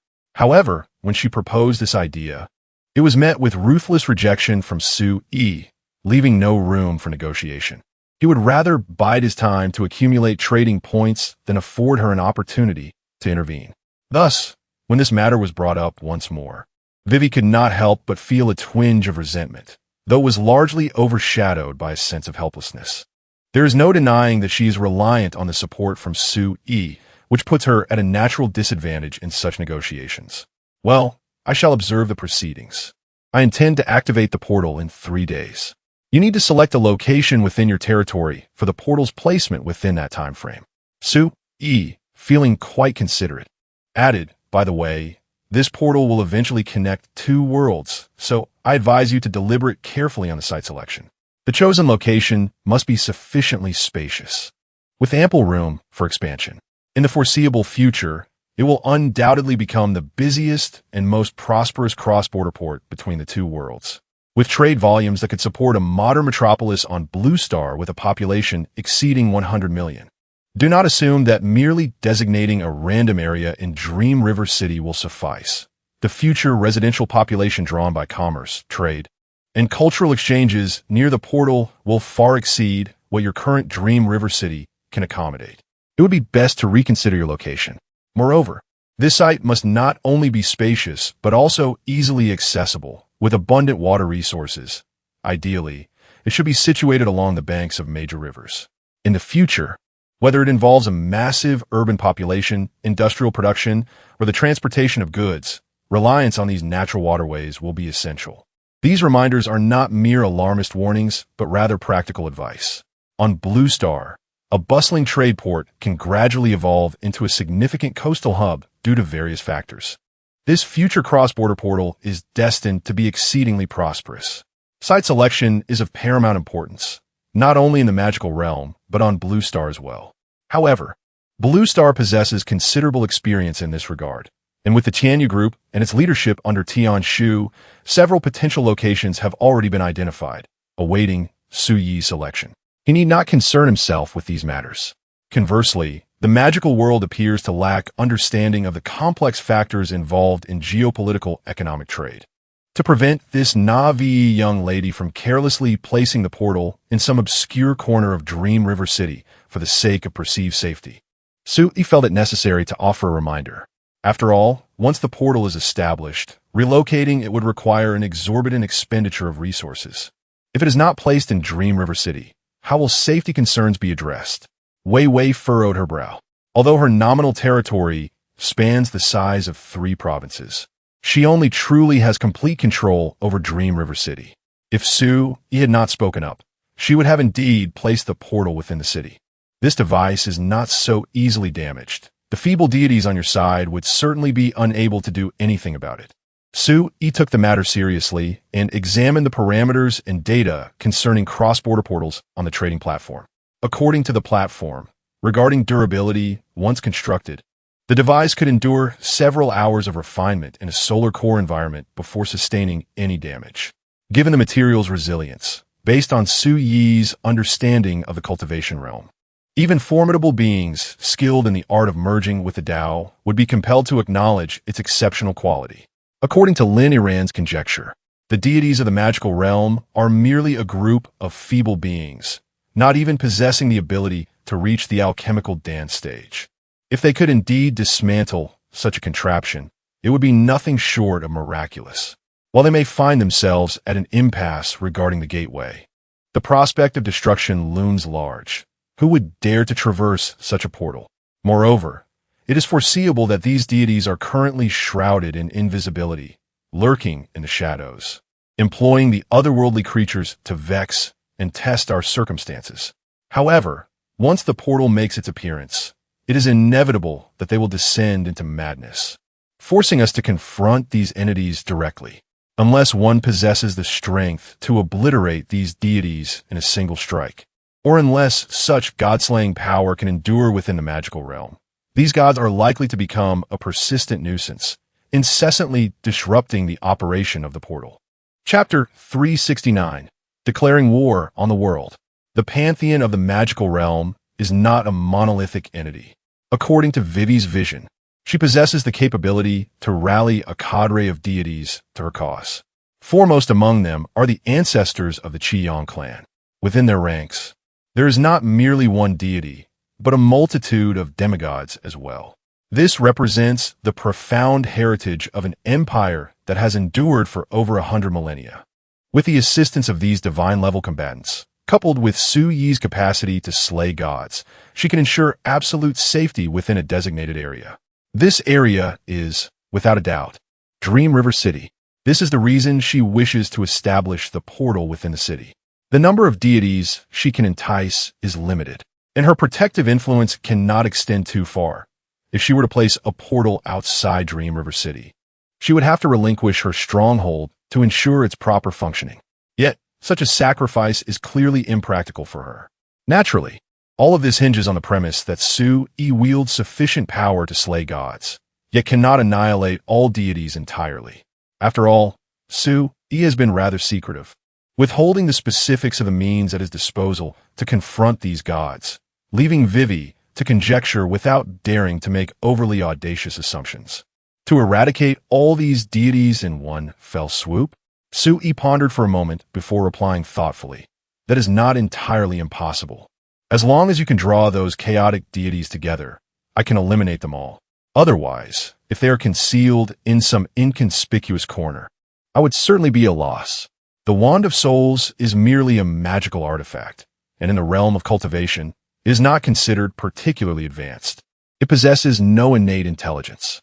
To utilize such an artifact to vanquish foes, one must first perceive the enemy. It would be absurd to shoot into the void. I cannot take the Wand of Souls into the magical realm and expect the tormented souls within, driven solely by the lust for slaughter and primal instincts, to locate and eliminate every deity in this world. If that were to occur, I would fear that the vengeful spirits contained within the wand would lay waste to the entire magical realm. They are oblivious to the concept of deities. They would likely only comprehend the command to kill. His response left Vivi momentarily speechless. And then she expressed her astonishment. Are you jesting? Do you truly have the confidence to ensure that those deities perish in droves? Absolutely, Su-yi reassured, thumping his chest. What do you mean by confidence? It is a necessity. Deities? Just a bunch of rotten fish and shrimp. Those who dare to come should prepare to become brothers within the Wand of Souls. In light of this, Vivi reflected for a moment before concluding. I believe we can seize the opportunity presented by the establishment of the portal to execute a grand plan. You've finally seen the light, Su-yi affirmed immediately. Establishing a cross-realm portal indeed presents a pivotal opportunity to address the issue of deities in the magical realm. Unbeknownst to others, These deities are acutely aware that their current world is confined, with no hope for ascension. The allure of a brand new realm, an entirely different world, is likely irresistible to every divine being within a magical domain. Such a tantalizing bait could certainly lure numerous substantial catches. Upon realizing the immense power held by Su-E, Vivi felt a sudden expansion of her horizons, and her thoughts began to flow freely. Soon, she proposed a series of plans. After several hours of deliberation, they outlined a general strategy and objective, whimsically dubbing it the God-hunting plan. In accordance with this plan, the moment Vivi returns to the magical world, she will shed all pretense and boldly announce to the entire realm that she has discovered a pathway to another world. Furthermore, as the queen of the Dream River Kingdom, she would have gained recognition and assistance from this alternate realm, positioning herself as a symbol and representative of the magical world in its engagement with this new domain.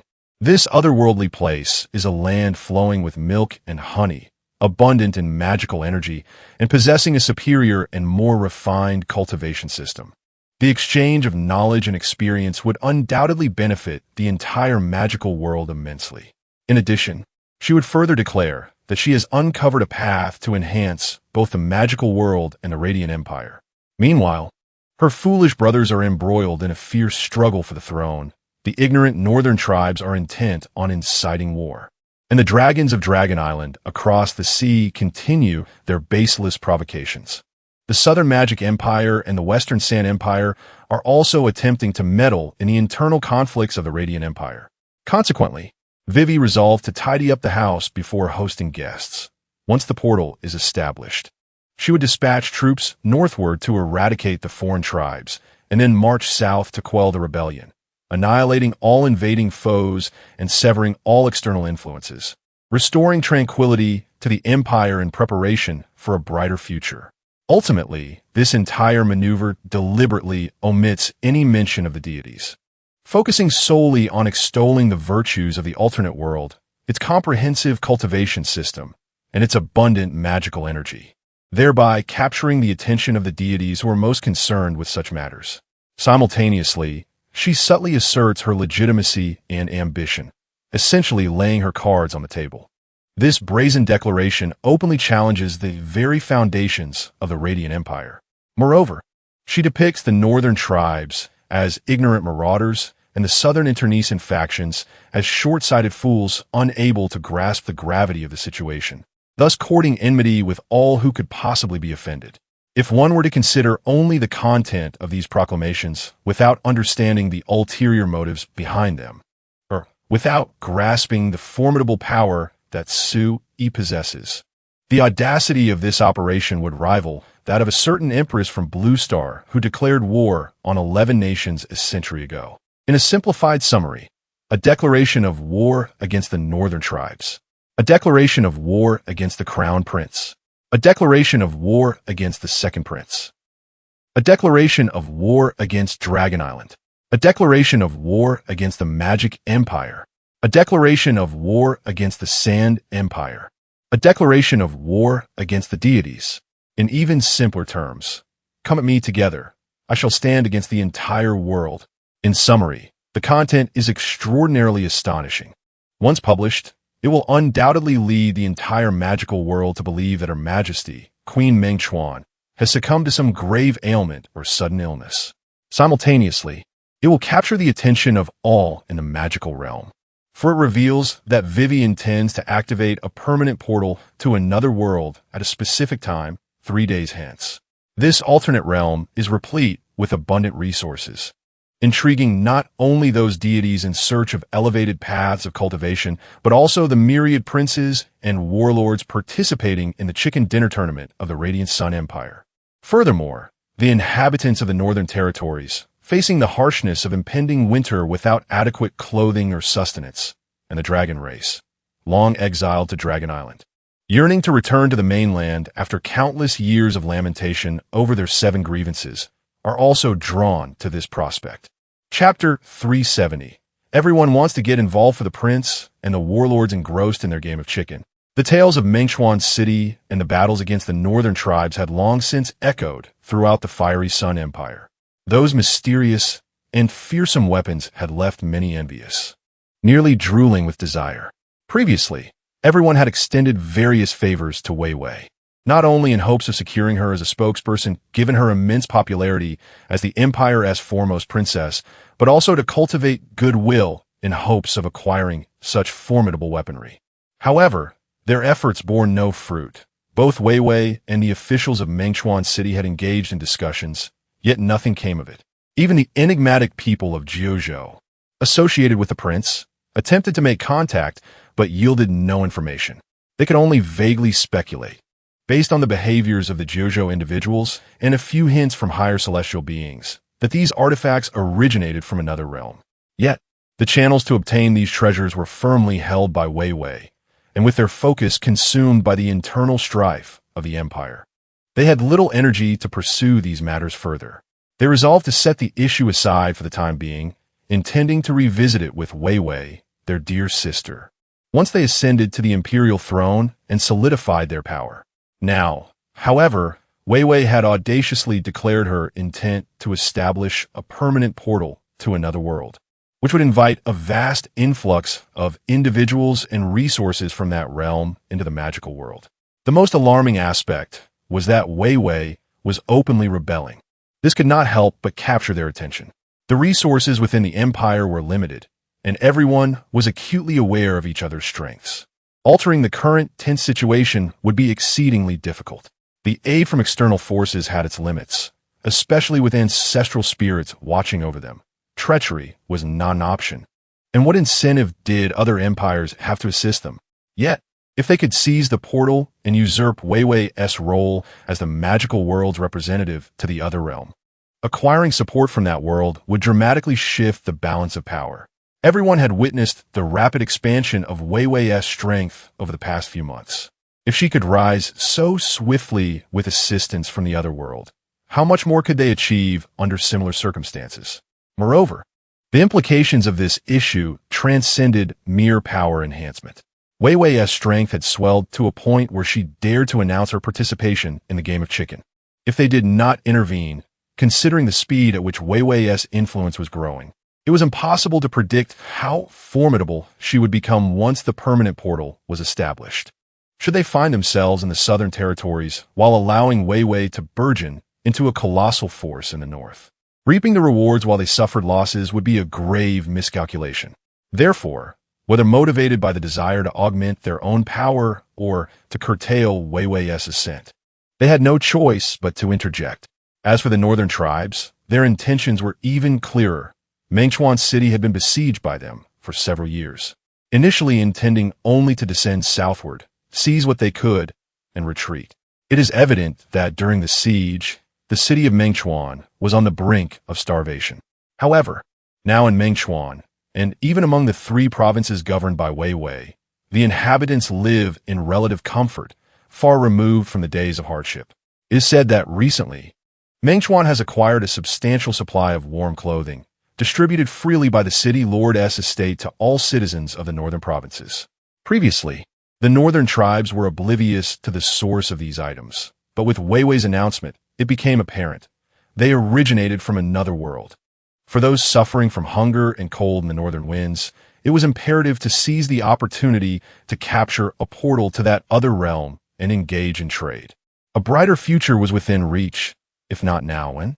Moreover, the Dragon Clan from Dragon Island had previously dispatched the son of the Black Dragon King to engage with the inhabitants of the other world, and they could no longer afford to remain passive. Thousands of years had passed, and humanity on the continent was flourishing, while the dragons were dwindling due to resource scarcity and the limitations of their own kind. The idea of reclaiming the continent solely by their own might was nothing short of a delusion. The emergence of the other world was akin to casting a large stone into the still waters of the magical realm, shattering the current dominance of humanity. Unlike other factions that reacted only upon hearing the news, the Dragon Clan had already conducted thorough investigations.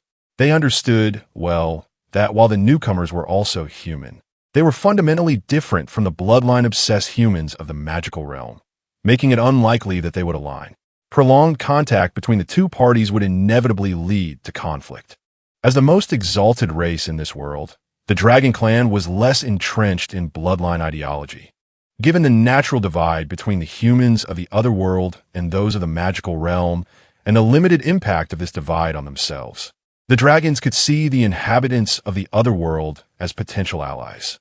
The Black Dragon King still recalled the conversations relayed by his beloved son before his demise, wherein he covertly engaged with the inhabitants of Mengchuan regarding their views on the Dragon Clan.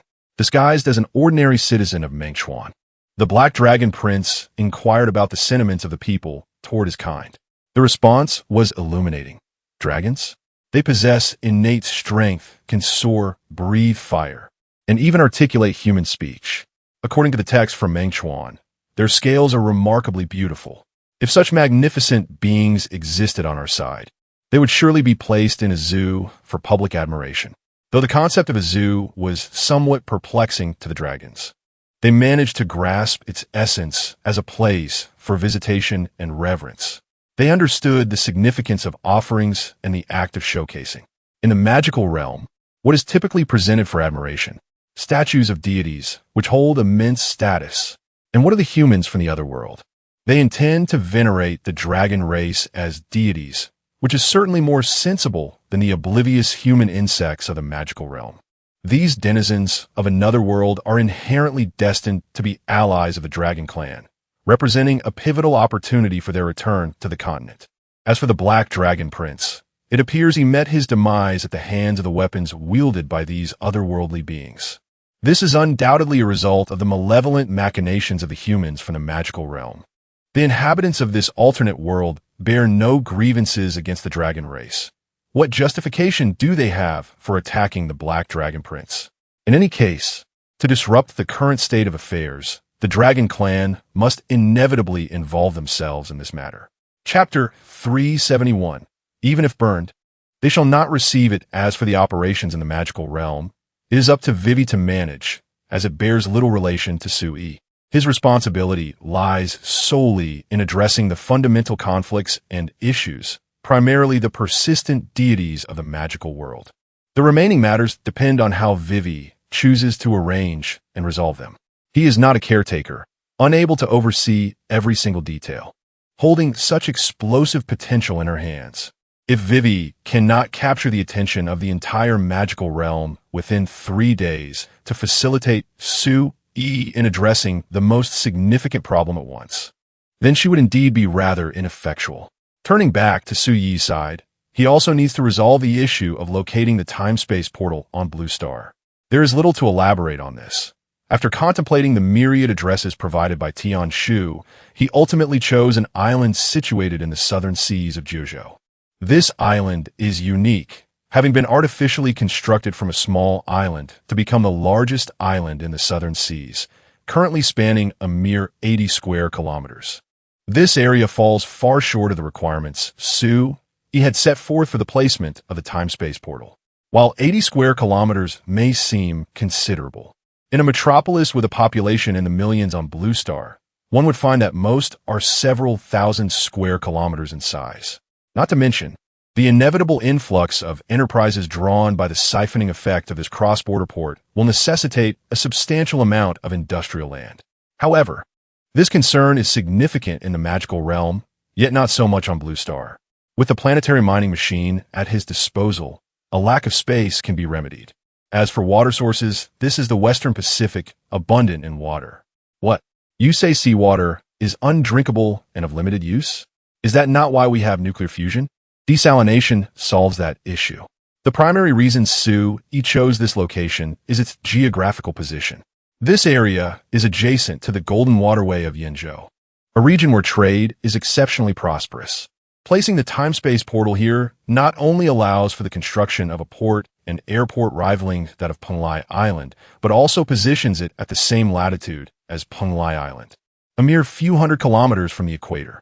This is the crux of the matter. For Sui has plans to construct space elevators, and not merely one.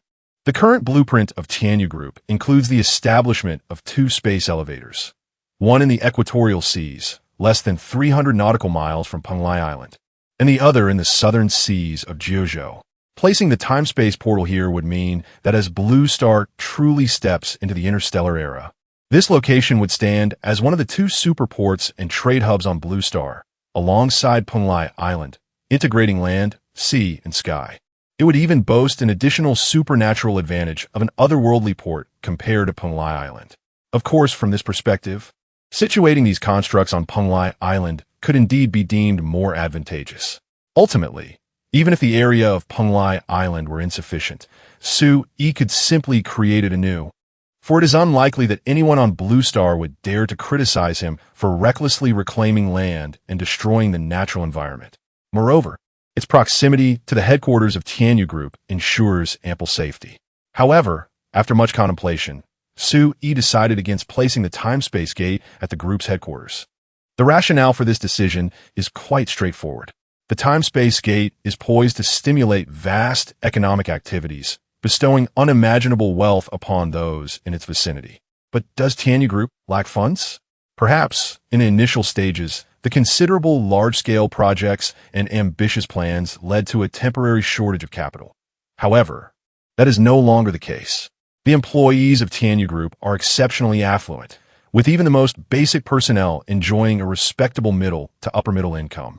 And the quality of life and material conditions on Punglai Island surpass those of many affluent individuals. Presently, the outside world widely perceives Punglai Island as a utopia, and its employees are regarded as a fortunate collective living in the ultimate utopia of human imagination. Given these circumstances, does Tianyu Group truly require the economic benefits generated by the time-space gate to enhance its profits? It is unnecessary. Therefore, if the gate were to be located on Punglai Island, the resulting cluster effect would ultimately bolster the economies of the countries surrounding the island. And who are the inhabitants of these neighboring regions? To the north are the oil-rich regions, where the locals are portrayed as victims and resistors in conflicts with the White Eagle. However, viewed objectively, they are a group of charlatans, less extreme than the lunatics of the divine nation, yet not fundamentally different. To the northeast lies the formidable White Elephant, while to the east are the island monkeys who once perpetrated large-scale discrimination and slaughter against overseas Kyushu individuals. To the west stretches the vast expanse of Black State. It can be said that the vicinity of Punglai Island is devoid of any personification. In the past, to prevent these chaotic elements from reaping benefits for free, Soo-yi meticulously constructed all the necessary infrastructure on Punglai Island, even establishing the world's largest airport and port. The goal was to ensure that vessels, aircraft, and travelers engaged in trade with Punglai Island would not have to land in the neighboring countries, thus promoting local industrial development. The benefits derived from the time-space gate are simply beyond what Punglai Island can accommodate.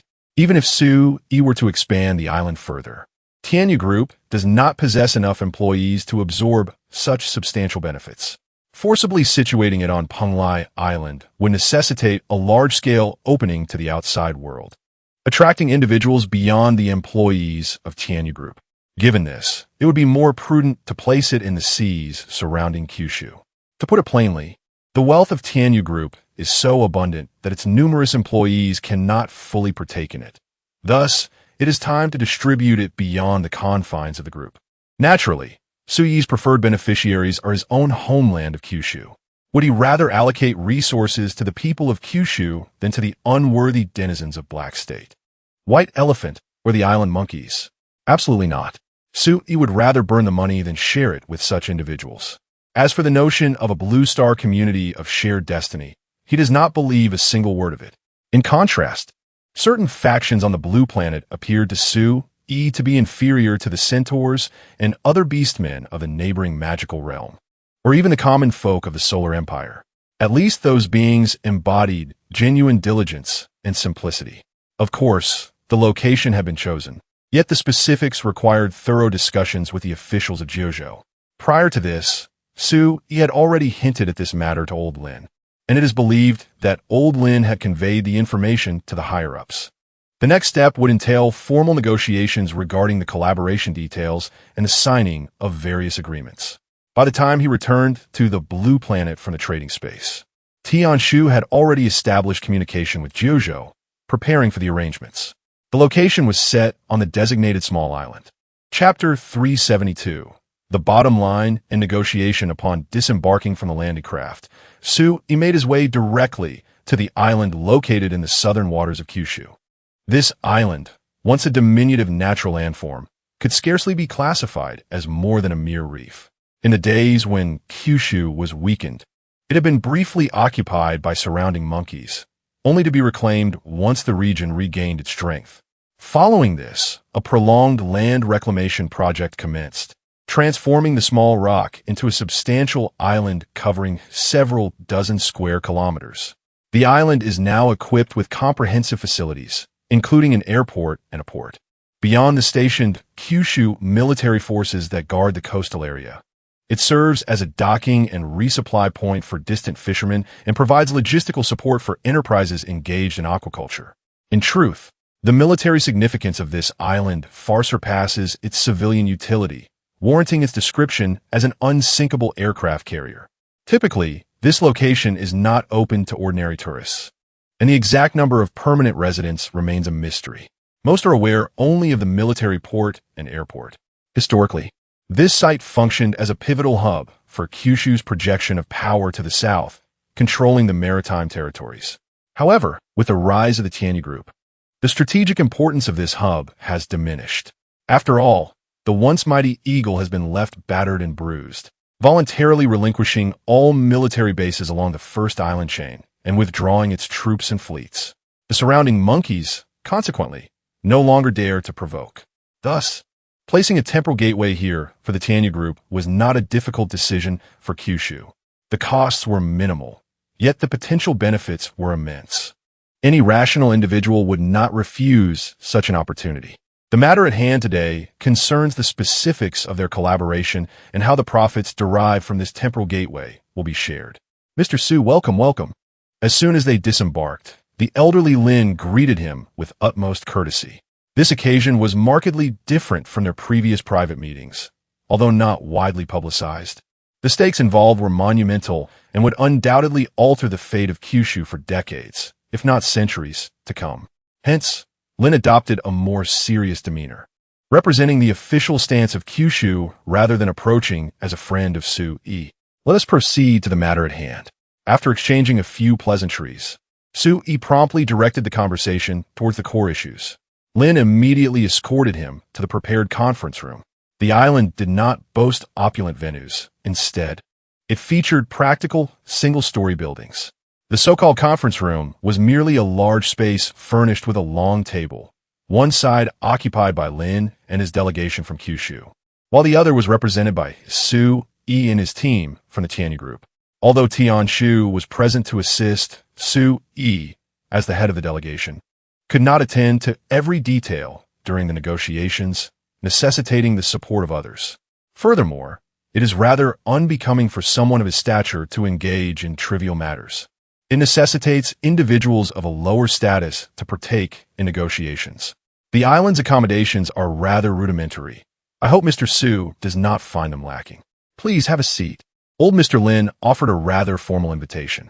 The conditions may not be particularly favorable, yet, given the caliber of the soldiers from Jiuzhou, they have naturally kept the place immaculate, imparting a sense of comfort.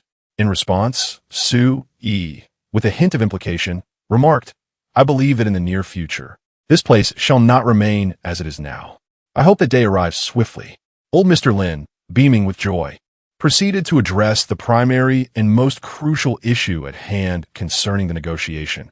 The matter of the ownership of the island following the utilization of island-building technology by the Tianyu Group, which entails the installation of the space-time gate.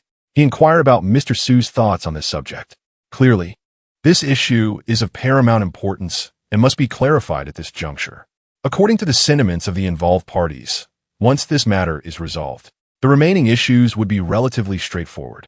After all, the island is still quite distant from Jiuzhou, being over 1,000 kilometers away, and is comparatively closer to the southern territories. If the ownership is left ambiguous, any future conflicts between the Tianyu Group and Jiuzhou may lead to the latter no longer directing the value derived from the space-time gate and this pivotal island towards Jiuzhou, potentially benefiting the southern territories instead.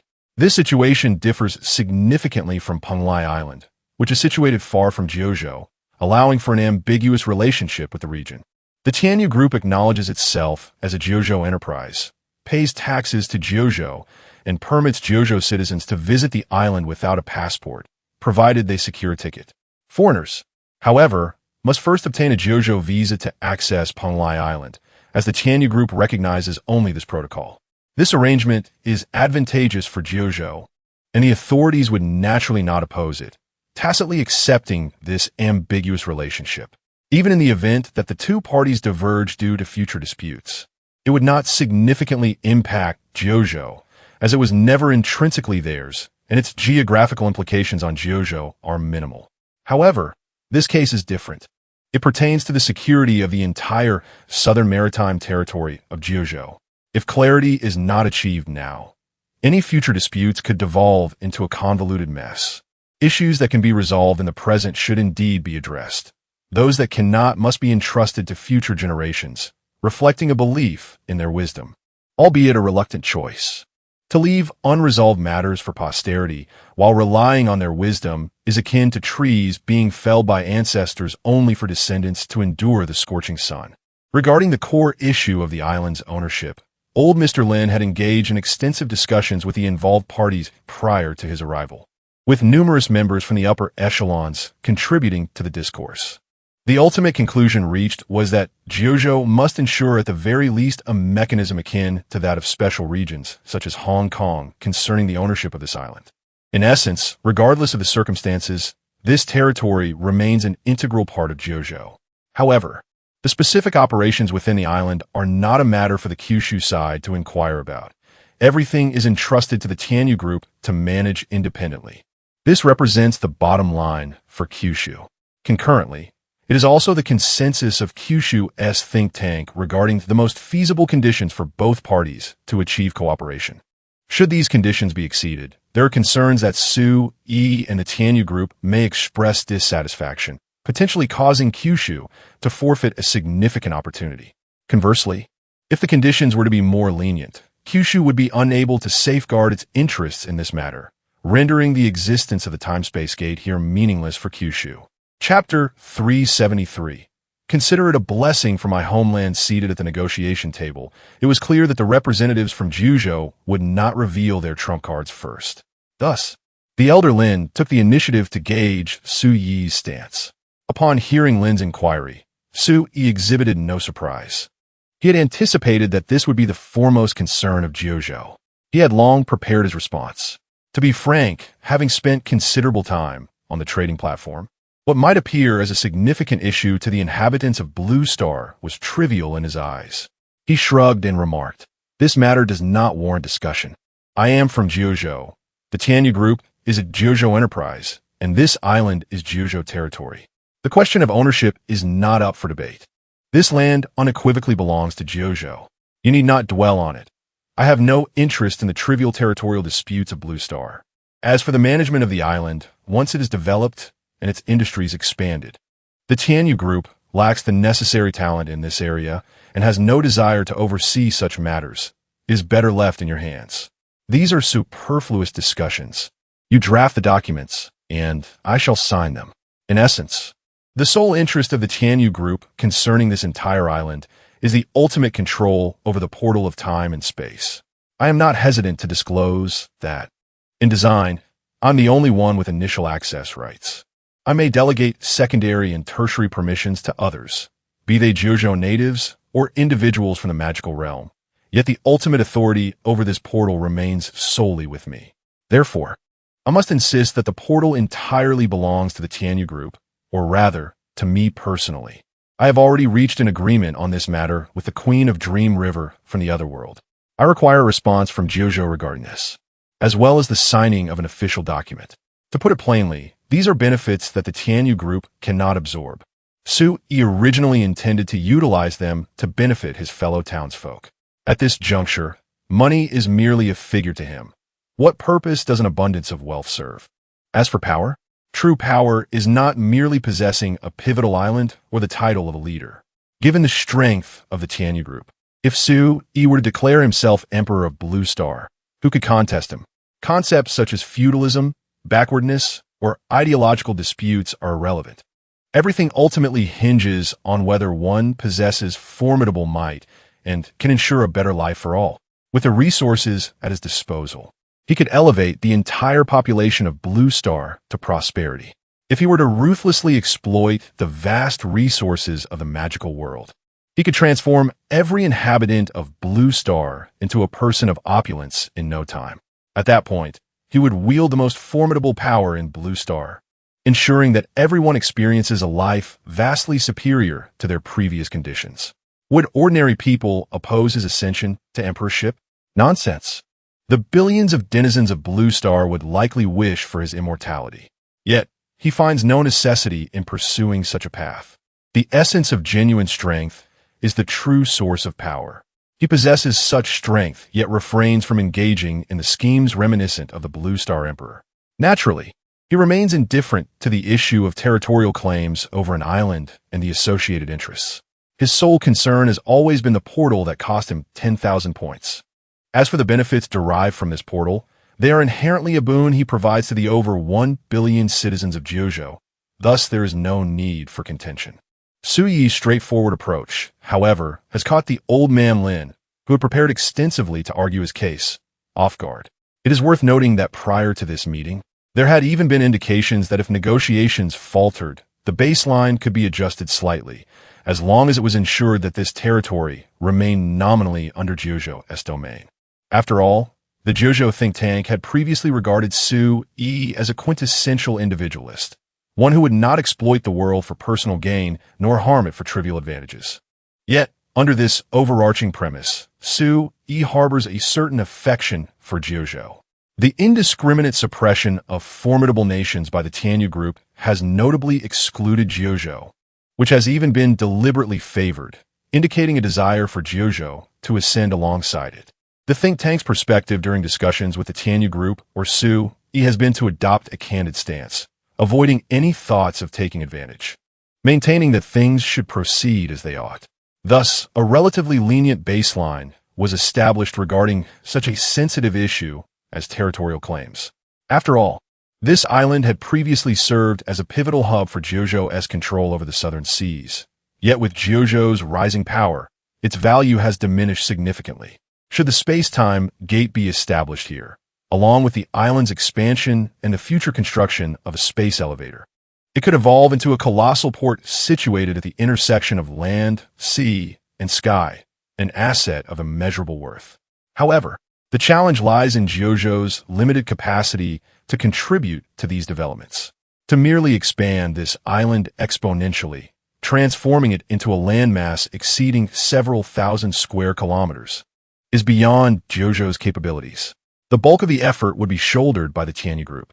In light of this, Jiuzhou cannot afford to demand too much. Thus, they seek only to uphold the baseline while remaining open to discussions on other matters. Unexpectedly, they found that on this most pressing issue, Su Yi made a decision that starkly contrasted with his previous approach. Shifting from a stance of not leveraging benefits for the world to one of benevolently sharing the profits at hand, he surprised them all. Old man Lin abruptly stood up, fixing an intense gaze on Su Yi, and exclaimed, "Are you serious? This is a significant matter, not to be taken lightly. The document we are about to sign could impact the next few decades, even centuries or millennia." "I am indeed serious," Su Yi replied.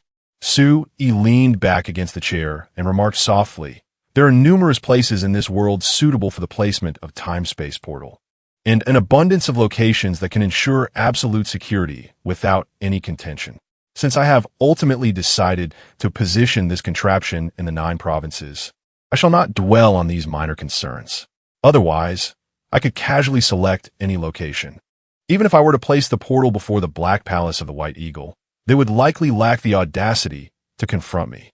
After all, this is my homeland, and it deserves my care and consideration."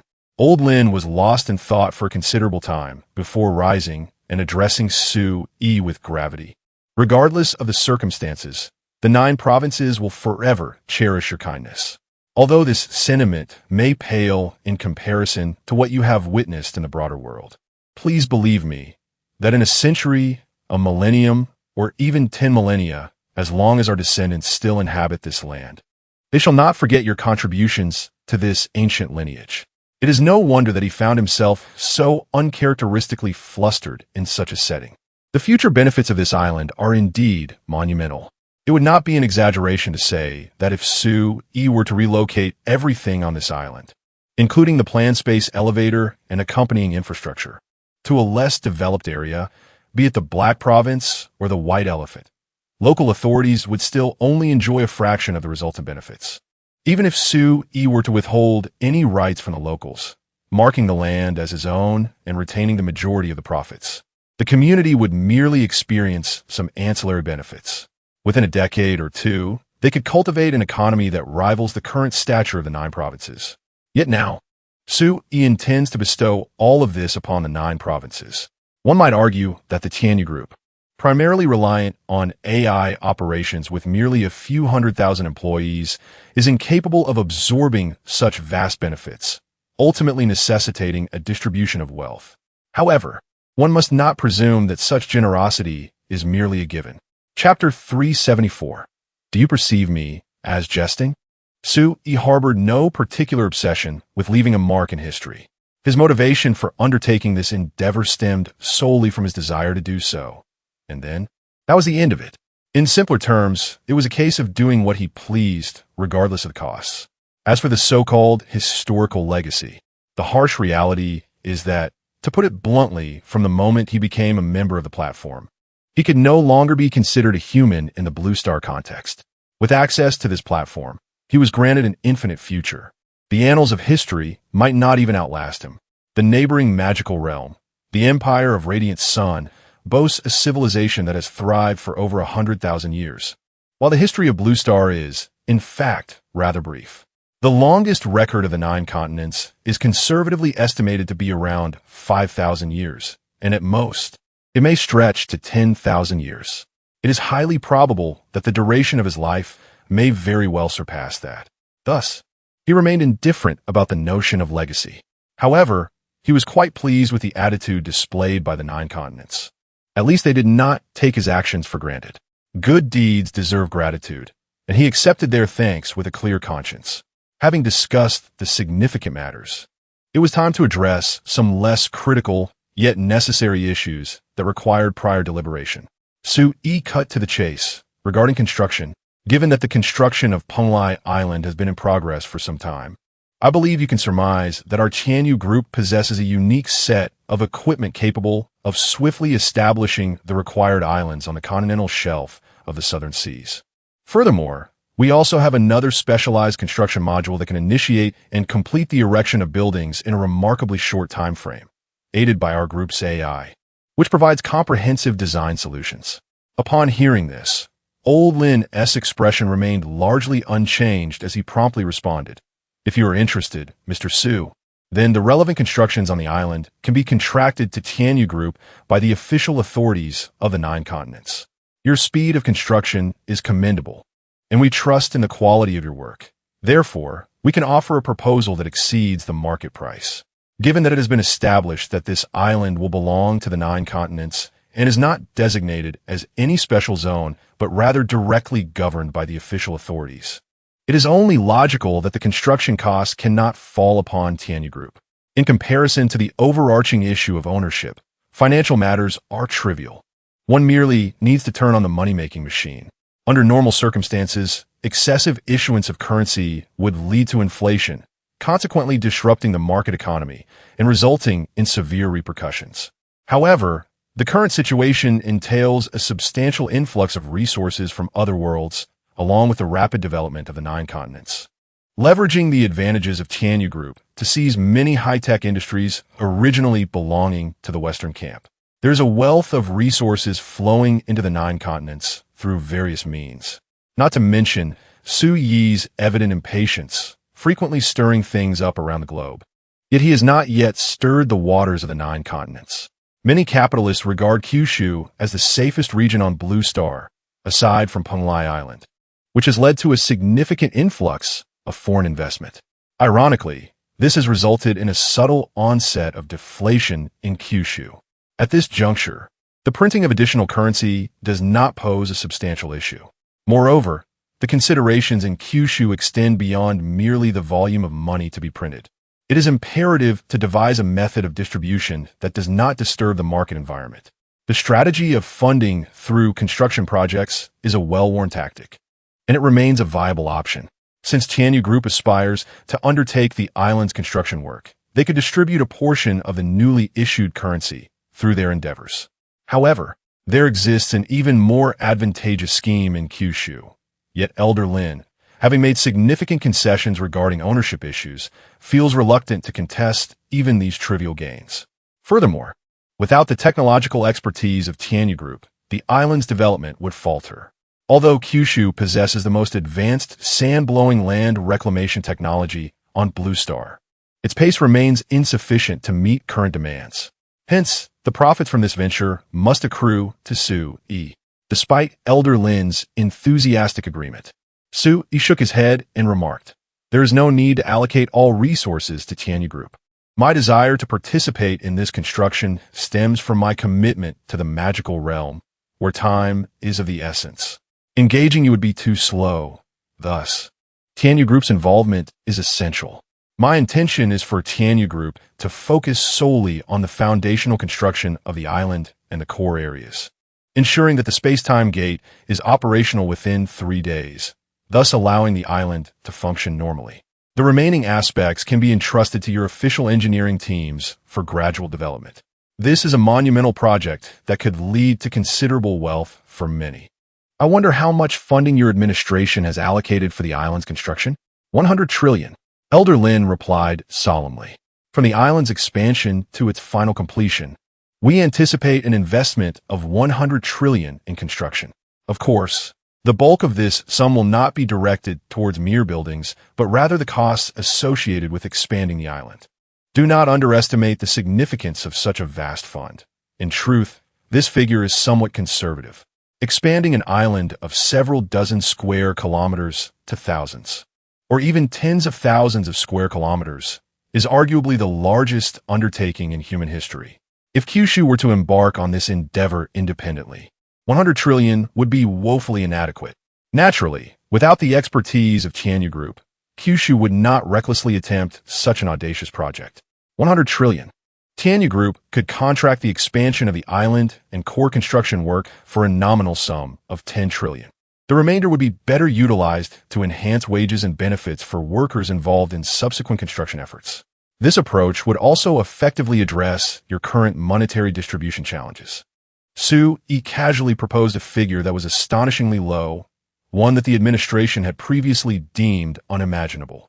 The expansion of islands remains the sole insurmountable challenge for Kyushu at present. Aside from this, the remaining construction projects pose little difficulty for the region. Consequently, Kyushu has allocated substantial funds for this endeavor. However, Su-e has proposed a price that falls significantly short of expectations. 1 trillion, a sum that barely covers the debts owed by a certain enterprise, yet it promises the creation of a colossal island spanning over 1,000 square kilometers, rising majestically in the southern seas. Such unexpected fortune is indeed overwhelming. Even old Lin finds himself momentarily at a loss, trembling as he inquires, "Are you truly not jesting? Do I appear to be in jest?" Chapter 375. Difficult to handle? Then let someone else manage it for Su-e. This matter bore little cost. It merely involved the movement of planetary mining machines and construction modules, even if no payment was received. The most significant consequence would be a slight depletion of the energy rods within these two super engineering devices. These interstellar engineering marvels possessed an ample reserve of energy rods, sufficient to excavate the entire blue star. The loss of such energy could scarcely be deemed significant. Charging 1 trillion would merely reflect a respect for standard market practices. Upon receiving a positive response, old Lin was nearly propelled into the air with excitement. With reduced payments to the Tianyu Group, more funds would be available to stimulate the economy of Juzhou through this method. Even a fool could comprehend this straightforward economic calculation. After the initial exhilaration, discussions naturally turned to other matters. The major issues had reached consensus, and any remaining concerns were met with minimal disagreement. Given Tianyu Group's previous concessions, anything proposed by Su-yi was largely accepted by Jiuzhou with little opposition. After all, these matters were not of paramount importance. Furthermore, Jiuzhou valued reciprocity. With such significant concessions from Tianyu Group, it would be petty to cling to minor issues. Moreover, while some of Su-yi's requests seemed peculiar and challenging, as long as they were proposed by him, even if Jiuzhou found them difficult, the Tianyu Group invariably had solutions available, eliminating any predicament of impossibility. For instance, Su-yi suggested that aside from the construction of core areas managed by the Tianyu Group, the remaining projects on the island could be entrusted to any contractor deemed suitable by Jiuzhou, with one stipulation. All buildings must adhere to the ancient architectural style of Jiuzhou. Whether traditional dwellings or towering edifices, this principle must be upheld. Upon this demand's introduction, the architectural experts from Jiuzhou, present alongside Old Lin at the meeting, exhibited visible discomfort. The island's exposure to the relentless forces of the ocean, including summer storms, posed significant challenges for enduring structures. Additionally, the corrosive sea winds rendered the predominantly wooden ancient architectural style of Jiuzhou difficult to maintain over time. While initial construction might be feasible, ongoing maintenance would prove daunting. The most challenging aspect was the construction of skyscrapers, potentially hundreds or even thousands of meters tall. Such feats had not been accomplished on land, let alone in the complex environment of a man-made island. Numerous considerations needed to be addressed. However, Old Lin, already benefiting from the substantial concessions of the Tianyu Group, disregarded these concerns. Without a moment's hesitation, he acquiesced to Su-yi's request, completely overlooking the subtle hints of discomfort from the architectural experts nearby. If one cannot yield even on such trivial matters, it becomes increasingly unbecoming. From a broader perspective, there is simply no room for negotiation in such circumstances. As for the difficulties, the most challenging issue of island expansion has already been resolved by the Tianyu Group. How could a mere stylistic concern be deemed insurmountable? Although Mr. Lin is advanced in age and does not carry himself with airs, his stature and experience command respect. In his view, if something seems difficult, the solution must be sought to render it manageable, rather than complaining and demanding that he negotiate with the Tianyu Group. It is unreasonable to expect that every issue should await resolution by the Tianyu Group, while one simply reaps the benefits without contributing. In Mr. Lin's perspective, this matter is not open to negotiation. Whether the accompanying experts agree or disagree is of little consequence. He will not refuse their insights. Ultimately, it is not an impossible task. The core elements constructed by the Tianyu Group will adhere to this style, and they will undertake the initial phase of construction. If it truly proves challenging, will one not reference the completed structures for guidance? Is there no willingness to seek expertise or introduce relevant technologies? If the Tianyu Group can achieve it, is it beyond your capabilities? Are you lacking in intellect? In times of technological embargo, predecessors managed to create nuclear weapons despite significant hardships. Now, with conditions so favorable and the Tianyu Group never withholding knowledge on such minor technologies, why lament the challenges? If one is truly disinclined to proceed, it would be best to resign promptly rather than impede Mr. Lin. Fortunately, once the relevant agreements were signed, the staff from the Tianyu Group present alongside Su-yi, noticing the discomfort of the architectural experts, took the initiative under Su-yi's guidance to offer assistance. This island is destined to face an entirely unfamiliar realm, the Blue Star Portal. Employing the architectural style of Jiuzhou is not merely a whim of the chairman or certain individuals within our company. Rather, this approach is intended to leave a profound impression on the otherworldly visitors to Blue Star and, to some extent, enhance Jiuzhou's influence in this new world, an issue of soft power.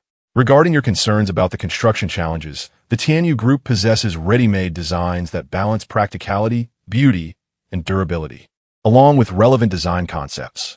After all, we are merely pursuing the ancient style of Jiuzhou, not strictly adhering to historical architectural precedents. Once the mindset is opened, it is not as daunting as you may imagine. Furthermore, we have access to a plethora of innovative materials that can address many of the issues you deem problematic. In the aftermath of our meeting, the architectural departments from both sides can engage in deeper discussions to learn from one another. Upon hearing this, the architectural expert from the Kyushu delegation had yet to speak when a refined gentleman wearing glasses promptly interjected. Our publicity department wholeheartedly endorses this proposal, and we are immensely grateful to Chairman Su for his thoughtful consideration. For an extended period, we have been engrossed in the development of our industries, inadvertently neglecting the promotion of our soft power within Blue Star. Now, as we confront an alternate world, it is akin to starting anew. Everyone is at the same starting line, and I believe it is imperative that we pay heed to this aspect. This has indeed been a persistent issue for Kyushu. In the realm of public opinion and culture, if you do not seize the territory, it will inevitably be claimed by others. Moreover, once someone establishes a cognitive advantage, reclaiming it becomes exceedingly challenging. This explains why, despite Kyushu's formidable strength, there remain numerous factions within that are characterized by their complex and pliable natures. We are now facing an alternate world, and in the future, we may engage with the intelligent beings of many other realms. Thus, we must prioritize this aspect. Chapter 376. The overwhelming presence of a planetary industrial behemoth, the solemn discussions persisted for nearly half a day before reaching a conclusion. That evening, the Kyushu delegation extended an invitation to Su and the representatives of the Tianyu group to indulge in a seafood feast sourced from the nearby waters. This gathering marked the final supper on this island. Following this meal, the once humble islet, which had been artificially transformed into a circular island, was poised to undergo yet another metamorphosis, re-emerging in a manner that would astonish the entire world. In accordance with the recommendations of your group's artificial intelligence, we had already evacuated the island's residents and the station military personnel the previous day. Only the negotiation team and a portion of the logistical support crew remained aboard the landing craft. The surrounding maritime and aerial zones have been entirely cleared, ensuring no vessels or aircraft would approach within a 300-mile radius for the ensuing 48 hours. The next steps rested solely upon you. On the landing craft, Old Lin gazed down at the island, now shrouded in darkness, having extinguished all lights and dismantled all transportable facilities. A wave of nostalgia washed over him, for this was once a modest reef that Kyushu had gradually expanded, only now it faced demolition. Yet, his predominant sentiment was one of anticipation. The Tianyu group possessed a superlative tool capable of reshaping the very terrain, a fact that had become common knowledge among those perceptive enough globally. The transformation that Su had previously orchestrated with the small island acquired from the Ojo Alliance bore stark contrast to the current state of Penglai Island, an obvious distinction recognized by any discerning observer. Such a drastic alteration unfolded overnight, an event both terrifying and awe-inspiring. The sheer magnitude of the explosive innovations presented by the Tianyu group had captivated public attention, overshadowing this particular development, leaving only a few astute individuals aware of the truth, including informed parties from Kyushu. As Su concluded his meal and expressed his intent to commence construction, he made it clear that the Kyushu delegation was not to depart. Rather, he generously offered them the opportunity to witness and document the spectacle. How could the infrastructure enthusiasts of Kyushu not be filled with exuberance at the chance to behold this grand marvel? Are you ready? Sui inwaited, casting a glance at the eager faces peering through the portholes. Don't blink. In the next moment, a peculiar yet resounding sound erupted from outside the landing craft, reminiscent of ancient deities whispering or perhaps an amplified version of mechanical friction. Accompanying this auditory phenomenon was a violent rush of air that sent the drones, poised for filming, into a frenzy. Some, having been in use for too long or of inferior quality, succumbed to the sudden turbulence, plummeting from the sky. What is happening? This bizarre occurrence stirred a sense of unease within Old Lin. Su remained unperturbed, having previously utilized the planetary mining machine. He was well acquainted with the circumstances that such a colossal apparatus might incite and remarked nonchalantly, "It is rather large. The commotion it generates will be significant. So do not be astonished." Tianshu. Sir, Tianshu is at your service. Granting permissions, initiating the planetary mining machine. Permission verification complete. The planetary mining machine is currently warming up, with an estimated duration of 30 seconds. Upon completion, it shall commence the reconstruction plan for the islands in the southern seas of Jeju, accompanied by Tianshu's formulaic response. A massive searchlight suddenly illuminated the previously boundless, pitch-black sea. The sheer size of this searchlight was comparable to the landing craft that the group occupied. Following this, the exhilarating roar of electric motors resonated, accompanied by earth-shaking booms, as if a terrifying behemoth from the primordial past was slowly awakening. The individuals aboard the landing craft were rendered utterly speechless by the spectacle. Prior to the activation of the searchlights, they had sensed the presence of something grand outside their vessel, but the darkness of the sea obscured any clarity. It was only when the colossal searchlights, akin to miniature suns, illuminated the surroundings that they comprehended the enormity of the entity before them. The planetary mining machine, towering over 600 meters, with dimensions of 2,700 meters in length and 1,400 meters in width, manifested the oppressive aura of interstellar heavy industry upon its arrival on Blue Star. At this moment, the landing craft hovered approximately 200 meters above the surface, while the depth of the sea in this region was less than 50 meters. Once the planetary mining machine was fully operational, the occupants of the landing craft could perceive a terrifying mechanical leg stretching skyward, alongside the base operational module adorned with an array of gears and chisels designed for crushing rocks and collecting materials. Beneath the planetary mining machine lay a diminutive artificial island, which appeared utterly insignificant and helpless in the presence of such a colossal entity.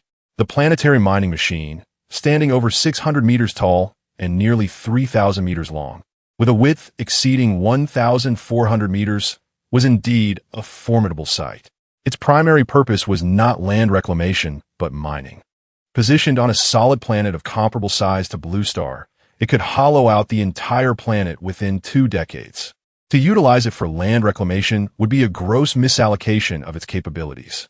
However, considering Blue Star's current industrial capacity, it would struggle to absorb the vast quantities of minerals it could extract. Should it locate a resource-rich planet, it could yield thousands of tons of semi-finished metal blocks daily through mining and basic smelting. He offered a brief explanation, while Old Lin was left in a state of bewilderment. Previously, during the support to the magical world, there had been a period when the inventory of certain raw materials, such as copper and iron, at the Jeju military factory had been insufficient. Moreover, as it was not a time of war, the national reserves in state-level warehouses were strictly off-limits according to regulations. The existing resources in other civilian sectors had their designated purposes, leaving the military factories in quite a predicament. This was especially true for copper, which was already scarce within the realm of Jeju, primarily relying on imports with lengthy lead times. Without the ability to mobilize strategic reserves in the short term, resolving the issue proved challenging. It was not until the Tianyu Group became aware of the situation that a remarkable solution emerged. They swiftly delivered 5 million tons of semi-finished copper ingots, assuring the military factories that more was available should it be necessary, thereby enabling them to ramp up production. At that moment, officials within Jeju, particularly those from the resource department, were taken aback, as the annual output of various minerals on Blue Star was limited and their whereabouts could be traced. The sudden influx of several million tons of copper, especially in the form of semi-finished ingots rather than raw ore, felt almost surreal. Upon learning of the existence of a magical world, speculation arose within Jeju that this copper might have been acquired by Su-E from another realm, which seemed entirely plausible. As familiarity with the magical world grew, it became evident that the Tianyu Group had never engaged in mining activities in this realm. Today, upon witnessing this extraordinary material, Old Lin finally comprehended the origins of the seemingly inexhaustible supply of various metallic resources provided by the Tianyu Group. Chapter 377. The primary business of mining and the secondary business of planetary transformation for a considerable duration. Tianyu Group's products have garnered a reputation for their advanced technology and solid materials. This is most evident in the Sentinel 2 medium exoskeleton armor, which was extensively procured by Jeju. In true Gyujo fashion, this equipment was disassembled for examination upon arrival. The engineers at Gyujo discovered that many components and positions, which they deemed entirely inconsequential and of no impact on combat efficacy, were constructed with remarkably ample materials. It appeared as if cost control was of little concern, as the quality of materials was so excessive that it could hardly be considered mere usage. It was more akin to an extravagant accumulation. This conundrum left the engineers perplexed. In the automotive industry, manufacturers pile on materials to compete against rivals, often sacrificing profits to capture market share. However, Tianyu Group's products have no competitors, rendering this excessive material usage almost wasteful. Consequently, some individuals from Gyujo sought consultation with Tianyu Group's engineers, only to receive a frustratingly vague response: design redundancy. Their approach seemed to embody a certain bravado, seemingly indifferent to material consumption. Only now does Old Lin grasp why Tianyu Group is so unconcerned about the consumption of these foundational materials. Each machine can mine and smelt thousands of tons of crude steel in a single day. With such superlative productive tools at their disposal, who would fret over trivial consumption? To create such a colossal apparatus solely for mining purposes? Even witnessing it firsthand, Old Lin found it difficult to believe. The primary function is mining, but the ancillary capabilities. Well, as you can see, Su-yi shrugged. This is a mechanical behemoth capable of transforming the very topography of a planet, a pinnacle of heavy industry. With an open-minded approach, its functionalities are manifold. To put it bluntly, given the investment of time and research, its capabilities could entirely reshape the surface of Blue Star, turning once formidable no-go zones into new havens for humanity. This is not mere jest from Su-yi. It is indeed the potential of a planetary mining machine. To a certain extent, it can even alter a planet's climate. The so-called climate weapons depicted in science fiction largely reside within the realm of imagination. Climate is inherently complex. Even in the current advanced state of Blue Star, predicting whether it will rain tomorrow can be a challenge. Numerous factors influence climate, including the planet's internal topography, external celestial gravitation, and stellar activity, all of which can affect surface conditions. In the interstellar realm, external environments can similarly be modified through technological advancements following the Dyson sphere concept. However, Blue Star currently lacks such conditions and, at present, seems to have no pressing need for such technology. Typically, it is the planet's topography and rotation that significantly influence climate change. For instance, the typhoons that annually plague the coastal regions of Kyushu are a manifestation of the intricate meteorological phenomena of the Northwest Pacific, influenced by a multitude of factors. In certain exceptional years, the La Ni, a phenomenon, can exacerbate their intensity. Under the myriad of interfering and constraining elements, the monsoon climate of Kyushu ultimately takes shape. The Bald Eagle Nation also grapples with similar hurricane challenges. Each year, as the seasons change, both countries expend considerable effort to mitigate the impacts of these natural disasters, often incurring significant losses. However, in a broader context, the typhoons that ravage Kyushu are less destructive than the hurricanes that afflict the Bald Eagle Nation. This disparity can be attributed to the markedly different coastal topographies of the two nations. The vast plains of the Bald Eagle Nation offer little resistance to incoming hurricanes, with cities on land serving as the primary obstacles. In contrast, Kyushu is shielded by multiple barriers. The towering central mountains of the southeastern island routinely dismantle the ice structures of countless typhoons before their core reaches land, causing premature collapse. Even if a storm manages to circumvent the central mountains, the hilly terrain of the Jiangnan region further obstructs the storm's advance, making it difficult for these typhoons to penetrate inland and cause extensive damage, confining their fury to the coastal areas. In this regard, should Su-yi wish to, deploying a planetary mining machine could easily level the mountain ranges and hills that impede the storms. The consequence would be that Kyushu would resemble the Bald Eagle Nation, with cities deep inland having to prepare for storm defenses during the rainy season. But is this merely a negative outcome? Clearly not. Such an action could shift the rain belt northward, revitalizing the desolate regions of northern Kyushu, potentially transforming deserts into oases. The trade-off, however, would be an increase in areas afflicted by storms. This exemplifies the most straightforward manifestation of Su Yi's assertion that a planetary mining machine could alter the planet's climate. In reality, if designed thoughtfully, such machines could accomplish far more intricate and comprehensive tasks, harnessing the benefits of a northward-moving rain belt while avoiding the adverse effects of storms ravaging inland areas. This is the advantage of mastering such colossal planetary machinery. It could achieve feats akin to those fantastical climate weapons depicted in science fiction, fully within human control. This endeavor holds significant purpose. To echo the words once shared by Bai Lu with Su Yi, for a technological civilization to transcend its home planet, it must first attain complete mastery over it. The civilization that thrives in the interstellar realm had already reached a high level of advancement before fully departing from its home world.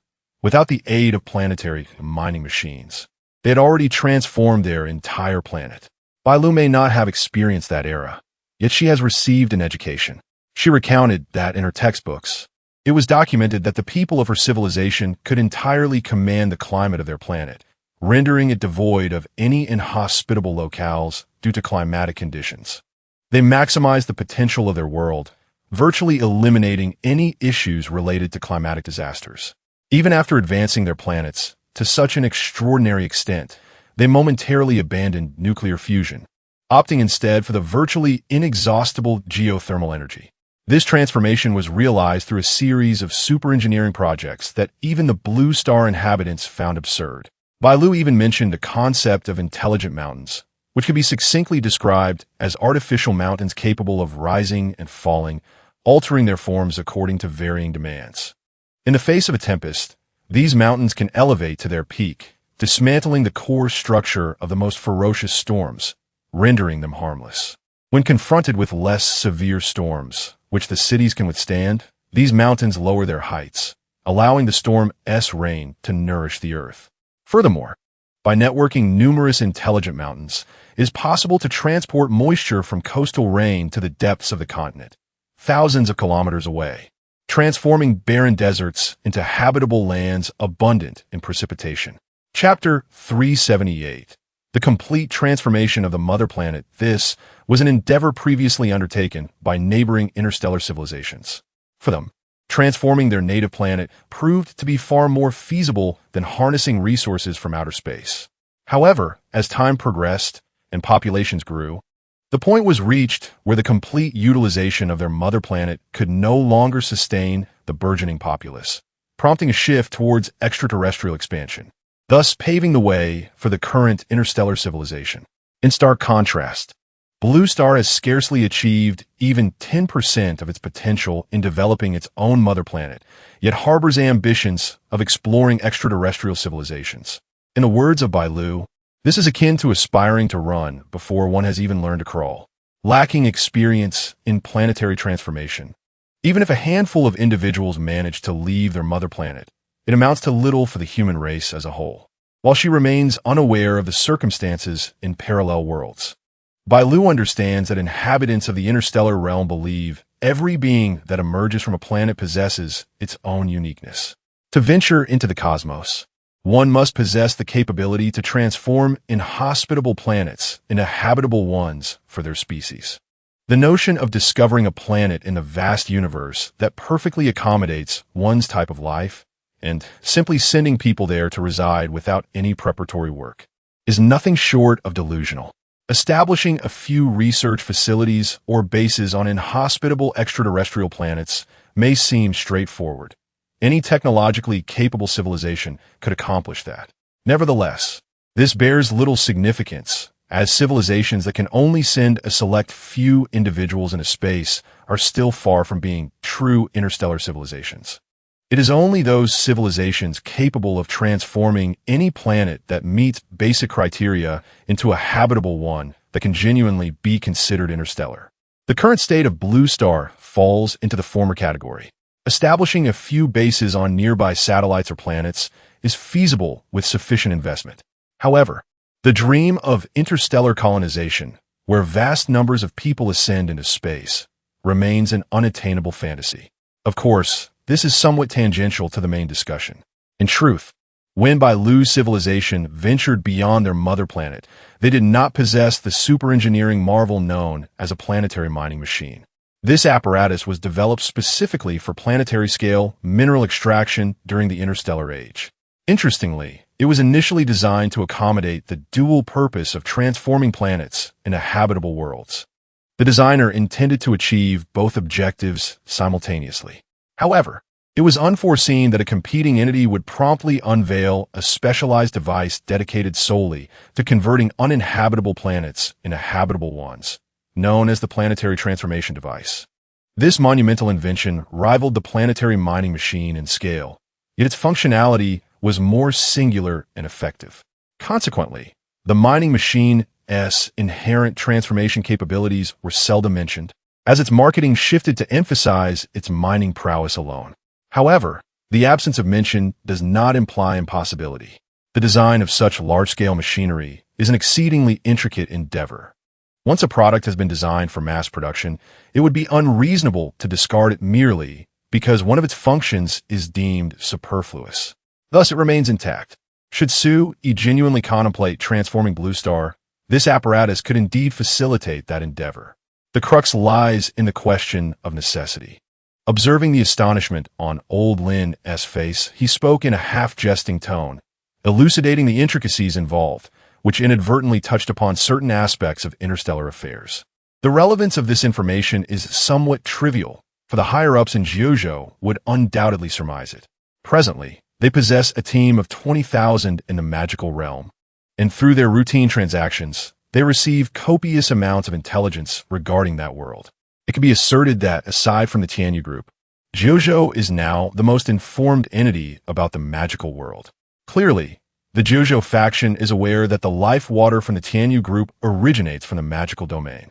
Yet, upon comprehending the nature of the magical world, they would be astute enough to deduce that many technological products could not possibly stem from there. Thus, even if he refrains from speaking, numerous informed individuals within Jiuzhou speculate that the spatial technology of the Tianyu Group, in addition to discovering the magical realm, has also encountered another world of advanced technology, and that trade between the two has been ongoing for quite some time. This constitutes a secret that is not entirely secretive. The comprehensive development of Blue Star remains a distant prospect for its inhabitants at present. After listening, Old Lin couldn't help but exclaim. To speak of orchestrating resources for the complete development of Blue Star is a far-fetched notion. The world is currently fragmented into over 200 nations and regions, each governing itself. Under such circumstances, discussing the development of the mother planet and venturing into space seems utterly absurd. Indeed, it is a distant ambition. The pressing priority for Blue Star is to achieve unification before contemplating anything further. Sue remarked softly, the interstellar civilizations of that world must have undergone similar eras, right? How did they transition into a cohesive entity? All being human, at least in the current narrative, the inhabitants of the interstellar world bear no significant distinction from those of Blue Star, unlike the alien species depicted in certain science fiction films, which operate as a singular collective consciousness. Under these circumstances, I find it hard to believe that the present state of Blue Star has not been mirrored in the interstellar world. Sue nodded, affirming, indeed, they have experienced it. As for how, what is to be done? The answer is annihilation. With competing regimes, scarce resources, and rampant refugees, conflicts intensify. Amidst ceaseless warfare, a cataclysmic slaughter engulfed our mother planet, a cataclysm that persisted for over 2 centuries, resulting in unimaginable devastation. Even in the interstellar age, it remains challenging for our archaeologists to ascertain the number of lives lost in that conflict. Ultimately, the outcome of that war was that our civilization, which had yet to venture beyond our mother planet, ceased to exist as a second nation, a second race. A plethora of ideological forms was obliterated, leading to a singular, unified collective. Thus, we were able to pursue subsequent development. This is a direct quote from Bailu. To put it plainly, the solution to this issue is to annihilate the world, leaving only one group to monopolize all resources. Naturally, this will facilitate the integration of resources and power. In a scenario where there are few people and abundant resources, this group will enter a period of rapid development.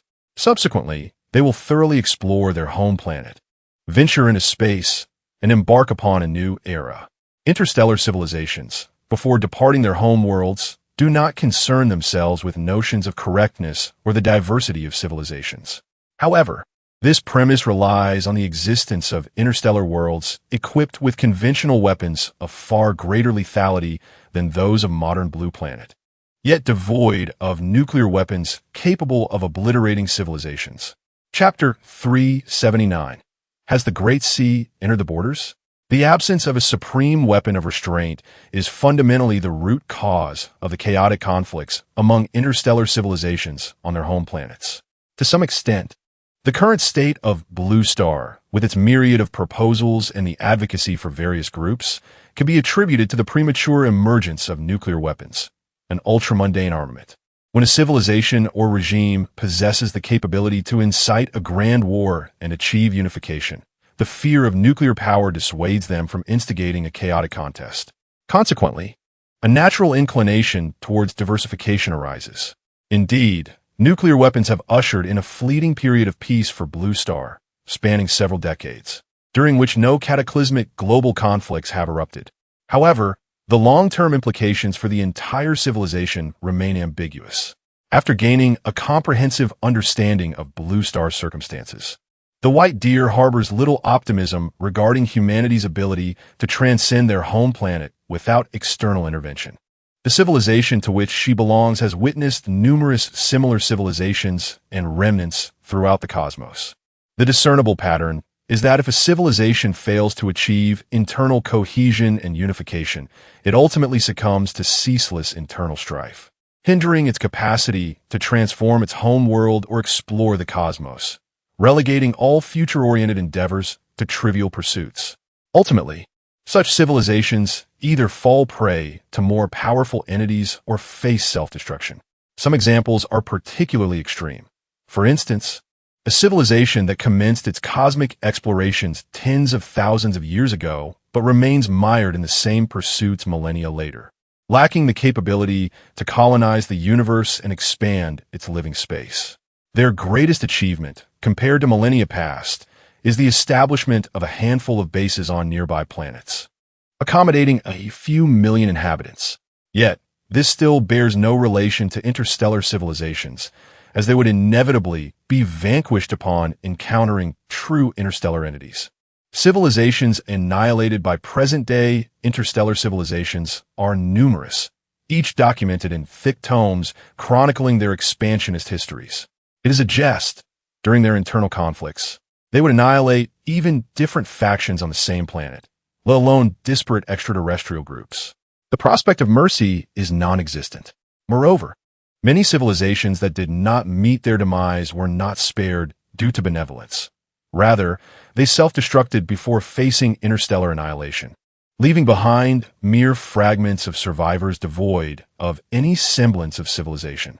If unforeseen circumstances do not arise, the future of Blue Star appears bleak, self-inflicted destruction or a retreat to their home planet until they encounter genuine interstellar civilizations that will spell their end. Yet, an unexpected turn of events has occurred. Su-E, an agent of a trading platform, has appeared on Blue Star. Thus, regardless of the circumstances, the fate of Blue Star will evidently diverge from that of the civilizations extinguished by interstellar forces. Upon hearing this succinct explanation and introduction, the old man Lin fell into silence once more, unable to suppress a sense of reflection. From the perspective of civilization, a certain degree of warfare is not necessarily detrimental. Blue Star is not devoid of awareness regarding the potentially adverse consequences of a false peace fostered by nuclear deterrence. However, recognizing such issues does not equate to resolving them. Ultimately, the choices made by the various factions on this planet dictate the course of civilization, with the enlightened individuals within technological societies unable to sway its trajectory. However, the notable exception is Su-E, who wields the formidable power of the trading platform. Thus, his presence is indeed a boon for the entirety of the Blue Star, as remarked by the old man Lin. Unbeknownst to him about the existence of the trading platform, he could surmise, based on Su Yi's recent transformative influences on the world. That Su Yi's emergence could alter the future of the Blue Star. For the majority of its inhabitants, this may not necessarily be a favorable development. Su Yi chucked it, for he certainly had no intention of emulating the civilization of the White Deer by launching a grand competition that would annihilate all beings and factions beyond the 9 provinces. His reluctance was not born of compassion, but rather stemmed from possessing superior alternatives and ample time. Moreover, even without resorting to such drastic measures, he was fully capable of monopolizing the world's resources. Under such circumstances of resource control, there was no need for gruesome actions over extended periods. Those factions destined to vanish from the Blue Star would naturally dwindle under his deliberate oversight until their complete extinction. He did not shy away from discussing this matter with Lin, as they had already ventured this far into the conversation. Upon hearing this, Lin could only reflect gratefully that it was fortunate Su Yi hailed from the 9 provinces. After all, within Su Yi's grand design, it was anticipated that in no more than 2 centuries, only the people of the 9 provinces would remain on this planet. As for the others, Lin was no saint, and their fate was beyond his concern. As a seasoned politician and a nonagenarian well acquainted with the vicissitudes of life, Lin swiftly dismissed such distant matters. Excitedly, he pointed towards the planetary mining machine, which was stirring up tumultuous waves in the surrounding seas, and inquired, "Mr. Su, if this contraption can indeed alter the climate, do you think it would be feasible for the 9 provinces to excavate an unprecedented canal to channel seawater into the arid northwestern territories?"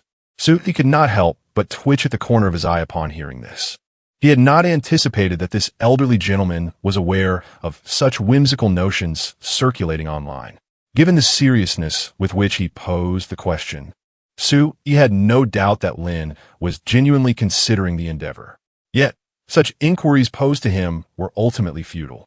"Tienx, Suyift, do you believe what Lin has proposed is achievable?" Instantly, the projection of TNX materialized before them, responding without hesitation, considering Blue Star's current technological capabilities. "It is nearly impossible. However, with the addition of the planetary mining machine, from an engineering perspective, it could be accomplished within a year. Once completed, it would indeed significantly transform the climate and landscape of the northwestern territories of the 9 provinces, turning the barren expanse of yellow sand into a habitable inland coast." Upon hearing this, Su Yi probed cautiously, but, indeed, however, this colossal undertaking is fraught with numerous factors, such as the impact on the climate and the potential pollution of groundwater caused by the intrusion of seawater, which could transform vast areas into saline alkali land. These concerns are highly probable. Therefore, to accomplish this project, possessing a planetary mining machine is insufficient. One must also have a computational power equivalent to my engineering AI. In simpler terms, while you currently possess the capability to excavate and indeed can achieve the goal of transforming the Northwest environment, the repercussions during the excavation process are difficult to predict. Without a specialized engineering AI to calculate and address the myriad challenges that may arise, it is best to refrain from considering the endeavor. Otherwise, the likelihood of unforeseen complications post-completion is high, potentially rendering the surroundings barren. Ultimately, what could have been a transformative project benefiting the populace of the Northwest may instead devolve into an industrial spectacle, reversing its intended purpose. Thus, Lin quietly shelved his momentary inspiration. The terror of the AI from Tianyu Group exists solely within the astonishment of experts from the relevant research institutes in Jiuzhou. To replicate such a creation is but a dream for at least a century to come. Chapter 380. This news is absurdly incredible in a momentous announcement. The official authorities of Kyushu, in collaboration with the Tianyu Group, have decisively embarked on the initiative to establish the time-space gate. Slated to be situated in the southern maritime region of Kyushu, this ambitious endeavor has been aptly named the Ingzhou Island Project and officially commenced construction last night. The Kyushu Maritime Bureau has enacted a shipping blockade in the surrounding waters, anticipated to last for 48 hours, with the duration subject to the progress of the construction. According to the data presented in the publicly disclosed Ingzhou Island construction plan, this monumental undertaking encompasses, but is not limited to, the expansion of existing reefs in the southern waters of Kyushu, resulting in the artificial creation of a colossal island exceeding 500 square kilometers, along with its accompanying infrastructure. Subsequently, a permanent super portal linking to another dimension will be established on this island. Insights from the project leader of Kyushu and engineers from the Tianyu Group reveal that the primary goal of the first phase of the Ingzhou Island project is to complete the foundational construction of land reclamation and the ecological integration and optimization plan for the surrounding waters. This phase also includes the architectural plans for the core facilities of Ingzhou Island, ensuring that upon completion, the island will serve as a bastion connecting the Blue Star with the other world. Reportedly, the first phase is expected to be completed within 3 days. Early in the morning, as the people of Kyushu were just awakening, they were met with an astonishing piece of news from the morning broadcast. The initial reports were manageable, discussing land reclamation and a super engineering project.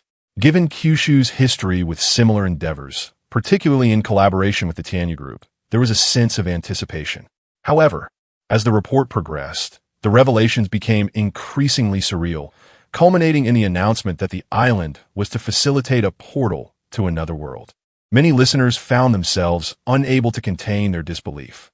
While both the official authorities and the Tianyu Group had previously hinted at the existence of alternate dimensions, they had not actively promoted it. Those who followed political news were somewhat aware, but few anticipated such rapid developments. It had scarcely been half a month since the last announcement, and the efficiency was astonishingly remarkable. Before they could voice their skepticism, even more shocking details emerged. The notion of constructing an island spanning 500 square kilometers left many questioning their own awareness. Those acquainted with engineering could only ponder whether such a feat was truly achievable by humanity. Yet, the ultimate shock lay in the final revelation. The first phase was to be completed within 3 days. Is this really Chinese? Every character is familiar, yet the collective meaning eludes comprehension. Surely, it cannot be 3 days, rather than 3 years? The audacity of creating an island through land reclamation in merely 3 days seemed preposterous. Perhaps there was an editorial error in the news release. While it is not uncommon for data in press releases to be erroneous, one would expect a degree of scrutiny, especially for an official announcement. The host's delivery was rather astonishing. Did he not find the content ludicrous when he read it aloud? It is evident that this was a blatant error in the script, requiring no further contemplation. It is likely that the team responsible for this press release will face at least a significant reprimand. A significant reprimand? I wonder if they can even retain their positions, as this is a major event orchestrated by the Tianyu Group in collaboration with the authorities. Such a fundamental error in publicity could surely provoke dismay among the higher-ups. Let us not indulge in wishful thinking. The official news account has already issued a clarification post, asserting that the data released in the news is entirely accurate, reflecting the actual situation. I just checked, and it appears to be true. Moreover, they have disclosed that the swift execution of this project was enabled by some of the Tianyu Group's advanced technology. It's amusing. Anyone who has visited Penglai Island knows that such feats are indeed within the capabilities of the Tianyu Group. As for the reasons behind it, one need only take a stroll around Penglai Island and reflect on the news from when the Tianyu Group developed it to grasp the intricacies involved. In truth, it is not a closely guarded secret. Prior to the transformation by the Tianyu Group, Penglai Island was merely a small patch of land.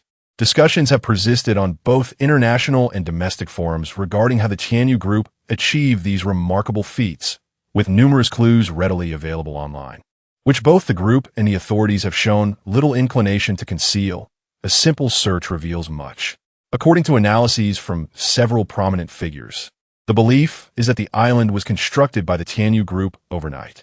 Many who have not visited Penglai Island may struggle to comprehend the enormity of such an endeavor. Yet those who have and are well-informed recognize that such astonishing feats are indeed the hallmark of the Tianyu Group. From the outset, online sentiments leaned towards the notion that the news was misreported. However, following the official clarification, a swift reversal of public opinion ensued. Although the Tianyu Group's previous construction of Penglai Island had garnered little attention due to a plethora of other sensational events, there has never been a shortage of those with idle curiosity and a segment of the affluent has even purchased tickets to visit Panglai Island. Within the relevant discussion circles, the Tianyu Group's rapid land reclamation and construction speed is hardly a secret. Upon witnessing the news, many immediately understood the implications and began explaining the situation to those less informed, eager for acknowledgement of their insight. Yet, they remain oblivious to the fact that the true shock of this event has only just begun. Shortly after the morning news concluded, the official news from Jiuzhou unveiled another sensational announcement. The construction project on Yingzhou Island in the southern seas is currently underway with fervent activity. Remarkably, this project is being executed entirely through automated operations, with no workers involved in the land reclamation or future construction within the core area of Yingzhou Island.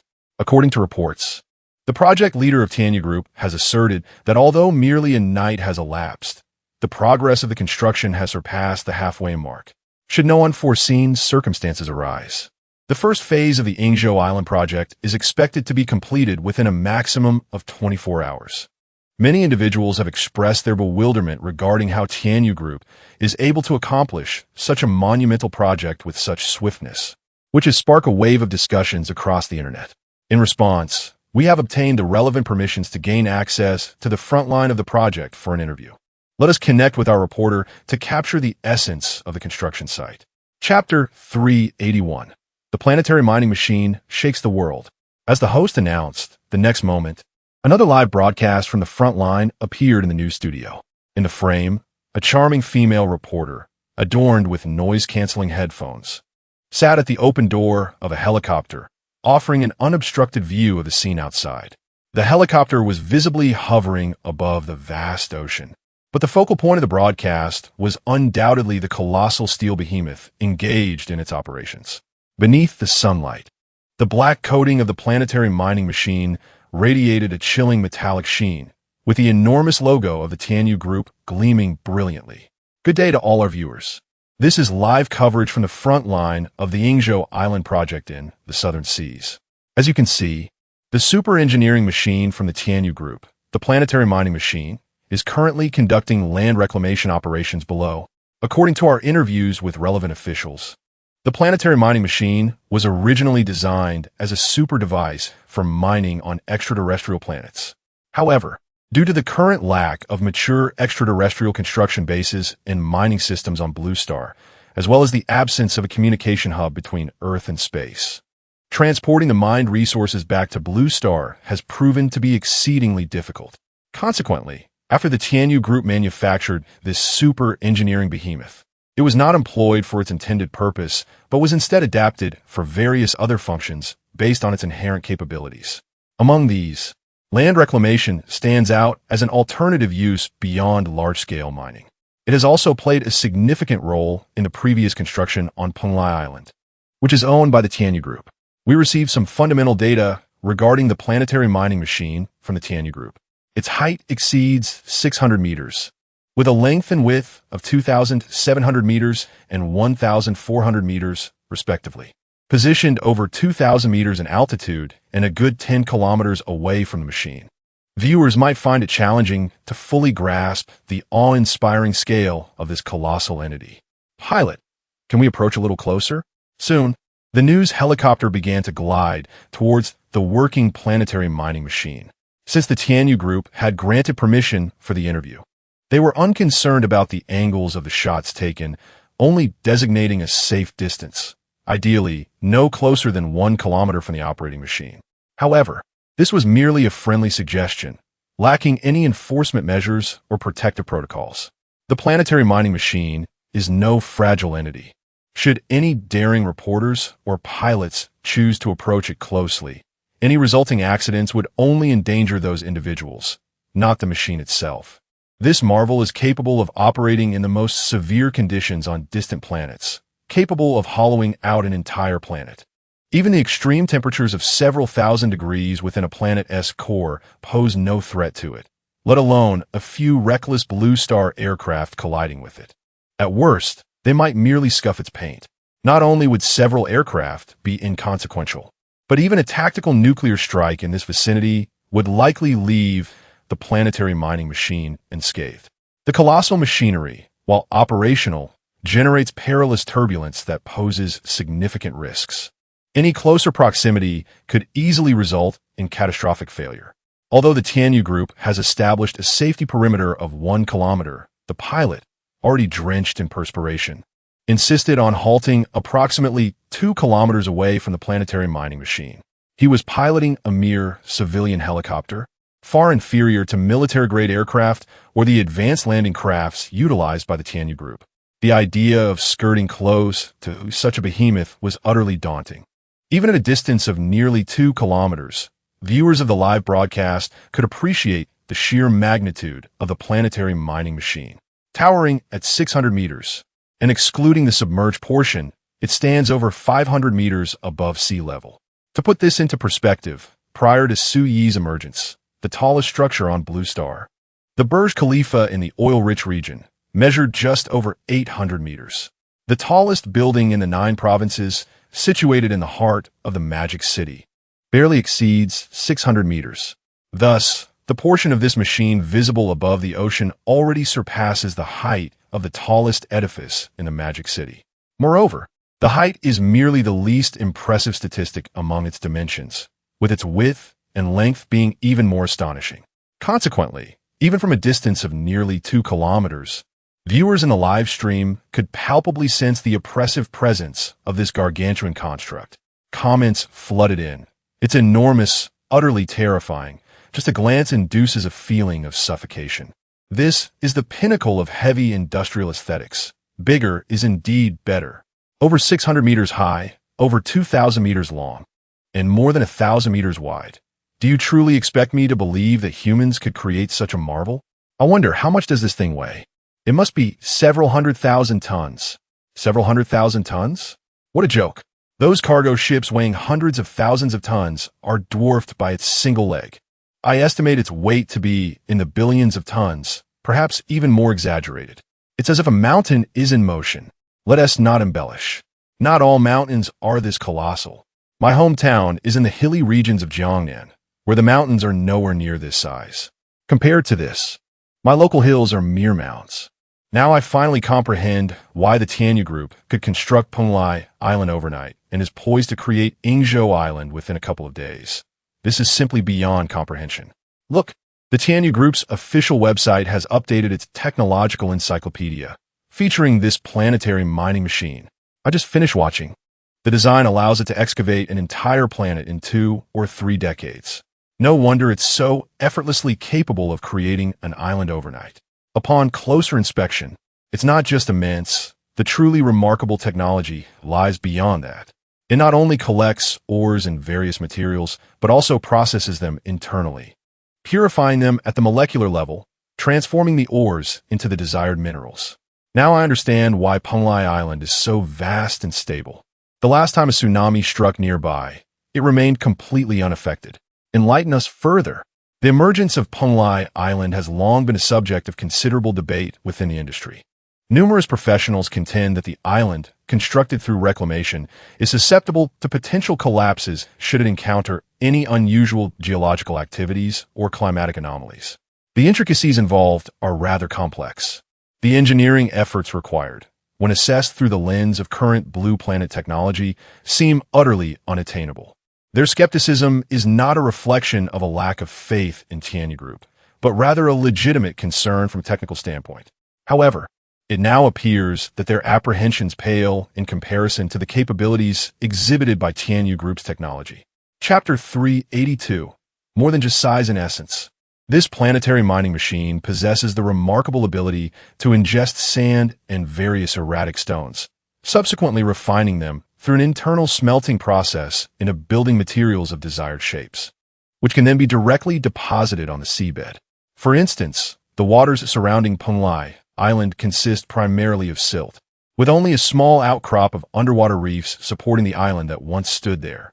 Theoretically, undertaking land reclamation in such areas, particularly on such a grand scale, is entirely unfeasible, as merely utilizing sand for filling would lack the necessary stability. A seabed earthquake or tsunami could easily lead to its collapse.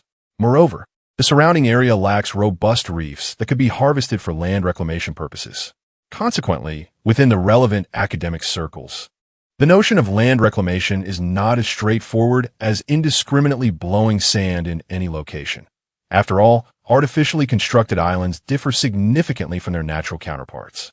Natural islands are often extensions of continental shelves or formed from the solidified lava of underwater volcanic eruptions, possessing a sufficiently sturdy foundation that withstands geological activities and climatic adversities. Under normal circumstances, to undertake land reclamation, one must initially select a location with stable geological conditions. In other words, the area must inherently possess the potential to evolve into a sizable island. It merely lacks the rivers that flow into the sea or sediment carried by ocean currents to facilitate island formation.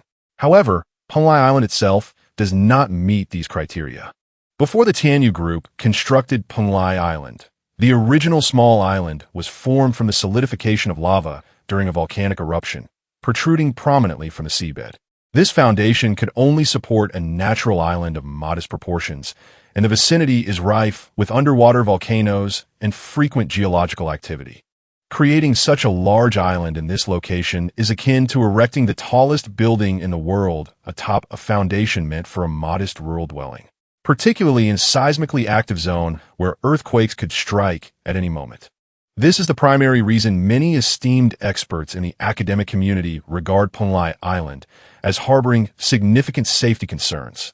In contrast, constructing a large island in the southern seas does not present these challenges, as the waters in this region are relatively shallow, extending from the continental shelf into the ocean. The area possesses a solid foundation, complemented by clusters of gigantic reefs and comparatively stable geological conditions, making it a suitable site for island construction.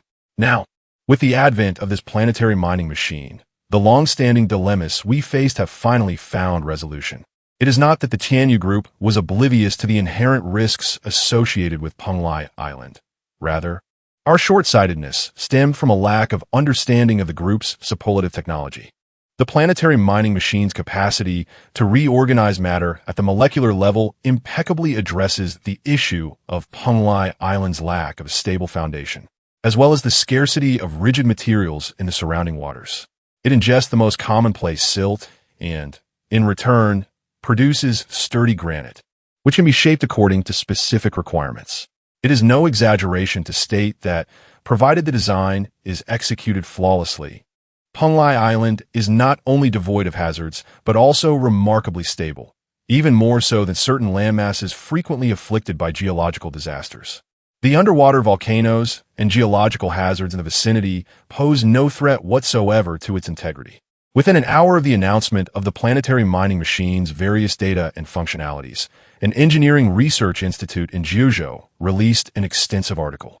This piece primarily addressed the audience's curiosity regarding the role of the planetary mining machine's capability to convert sand into stone within superengineering projects, as well as the reasons behind its astonishing speed in constructing such a vast island amidst the boundless ocean. Many individuals, despite having reviewed the machine's extensive data, still struggled to comprehend the feasibility of rapidly creating an island spanning 500 square kilometers, even with such an impressive apparatus at their disposal. Some skeptics presented well-founded analyses, highlighting a significant concern: the scarcity of necessary raw materials in the ocean, which consisted primarily of fixed reefs or seabed silt.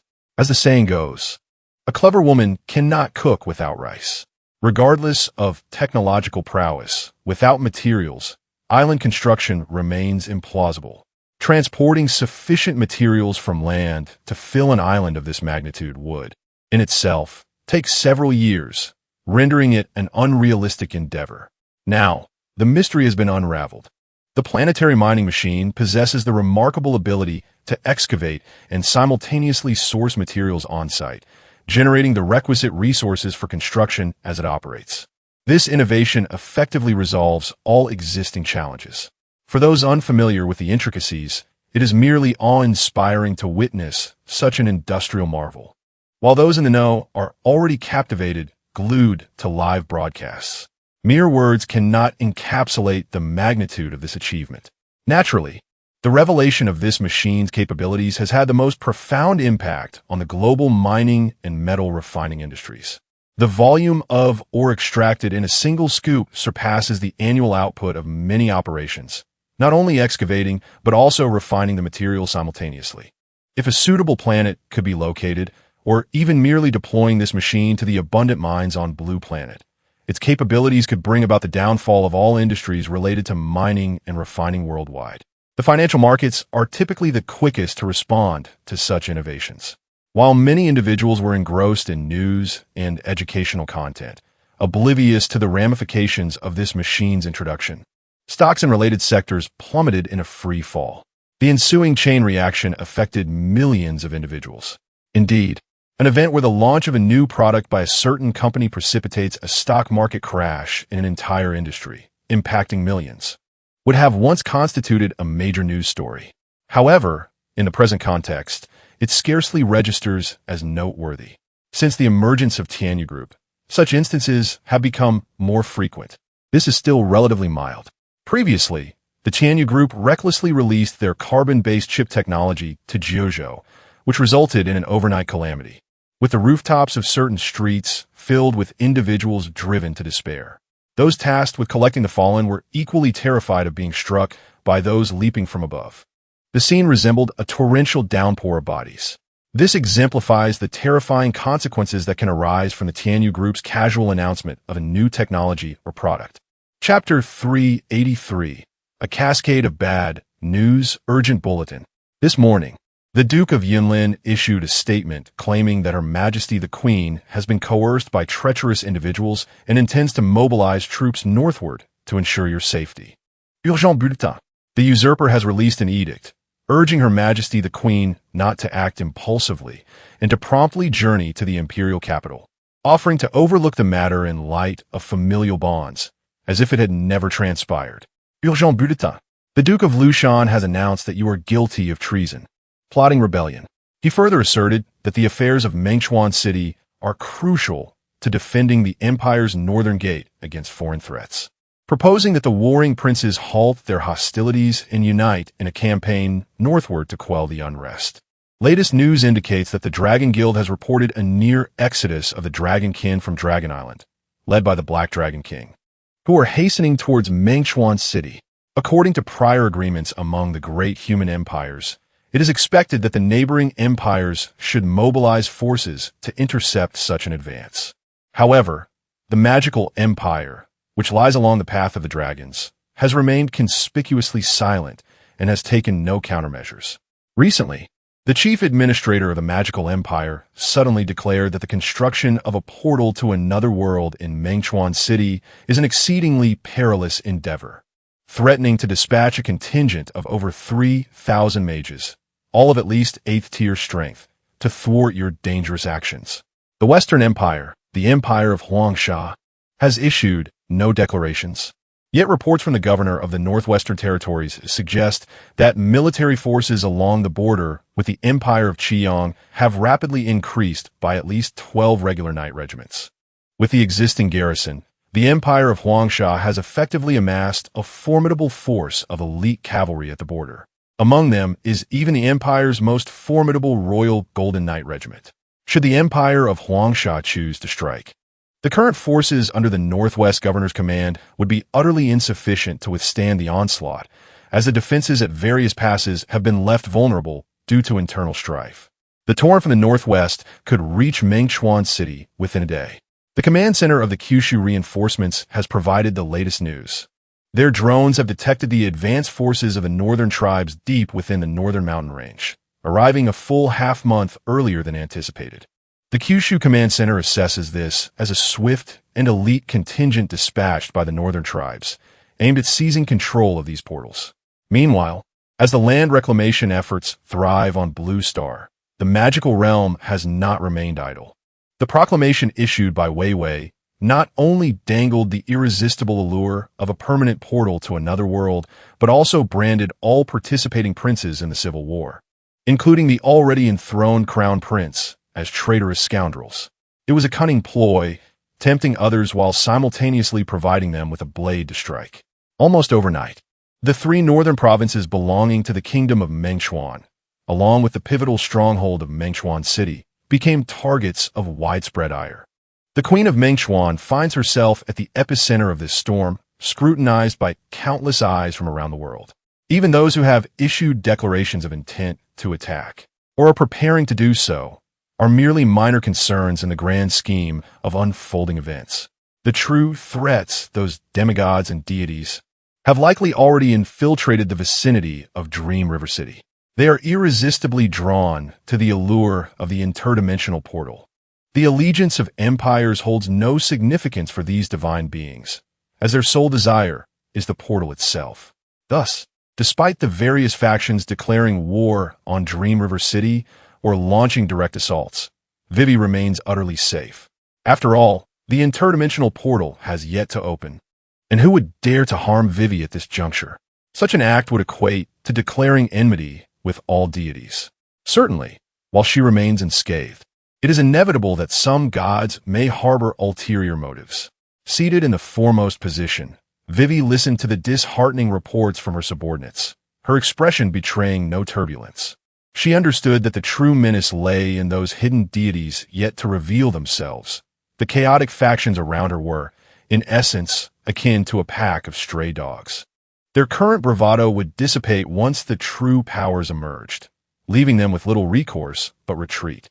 However, while Vivi was aware of the underlying truths, the others in Dream River City were not privy to such knowledge. Many of her key ministers remained oblivious to the nature of the adversaries they faced, leading to an atmosphere of tension and panic. Some even began to entertain unspoken reservations, for from their perspective, Vivi's actions seemed rather ungracious. When she proposed to amplify trade with the 9 provinces, there was little dissent.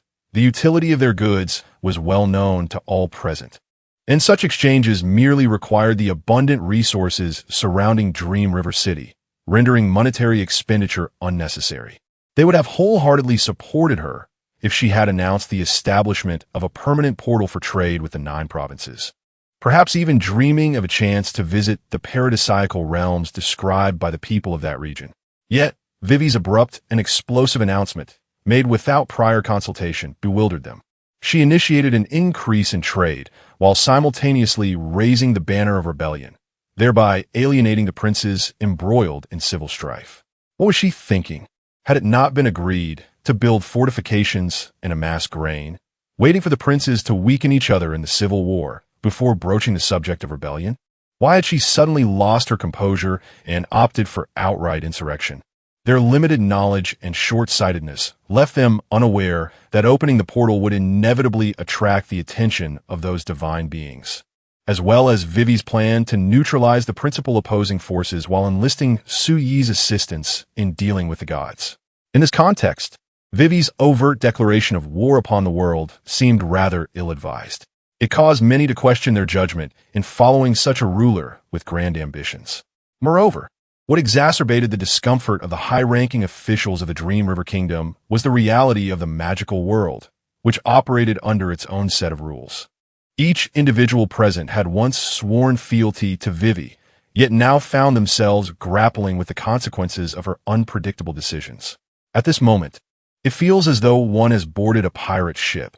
Attempting to leap onto another vehicle is far too late.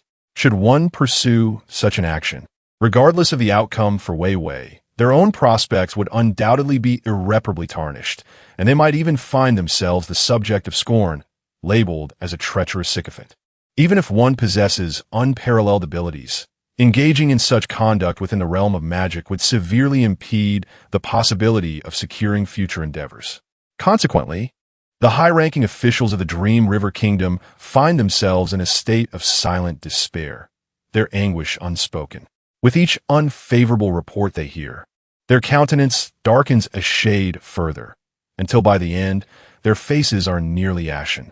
Within the confines of the room, only Wei Wei maintains an expression of indifference, seemingly unperturbed by the unfolding events. Chapter 384. The Emergence of Chaos and Rising Anxieties. Is there anything more? Vivi inquired with keen interest after a lengthy silence from the official who reported the grim tidings. Not for the time being, the official replied. Wiping the cold sweat from his forehead, he pondered the potential devastation should conflict arise. The entire northern region, encompassing the 3 provinces, would likely be left in ruins. Your Majesty, we have become nearly the pariahs of the entire continent. As the enemy forces encroach upon us, may I inquire how we ought to navigate our predicament? Boldly asked a senior member of the Dream River City Council.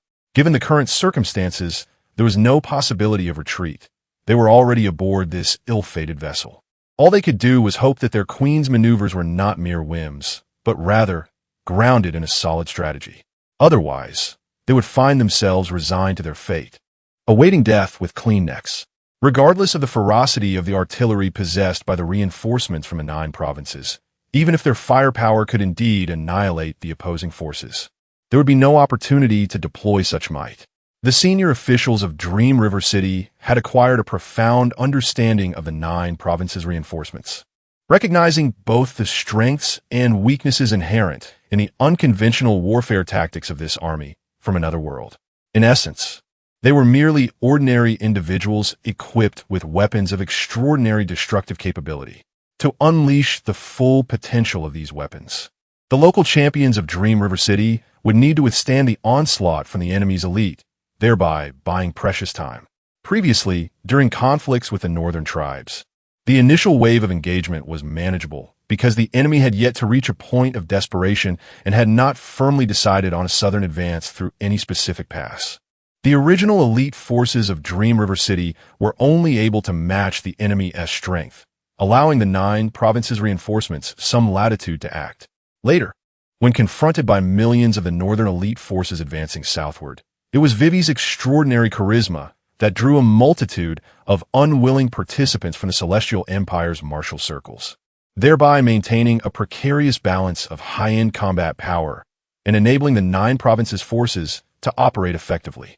Though many of those who came chose to remain in Dream River City, they would still be able to contribute should a large-scale attack from the northern tribes occur in the future. However, the current situation was dire. The forces poised to assault Dream River City encompassed nearly all the powerful factions in the world, not solely the northern tribes. In comparison to the enemy, the high-end combat capabilities of Dream River City were woefully inadequate. Furthermore, many of the elite forces that had congregated in the northern region to resist the tribes had not sworn allegiance to Vivi, rendering them likely to abandon ship at a moment's notice rather than await death aboard this sinking vessel. This shift in power dynamics resulted in a complete asymmetry of high-end combat strength. In other words, the 9 provinces' reinforcements found themselves without the necessary room to maneuver. Once hostilities commenced, it was anticipated that they would be swiftly overwhelmed by the vast numbers of the enemy's high-level warriors and mages. As the 9 provinces' forces numbered merely 20,000, with only about 10,000 truly fit for combat. The remainder consisted of engineers and specialists in related fields, who would not engage in battle at all. The factions intent on attacking Dream River City are likely to field more 8th and 9th tier powerhouses than the number of reinforcements from the 9 provinces. What a farce this is! Given the current circumstances, the upper echelons of Dream River City are at a loss as to how to win this battle. When the soldiers come, we shall meet them. When the flood arrives, we shall build dams. I have my own strategies. You need only to attend to your own duties. In the face of inquiries from the higher-ups of her faction, Wei Wei remained remarkably composed. She was no fool. She understood that after this ordeal, most would likely deem her insane, and even those who had sworn loyalty to her would probably abandon her in droves. Some might not fear death, but the current situation clearly presents a senseless demise for them. Naturally, many would be unwilling to accept this fate. As for those who had temporarily allied with Dream River City, it was needless to say that once news spread from the Lord's mansion, they would